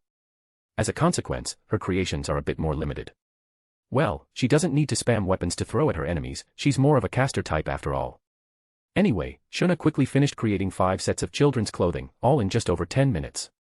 She could have made them much faster, but she's very passionate about clothing, so she always tries to be as detailed as possible. Kenya was given a white shirt with red sleeves and shorts. Ryota was given a plain white shirt with a light summer hoodie and long pants. Gale was given a brown shirt and a sleeveless jacket. Alice was given a frilly pink top that shows her shoulders slightly and a light blue frilly skirt. Chloe was given a white shirt and a hoodie, with cat ears sewn onto the hoodie part. All in all, I'd say it's a job well done. Ilya, cute. Ilya screams while breathing heavily and rubbing her face against Chloe's and Alice's, much to their confusion and embarrassment. Fuck me, Yuri is good for the soul, regardless of age. A/N, FBI open up, hold on boys.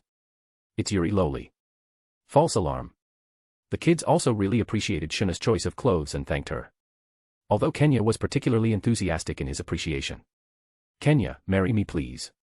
Shuna, no. My heart already belongs to someone else. Fucking brutal. You killed him, Shuna. Look.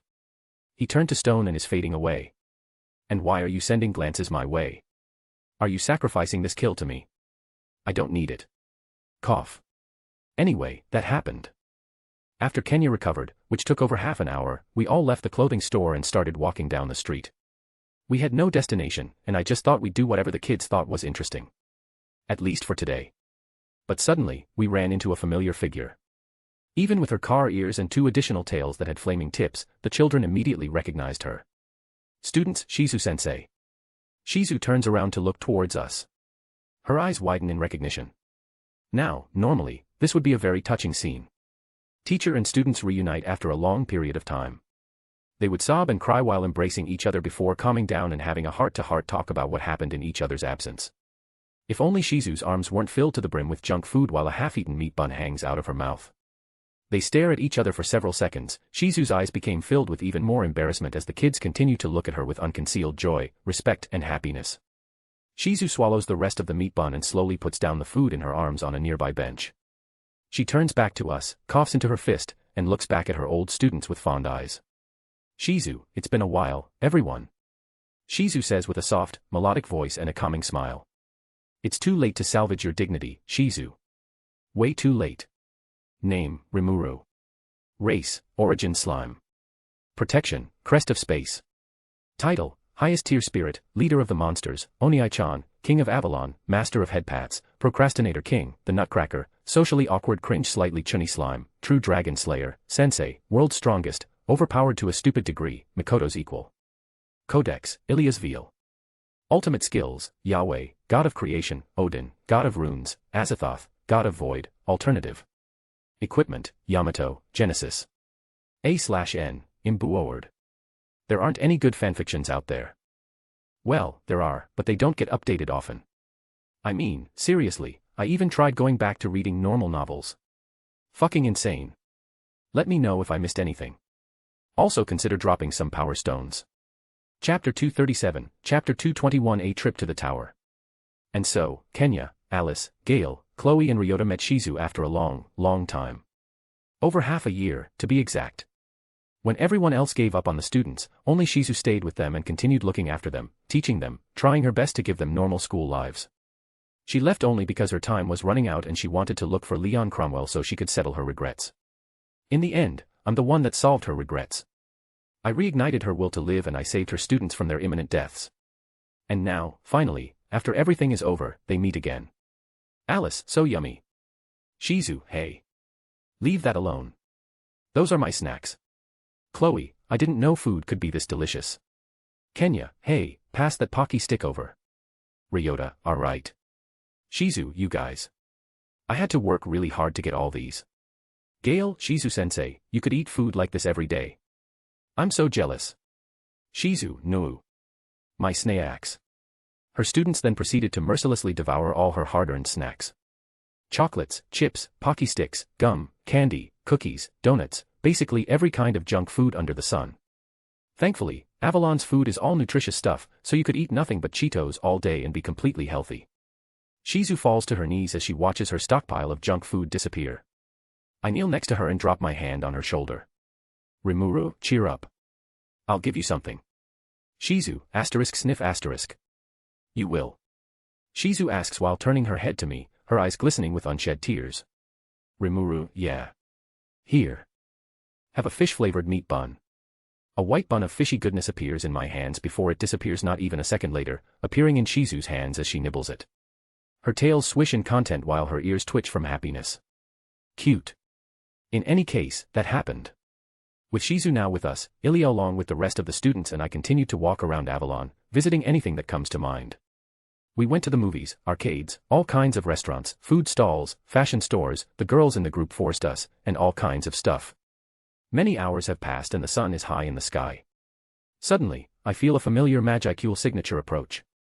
Ramaris, Yahalo. Ramaris flies up to me and says hello. Rimuru, oh, Ramaris. What's up? Ramaris, nothing much, I was just looking for you to tell you that I'm done with the floors of the dungeon. Rimuru, already. Ramaris, yup. Well. I'm amazing, right? Praise me. Ramaris puffs out her, lacking, chest and pride while stating her achievements. Rimuru, yeah, you're amazing. Well, you have been dealing with labyrinths for centuries now, so it's to be expected. Ramaris, hoo. I'm the best at labyrinth creation, no one comes even close. Aren't I the one who gave you the dungeon plans though? Oh well. Ramaris and I were making small talk when a figure dropped from the sky. Or rather than dropped, he descended using the repulsors in his hands and feet. Jarvis, Ramaris-sama, please do not rush ahead by yourself. Jarvis lightly scolds Ramaris after landing while walking towards us.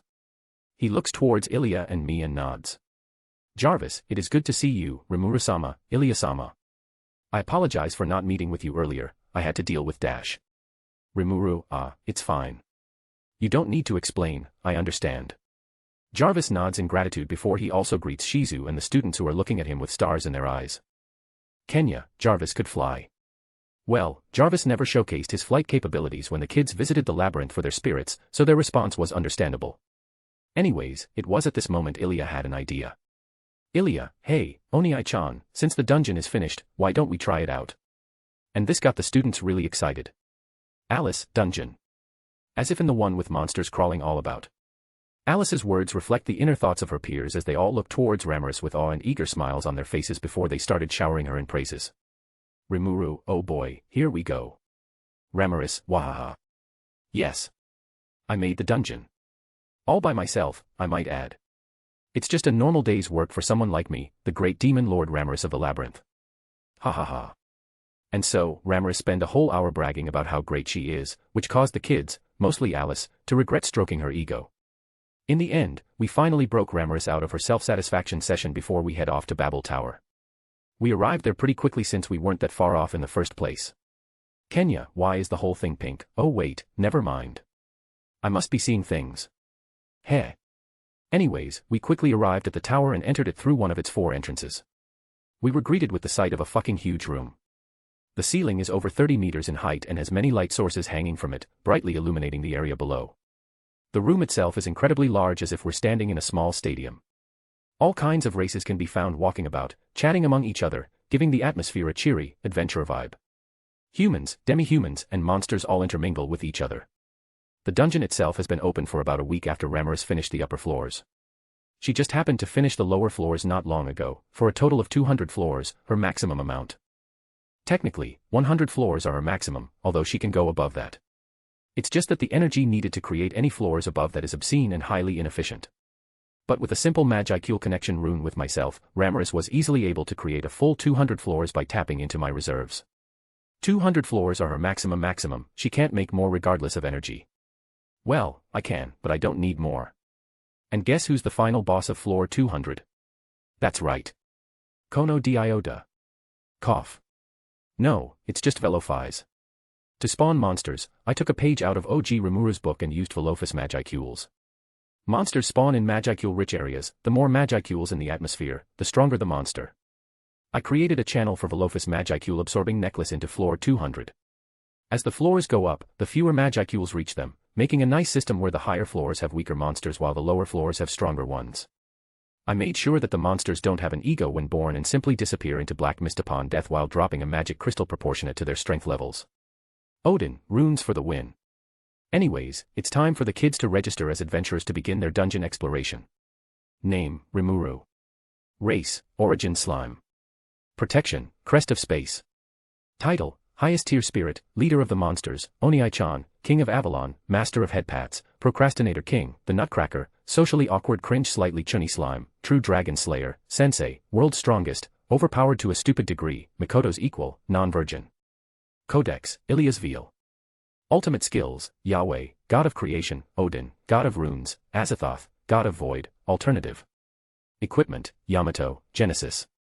A/N, extra mini chap written for fun. Let me know if I missed anything. Also consider dropping some power stones. Chapter 238, Chapter 221. Meanwhile, a conversation off to the side. Random Guy 1, now, we've formulated a few strategies with some help from the higher-ranked adventurers on how to deal with the first floor of the dungeon. This dungeon is a trap to kill us all. RG1, oh goddammit Kibu. Do you have any evidence to back that up? Kibu, evidence. I don't need no evidence. Kibu then points towards a random person. Kibu, isn't that right Jesus? Jesus. It's pronounced Izuz, and, I don't know you.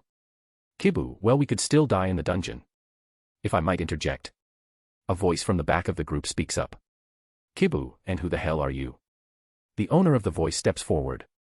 He is a large man with many muscles under his dark brown skin, his bald head shines under the light from the ceiling. I am known by many names. Mountain Slayer. Thunder Lion. The Chocolate Axe. But you. You may call me Tiffany. Kibu. T. Tiffany, huh? That's a pretty masculine name. Tiffany shouldn't be. It's a woman's name. Kibu. K. I don't know how to talk to you. Tiffany, good.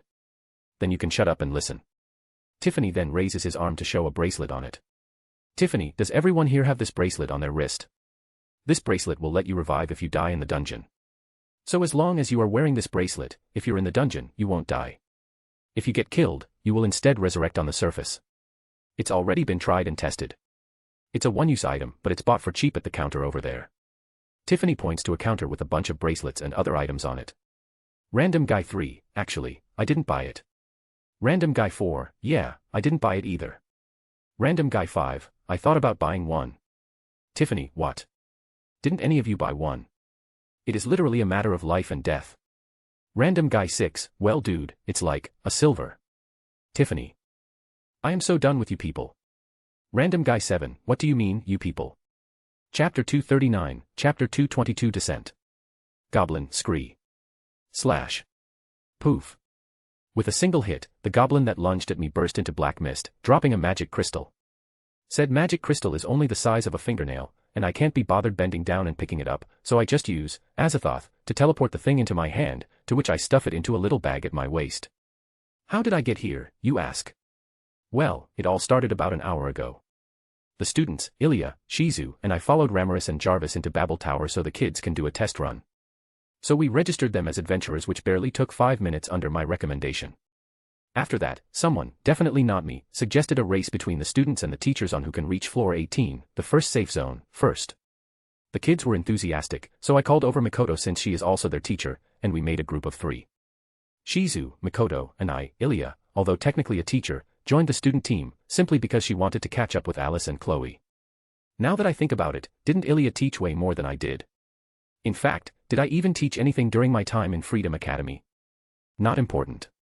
Of course, it would be unfair as fuck if team teachers, dumb name, I'm working on it, went all out since we're all quite overpowered. Shizu could probably burn the entire world to the ground with her recently gained fire ultimate skill and her massive Magicule pool that never stops growing courtesy of Limit Breaker. Mikoto could probably collapse the entire solar system in on itself within the course of a year with her Electromaster Esper ability. And as for me, well, I think you get the idea.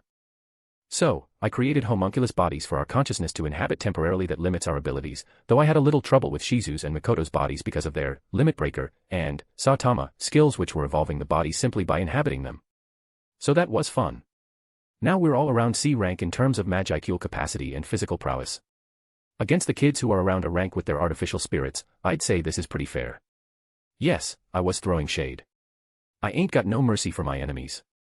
Mikoto, Rimuru. Stop monologuing. We're going already. Mikoto shouts from further ahead. Rimuru, wait up. I sheath Yamato into its scabbard and run up to them, continuing our descent into floor 5. Yes, I am using Yamato. OP equipment is allowed since the students have the bracelets I gave them that let them transform into their gear, which is also OP. Although I won't just open a space rift straight into the 18th floor just because I can. I'm not sure I even have the Magicules for that. Rimuru, in hindsight, I probably shouldn't have used Azathoth to pick up that little magic crystal. That took nearly 5% of my reserves. Shizu, 5%. Just for teleporting that little crystal. Isn't that too much? Mikoto, well, to be fair, it's a space ultimate skill. With just C-rank Magicule reserves, there's probably not much you can do. Plus, he's lived with an obscene amount of Magicules his entire life, so. Shizu, I wasn't asking you. I was asking Rimuru, dumb woman. Mikoto, And why would Rimuru want to talk to you? Shizu, he's not yours. Mikoto, yes he is. Shizu, not for long. Mikoto, what's that supposed to mean? I wonder why these two argue so suddenly when I'm around. Every time I'm not there, they're like best friends who can't live without the other. But then you throw me into the picture and they're like two cats fighting over territory, or food. Why do I feel like the food in that metaphor? Odd. Pikachu, Pika Pika. Oh yeah, and Pikachu is here too. I wonder where she was, I haven't seen her in such a long time. And so, we continue to breeze through the floors by taking turns on who would lead so we can all have some fun. I killed everything in our way on floor 1, which wasn't many. Shizu coated her sword in her hell flames, wiping out entire rooms with minimal Magicule usage on floor 2. As an aside, her sword is a replica of the one she used as a human but dialed to 11. Being created out of hard-as-fuck metal and engraved with my runes will do that to any weapon. And Mikoto used Pikachu to fight. Apparently, her Esper ability was mostly left behind in her real body. Well, she still has access to it in her current body, but it's barely level 2, so there's not much use. It was my turn on the 4th floor, and now it's Shizu's turn again on the 5th, boom. An explosion echoes into our ears through the earth as the tunnel trembles around us, causing dust and small rocks to fall. Shizu. That wasn't me. Rimuru, probably Ilya. I'm pretty sure it's Ilya. It's not very often she gets to fire off laser beams as a magical girl and watches hundreds of lives are snuffed out of existence with a happy smile. Mikoto. We gotta hurry. Shizu, way ahead of you.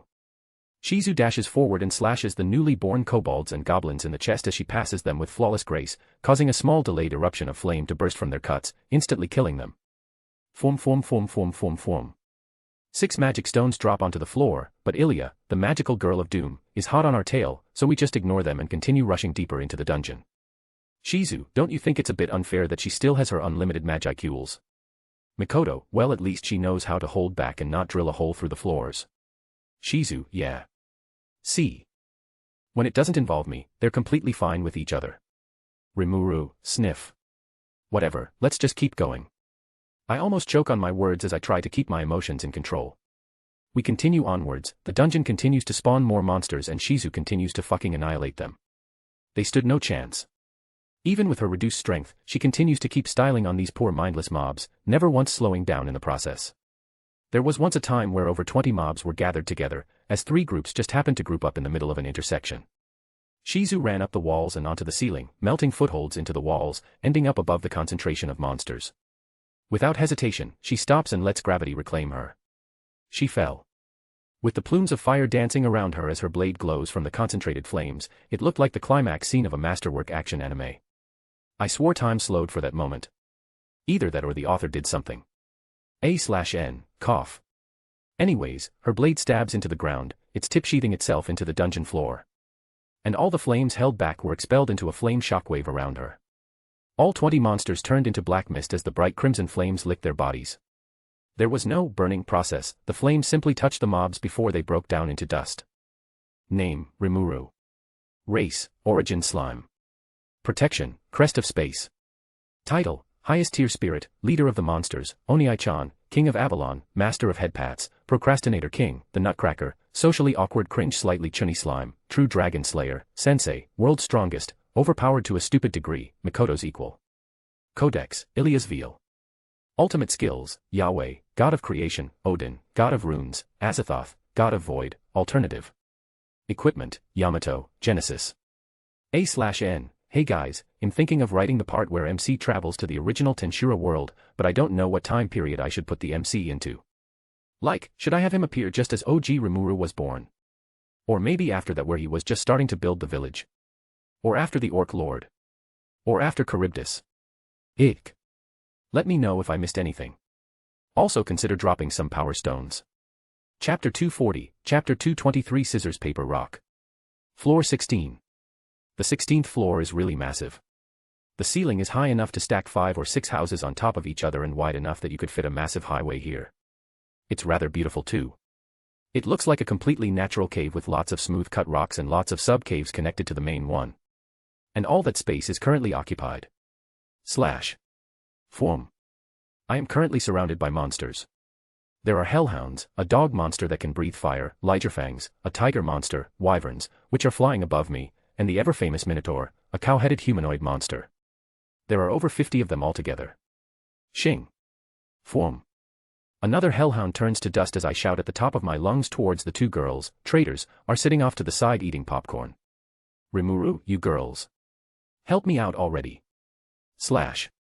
Minotaur, Roea, Rimuru, shut up. I wasn't asking you. Form. Mikoto, Nah. Shizu, I'm fine. Pikachu. Rimuru, yeah, you're all fine, but I'm not. Where did they even get the popcorn in the first place? Normally, I could snap my fingers and turn this massive mob of monsters into black mist. Unfortunately, my C-rank substitute body has got shit Magicule reserves, I can't use any of my hard-hitting skills. Bang. I jump to the side as a Minotaur smashes the ground where I was standing with its fist, cracking the floor slightly. Normally, floor 16 should be a cakewalk for a party of C-rank adventurers. If you're alone, then it might be hard, but still possible to get through. Unfortunately, I seem to have done something to piss off the goddess of fate, if there is any, and just happened to run into a group of over 60 monsters. 60. You'd be considered unlucky if you ran into a group of 20. I'm standing in the middle of triple that. I spin around and swing Yamato into a wide horizontal arc. It seamlessly passes through the Minotaur's neck, causing it to instantly turn to black mist and drop a fist-sized magic stone. Feeling movement behind me with my frustratedly limited, universal sense, I lift my hand behind me and write a simple silver rune in the air with, Odin. Rimuru, Firebolt. The rune combusts into a flame and hits the Ligerfang in the head with a bolt of fire, dealing sufficient damage to kill it in one hit. And no, I didn't have to scream it out, I just wanted to, because, well, it's a fire spell, and I'm in a dungeon under Babel Tower. I was practically compelled to do it, probably not the best choice, since that one spell took around 5% of my reserves, which will regenerate in around 5 minutes. Damn shitty Magicule reserves. 2 more monsters lunge at me, another Ligerfang and a Hellhound. From my left, a wyvern flaps its wings also swoops down at me, opening its jaws, revealing its sharp teeth. I squint my eyes and calculate my options. Sighing to myself, I resheath Yamato and bend my knees, lowering my body into an IAI stance. Once all of them cross the 3-meter distance, I draw Yamato again. Origin Slime Sword Technique, Life Seeker. 3 separate bursts of light escape from Yamato's sheath, each splitting into 3 separate directions in their own beautiful curved movements. Shing. In that single moment, each arc of light crossed the necks of all 3 monsters. Form. An original sword art I made that targets the necks of everything I consider to be an enemy, regardless of the angle or number, as long as they're less than 3 meters from me. I then use Yamato's effect over to space to pull off a pseudo-Tsubami Geishi by pulling in strikes from nearby parallel worlds to create multiple attacks that occur simultaneously. This happens instantaneously and returns the sword to its sheath at the end, ready for another technique. Yes, I'm lazy, but I never stopped practicing my swordsmanship. Hakuru would beat my ass if I did. Another minotaur rushes up behind me, this one carrying a long sword. Probably dropped from another adventurer who died and got resurrected back on the surface. Although it looks like a short sword when the minotaur is holding it. It swings the sword at me, a normal overhead swing, easily telegraphed. So I step aside, causing it to miss. Life Seeker. Shing. Form. More monsters rush at me. A wyvern and 3 Ligerfangs. Life Seeker. Form. More. Life Seeker. Form. More. Form.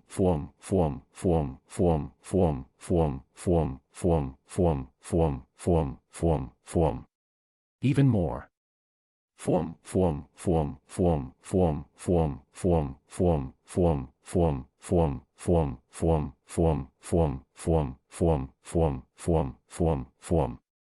A/N, racking up that word count. Until eventually, it's just me standing in the middle of a field of magic crystals. Should I have styled on these scrubs some more and used other techniques other than Life Seeker? Nah. If it ain't broke, don't fix it. Mikoto, see. I knew you could do it. Mikoto says as she walks up to me, Shizu walking next to her, finishing up the rest of her popcorn. Rimuru. Mikoto. Pikachu. Rimuru, cough. I cough, causing a plume of black mist to escape my mouth. And it's not just that. I'm literally covered in this stuff. Mikoto. You didn't die, so. I bet that's a win. Why is that a question? I shake my body, causing the majority of the black dust to fall off my body. Rimuru, yeah, but some help would have been appreciated. Shizu just shrugs. Shizu, I was hungry. Rimuru, you're always hungry. Shizu, exactly. Pikachu, Pika Pika. Inhale ominously. It's not worth it. Calm down, me. Rimuru, *psi whatever. Come on, next floor is floor 17, the boss floor. Shizu/Mikoto, boss. Shizu and Mikoto shout at the same time. They look towards each other with guarded eyes. Mikoto. I want to kill the boss. Shizu, but it's my turn. Mikoto, but the floor after that is floor 18, so I won't get a turn. Shizu and Mikoto continue to argue back and forth until they finally agreed to settle this with the tried and tested ancient method of rock, paper, scissors. Mikoto/Shizu, Jan Kenpon. Rock, paper, scissors in Japanese. Both throw out paper. A draw. Mikoto/Shizu, Ikadesho. Play again. Both throw out rock. Another draw. Mikoto/Shizu, Ikadesho. Both throw out scissors. Mikoto/Shizu, Ikadesho. Paper. Mikoto/Shizu, Ikadesho. Rock. Mikoto/Shizu, Ikadesho. Scissors. This kept repeating hundreds upon hundreds of times. Until finally. Mikoto, yes. I win. Ha ha ha. Shizu, ah. Mikoto drew rock and Shizu drew scissors. And just in time too, as we're standing at the entrance of the boss room. There's no big ass door or anything like that, it's just a normal natural entrance from a cave to an even bigger cave. And so we enter. Mikoto. Shizu. Rimuru. Mikoto. Hey. Shizu. Yes, Mikoto. Mikoto. Where's the boss? That's right, there is no boss. It must have already been killed and is on a respawn timer. Shizu. Pfft. Mikoto, don't laugh. Mikoto shouts with a red, embarrassed face. Name, Rimuru. Race, Origin Slime. Protection, Crest of Space. Title, Highest Tier Spirit, Leader of the Monsters, Oniai-chan, King of Avalon, Master of Headpats, Procrastinator King, the Nutcracker, Socially Awkward Cringe Slightly Chunny Slime, True Dragon Slayer, Sensei, World's Strongest, Overpowered to a Stupid Degree, Mikoto's Equal. Codex, Ilias Veal. Ultimate Skills, Yahweh, God of Creation, Odin, God of Runes, Azathoth, God of Void, Alternative. Equipment, Yamato, Genesis. A/N, so I'm thinking about having MC appear Omi Wamao Shindaru style and yeet Charybdis into the stratosphere just when OG Rimura was about to deal with it. And then have MC T-pose with bags of JoJo manga hanging off his arms to assert dominance. Let me know if I missed anything. Also consider dropping some power stones. Chapter 241, Chapter 224 Oops. Floor 18, the Safe Zone.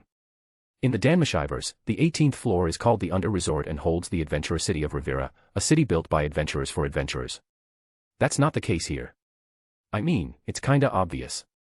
It's barely been a week since the dungeon opened to the public, so there's no way in hell that anyone, except certain exceptions, me, can make an entire city 18 floors deep in a monster-infested dungeon. Plus, you need to be at least a C-rank veteran or be in a party of C ranks to reach this floor without much trouble. After that, the difficulty will slowly rise until floor 100 where you need to have a party of a ranks to reach. After that, from 100 to 200, you need to be at least S rank, so a hero, saint, demon lord, and so on.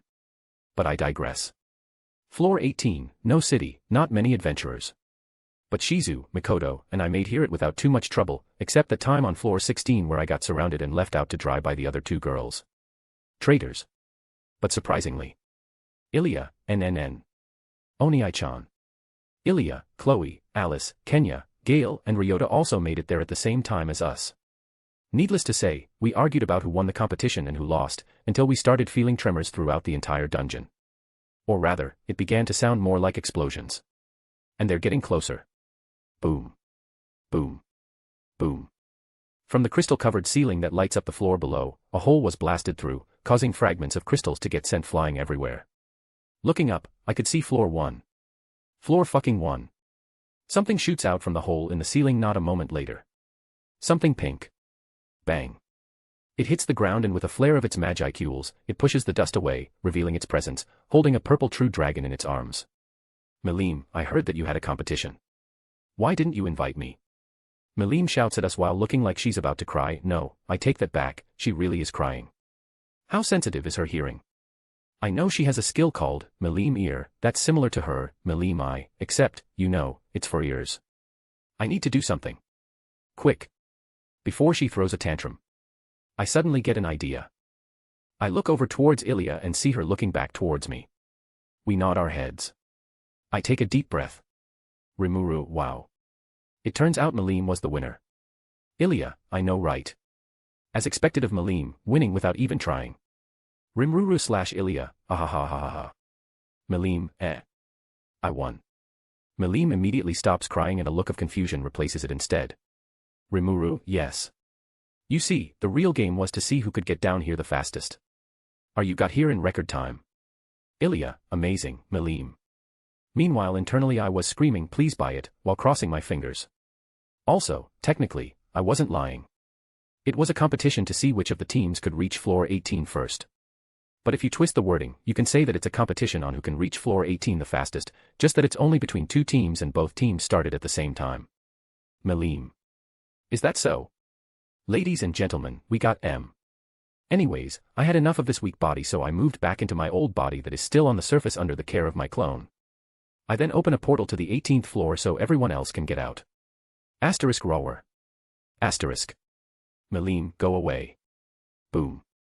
I hear a roar through the portal and Milim's response. I look through just in time to see her punch a giant skeleton monster into smithereens. Huh. A juggernaut spawned from Milim breaking through all the floors. Everyone walks through the portal and the moment they look at me, their faces turn red as they try to hold back their laughs. I was so confused. Mikoto, bless her soul, grabbed a mirror and faced it towards me.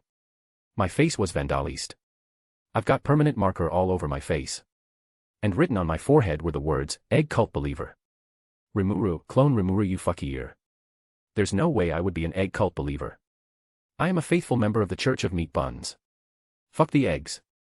A/N, Arita wants to know your location. So that happened. I don't know why, but I couldn't wash it off for the rest of the day. Even using Odin to create runes to wipe it off or to cast an illusion over my face to hide it, it just wouldn't go away. Neither would anything I make using Yahweh work against it, and even manipulating my body's time through Azathoth couldn't get rid of it. Because of this, I somehow realized that clone Rimuru somehow manipulated the bullshit anime logic to his advantage. Motherfucker. Anyways, nothing much happened after that. We continued hanging out and got the kids accommodation for their indefinite stay in Avalon. It's a nice little house out of the way of everything else and a little secluded. Specifically, it's Shizu's house. Ilya and Karama are also freeloading at her place. The night passed while everyone slept, except me and Mikoto. I had Mikoto try a bunny girl cosplay. The next morning, I had nothing to do, so I decided to fuck around a bit. I made a sword. But not just any sword, it's an intelligent sword. I didn't awaken its consciousness just yet though. It's predominantly black with hints of white here and there. The blade is long but thin and slightly curved with a plus-shaped crossguard. Whenever it kills something, it steals all its stats and skills and gives it to its wielder. Furthermore, it can also change its form into different weapons that are unlocked over time. Yes, it's greed from Berserk of the Gluttony. After that, I awakened its consciousness while also giving it knowledge on what it can do, and more importantly, why I made it. Greed. I was made because you were bored. Rimuru, yes. Without waiting to hear its reply, I yeet it out of the window, landing it in a cheap weapons section of a random weapons store. Not even 5 seconds later, someone literally pops into existence right outside the store. They look around, confused for a bit, before shouting yay. I've been ice-guyed, before walking right into the shop, turning towards the cheap weapons section, and taking greed from the dozens of other swords in the pile. He then finds a bag of coins in the corner of the building, literally just enough to buy the sword without a copper coin to spare, buys the sword, and immediately leaves in the direction of the dungeon. The guy doesn't even know there is a fucking dungeon in Avalon, he's just been ice-guyed. In fact, does he even understand the language? He doesn't have magic sense, or something like that to translate for him. No, never mind, he just got it. He went, there's magic in this world, right? So I gotta get a sensing skill. All those anime, manga, and novels said if I just spread my mana around me to sense. And then BAM. Skill gained. Well, greed helped too, but still. This is fucking bullshit. Name, Rimuru. Race, Origin Slime. Protection, Crest of Space. Title, Highest Tier Spirit, Leader of the Monsters, Onii-chan, King of Avalon, Master of Headpats, Procrastinator King, The Nutcracker, Socially Awkward Cringe Slightly Chunny Slime, True Dragon Slayer, Sensei, World's Strongest, Overpowered to a Stupid Degree, Mikoto's Equal, Non-Virgin. Codex, Ilias Veil. Ultimate Skills, Yahweh, God of Creation, Odin, God of Runes, Azathoth, God of Void, Alternative. Equipment, Yamato, Genesis. A/N, this is fucking bullshit, huh? Says the guy who evolved into a highest tier spirit on their first day. Let me know if I missed anything. Also consider dropping some power stones. Chapter 242, Chapter 225 Cliché Adventure. I continue watching the Otherworlder as he makes his way to the dungeon, still reeling from the fact that someone popped up out of nowhere just because I made an opportunity to become a protagonist. I mean, the chance of appearing at the exact spot he did, entering the weapon shop, and picking greed up from a pile of junk is. Ilia, less than 1 in 750 sextillion. A/N, 1 in 750 sextillion. Rimuru, thank you. Yeah, that number. In any case, he makes it to Babel Tower and enters it, quickly turning to one of the reception desks to register as an adventurer. As he was filling the form out, surprise surprise, an adventurer with a lot of muscles lumbers up towards him spouting bullshit along the lines of oi oi. I didn't know the guild accepted weak babies into their ranks. Go back to suck on your mom's tits, boy, and stuff like that. Yes, this is your looking like a weakling but is actually very strong and completely wrecks the offender cliché. Or more specifically, the adventurer registration cliché. The Otherworlder looks at the adventurer, smiles, and goes back to filling out the form without feeling even the slightest bit miffed. This obviously pisses the adventurer off as he grabs his heavy axe off his back and smashes it down at the clueless Otherworlder. Suddenly, the Otherworlder flinches before jumping to the side as his Spider Sense unique skill, yes, I checked, that's the actual name of his skill, activated. I'm sure you already know what it can do. A little brawl later, the adventurer gets knocked on his ass before he calls his friends for help. More brawling, and the adventurer and all his friends are knocked out. The Otherworlder gets praised since apparently that adventurer likes to harass newbies. Well, sure, he looks intimidating with all his muscles, but he and his group are D rank at best. Anyway, the Otherworlder signed up and proceeded to descend into the dungeon, talking to his sword all the while. He reached the first floor and got to killing. He didn't even bother glancing towards the counter that sells all the resurrection bracelets, magic crystal inventory bags, returning whistles, teleport beacons, or other such dungeon-exclusive items. Not that he had the money in the first place. Not even 5 minutes later he comes across a pair of girls who were about to get killed by a bunch of goblins. To be fair, there were around 8 goblins there, which is more than double the amount found in a single group for the first floor. Furthermore, there's also one of Adelman's skeletons. Guess they were unlucky. But suddenly, our resident Otherworlder jumps in and wipes out all the goblins. And after a very tough, hard, climaxing battle with multiple power-up scenes and a bunch of shouting, the Otherworlder finally won. I died a little every time the guy shouted, "You cannot defeat me while I have something to protect," the protection target being a pair of girls he literally just met. Granted, they're pretty, maybe an 8 out of 10, and they're also wearing skimpy adventurer clothing, so yeah. They better be thankful I took away the genitals of any goblin monster spawned by the dungeon. And so, after a heartfelt, Daijobu Disuka, the two girls instantly fell in love. Rimuru, bruh. They picked up all 8 magic stones, the skeleton didn't drop one, and left the dungeon as the two girls did their best to explain everything to the Otherworlder, who immediately confessed his status as a patron of the infamous Truckkoan. Rimuru, meat bun rob is way better. Meanwhile, the girls are rubbing their tits on his arm and shaking their asses while he has this clueless, dense, goofy smile all the while. He even had the nerve to say, "I wonder why everyone is glaring at me." Under his breath. Honestly, it's a bit annoying to watch. I mean, even I'm not that dense. Right. A/N, cough. Next up, they happen to cross paths with a dark elf child. There's a bit of a problem with that though. She's dressed in rags, has a metal collar around her neck, and is currently being whipped by a rich fatman that is the personification of grease. What the fuck? Isn't slavery illegal in Avalon? This guy is whipping a slave child in the middle of the streets. Wait, hold on, where did everyone go? The entire street is empty. And all the security cameras in the area are down. Not only that, but the runes along the streets are also not working. If I wasn't keeping track of the Otherworlder, I somehow get the feeling that even I wouldn't have noticed this. Damn bullshit anime logic. The Otherworlder immediately stops the greasy man and demands to let the child go. The child is looking at the Otherworlder like he's her savior. The rich man says no, obviously, and then the Otherworlder proceeds to beat him into unconsciousness and cut the slave collar with greed. Aramiru. Couldn't you have just reported the whole thing to someone instead of beating the guy up? The noble would have gotten a life sentence in Avalon's jail for slavery and child abuse. If he did something worse than that, then he will be subjected to a nightmare room, where it's just a plain white room with runes that will prevent the complete degradation of sanity, and every time you sleep, you will experience your worst nightmares.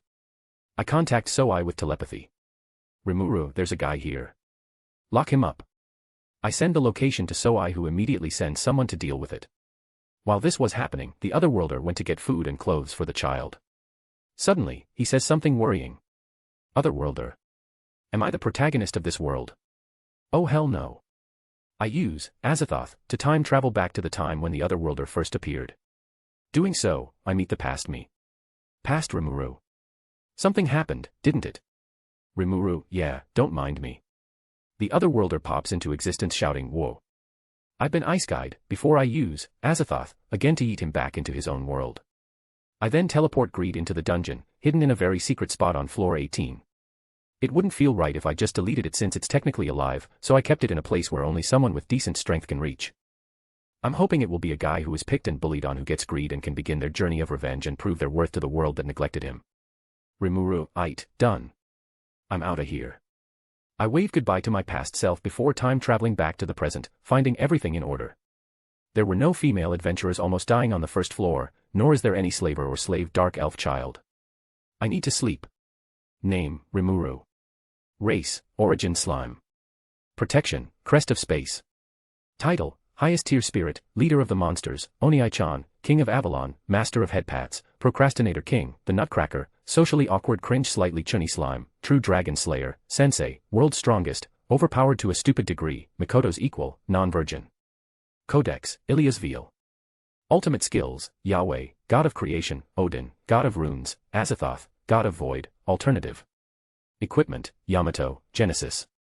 A/N, fucking bullshit anime logic, why are events like these so common in Isekai novels? Goddamn. Let me know if I missed anything. Also consider dropping some power stones. Chapter 243, Chapter 226 Setting off to another world. A few days later. Rimuru, I want to travel to other parallel worlds. Mikoto, that's a bit sudden. Why?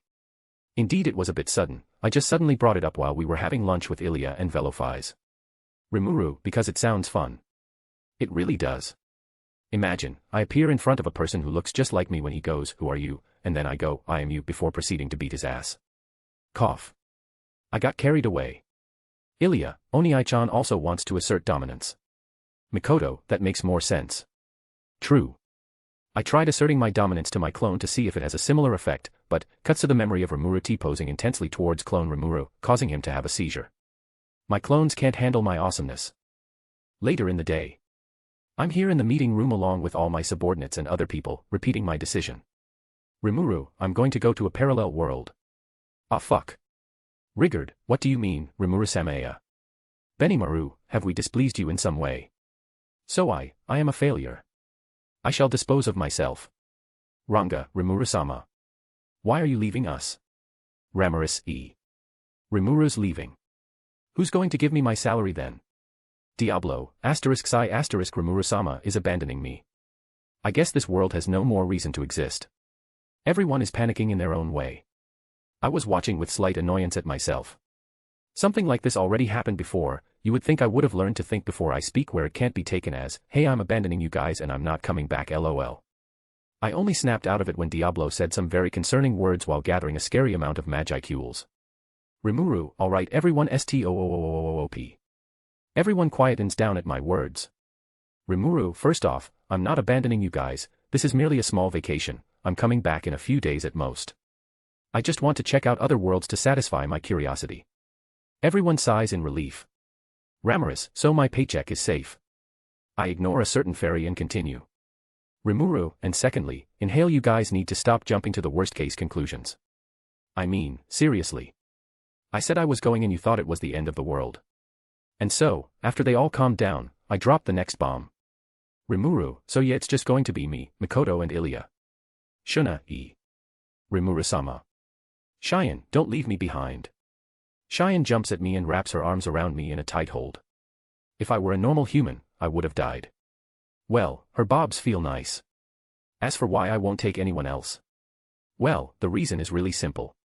The author can't be bothered writing them all in another world meeting their counterparts. I'm also not curious what the other Rimuru's reaction would be when he meets Shizu. Okay, I lied, I am curious. Malim, no fair. I also want to go with you guys. I want to see if I can beat up the other Malim. God, I really want to see that. Rimuru. Next time. Malim pouts. Arimiru, listen, I'm fine taking you guys with me. But I just want a small group at first, which is why I'm only taking Ilya and Mikoto since they don't have a counterpart in a parallel world. Plus, you know, the author.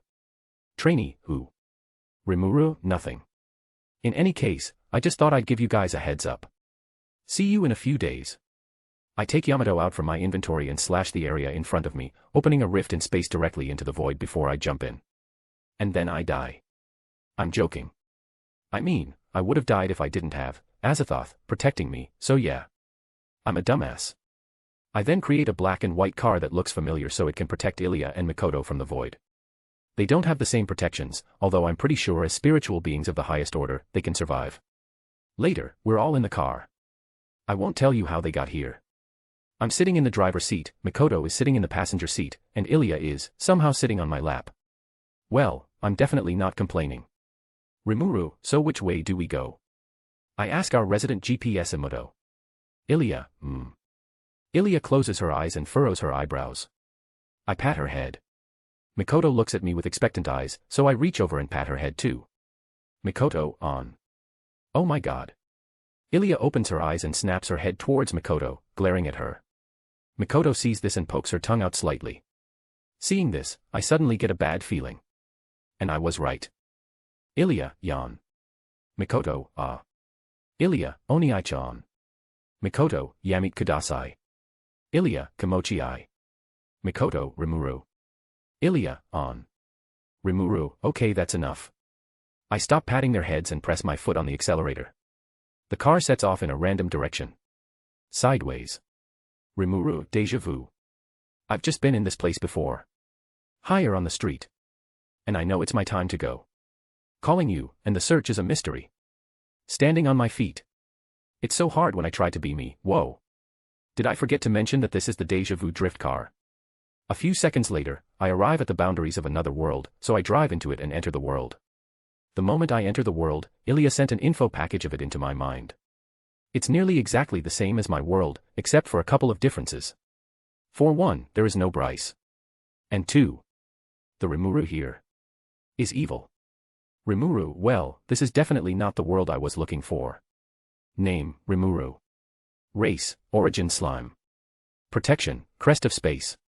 Title, highest tier spirit, leader of the monsters, Oniai-chan, king of Avalon, master of headpats, procrastinator king, the nutcracker, socially awkward cringe slightly chunny slime, true dragon slayer, sensei, world's strongest, Overpowered to a stupid degree, Mikoto's equal, non-virgin. Codex, Ilia's veal. Ultimate skills, Yahweh, God of creation, Odin, God of runes, Azathoth, God of void, alternative. Equipment, Yamato, Genesis. A/N, I'm thinking of finishing off this fanfic sometime soon. Like, seriously. I'm not joking this time. Let me know if I missed anything. Also consider dropping some power stones. Chapter 244, Chapter 227 Evil Rimuru. This evil Rimuru is, to put it simply, a villain. He's your typical endgame final boss of your typical ice guy fantasy. He looks like Rimuru. Both Rimurus, to be exact. He looks like me, and he looks like the original Rimuru. This means he got his hands on Shizue's body. The way he did it was forceful, to say the least. In this world, Shizu didn't see any redeeming, human-like qualities in him and sought to kill him. Granted, he tried to kill her first, along with Elin, Cable, and Jido. Unfortunately, Ifrit acted up in the worst possible moment and got both itself and Shizue eaten by Rimuru's predator. After that, evil Rimuru continued on the general path that we all took, but with a few twists. He dealt with the ogres by defeating them and enslaving them with his unique skill, Victor's Spoils, that lets him enslave anyone whom he defeats in a fair battle. Cable and Jido were killed and Elin was also enslaved. After that, he enslaved Gabiru's men while killing Gabiru himself, dealt with the Orc Lord and enslaved the Orcs, tricked the Dryads and also enslaved them and enslaved the rest of the Lizardmen. Lots of enslaving. I guess I should be glad that this Rimuru is asexual. I'm pretty sure all Rimurus are asexual, and I'm just an outlier. And it turns out, in this world, Yuki Kagurazaka is a good guy. Rimuru, bruh. It's kinda ironic, Rimuru became the bad guy and Yuki is now a good guy. Luckily, for my sanity, those are the only changes. Well, that, and there is no Bryce here. Obviously, all of his subordinates hate serving under him, especially since this Rimuru treats all his women like possessions.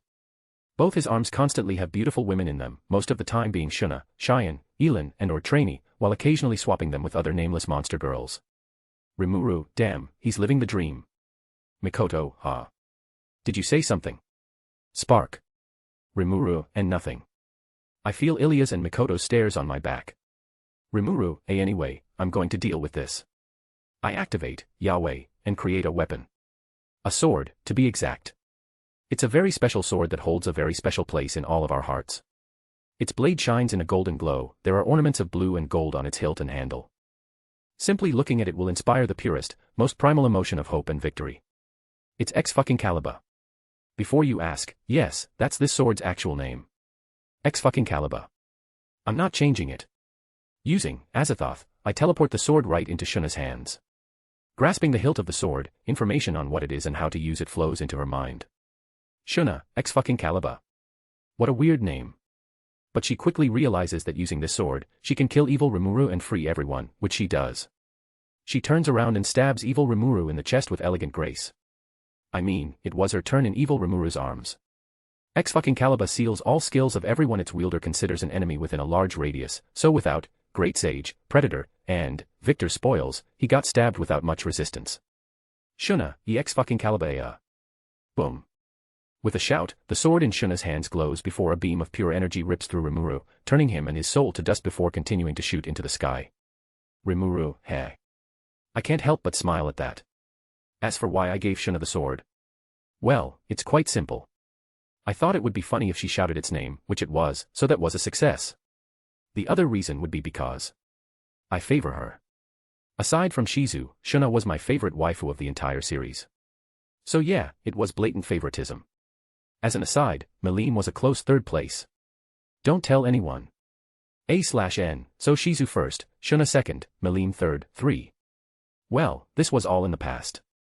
Mikoto is my all-time favorite waifu, and she's with me now. Anyway, I think I've done enough in this world. I've seen enough. I'm satisfied. It's time to go to the next world. Rimuru, this time, please tell me where to go, alright.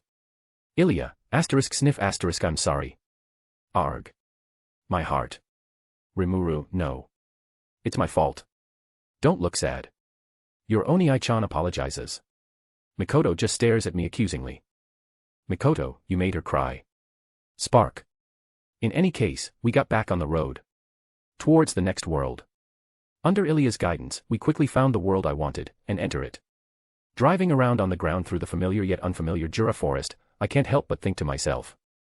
This is the world I was originally supposed to be reborn into, but a Satoru Mikami soul hit me and knocked me off course. I wonder if that soul was the Rimuru of this world or another world. Boom.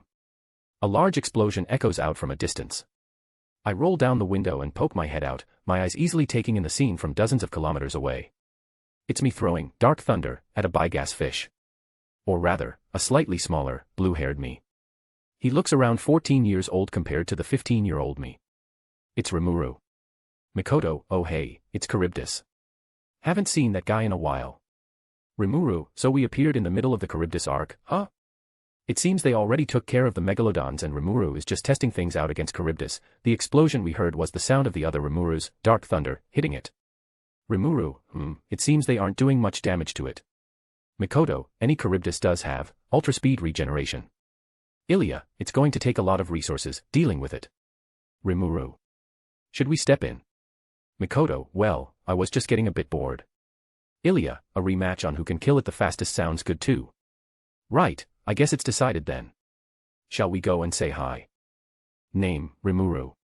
Race, Origin Slime. Protection, Crest of Space. Title, Highest Tier Spirit, Leader of the Monsters, Oniai-chan, King of Avalon, Master of Headpats, Procrastinator King, The Nutcracker, Socially Awkward Cringe Slightly Chunny Slime, True Dragon Slayer, Sensei, World's Strongest, Overpowered to a Stupid Degree, Mikoto's Equal, Non-Virgin. Codex, Ilya's Veal. Ultimate Skills, Yahweh, God of Creation, Odin, God of Runes, Azathoth, God of Void, Alternative. Equipment, Yamato, Genesis. A/N, after MC left, the Shuna of the evil Rimuru world continued to grow stronger and stronger with X-Caliber in hand, easily becoming a demon lord. Many people attempted to steal the sword away, but it's bound to Shuna, so any who tried to wield it with bad intentions towards her, Clayman, turned to dust. And if needed, she can simply call for the sword and it will appear. A few years later, Shuna became an existence that can stomp on even Guy Crimson himself. And like this, everyone knew the name of X-Caliber's Wilder, Shuna, leader of the nation of monsters. Let me know if I missed anything. Also consider dropping some power stones. Chapter 245, Chapter 228 Revival Gun Reappearance. Other Rimuru is having a hard time dealing with the giant flying fish, so I decided to go say hi. Literally. Other Rimuru is flying high in the sky using his wings from his shape-shifting skill, flying around Charybdis throwing one attack after the other while dodging the scale bombardment from Charybdis. I think that attack was called Tempest Scale, not important. I teleport next to him. Rimuru, hi. Other Rimuru, holy. As expected, he immediately backs off and becomes wary of me, until he recognizes who I look like. Other Rimuru, you. I show a cheeky grin. I feel his eyes roaming my body and face. Sounds a bit gay, but he's mostly doing that to find out my identity. I mean, we have the exact same face after all. Rimuru, it's no use. I'm hiding everything about myself, you won't find anything. It's true, I used a rune to conceal every piece of information about myself, my race, my magicules, even my presence. Other Rimuru can only see me through his eyes. Maybe through magic sense, if, Great Sage, calculates how light acts around me, but it can't track my presence itself. God, it's been so long since I've last mentioned the name, Great Sage. Rimuru, now that I think about it, you're still using that skill. It still hasn't evolved into, Raphael. I mutter. Rimuru's face doesn't change from his wary expression, but looking into his eyes, I can see his confusion. It to be expected, he must have no clue what I'm talking about. Asterisk arg haiga. Asterisk. A heavily distorted roar enters my ears. I turn my head to look at the source. Charybdis. Other Rimuru turns his attention back to the fish too, a more serious expression covering his face. Although it still seems like he's still paying attention to me out of the corner of his eye. I can't help but smile. Rimuru, hey, do you need help with this guy? I ask while gesturing towards the overgrown fish. Other Rimuru, I don't really think I should dash. Arimuru, it's fine. Plus, I'm sure you have questions, so we should wrap this up. I turn to look towards the flying monstrosity. Charybdis, it's been so long. I wonder how hard I can style on you now, while showing off to my other self. Oh, I know. Let's go with that. I pull on my magicules and evoke Odin. I also disable the magicule concealing effect of the rune, just because. My magicules explodes outwards, covering my body in a dense silver aura.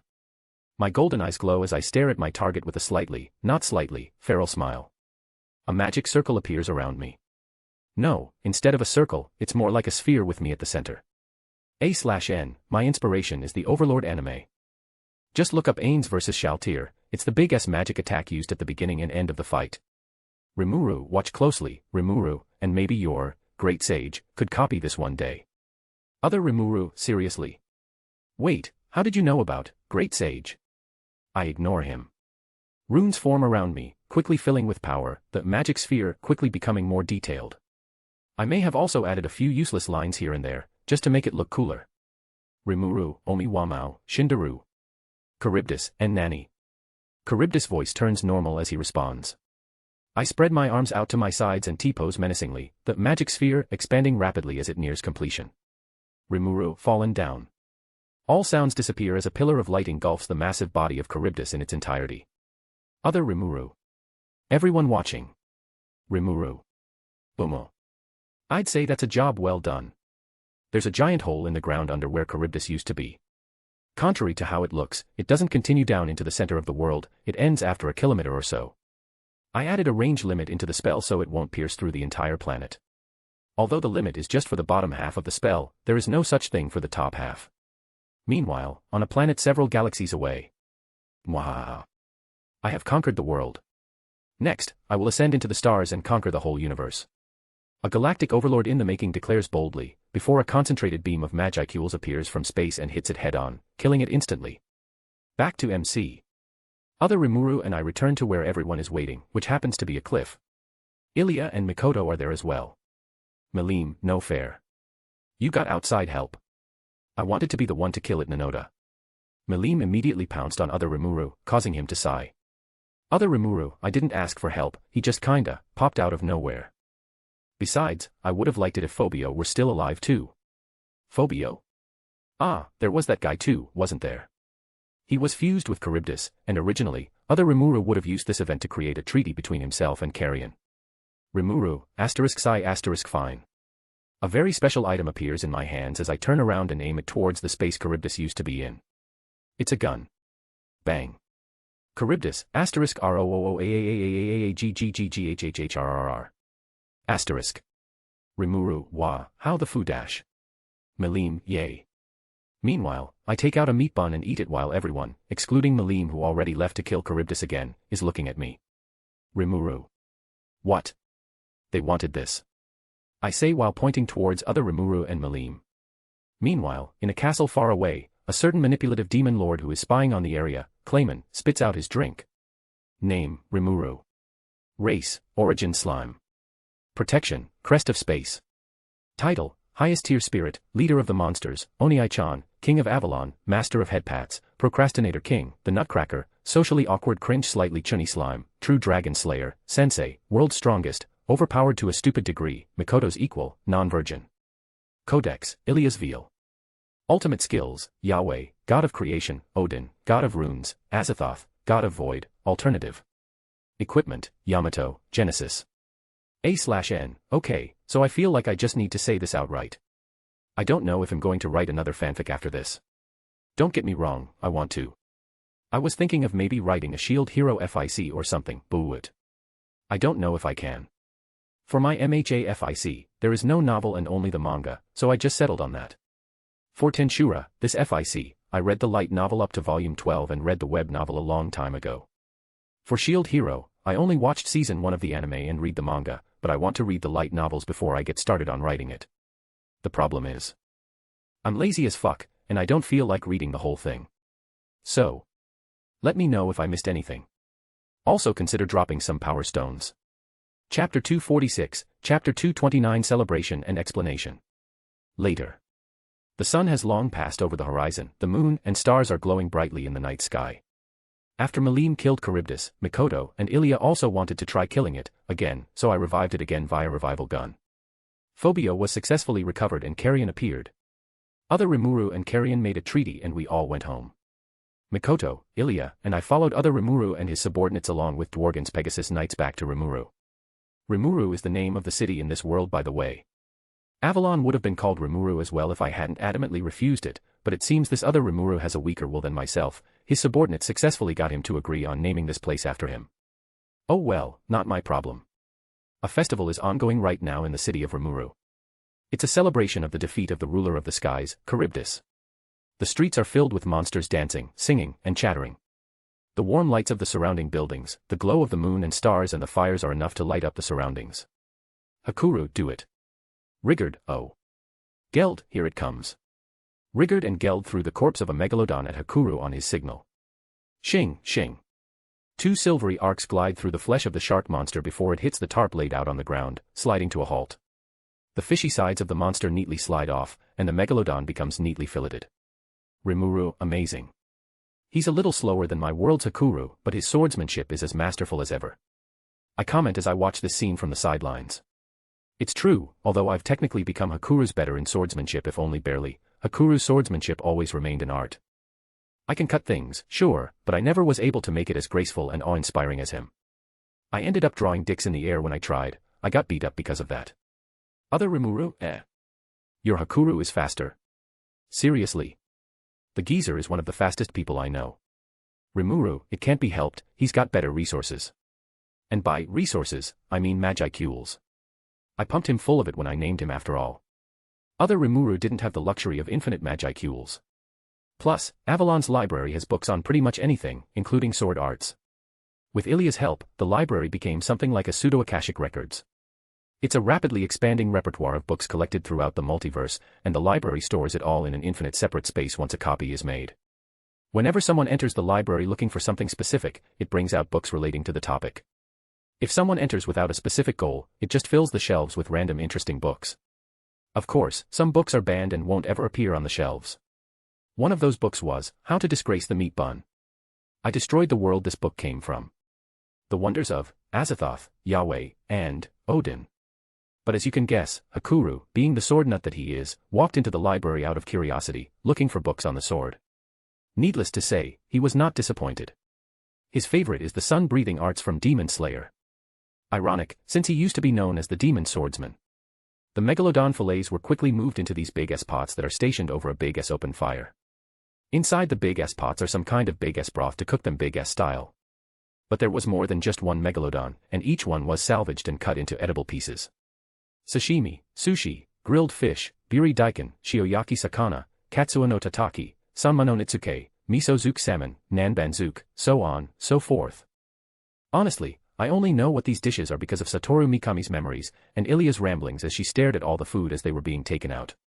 By the way, she's long gone. Right now, she's in fish heaven. She is gorging herself on the tables of food without a hint of stopping. Shuna is also being showered with praises by her. Other Rimuru. How can she fit all that food in that small body? Other Rimuru mutters to himself. I look at Mikoto, who is standing a little bit away who also heard him. Our eyes meet, and we shrug. I look back towards Other Rimuru. Rimuru, you get used to it. Other Rimuru, so. Are you going to explain? Other Rimuru asks me. Rimuru, explain what? Other Rimuru, explain who you are. Why do you look like me? I also heard from your companions that you're also called Rimuru, so. Rimuru, yes. Well, don't worry. Everything will be explained, in time. I respond while nodding sagely. Other Rimuru. Rimuru, cough, I'm joking, I just wanted to say that. I'll explain now. So, to answer your questions. First off, yes, my name is Rimuru. Unlike you, I don't have a last name. And as for who I am exactly. I pause for suspense. Rimuru gulps. I look him dead in the eyes. Rimuru. I am you. Other Rimuru, Rimuru, I'm also a cooler, eviler version of you. Other Rimuru, iya. Milim, seriously. Does that mean you're a demon lord Nanoda? Milim jumps in, interrupting our conversation. I look at her. Both her hands are occupied with skewered fish sticks. Rimuru, no. But she is. I say while pointing towards Mikoto, who waves at us. Milim, really? Hey, do you want to be my friend Nanoda? Rimuru, yeah, why not? I also have a friend named Milim. Milim, really? Rimuru, she's also a demon lord. Other Rimuru, not another one. Milim stops talking. Milim. Did I say something wrong? Milim. I have a twin sister. How did you reach that conclusion? A few minutes later, after calming Milim down. Rimuru, asterisk ahem asterisk back to what I was saying. I'm not actually an eviler version of you. Other Rimuru breathes a sigh of relief. Rimuru, but I am cooler. He chokes. And so begins the 5-minute explanation of parallel worlds and the fact that I am an OP version of him from said parallel worlds. Rimuru, also you're the original. Other Rimuru, original. Rimuru, yeah. As if in, this world is the original world. It's the source, the beginning. Every other world that is classified as a parallel world branches off from this one. It's something I realized when I came to this world. There are many, many worlds out there. Or to be more specific, many universes. Each universe is enclosed within a world barrier like a bubble. And there are many bubbles out there, floating in the vast sea of emptiness, aka the void. Any world that is similar to this world has its bubble closer. This also works vice versa. The more different one world is to another, the farther their bubbles will be. So in the sea of a quite possibly infinite amount of worlds, parallel worlds, which are worlds that are similar to the extremes, are clustered together. They are also linked together in some weird way. The kaleidoscope from the Fate universe uses these connections to operate, so if it's not a parallel world, it won't be able to affect it. And this world is at the very center of that cluster. As an aside, my world is also quite close to the center. Rimuru, of course, there is a lot more fuckery in dealing with the void in different worlds, but I just don't think about it too much. I look at other Rimuru and see the lost look on his face. I'm sure, great sage, got everything, so it can probably tell it to him slowly over time. It's not really important info anyways, it's just a bit of trivia. Rimuru, all in all, this world is the original. I should be calling you original Rimuru because of that, but nah. I'll just continue calling you other Rimuru instead. Other Rimuru breaks out from his stupor and looks at me with an annoyed expression. Other Rimuru, wait, you've been calling me other Rimuru. Rimuru. Other Rimuru. Answer me. Rimuru. I say nothing and just continue to nibble on my meat bun. Name, Rimuru. Race, origin slime. Protection, crest of space. Title, highest tier spirit, leader of the monsters, Oniai-chan, king of Avalon, master of headpats, procrastinator king, the nutcracker, socially awkward cringe slightly chunny slime, true dragon slayer, sensei, world's strongest, overpowered to a stupid degree, Mikoto's equal, non-virgin. Codex, Ilia's veal. Ultimate skills, Yahweh, god of creation, Odin, god of runes, Azathoth, god of void, alternative. Equipment, Yamato, Genesis. A/N, Rimuru, the cooler Rimuru, _ Let me know if I missed anything. Also consider dropping some power stones. Chapter 247, Chapter 230 not important. It's a new day, the sun is rising higher and higher into the sky. It's still quite early, around 8 o'clock, approximately. Right now, other Rimuru is hard at work in his office, sorting through piles of paper, dealing with the aftermath of the Charybdis event and resuming normal operations. He is in his slime form, sitting on his desk, using his slime tentacle thingies to shuffle through the papers. Bang. I kick open the doors to his office, a cheeky grin on my face as my white hair drifts in the wind. Rimuru, Heyo. Other Rimuru, asterisk screams asterisk. Rimuru, ahahaha. How are you doing OL friend OL buddy OL pal? I laugh while walking towards him.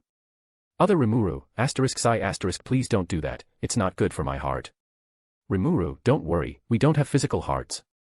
Other Rimuru, that's not the problem here. Other Rimuru's slime body sinks in exasperation. I just chuckle to myself.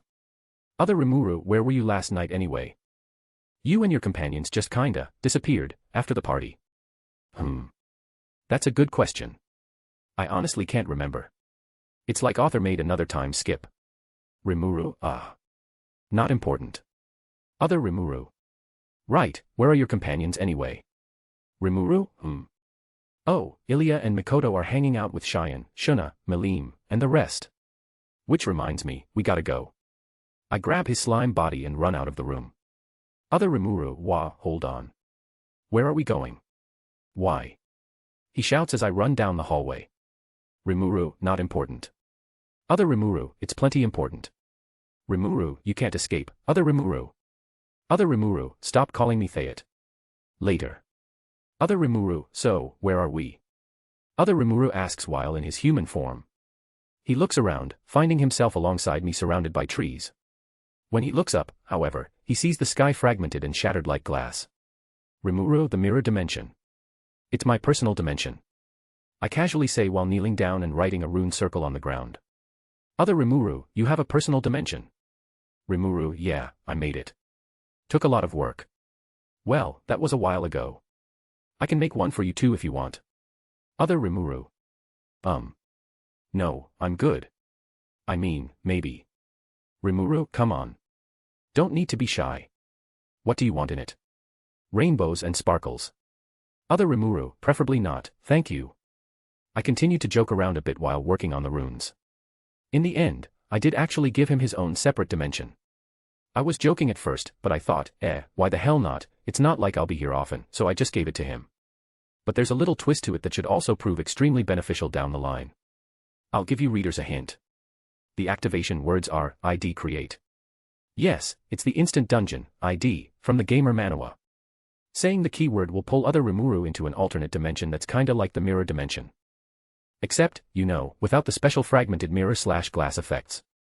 That one is exclusive to mine. He can also pull anyone in or anything else with him, but they have to have his permission first.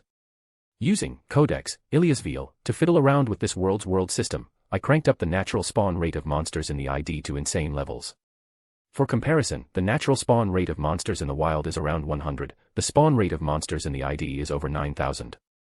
Yes, that was a reference. Although I made sure to limit the spawned monsters to non-sentient ones. I'm sure Rimuru wouldn't feel comfortable killing goblins, ogres, and the like. Instead, night spiders, giant ants, ribiers, and gingers will spawn. Rimuru. You know, the ones who don't think and only act on instinct. Monsters with no soul. Other Rimuru, hold on, what do you mean by gingers dash? Rimuru, not important. A/N, this is a joke, I have nothing against redheads lol. Snap. And with a snap of my fingers, half the universe dies, oops, let me just redo that, snap. Cough. Snap. And with a snap of my fingers, I bound the space to Rimuru's soul. Other Rimuru, what were those 3 snaps for? Rimuru, the first one was a mistake, the second one was me fixing that mistake. The third one was binding the ID to you.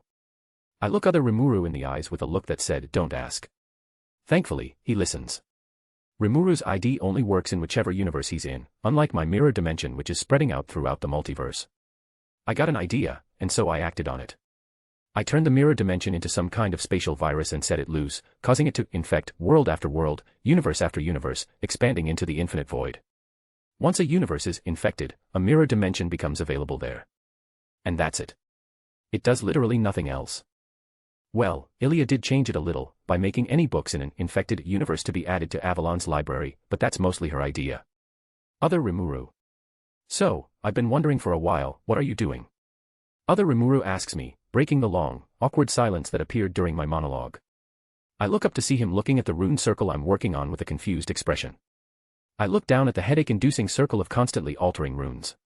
None of the runes stays in a single form as they constantly change forms, softly glowing in a silvery light. In a word, it is unworldly. It isn't something that can be comprehended with a human mind, and if you try, you'll only overload. I guess only someone like Mikoto can completely understand what this rune circle can do. Maybe Veldanava too. So it isn't really a surprise that other Rimurus, great sage, can't tell anything. Maybe, Raphael, can. If not, maybe it can at least decipher the general concept of the circle. I look at the rune circle with an unreadable expression. I then look back up at other Rimuru. Rimuru, well, I was drawing this circle to boost your, great sage, skill, maybe evolve it into an ultimate skill while I'm at it, and maybe even boot you into the ranks of demon lords. Other Rimuru, HAAH. Rimuru, but then I realized I'm a dumbass and I could just give you an ultimate skill and be done with it through the world system. Other Rimuru, you can do what through the world system? Rimuru, yeah, I already hacked it to fiddle with your ID. Ha ha ha. Silly me. I say while scratching the back of my neck. Other Rimuru. I don't hear a response. I look over to other Rimuru and understand why. Other Rimuru.exe has stopped working. Well poo. Half an hour later, after other Rimuru recovered. Other Rimuru, my head hurts. I never thought I could feel this way after becoming a slime. Other Rimuru complains while clutching his forehead. He is currently sitting on the ground in his slime form while I'm still standing looking down at him with a slightly concerned look. Does he even have a forehead in that form?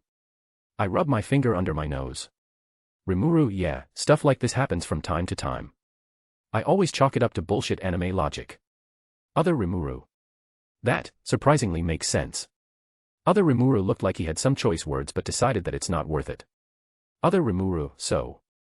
Why were you trying to boost, Great Sage, again? He didn't mention the forceful evolutions, probably for his own sanity. I answer him like it's the most obvious answer in the world. Rimuru, it's to release Veldora, of course. Other Rimuru. Rimuru. Other Rimuru. Okay. Name, Rimuru. Race, Origin Slime. Protection, Crest of Space. Title, Highest Tier Spirit, Leader of the Monsters, Onii-chan, King of Avalon, Master of Headpats, Procrastinator King, the Nutcracker, Socially Awkward Cringe Slightly Chunny Slime, True Dragon Slayer, Sensei, World's Strongest, Overpowered to a Stupid Degree, Mikoto's Equal, Non-Virgin. Codex, Ilia's Veil. Ultimate Skills, Yahweh, God of Creation, Odin, God of Runes, Azathoth, God of Void, Alternative. Equipment, Yamato, Genesis. A/N, Veldora is making a comeback. Let me know if I missed anything. Also consider dropping some power stones. Chapter 248, Chapter 231 Other Rimuru is breaking down. Rimuru, right.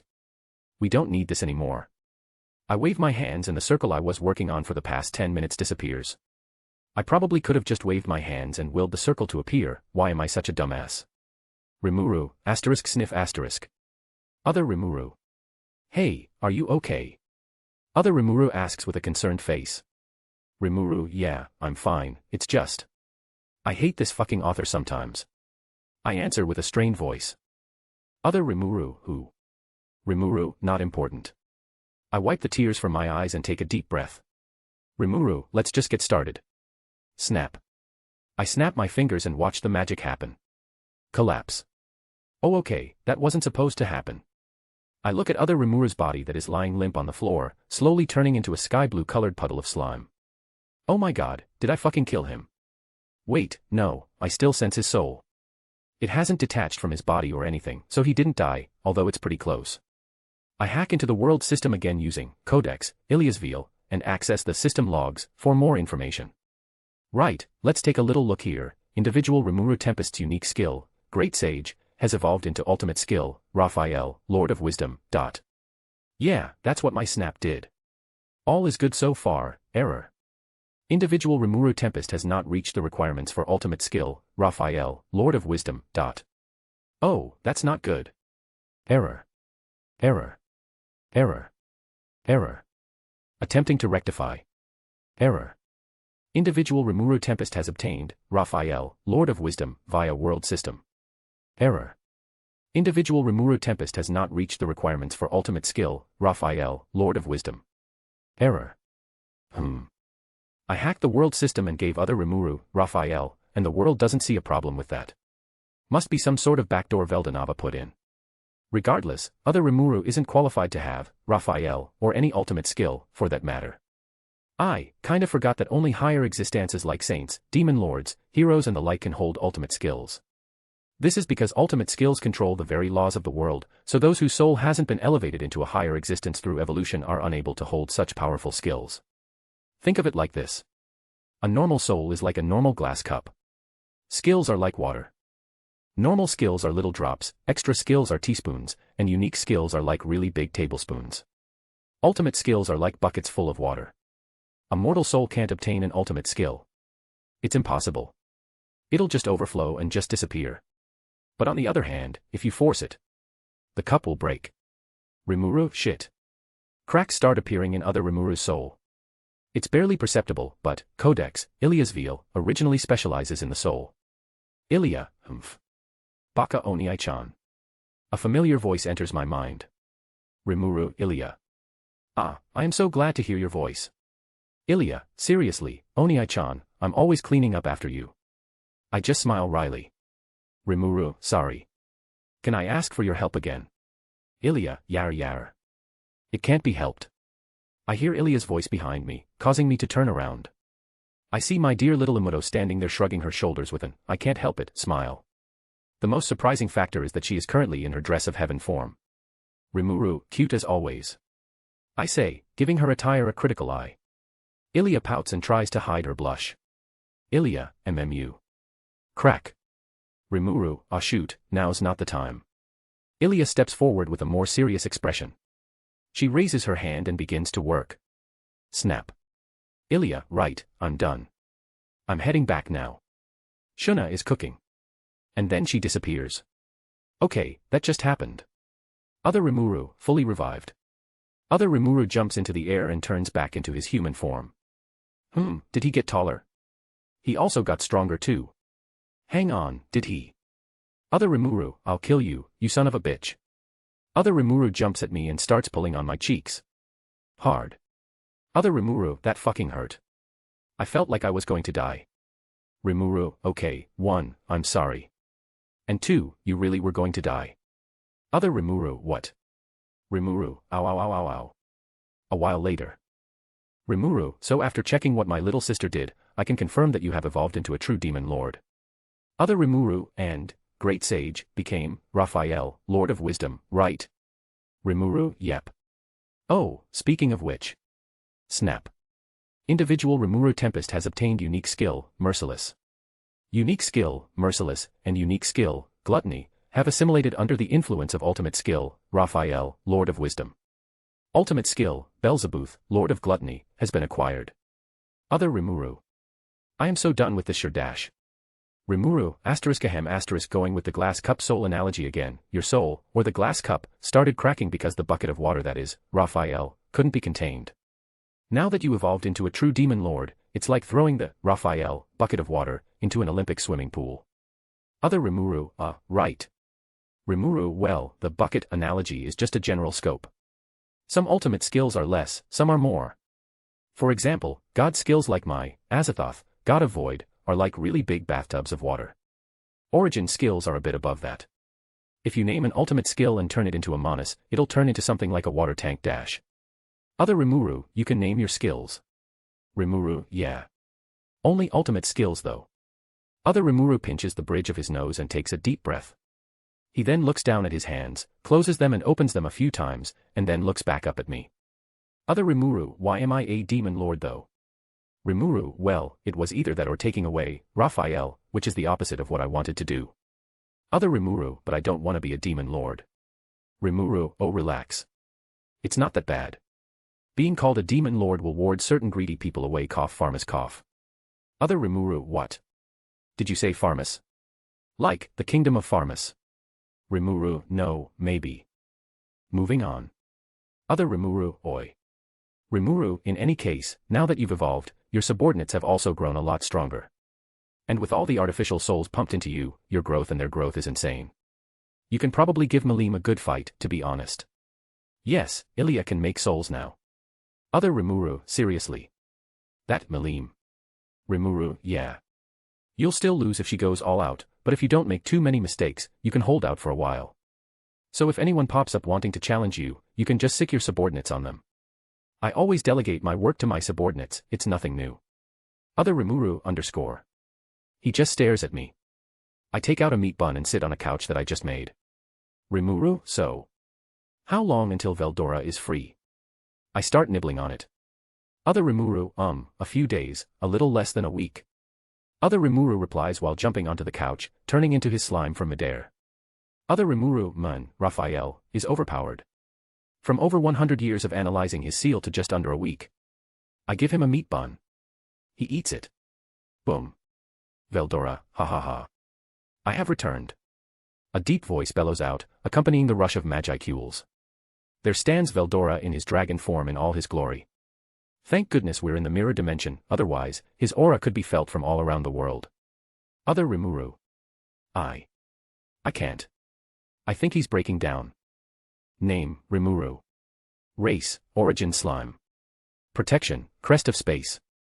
Title, Highest Tier Spirit, Leader of the Monsters, Onii-chan, King of Avalon, Master of Headpats, Procrastinator King, The Nutcracker, Socially Awkward Cringe Slightly Chunny Slime, True Dragon Slayer, Sensei, World's Strongest, Overpowered to a Stupid Degree, Mikoto's Equal, Non-Virgin. Codex, Ilias Veal. Ultimate Skills, Yahweh, God of Creation, Odin, God of Runes, Azathoth, God of Void, Alternative. Equipment, Yamato, Genesis. A/N, I'll call Other Rimuru a Nature Valley granola bar. MC, why? N, because he's breaking down yo. MC, oh my fucking god. Let me know if I missed anything. Also consider dropping some power stones. Chapter 249, Chapter 232 Veldora meets Velifies. Other Rimuru and I look up at the towering, admittedly majestic figure of the true dragon of storms. His slitted golden eyes stare down at us, giving off an unconscious pressure. His scales give off an inviolable feeling, his body is practically radiating power, and magicules are just rolling off of him in waves. In fact, he looks more menacing than Velophi's. Granted, Velophi's dragon form was more feminine, but still. I look down at Veldora's hands, claws. Anyways, in his hands, is a bag of chips. His claws pinch a single popcorn between. He takes out a potato chip, and eats it. The shading. The lights. The dramaticism. I can hear the low of solipsism music. A/N, low of solipsism is the theme music from Death Note. Just look it up and listen to it and you'll know what I'm talking about. Or just look up, Death Note potato chip scene. Other Rimuru. Why are you eating potato chips? Veldora, well, I was eating them because I was feeling peckish while I was watching you interact with your parallel self. Veldora says as he points towards me with his flavor-dusting covered hands. Veldora, it was quite interesting to watch. Though, I wasn't expecting to suddenly return back into the real world, so I didn't have time to finish these off, and, well. He sheepishly looks down at the half-empty bag of chips. Other Rimuru. Where did you even get those? Other Rimuru looks at the bag of chips with a perplexed expression. I can tell, this man is genuinely confused about where Velodora got those chips. Rimuru, more importantly, how did you get one that size? I ask. I mean, that bag of chips is massive. They're scaled to size with Veldora's body, which is pretty big as it is. Veldora takes out another chip and pops it into his mouth. Veldora, crunch crunch, gulp. I don't know. Other Rimuru. Huh. Moving on. Rimuru made a clone of himself and let Veldora inhabit it, granting the latter a human form easily. He looks exactly the same, tanned skin, blonde hair, markings around his eyes, exposed chest. As expected of Shizue's genes, Veldora looks like an Eichmann. A/N, Shizue, Rimuru, Veldora. I made a skill book of sorts that grants the extra skill, perfect magicule control. The name is self-explanatory. I gave that skill book to Veldora, who read it excitedly. Veldora, this skill book, this is from those games you sometimes played, right, Rimuru? Veldora excitedly asked, one of us. We're both called Rimuru, and we both played these games in our past lives. God, this is confusing. In the original series, Veldora was inspired through reading all the manga and watching all the anime in Other Rimuru's memories into learning how to hold back. Originally, he just wandered the world, causing chaos and destruction. He never saw the need for control, and just let loose at full power whenever he felt like it. Ironically, it was this lack of control that always resulted in a loss to his sisters, Velzard and Velgrind. However, once he learned how to hold back, he also learned how to control his power more finely. From my memories, in the web novel, Veldora was able to go head-to-head against Velgrind because of his newfound control. Unfortunately, although Veldora already saw the appeal of holding back, he doesn't have that fine control just yet. This is because he was released way earlier than canon. If given more time in Other Rimuru's stomach, he might have had more time to practice, but that is not the case here. And so, I gave him that skill book that gave him instant control over his magicules just because I felt like it. And so, this whole event ended with just us three talking to each other about random things on the couch I made with Yahweh. I turned the couch into a large curved half-moon couch, so we could all face each other. I also made an infinite meat bun generator for us. I found out during this talk that the unlimited imprisonment seal that contained Veldora didn't just dissipate into nothingness, and it's still there. That's good, it means Other Rimuru can still get the unlimited imprisonment, unique skill which would lead to him getting the ultimate skill, Uriel, Lord of Vows. I mean, I could have just given the skill to him anyways, but I had a feeling that Raphael would have started getting testy if I did her job for her. Ilya would have been the same, after all. Ilya, ahem. I didn't say anything. I also took this moment to warn Other Rimuru about his rule of no killing humans. In the series, this rule prevented his subordinates from using their full strength, resulting in the death of over 100 people, including Cheyenne, when Rimuru, the city, was under attack from Pharmus. We continued talking about mundane topics, Other Rimuru and Veldora catching up on each other when suddenly the fabrics of space start to loosen. I jump to my feet and look at the widening fissure in space. Ooh. What? This is my mirror dimension, reinforced through Azathoth and my infinite magicules. Who could break into here? Velophi's. NN. A certain black-haired loli walks out of the fissure and jumps at me, wrapping her arms around my waist. I got my answer.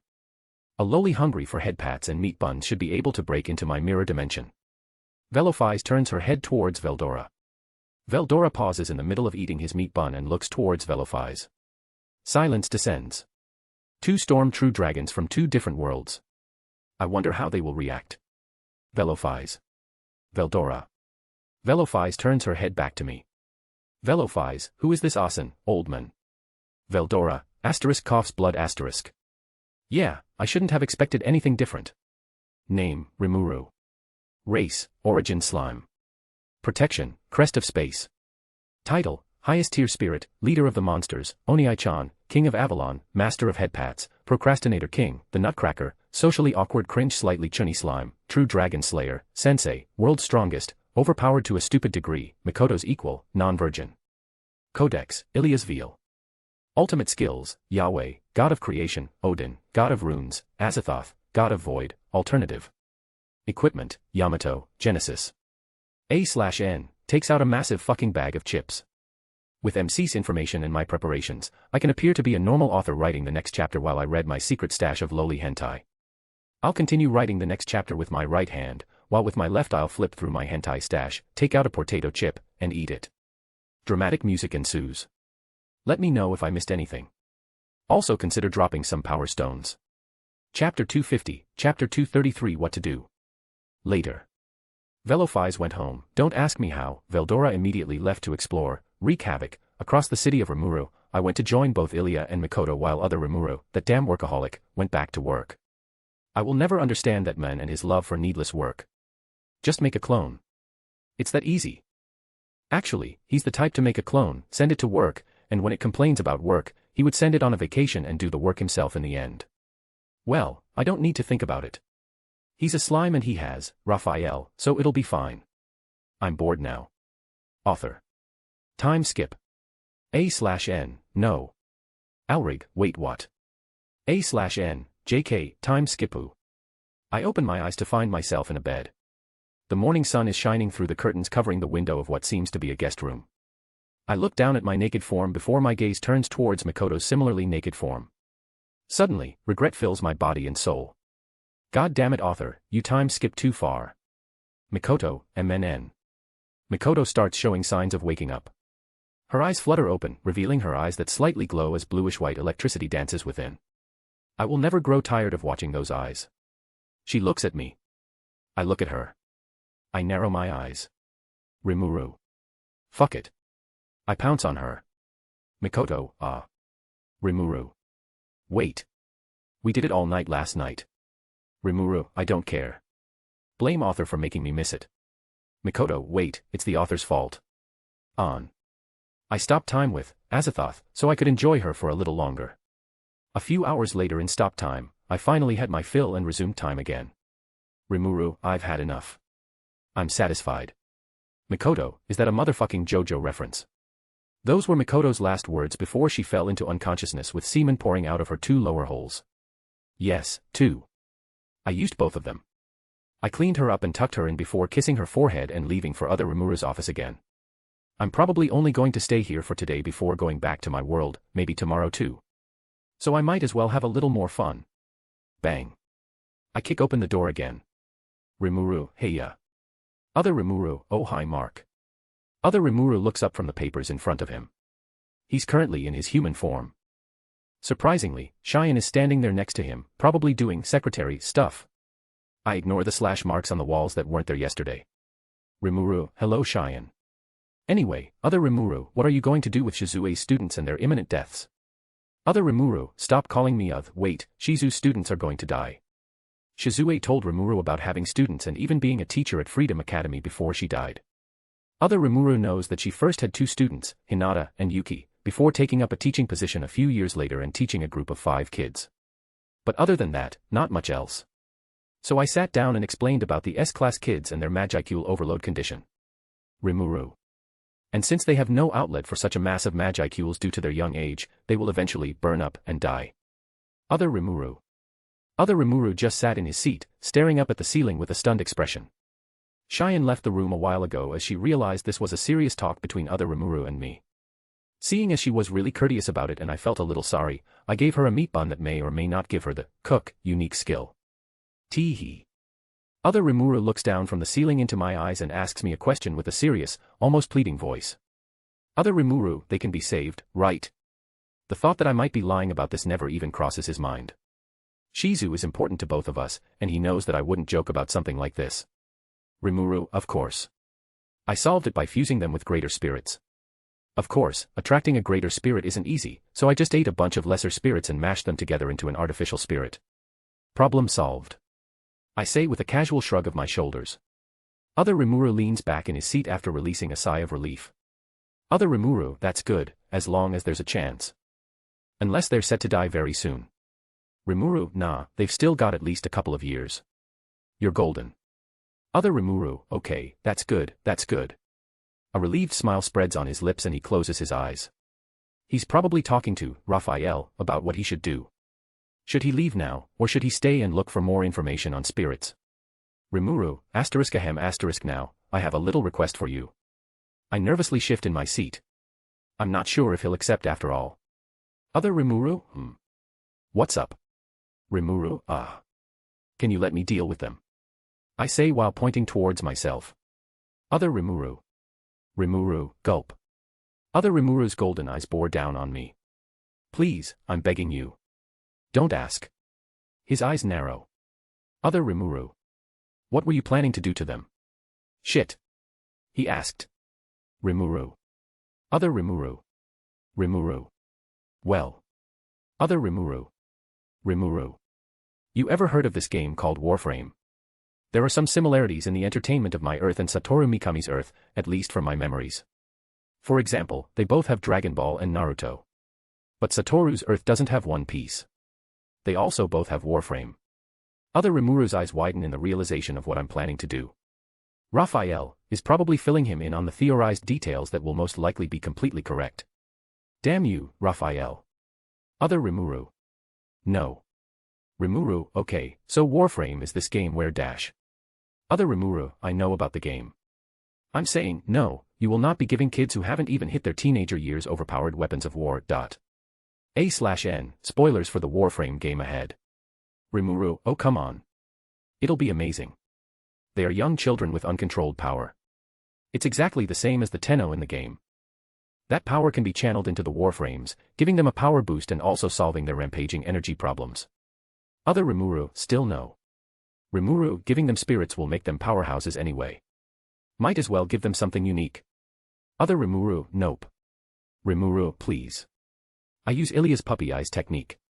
Other Rimuru turns around and hurls. Bruh. Name, Rimuru. Race, Origin Slime. Protection, Crest of Space. Title, Highest Tier Spirit, Leader of the Monsters, Oniai-chan, King of Avalon, Master of Headpats, Procrastinator King, The Nutcracker, Socially Awkward Cringe Slightly Chunny Slime, True Dragon Slayer, Sensei, World's Strongest, Overpowered to a Stupid Degree, Mikoto's Equal, Non-Virgin. Codex, Ilya's Veil. Ultimate Skills, Yahweh, God of Creation, Odin, God of Runes, Azathoth, God of Void, Alternative. Equipment, Yamato, Genesis. A/N, obvious spoilers for the game. If you don't care, just read. I tried to make it understandable even for those who never heard the game before. Okay, for those who don't know, Warframes are, to put it simply, weapons of war. They are humanoid machines controlled by Tenno operators, young children who survived an accident that gave them access to void energy. There's a whole lot of lore shenanigans that don't need to be said here. If you're interested, just go read the wiki. Basically, what MC plans to do is let the S-class students connect and use Warframes. Instead of void energy, simple Magicule will be used. With a suitable outlet, the kids no longer have to worry about the Magicule overload. The reason other Rimuru didn't want to let MC go with this plan is because Warframes are powerful. In the game, they are strong sure, but they have been toned down for game purposes. In the lore, Tenno and their Warframes could wipe out entire armies solo. And knowing MC, he'll take those Warframes and dial them up to 11. MC will make those Warframes able to go head-to-head with Demon Lords. Let me know if I missed anything. Also consider dropping some power stones. Chapter 251, Chapter 234 Ingracia again. In the end, I managed to convince other Rimuru to let me go ahead with my admittedly idiotic plan. I mean, he did have a point when he called me crazy for giving children weapons of war. His specific words were, "You crazy bitch, the fuck is wrong with your head to even think about going through with this?" But then he said, "And what the fuck is wrong with my head for actually considering this?" I'm corrupting him. Slowly. An interesting thing happened when I noticed other Rimuru's corruption. This world is slowly drifting from the center of the Tensura world cluster while a new world appeared and taken its place. It means that due to my intervention, this world officially became a parallel world and the new world took its place as the original or source. Quite interesting, but ultimately it doesn't really matter. I wake up, clean up both Mikoto and me, give her some breakfast in bed and immediately teleport away for today's event. Rimuru, you ready? I poke my head into Other Rimuru's house. Other Rimuru, in a sec. Other Rimuru, in his slime form, jumps on his luggage and eats it, storing it in his inventory. Other Rimuru, okay, I'm ready. Rimuru, sweet. I'll see you there. Snap. Other Rimuru, what do you, quad A dash? A golden portal opens up underneath him. He falls into it in the middle of his sentence before it closes, cutting off his screams, as he falls into the pits of hell, cough I'm joking. I teleport over to the guest room Mikoto and I are using. I always wonder where Ilya sleeps for the night. Did she get a room somewhere else? I mean, it's understandable. Mikoto and I go at it every night without stopping, so it must be uncomfortable for my innocent little Imoto. Anyways, I find Ilya and Mikoto both in there. For some reason, Ilya was getting out of the closet. Her head slowly turns to me, her wide eyes are staring at me like I just caught her with her proverbial hand in the cookie jar. She has a "why are you back so early" look. Mikoto just sighs. How long was Ilya in there for? Why was she in the closet? Unless, no, impossible. There's no way my innocent little sister would. Rimuru, right, anyway, I'm going to Ingrassia with Other Rimuru, I don't know how long I'll be there. Maybe an hour. So yeah, you girls have fun. See ya. I then drop through a portal that I open under me to get out of that awkward situation. Other Rimuru, you're finally here. Other Rimuru says, now in his human form wearing Shizue's anti-magic mask. Due to his evolution into a true demon lord, he now looks older. When he evolved, due to Ilya's services, he was pumped with millions of souls, giving him an obscene amount of magicule. I doubt even if everyone in the world were to combine their magicule pool together, it wouldn't match up to his. And don't worry, those souls were created spontaneously by Ilya. No one died. Because his magicule capacity is so large, he can choose to appear at whatever age he wants but chooses to stay in the 16 to 18 year zone. I teleported both of us into a random alley inside the royal capital of Ingrassia, so we walk out and start sightseeing. Well, I've already seen this before, but it's new for Rimuru. Other Rimuru, so what now? Rimuru dash, well I was thinking we should immediately head over to the academy, do what we need to do, and get out. Other Rimuru, Shouldn't we visit this Yuki guy? Isn't he also Shizue's student? Other Rimuru asks me. I look at him and ponder. Should I just tell him? Yeah, might as well. Cannon's fucked anyways. Rimuru. Ima, just say it straight. Yuki isn't a good guy. In my world, he was a crazy psychopath that wanted nothing but chaos. I look at the lost expression on his face before it slowly turns to shock. Rimuru, now, I'm not saying your world Yuki and mine are the same, but you should at least be wary against him until you can confirm that he's not a bad guy. This gets him to calm down. Other Rimuru, alright. Rimuru, personally, I don't want to meet that guy. I would rather just deal with the kids and get the fuck out. But I understand if you want to meet him. I'm not telling you what to do, these are just my thoughts, but if you're going through with this, I'm not joining you. Other Rimuru cocks his head while thinking about it before he talks again. Other Rimuru. Yeah, I'm sorry, but I really want to meet him. If only to find out what he's really like. I'll be sure to hide certain information though. I shrug. It doesn't matter, the current him is enough to fight against true dragons. Other Rimuru, although I think we should meet with the kids first. I nod my head. Other Rimuru and I then waltzed into the academy under a concealment rune and located the S-class classroom. After the whole, I am your father Darth Vader routine, we then said, we're gonna save you. Alice. What? Kenya, you walk in here, say, I am your father and then say, we're gonna save you. Why? In fact, who are you people? Other Rimuru facepalms. Other Rimuru, I knew we should have just walked in here normally. Rimuru, normally? Where's the fun in that? Other Rimuru, there is no fun, but at least it won't end in children looking at us like we're mentally disabled. Rimuru, don't we have mental problems already? Bam. Other Rimuru slams his forehead into the teacher's podium. Name, Rimuru. Race, origin slime. Protection, crest of space. Title, highest tier spirit, leader of the monsters, Onii-chan, king of Avalon, master of headpats, procrastinator king, the nutcracker, socially awkward cringe slightly chunny slime, true dragon slayer, sensei, world's strongest, overpowered to a stupid degree, Mikoto's equal, non-virgin. Codex, Ilia's veal.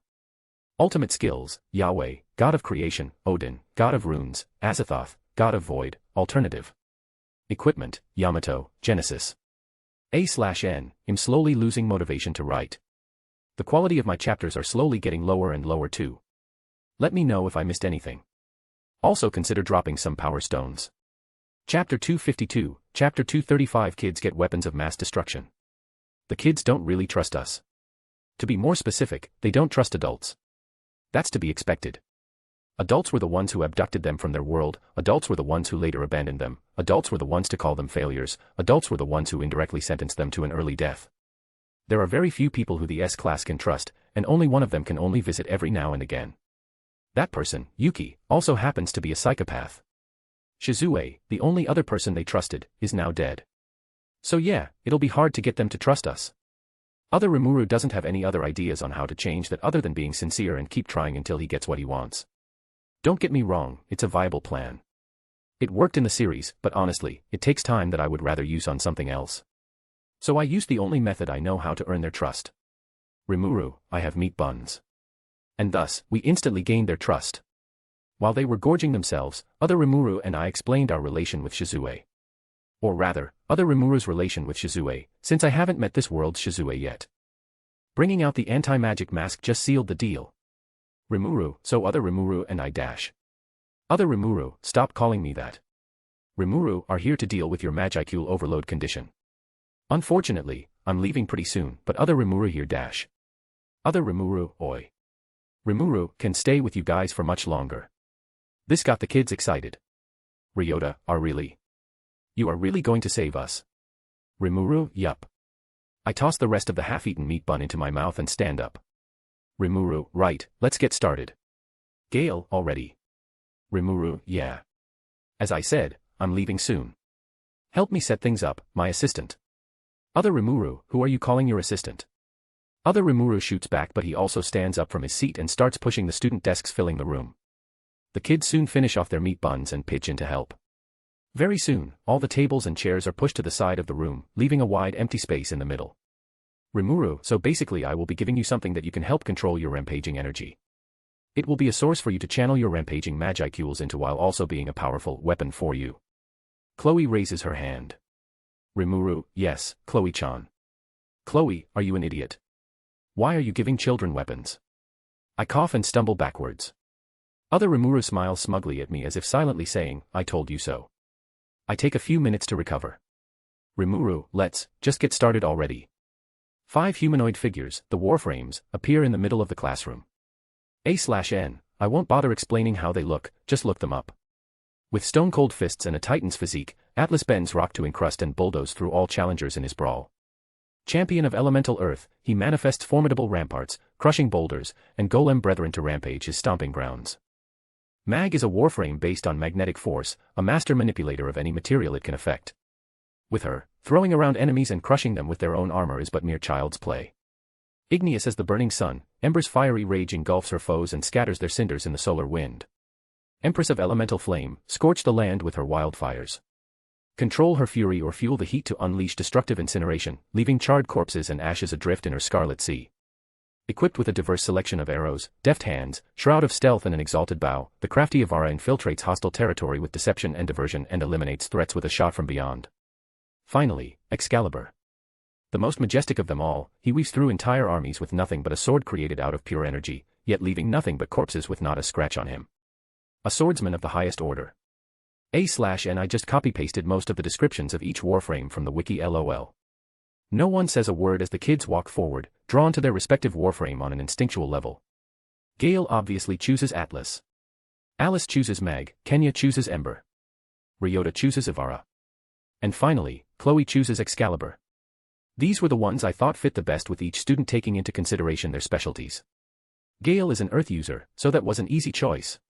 Alice is a puppet master, so I was torn between Mag and Nyx, but I thought the former was more in tune with Alice's skill set.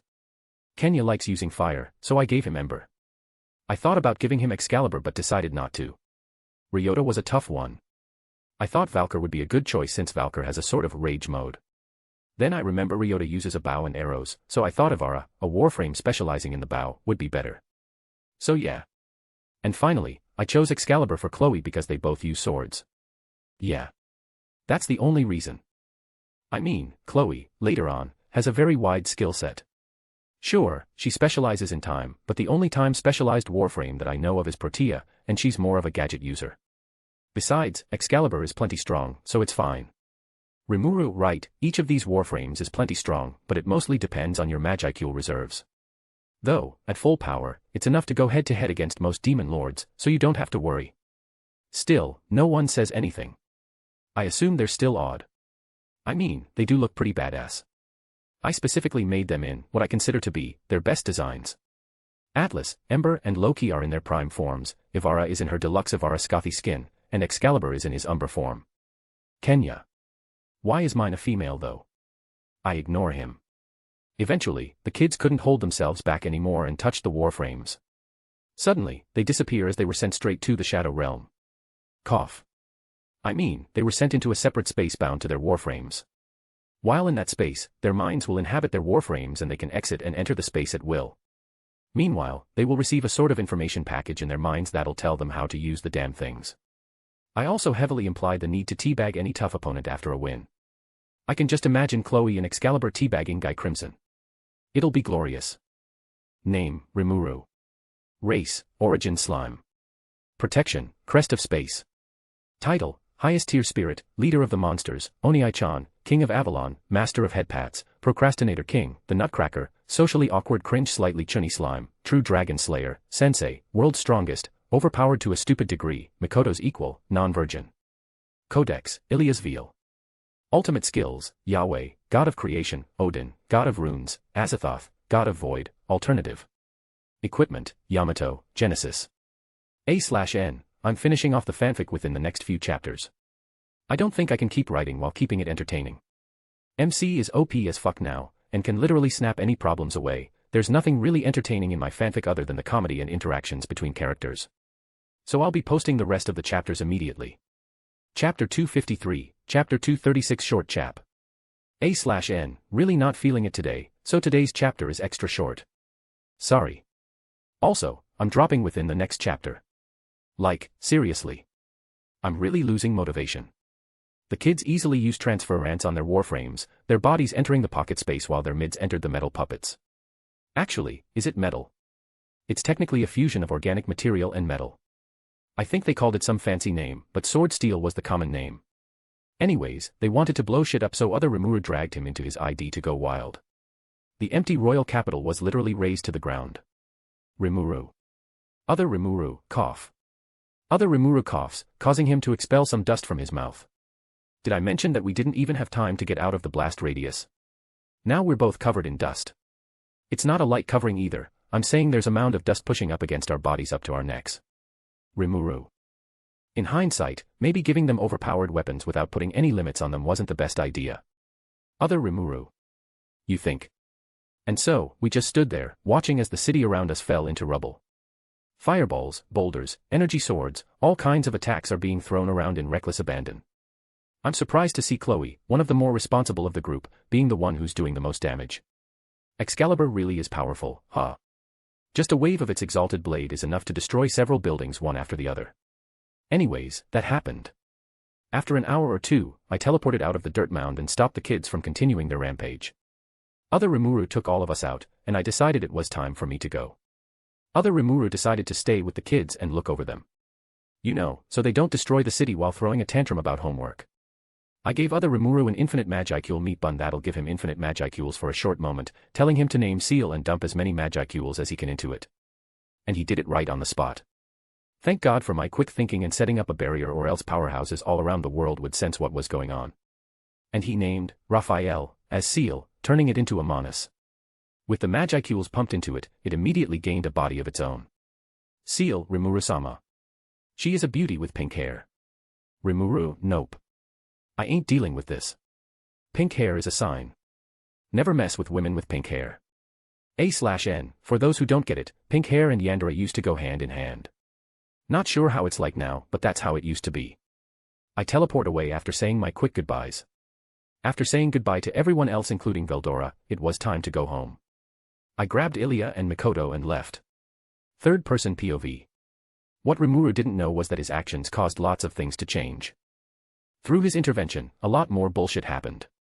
There was an experiment failure that released a near-immortal monster that evolves infinitely. Yuki got desperate when he got cornered by other Rimuru and nearly destroyed the world system somehow, and due to the universe's movement within the void, it collided into an eldritch universe which brought about an extra-dimensional invasion by fucking elder gods. But with the powers of plot armor, anime bullshit, nakamas, and a whole lot of meat buns, everything turned out alright and Rimuru became much stronger than in the original series. MC POV. Rimuru, and we're back. We exit the void and step into Avalon. Hang on, this isn't Avalon. The figure that just so happened to be standing in front of us notices us and turns to face us. He has blue hair, and his face is exactly the same as mine, so I know he's Rimuru. Or at least, a Rimuru. But this man is over 3 meters tall and has a Giga-Chad body filled with muscles. With his androgynous face, this is just creepy. Rimuru, fuck, sorry, wrong world. I turn around and walk back into the void, quickly taking Ilya and Mikoto with me. Fuck that world. A few minutes later, we arrive home. Chapter 254, Chapter 237 Epilogue, kinda rushed. Years have passed. Wait, years. Author. The fuck are you doing? A/N, I'm finishing up the story. Oh, that's why. Anyways, years have passed. Lots of things happened, obviously. I mean, I would be pretty worried if not many things happened after an entire decade. As expected, Avalon's fame quickly spread across the world. Many people traveled from all over the continent to visit the ever-distant utopia. The city became a place of dreams and miracles. Highly advanced technology, both magical and scientific, an incredibly potent military might, culture from across multiple worlds, courtesy of the library, and so much more. The common folk call this place the land of dreams. I actually had to expand the size of the city multiple times with spatial runes. Most importantly though is the Tower of Babel, or to be more specific, the dungeon. A figurative gold mine with next to no risk whatsoever courtesy of the rather cheap resurrection bracelets. Adventurers from all around the world, both famous and obscure, rushed to the dungeon to try their hands at it. At first, it wasn't very easy. Fighting in the dungeon is completely different from fighting on the surface against wild natural monsters like normal adventurers are used to. But after some trial and error, people began to quickly find tips and tricks to descending the floors quickly. Like maps. Yes, they didn't think to use fucking maps during the first few dozen dungeon runs. Disregarding them. The majority of the adventurers could only find it in themselves to reach floor 18 as floor 19 has a jump in monster spawns and difficulty. Rank B and above could handle it quite easily. If you're with a party, then that's even better. You can expect to hit floor 50 with a decent party. A rank adventurers could hit floor 50 or 60 by themselves and floor 80 if they're in a party. The strongest of the strong A rank parties could even hit floor 100.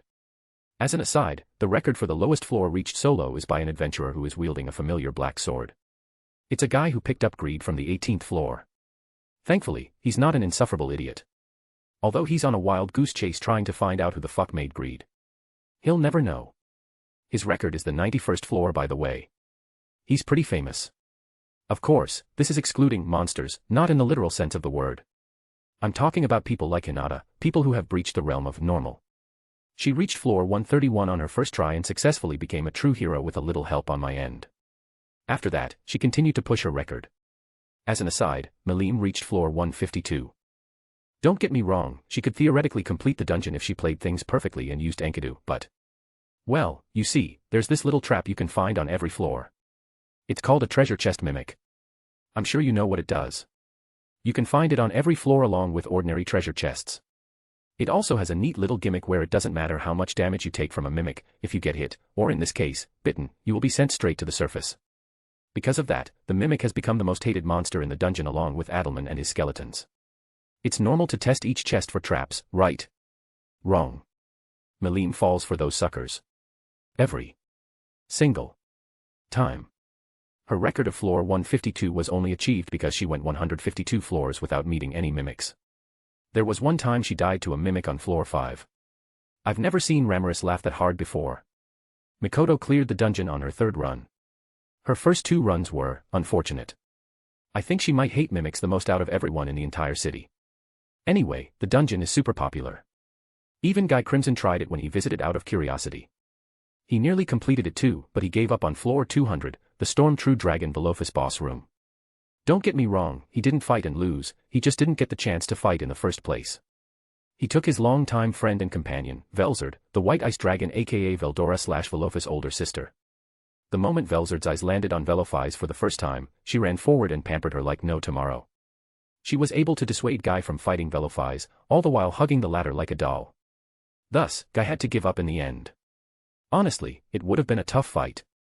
Velophis is tougher than Veldora and most likely even Velzard and Velgrind courtesy of her meat bun diet. Truly, she is the most worthy of the floor 200 boss. As an aside, no, Mikoto didn't kill Velophis to complete the dungeon. She just gave Velophis a meat bun and said, "I'll give you more if you surrender." I think you all know the result. Anyway, that's the dungeon. Within the first few years of the 10-year time skip, the Eastern Empire invaded and the angels descended for the Tenma War immediately after. Needless to say, I easily dealt with them. For the Empire, I made giant meat bun Gundam Sand had them surround their borders, preventing them from leaving. I know, it's overkill. But I'm not changing it, so that's that. A few years of them trying everything went by, from sending armies at the meat bun Gundams to even throwing Velgrind, the Scorched Dragon aka Veldora/Velophus' other older sister. Nothing worked.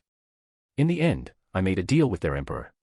Stop the little game you're playing with, Guy, cease your thirst for world conquest, and be satisfied with your lands. I was pretty badass then, not gonna lie. He didn't really have a choice, but he was a former hero, one of the greatest in history, so he obviously didn't give up. It was only recently, a few months ago in fact, that he finally gave up and heeded my advice. I gave him a meat bun which restored his soul that was worn down from his many reincarnations. Now, the Emperor aka Rudranamal Nazca, mouthful of a name, and Velgrind visit every couple of weeks or so. Most of the time, it's at the behest of Velgrind. Velophis claims another one Isan's heart, it seems. Guy and Rudra meet every now and again too, which is good. Now, they compete on who reaches floor 200 the fastest. As for the Tenma War, I just threw a meat bun into heaven. I don't know what happened after that. It could have exploded, wiping out the entire realm, or it could have pacified the entire angel race. I don't know. Meat buns work in mysterious ways. Oh yeah, I also opened up a massive, permanent portal to other Rimura's world, and we made an interdimensional treaty, so there's that. It was pretty funny, seeing everyone meeting their counterparts. Mikoto and I got married, finally. She grew up into a beautiful woman 26 years of age. Her chest didn't grow, however. Don't misunderstand, with her spiritual body, she can control what she looks like to a certain degree. If she wanted, she could have G-cup breasts. But, well. I may or may not have gained a fetish for modest breasts during the years. I can't help it. I have hanky-panky with Mikoto every day. And every time is euphoric. So yeah, I like modest breasts now. Anyways, the wedding. It was massive, obviously. We had a big official wedding spanning the entire world and even a little of other Rimura's world. We then had a smaller wedding where only everyone close to us was invited. Mikoto and I considered this wedding to be the official one. Although we had alcohol shortages for a few weeks after that. I wonder why. A/N, the girls were drowning their sorrows in alcohol, obviously. Seriously. They were. A/N, yeah man. You're pretty dense. Fuck you. You wrote me this way. A/N, yeah, and there's nothing you can do about it. Slides on deal with it glasses. Sigh. A/N. A/N. So. Yeah. This is it, huh? A/N, yeah. Fanfic is ending here. Huh, it felt so long. And yet. A/N, yeah, so long, and yet, it feels like yesterday when I wrote chapter 1. Yeah, so long, and yet, so short. So fucking weird. A/N. A/N, well, I'll head off now. Already. Not even an extra chapter. A/N, nah. I've had enough.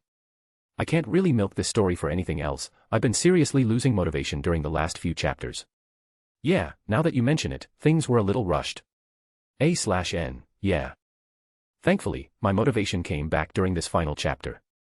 I guess it's because I can just push all my ideas without having to worry about lots of things like character interactions, the timeline, plot, pacing, and shit like that. Damn, writing is hard, huh? A/N, I wouldn't say hard. It depends. Sometimes, like right now, my words just flow out of me. Other times, I can sit there for minutes without a single word being written before I get distracted and watch YouTube or read other fanfics. Wow, that sounds complicated. A/N, it kinda is. So, are you writing anything after this? A/N, I don't know. I probably will, but definitely not anytime soon. It could be a week, maybe a month, maybe even a year. Who knows, I might never get back to writing. Sounds kinda bleak. A/N, it is, man, it is. Well, I guess I should thank you for writing my story. A/N, nah, it was my pleasure. I'm sure the readers really enjoyed it too. Yeah, thank you too, readers, for following along with my journey filled with bullshittery and crappy references. A/N, oi. I'm the one who wrote those references. Thank you to everyone who dropped a comment on the latest chapters. A/N, yeah, honestly, those comments were really motivational. Sometimes, I wanted to take a break, sometimes permanently, but reading those comments made me think, maybe just one more chapter. Which continued until now. Really, thank you all, it's been an enjoyable ride. A/N, thank you for reading my story. And, A/N, I guess. And /MC, that's all folks. Fin. End stats. Name, Rimuru. Race, meat bun slime. Protection, crest of space. Title, too many for the author to bother putting them in. Codex, Ilias Veal. Skills, meat bun ROB, god of everything. Equipment, Yamato, Genesis.